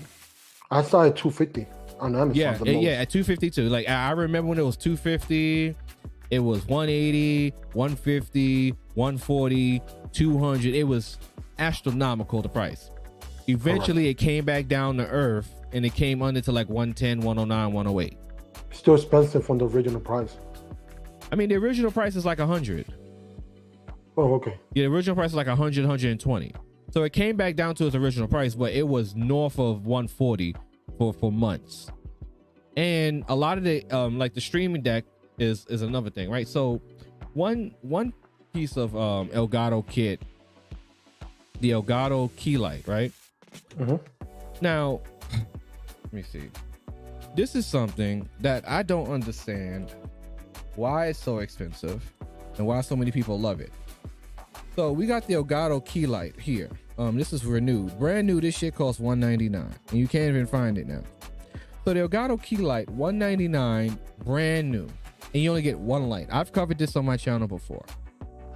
I can't even find it brand new. So it's also, that means it's whenever you can't find something brand new on the site, that means it's out of stock for whatever reason. The light brand new costs $199, right? So we're gonna do this. We're gonna try to find it. Okay, so you can't find it. That means Amazon don't have it. The Elgato Key Light Air, which is built on a base stand, costs $129, and you only get one light. Now, we're gonna look up the GVM LED lights. You get for GVM. Here we go, right here, and they're on sale right now. For $186, you get two lights that are more powerful than any of the key lights. And all Does it mount on your table? No, you have to get a monitor mount, which would still, and here's the part, which would still be cheaper than buying two key lights. That's the funny part. True. Because you got the 186, the two mounts is like what, maybe $40 extra. You're still under how much you would have spent to get two key lights. And that's the crazy part about it. They have software, they run on the phone. You got the phone software, you can get the frosted screens. GVM good, it is always on sale. GVM is always on sale. So then we look at Elgato's charging $199 for one freaking light, right? So then now let's look at the Stream Deck, right? And as a streamer, you don't even need a Stream Deck, to be 100% honest with you. You don't, because I sold my lights to a friend who is a professional photographer. Okay, what lights do you got to replace it though? So you got the Elgato Stream Deck here, and shout out to DJ LaFave. You can get apps on your tablet that has more functionality than the Stream Deck, and you can have more button access than the Stream Deck does. And you can run this off a phone, or you can run this off a tablet. You can even get a MIDI controller. I believe it's a MIDI controller you can do it with. Something like this thing right here. It's something with all the buttons on it. I don't remember. I seen it in a video. You can add that to your computer, and you can have all the buttons, something like this, right? Just as an example. You can have something like this here. You can have all the buttons, but sometimes these come with 24 to 50 buttons, right? Because if you want something with more buttons,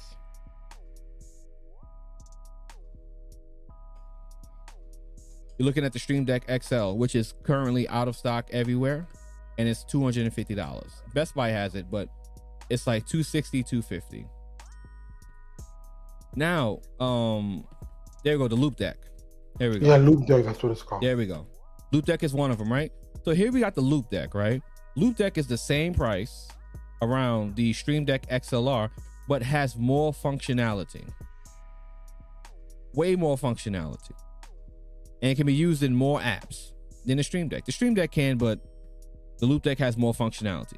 Using my wife's newer ring light at the moment, trying to figure out how I want to set up this office first. Absolutely, man.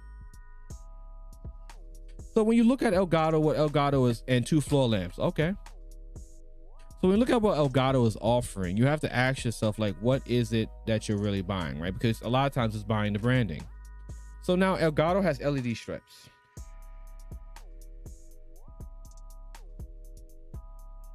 Elgato has LED strips, right? And you can't find them online, right? So those LED strips are actually pretty expensive too. So let's look up LED strips. I have a pair of LED strips that are Bluetooth. You can get a pair of LED strips for $20. I can guarantee you that the strips that Elgato is offering is more than $20. But can I ask you a question? Yeah. This is for everybody. Listen, very careful. I'm gonna drop the key word. Do your audience gonna ask you what are you streaming? If it look good enough, and they're normal consumer, are they asking you right now how what you're using? Are they questioning why you're using that? If it's cheap or is it branded? No. There are very few times where your audience will ask you, right? Like when I changed the camera, it was a drastic difference. What camera is that? A few, but that's just a few from far. Generally, right? If they're not interested or they're not kind of content creators themselves, the audience isn't going to notice everything, but they're going to notice certain things, right? So if you're come on that for a little bit. If you make a drastic change to the video presentation, audience gonna know, right? Like, so if you're changed from a webcam to a DSLR mirrorless camera, audience gonna know that. They're gonna see it. If you change from a USB mic to an Ashton Stuff SM7B or a professional XLR mic, audience gonna know. They're gonna be able to hear the difference, right? They're gonna be it's something that you can hear. Now, it's weird. Elgato has that magic touch like Apple. They'll suck you into the I mean, Elgato just sucks people into their ecosystem. I'm just sitting on the outside like, yo, what the I'm confused because I've used the products and it's like it doesn't work very well, right? But where Tech for Your Needs is coming from is those extra minute upgrades that he's talking about, right? Like that's the type of stuff that the audience not going to pick up. So if you're moving from an Ashton Stuff to an SM7B, audience not really going to be able to pick that up, right? If you're coming from an RE320 to an SM7B, audience really not going to pick that up, right? If you switch from a Focusrite Scarlett to a Go XLR outside of the sound and voice effects and the samples, audience not really going to hear that, right? If you get from a A6400 to an A7 III as the webcam for your live streams, audience not really going to tell the difference, right? They're not going to be able to tell the difference that much because all of those upgrades are not vertical upgrades, but they're just like horizontal upgrades. They're not things that will drastically change the appearance and the presentation of your stream. They're just slight upgrades for you because of what you want to do. So I give you that. But the Elgato ecosystem, man, is very confusing to me because I don't really believe that all their products are as like needed or effective that people make them out to be. And we'll even talk about the because I got the AVerMedia Duo in the second streaming PC, and that has a capture card built in. 4K capture card built in, pass through 1440p. The option for Elgato costs like $400, and AVerMedia has a 4K option that's cheaper than the 4K option from Elgato, and the AVerMedia 4K capture card does better than the Elgato 4K capture card. So I'm like, make it make sense. So let's look at the light strip too, right? Yeah, so you got a point right there. So think about it. I know we're not talking about this subject, but it's part of it. Branding goes a long way. That's why Elgato getting a lot of people because of the branding, Apple branding. Dudes have million subs doing vids in their cars. Now, here's the problem I have with that, right? And just for reference, the LED light strips that Elgato is selling are $60. So for that price, you can literally get 3 sets of LED light strips. But the whole people doing YouTube in their cars thing, I understand that, but it's like it's a different fan base. It's a different audience. And if it works for them, that is 100% great. 100%. Will I tell a person that's trying to do some stuff on YouTube that they should just do videos in their car? Absolutely not. I'll tell you that if you just a truck driver kind of guy and you always in your car and that's where you do your videos, fine, we can make it work. But would I tell you that, hey, go in your car and do your videos? Absolutely not. But go ahead, what you were saying, Tech Vietnamese. I don't recall what I was saying, but I forgot, honestly. No problem. But looking at the Elgato key lights, right? So again, we talking about this Elgato ecosystem. Like when you step out of it and you really look at it, like what is it actually that you're getting with the branding? Because you mentioned branding. Oh yeah, that's what I remember. I was talking about branding. That's the part that it's all about branding. The more branding you see, the more it caught your eyes. That's why. Who's the bigger player in United States as phone industry? Samsung and Apple, because of the branding.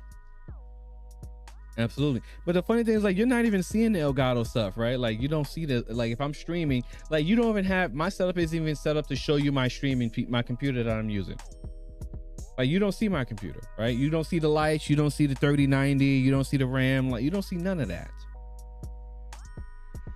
You're not going to see the Elgato lights. You're not going to see the capture card in the computer.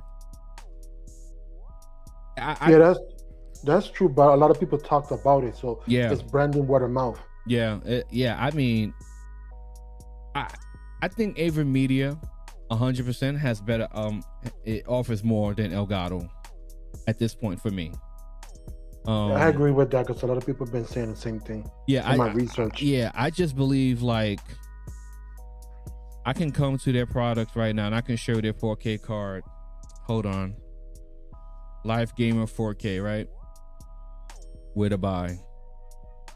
You go to Amazon. The Live Gamer 4K capture card. So here's the Duo. So let me show you the capture card that I got. And that plays a role into the subject of gas. Because people tend to go with name brand because it's the best. But naming don't mean everything. If you got another company that works and it works better, that's what it matters. It don't. So we got the Live Gamer Duo. I have this in my streaming PC. And the reason why I got this capture card is 240. The reason why I have it is that it has a secondary output. Or it has a cam link. So you can connect the two computers and you can connect the camera. So when I do my gaming streaming, I can hook my camera up to that capture card, right? I can't do that with the 4K. Now look at their 4K right here. Look at the price of this. The Ava Media Live Gamer 4K 60 HDR capture card, ultra low latency, brilliant reviews, like amazing reviews this capture card gets. Look, compare this now to the offering for Elgato, the 4K 60 Pro. Now, I'll tell you right now, this price has come down a lot. It's come down a whole lot. Because it never used to be at this price. So when you look at the 4K 60, you look at the 4K Ava Media card, and you compare them with the reviews that you watch, you'll see one thing: the Ava Media is better. It's just better. The only thing that the Elgato got with it is how good it works with NVIDIA, because you know NVENC is king when it comes to streaming. True. The Ava Media has some little issues when it comes to NVENC, when it comes to the codecs and things like that, and they just put out an update to fix that. So when you're talking about gas, right, and you mentioned it again, I'm gonna let you have that. What are your thoughts about this, and as it pertains to gas? People tend to see. For me, I learned this. It's not about being affordable. I look for why it works, and I don't look for name, because let me go an analogy with a car. If I got a decent car to drive me from A to point B, why should I get a Mercedes or a Ferrari if the car's driving me? It's doing the same thing. That's my whole model. If you're gonna last me for a while and you're gonna take me from A, B, C, D, then I'm fine. I don't need the most expensive thing, because if something happened, then I got to spend more money on trying to fix. And the thing is that, like, Like, but the car analogy, like in New York City, I live in New York. People look so stupid with sports cars in the streets. Like, they look completely dumb because the streets are crazy and there's never any room to really drive the way you want to drive that sports car. And you just pulling up to a club to look nice in the car, you can barely park it. And when you look at like gear for content creation, I mean, you got the Elgato system that's overpriced and not as effective as separate offerings. I mean, you got the mics, you know, you just Shure some 7B, Joe Rogan got it, all the podcasters got it. And the thing with the mics that I always try to tell people is that these mics have different sounds. And honestly, you can get something else, then you'll get more bang for your buck. Because the biggest issue that I have with the Shure Some 7B is that you have to get a $400 mic and you have to get a $160 piece to go with it. Cloud lifter. Yeah. You can't use it. You cannot use that without a cloud lifter. Also, I want to say something that you said a couple of live streams, that if you got audio software to enhance your voice, then you can make it sound as good as that or better sometime. So that defeats the purpose of $400. I mean, part of my stream that I did, I'm gonna put this on the big screen over here. I did a recent stream and I showed people how I can use, you know, the filters on my OBS system with free voice filters to add EQ and quality to my audio. And I'm gonna show you now. So I'm turning off all of these audio filters, and now my voice on you should be able to hear it too. Oh, you may not, but my voice sounds kind of different, right? This is on the YouTube end. So the YouTube end people should be able to hear it. You're on StreamYard, you're not going to be able to hear it because this system is not feeding into StreamYard. But correct. I'm clicking all of my filters back on, and now my voice sounds drastically different. And you can do this for free. Shout out to Two Phones. You can do this for free. You can do this for free without having to buy a $400 mic, right? You don't need that. And on top of that, right, we can get even colder because I talked to my friend and he told me, you know, he stopped using the Yeti because he thought the Yeti was no good. I said, man, listen, let me tell you something. If you have a Blue Yeti and you are tired of a Blue Yeti, then definitely go and upgrade to an XLR option. However, you do not need to get rid of a Blue Yeti because someone told you that you need to get rid of a Yeti. What you need to do is learn to maximize your equipment to use it to its full efficiency. So if you have maximized the hardware capabilities of the hardware that you have, now it's time to incorporate software into the hardware to make the hardware better. Does that make sense with you? Does that make sense, Tech, for your needs? I agree 100% because you get the perfect sample right now. So to make a Blue Yeti sound better, you incorporate voice meter into your live streaming. And what voice meter whenever I turn on voice, let me see if I can turn it on. I gotta wait 30 seconds. When you incorporate voice meter, you add in a virtual software mixer that can EQ the mic on all areas where the mic is being used. So that's YouTube, StreamYards, Zoom, OBS, everywhere. Right, bro? Shout out to Yori, man. The only thing it takes is just learning the software. All you gotta do is learn the software, baby. So here we got right here. So here we go. So we got voice meter on the screen right here. So you plug in that USB Yeti here to this hardware 1, right? You output this hardware 2 as your headphones or whatever, however you figured out how to work it. You got the hardware input over here. So you put that hardware input over here, and now you got a mixer. So that's outputting, and then you make sure that your audio connection is this hardware input 1 right here. So now whenever you're using StreamYard or Zoom, you have all of this EQ here slight EQ to make it sound better. And I'll tell you right now, with a USB option, all you got to do is bring it here. Right? Just bring that bad boy like right here and move it around in this quadrant right here, and that's gonna give you the perfect sound. Then you have the compressor, and you have a noise gate here. So with that, and the great thing about Voicemeeter is that you can come here and you can use once you set it up, you can add in VST filters. So what I showed you here, for my audio filters are VST filters, because we're going VST plugin. You have all of these VST and Reaper plugins. You can incorporate these with Voicemeeter, and you can get your audio to sound just like mine or similar. And that's just with software. One more thing that I forgot to say. Oh, you got echo. You got echo. Oh, can you hear me better now? I'm trying to. Is that? No, you know what? That's me that did that. Hold on. Oh, my apologies. Talk. Yeah, can you hear me? Okay, that was me. That's why I don't like using Voicemeeter while I'm live streaming. It'll mess up my audio. Don't worry. It was on my end. Shout out to Information Man, Silva, the technician. Peace and respect, bro. What's going on? Yeah, you got it. Tech for your needs. Oh, I was saying also don't forget about your environment that play a factor on which microphone you have. Absolutely. So again, right? Like, and you can fix that with software by adding a noise gate and a noise suppression. Software side, not even adding that to the hardware.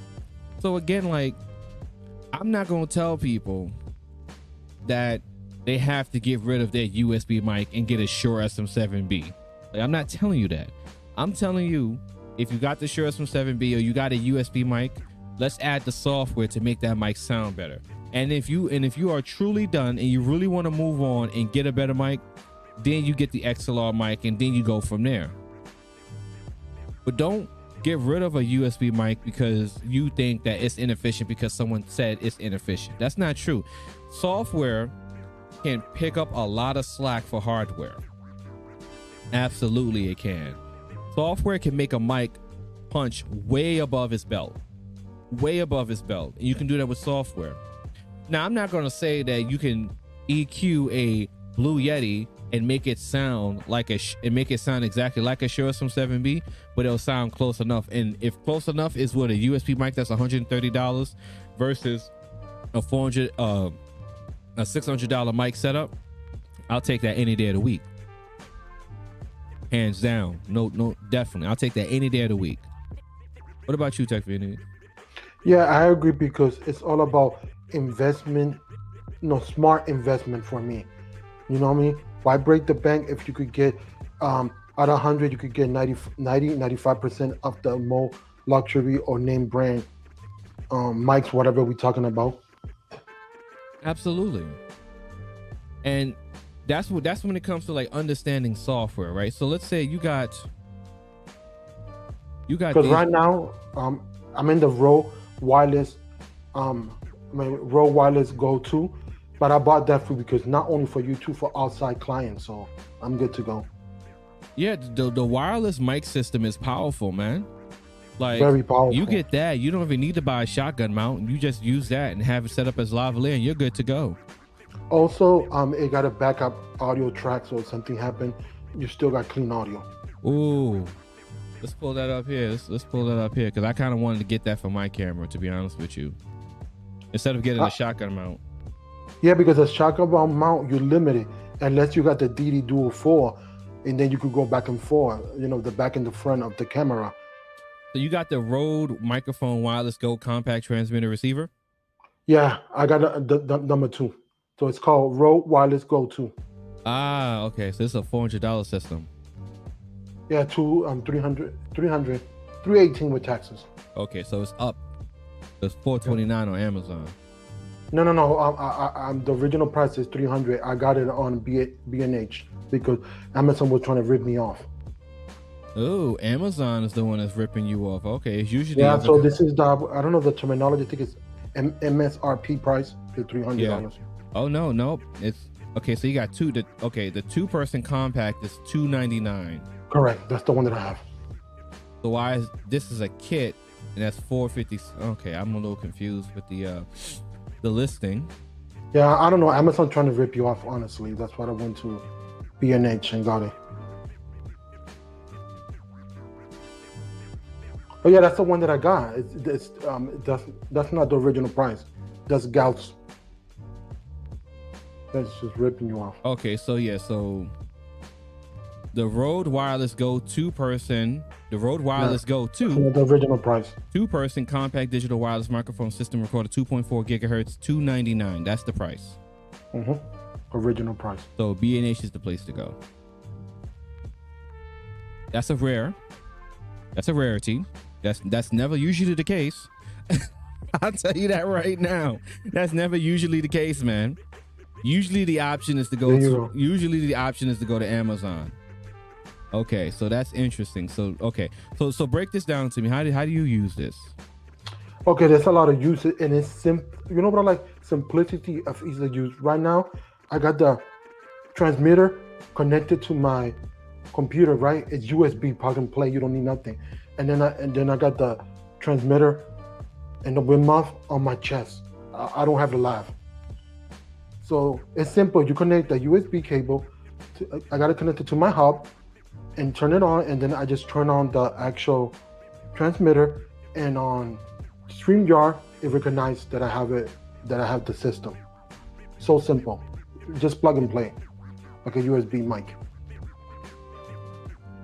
So you don't have a lavalier, why not?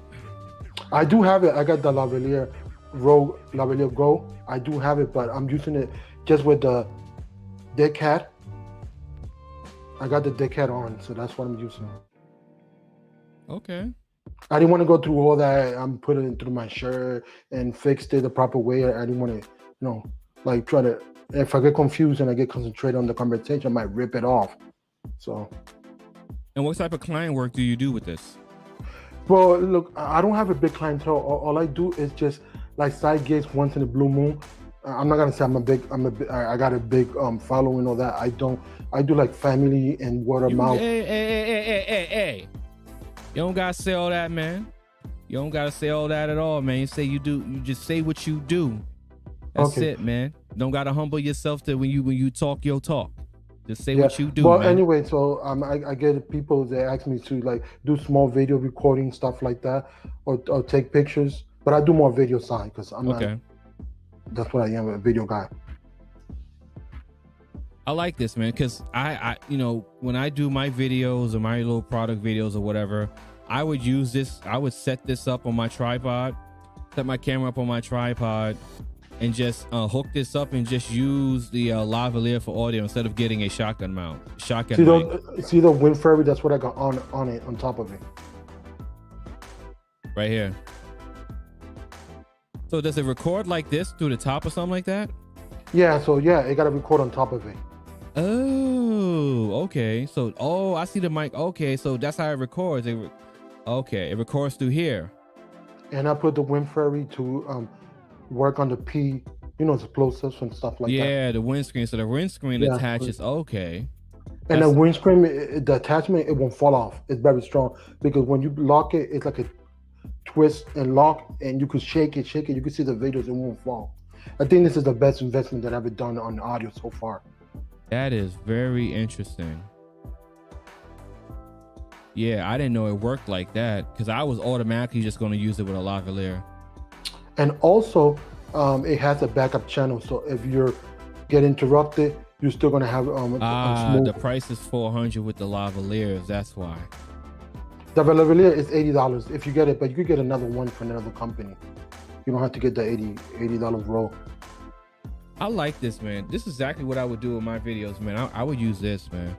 Instead of getting a shotgun mic, I would use this.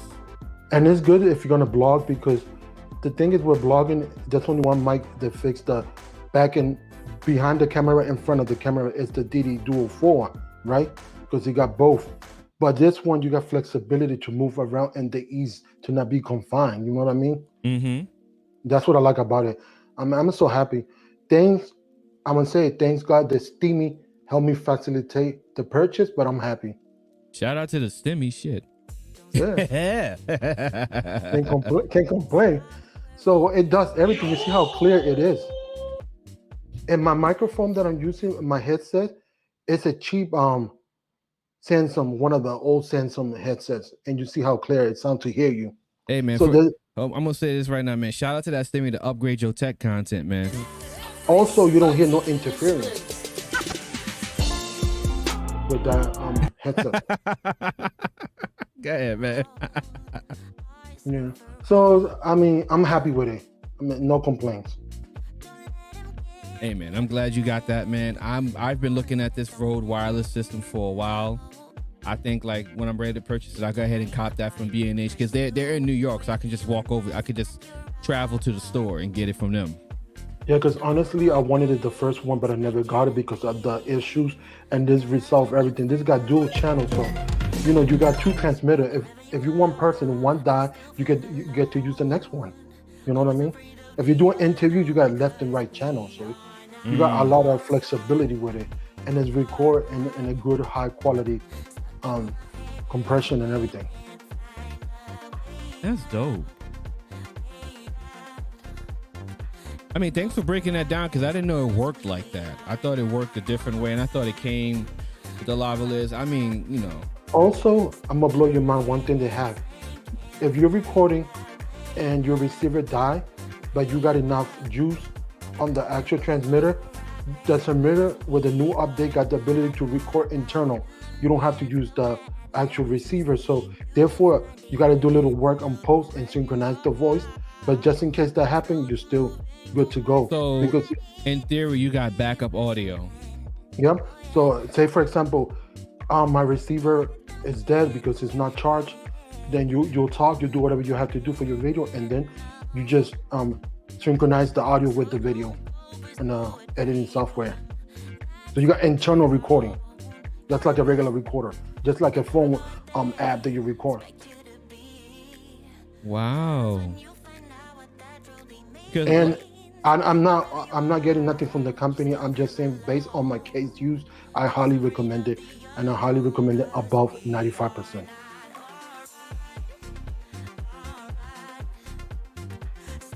I mean, hey, that sounds like a very powerful piece of equipment. I would love to have something like that when I start recording videos. And my favorite is back in stock. Let me show you again, man. This guy right here, man. So the Go XLR, even though the company stopped making them, it comes out of stock and in stock very infrequently, but its price has gone down. It used to be $499, now it's $449.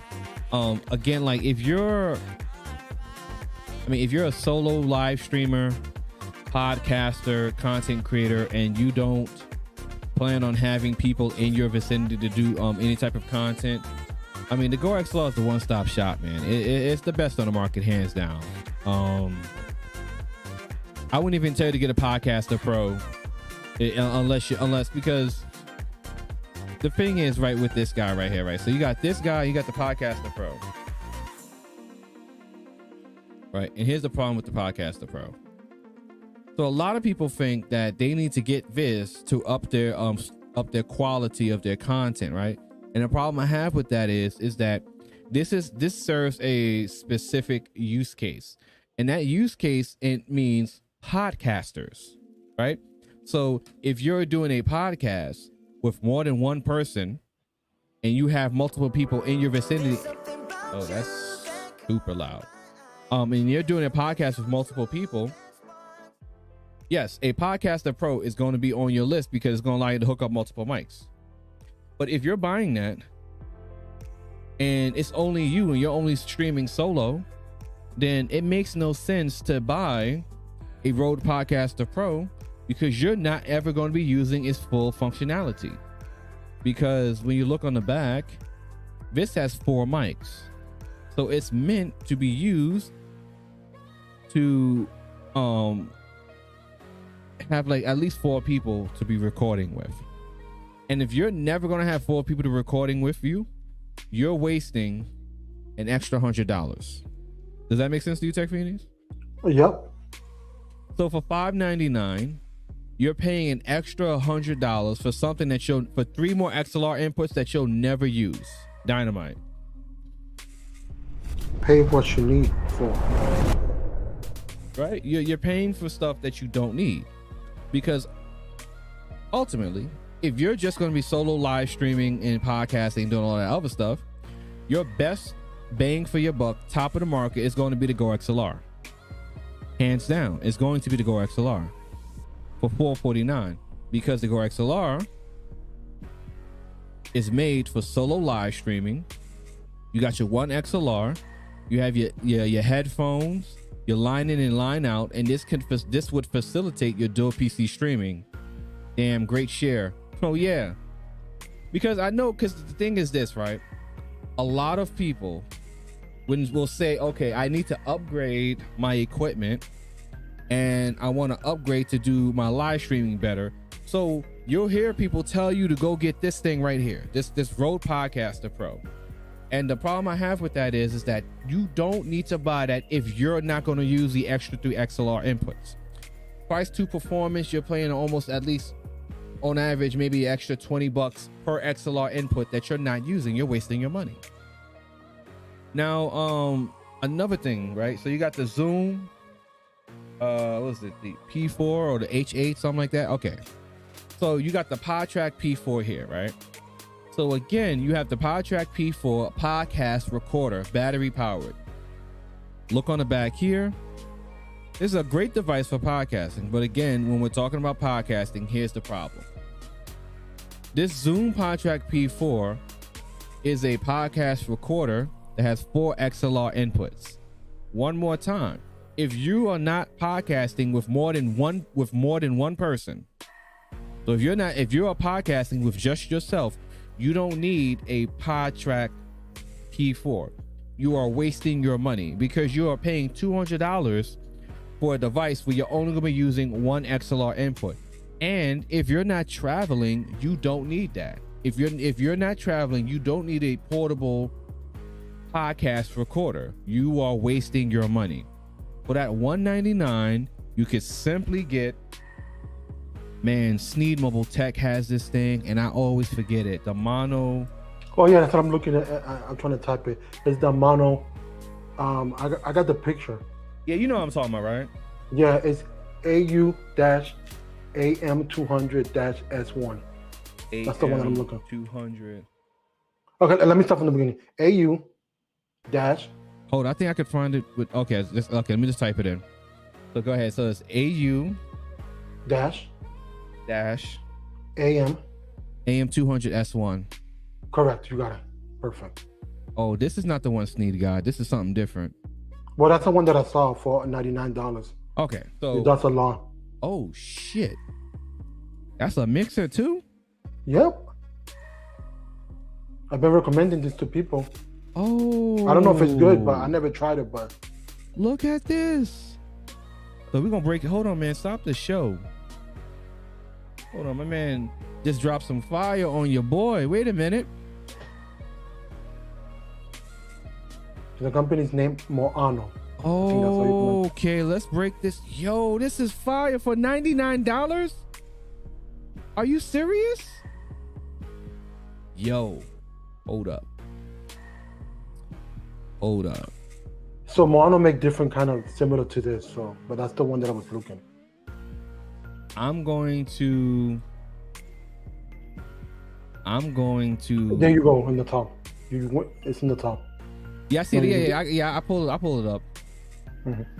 Fire. I might actually buy this just to test it out. The different models. So this guy right here is an audio interface with a DJ mixer and sound card, Monocaster Lite portable all-in-one. So let's break this down right here. So here you got the echo control and the monitor. So that's the audio monitor. So you can change the effects, the effect pitch here. So you got the effects. You can take out the music. You can loop back the music side chain. So it's a DJ setup. It looks like you can record different presets to the 4 empty buttons at the bottom. Correct. It has smart noise canceling. Oh shit. It can stream up to 4 devices. There go your 4 devices. Adjust your voice. It has a built-in audio EQ. What? I've been watching videos on it. It has a pitch change. Yo, this is fire. And it's a whole entire setup for $99. Yo, let me tell you something right now. Hold up. Plus the microphone comes with it. Hold up.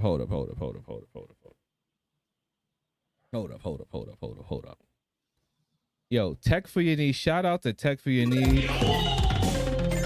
He just dropped some fire on your boy, and you know when I get the fire dropped on me, right? I got a hit shot with the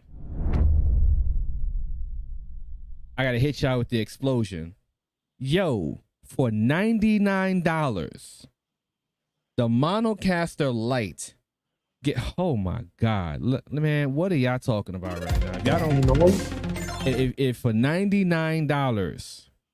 If y'all don't pull up to the technician to get this game, for $99, you are getting a condenser mic, which is going to be booming because condensers are going to have a very powerful voice presence sound signature. You get a mic, a microphone tripod for the mic, a USB charging cable, a microphone windscreen muffler, which is otherwise called a clown nose, the mobile adapter. You get 3 audio cables. You get the XLR cable, and you get the audio mixer, all for $99. Yo, I might just buy this just to see this shit, man. Unbox it on my channel. I'm gonna buy that shit right now. For $99, you can't go wrong. I'm telling you right now, man. I'm not gonna tell you to run out and buy it right now before I try this out, because I want to try this for $99. For $99, I'll try that out for $99. I want to try this out first. That's so I can get it tomorrow. So let me go ahead and order that, because I want to try this out. I want to try it out. So hopefully if I get it tomorrow, I can unbox it on the stream tomorrow night. So we're gonna have a 24-hour breakdown of this shit. And if this thing is as official that I think it is, I'm gonna tell y'all right now, I'm gonna keep it all the way 100 with you. Don't look at no other option but this option if you're looking to get it started and switch off an XLR mic, because I'm having a hard time. I would have a hard time telling you to get something else, because this thing is such fucking fire for $99. And we're looking at the effects that it's doing, that it can do. And I have to test this. I have to test this. How long have you been watching videos on this Tech for Your Needs? 2 weeks. Fully 2 weeks, and fully, and not a lot of complaints. So you probably got about what, 40 hours watching videos on this? Yeah, honestly, yeah, I'm not gonna lie. And here's the best part about that, right? That's what's so good to be like tech consumers like me and you, right? Like, we'll sit down and watch so many videos. And that's why, like, when I'm talking about products, a lot of times I don't even have to have the product, right? I have consumed so much media on the product that I can tell you straight up whether or not you should buy it or not. Oh, it's the bestseller right here. It says it. Yeah, #1 bestseller right now.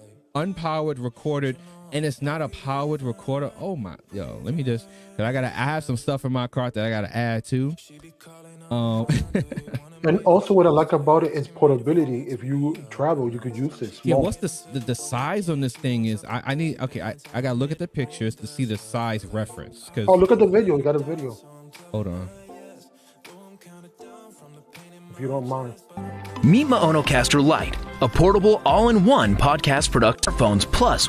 Nah, that's I need to see a real life video of it. Oh, okay, go on YouTube. Because you can visually. Why not just pull up a person's YouTube video? Yeah. That's more better. Yeah. Duh. Right? Right? In your phase I'm reviews. getting that, but not now. First, I need a camera. There we go. Tech Summit. You guys already. Oh, I know this guy. I've watched a video from this guy before. I've watched a video from him before. So I'm gonna give me a second. I gotta put my I gotta put my fair use filters on. Gotta put my fair use filters on. All right, let's play. Let's play it. Already know that I'm always on the lookout for new audio gear, and while I usually look at microphones, that shit is so small. Look at that on the table. That could fit in your book bag, easy. That's why I want to see a real video, because I want to see the size of it. Wow. I decided to check out this new audio interface from Maono. I've tested a bunch of their microphones in the past, but I've never actually done an audio interface from there. So this definitely look at this thing, man. The build quality looks amazing. Caught my eye immediately, and after testing this out for a little while, I'm comfortable saying that this is the best way of starting. So he's killing me with his audio. I don't know why he has his audio sounding like that.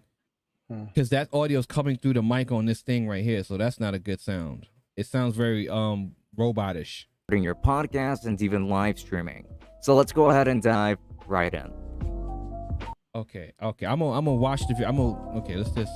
If I do say so myself, but open up the box and then setting the brightness levels, and so we got pod 1 output, 2 outputs, 3 outputs, 4 outputs, 1 music input, a headset, and 2 3.5 millimeter headphones. Ooh, there go the problem right there. No XLR mics. So these are 3.5 millimeter headphone jack mics. So they're not XLR mics.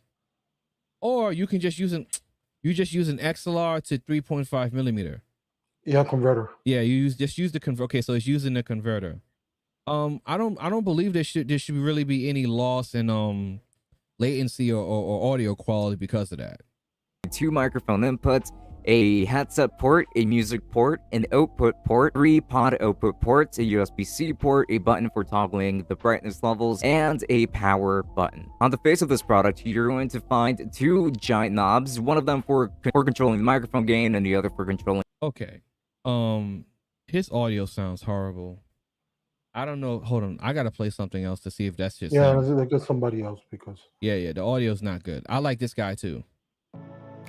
What's up, my geeks? Jeffrey. Okay, yeah, that's his audio. Okay, sorry, guy. I can't do with the audio. It's really bad. So I know you heard that too. Okay, so we're gonna RS. One of these would normally be a microphone, and the other 2 would be your left and right headphone speakers. So this cable right here is also a TRRS to TRRS. So we might have to take a look at the instructions because this looks to be for echo, and then this one's for monitor. From that company that I have. Oh, you got that microphone? Okay. One of the microphones. I got different kinds. Okay. Back here. So that slides pay $70 for the whole kit. Over here, we have buttons, and it says opening, applause, gunshot. I think these are already keyed in effects. Okay. So you'll have the fun little effects that you get like in a morning DJ, and then these bottom 4 are programmable, so you can add your own from there. So I'm not sure if we have to install some software just yet. On this side, to get that to work, on this side we have effect, pitch, yeah, for some reason, the sound's music not coming only through my headsets. It's fine. I'm already watching enough videos. I don't need to listen to Yeah. Because I know the audio's coming through on my stream because I'm seeing it, so it might just be on your end. denoise, I got enough loop back, and side chain. And so all of these have our effects from here. Let's take I mean, I'm just blown away by the denoiser. Look at the back here. On the back, we have how's that person sound? He sounds several good? different plugs. Yeah, his audio sounds good. The other guy audio was just fucked up. I don't know why he would release a video like that. And we're gonna start with this. Looks like the power plug right here. This must be it has a little light on it. So Geeks That Noise, something like that on his channel. Yeah, must be lighting up the unit because it might be just to dim it. We'll find that out as we go. USB-C, that's where we're gonna connect up to our computer. We've got pod 1 output, pod 2 output, and pod 3 output. That's probably these cables that I showed you right here. Yeah. These TRRS cables. So what you think we so got far? An output. Listening to him. I want to see. I just want to skip it to the use while he's using it. Oh yeah, you could do that. Of that. I figured out how to do this. I got a cable. Here. I'm going to switch over here so now you can see this a little bit better. All right. So here's how simple it is to run a show. Let's do the opening. Can you feel it? Can you feel it? Sure, right, can you feel it? Okay. So that was that one. You got a monitor. We can get some applause. Thank you. Thank you. Thank you. Thank you. Oh, that's sound effects sound. That's not funny. Sound effects sounds good. That's not funny. You can do it. Why you booing me? Why you booing me? We got an awkward button. Yeah, that's one thing I forgot to mention with the USB That's awkward. system. So we had the awkward. This is a slap. Ow! And then cheering. And like I said, these 4 buttons are programmable. So there's got to be Man, that ain't bad, man, for $99, yo. That ain't bad at all, man, for $99. I'll tell you that right now, yo. That's not bad at all, man, for real. Especially for a beginner. Yeah, man, that is not like that. You don't even got to figure out how to get, because you know, like with the Podcast Pro, you got to figure out to load it onto the card and put the card in the podcast, or use the software and hook the podcast up to the computer and put it on the folder, then load it onto the folder on the Podcast Pro. And then you got to do the same thing similar with Go XLR. If you're not, you know, if you're not nice with it like that, you just trying to get the mixer and use it. Like, you got majority of the effects that you want to use, you got that on the mixer right here. Like, a lot of people want to do the applause, the gunshot. Like, I got my, like, I bought the sound pack for this, so that's a custom sound pack. These are custom sounds that I paid for. So also, you got 2 things. The ease of usability is there, and the portability. Yeah, see, the thing is, like, the ease of use, because a lot of times this shit be confusing to a lot of people. Like, man, this is, I'll definitely try it out. I can't guarantee, I cannot guarantee that I'll keep this, but I'll definitely try this out. Cause I just don't need another mixer, but I'll definitely try this out and unbox this on stream. Cause I want to try this and see, because if this lives up to the Steam, and if this performs like how I expect it to perform, anybody that asks me about what's the first thing to do to get off a USB Yeti or whatever, get this right here. I mean, I haven't tried it, so I can't speak, but what I'm speaking from video, because I see too many people buying it on YouTube and doing reviews on it, so it must be good. Let's see. There's tons and tons of videos. That's why I'm impressed. Yeah. I just But you gotta use it because everybody's different. I agree with that. Oh, I have it going to the wrong address. Let me cancel this. That's what you get when you're not paying attention. That's my address. Nah. No, I'm just kidding. Give me my shit back. Yeah, man. But yeah, man. I'm definitely gonna try this out, man. I don't know about the build quality if it's good, but I mean, for Yeah, I the don't know. price, That build quality looks suspect in my yeah, opinion. it's like plastic for me from the looking, but it doesn't really matter. $99, you could do a lot. If the usability case is there, I could override the build quality for the price.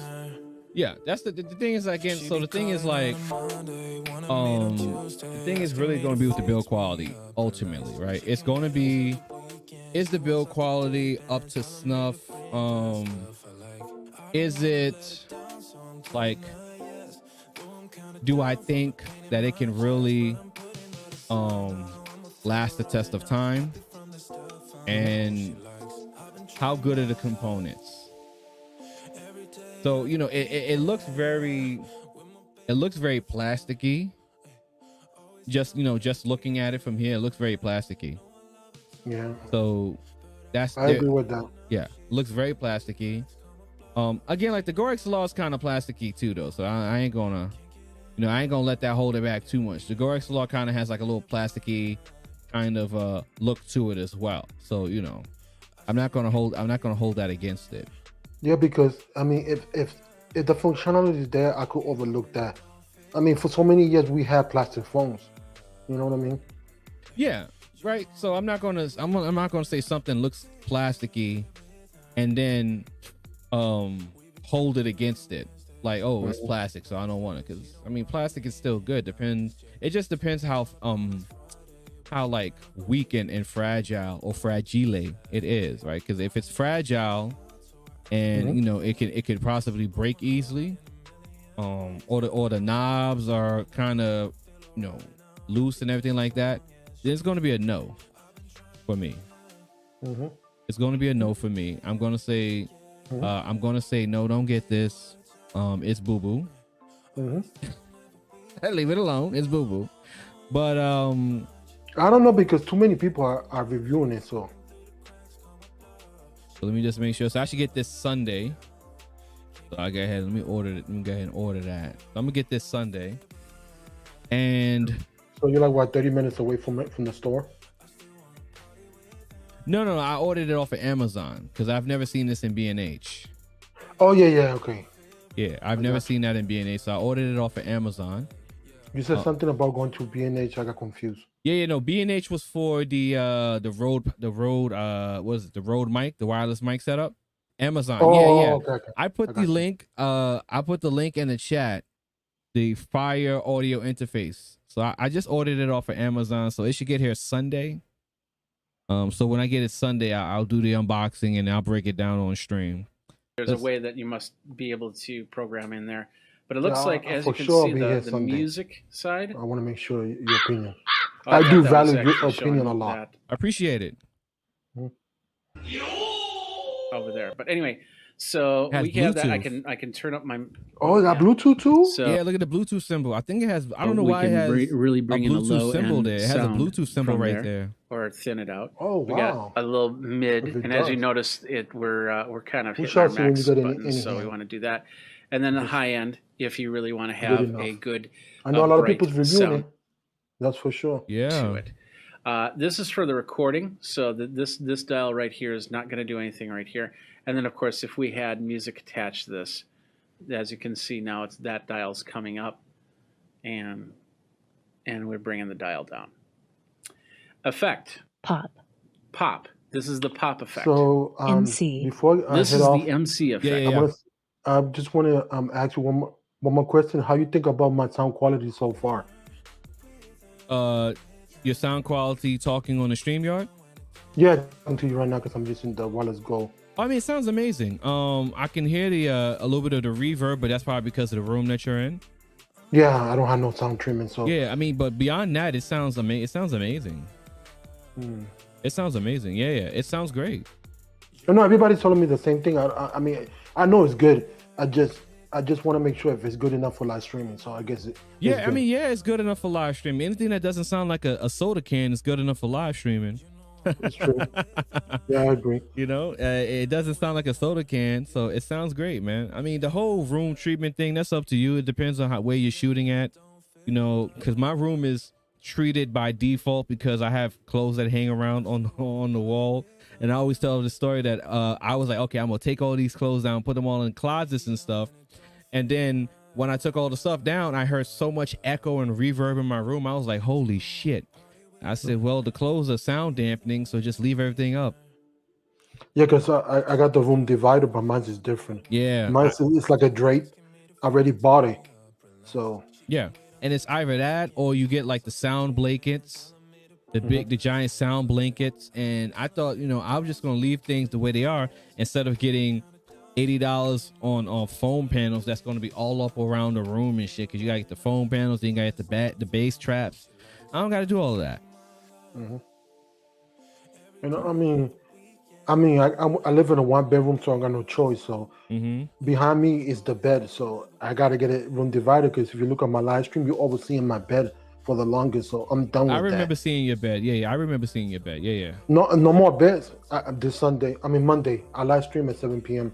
Sorry, I'm not trying to plug myself, but No, it's fine. It's like, I'm not yeah, gonna 7 p.m. like get him up out of here. I don't. It's cool, Yeah. man. Yeah, 7 p.m. Eastern time. I live stream all the time. So there's three people that live stream from the community. I go first, and then 8 o'clock is Tech Rant, and then it's technically T the next hour. Okay. So we're 3. Boom, boom. Oh, I decided Tech Rant still live streams? At 8 o'clock, and then technically T is the next. I think at 9 p.m. Okay. Yeah. So mostly we do that because I don't know. I picked that day. Nobody was live streaming that day. I was not interrupting with people, so I decided to do that.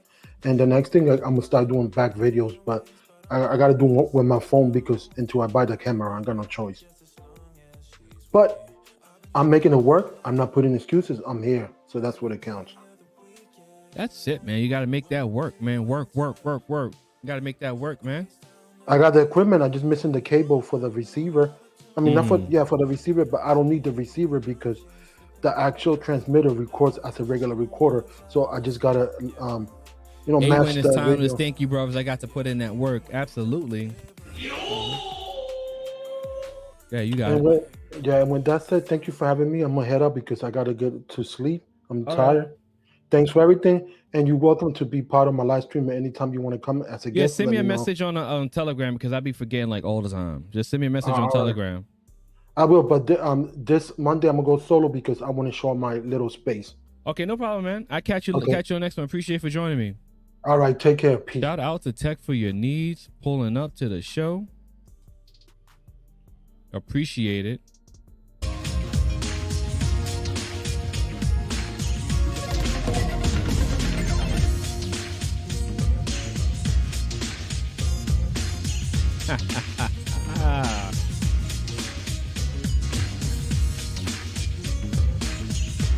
Shout out to my man Tech for your needs, man. Pulling up to the show. I appreciate it. Put me on to this little monocaster thing. We're going to finish watching this video because I just ordered this off of Amazon. I am very curious to see how good this thing really is.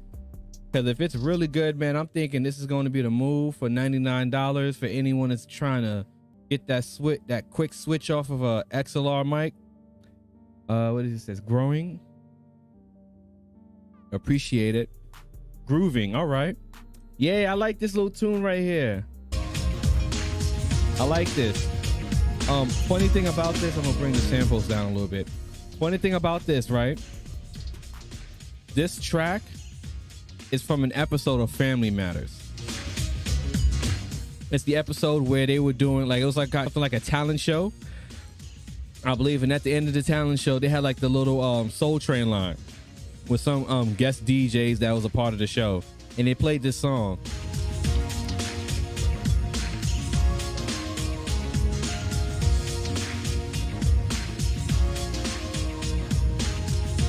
And I love this song, so I had to add this, right? But I add this as my sample, so it plays louder than my regular music. So I can control these with my sample slider. And I got that, and then I got the remixed Family Matters instrumental.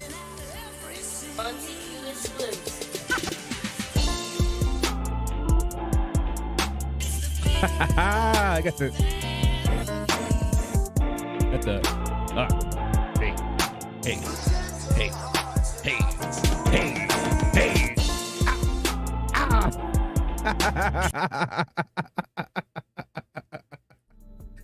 Oh, sad. Let me finish watching this video, man. I want to check this guy out. How you doing, ladies and gentlemen, boys and girls? Original. I'm original. Pro. I'm a pro. Now the pitch, you heard the pitch before. Female. And now I sound like this. How you doing? I'm doing great. It's really Okay, so we got that over here. Come here. Put a megaphone. Big gender. Fill that. We should sound like this and bring the pitch up. Bring the pitch up and we sound like this. And then we just make it higher for the feminine voice. And then we just add the pitch. We take the pitch away, and it sounds like this. Okay, let's go here, right there. So the gender is at max, and we just add the pitch. And we're gonna bring it down. We're gonna bring it down. We're gonna bring it down right here. So let's add 3. A little bit too pitchy. Right there. And we sound like a familia. Okay, so that's kind of like how he has it. Let's continue. Really hard to talk and hear this voice. Okay, so the effects are no bueno. Okay, let me turn this off. All right. So the effects are no bueno. I don't like the way the effect is doing too much on the software end, but let's continue. Yeah, crazy. Male. And this is what I sound like if I'm a male, which is weird. Okay, so the audio effects don't sound that great. So we're going to come all the way over here. All the way here. Yes. Testing. Testing. Testing. Testing. Okay. Because I am a male. Baby. And if I was about 48 years younger, this is what Okay, I like the baby. The baby sounds good. Baby sounds so, good. I don't know, like, okay. Baby sounds good. Robot. But we're all here. You're here. I'm here. And Robot sounds now good. I've got a little disguised voice going on. So, what do you think of that? Female. Back to female. And to turn this off, I would go back over here, and that would turn that off. Music only. Music only. I'm not sure how that works just yet because we don't have any music coming in. And we can Bluetooth some music in. I don't think I have any. I might have something that I can use music-wise that I can play without copyright issues, but Music we'll turn only that off. off. We got loop back on. I'm not sure what loop back is just yet. That's down there. Loop back off. Probably for something looped music or something like that. I'm not sure. Sidechain on. That's the sidechain. Sidechain off. And then the denoise, and this is going to get rid of some of this room noise that you might be hearing. Noise canceling on.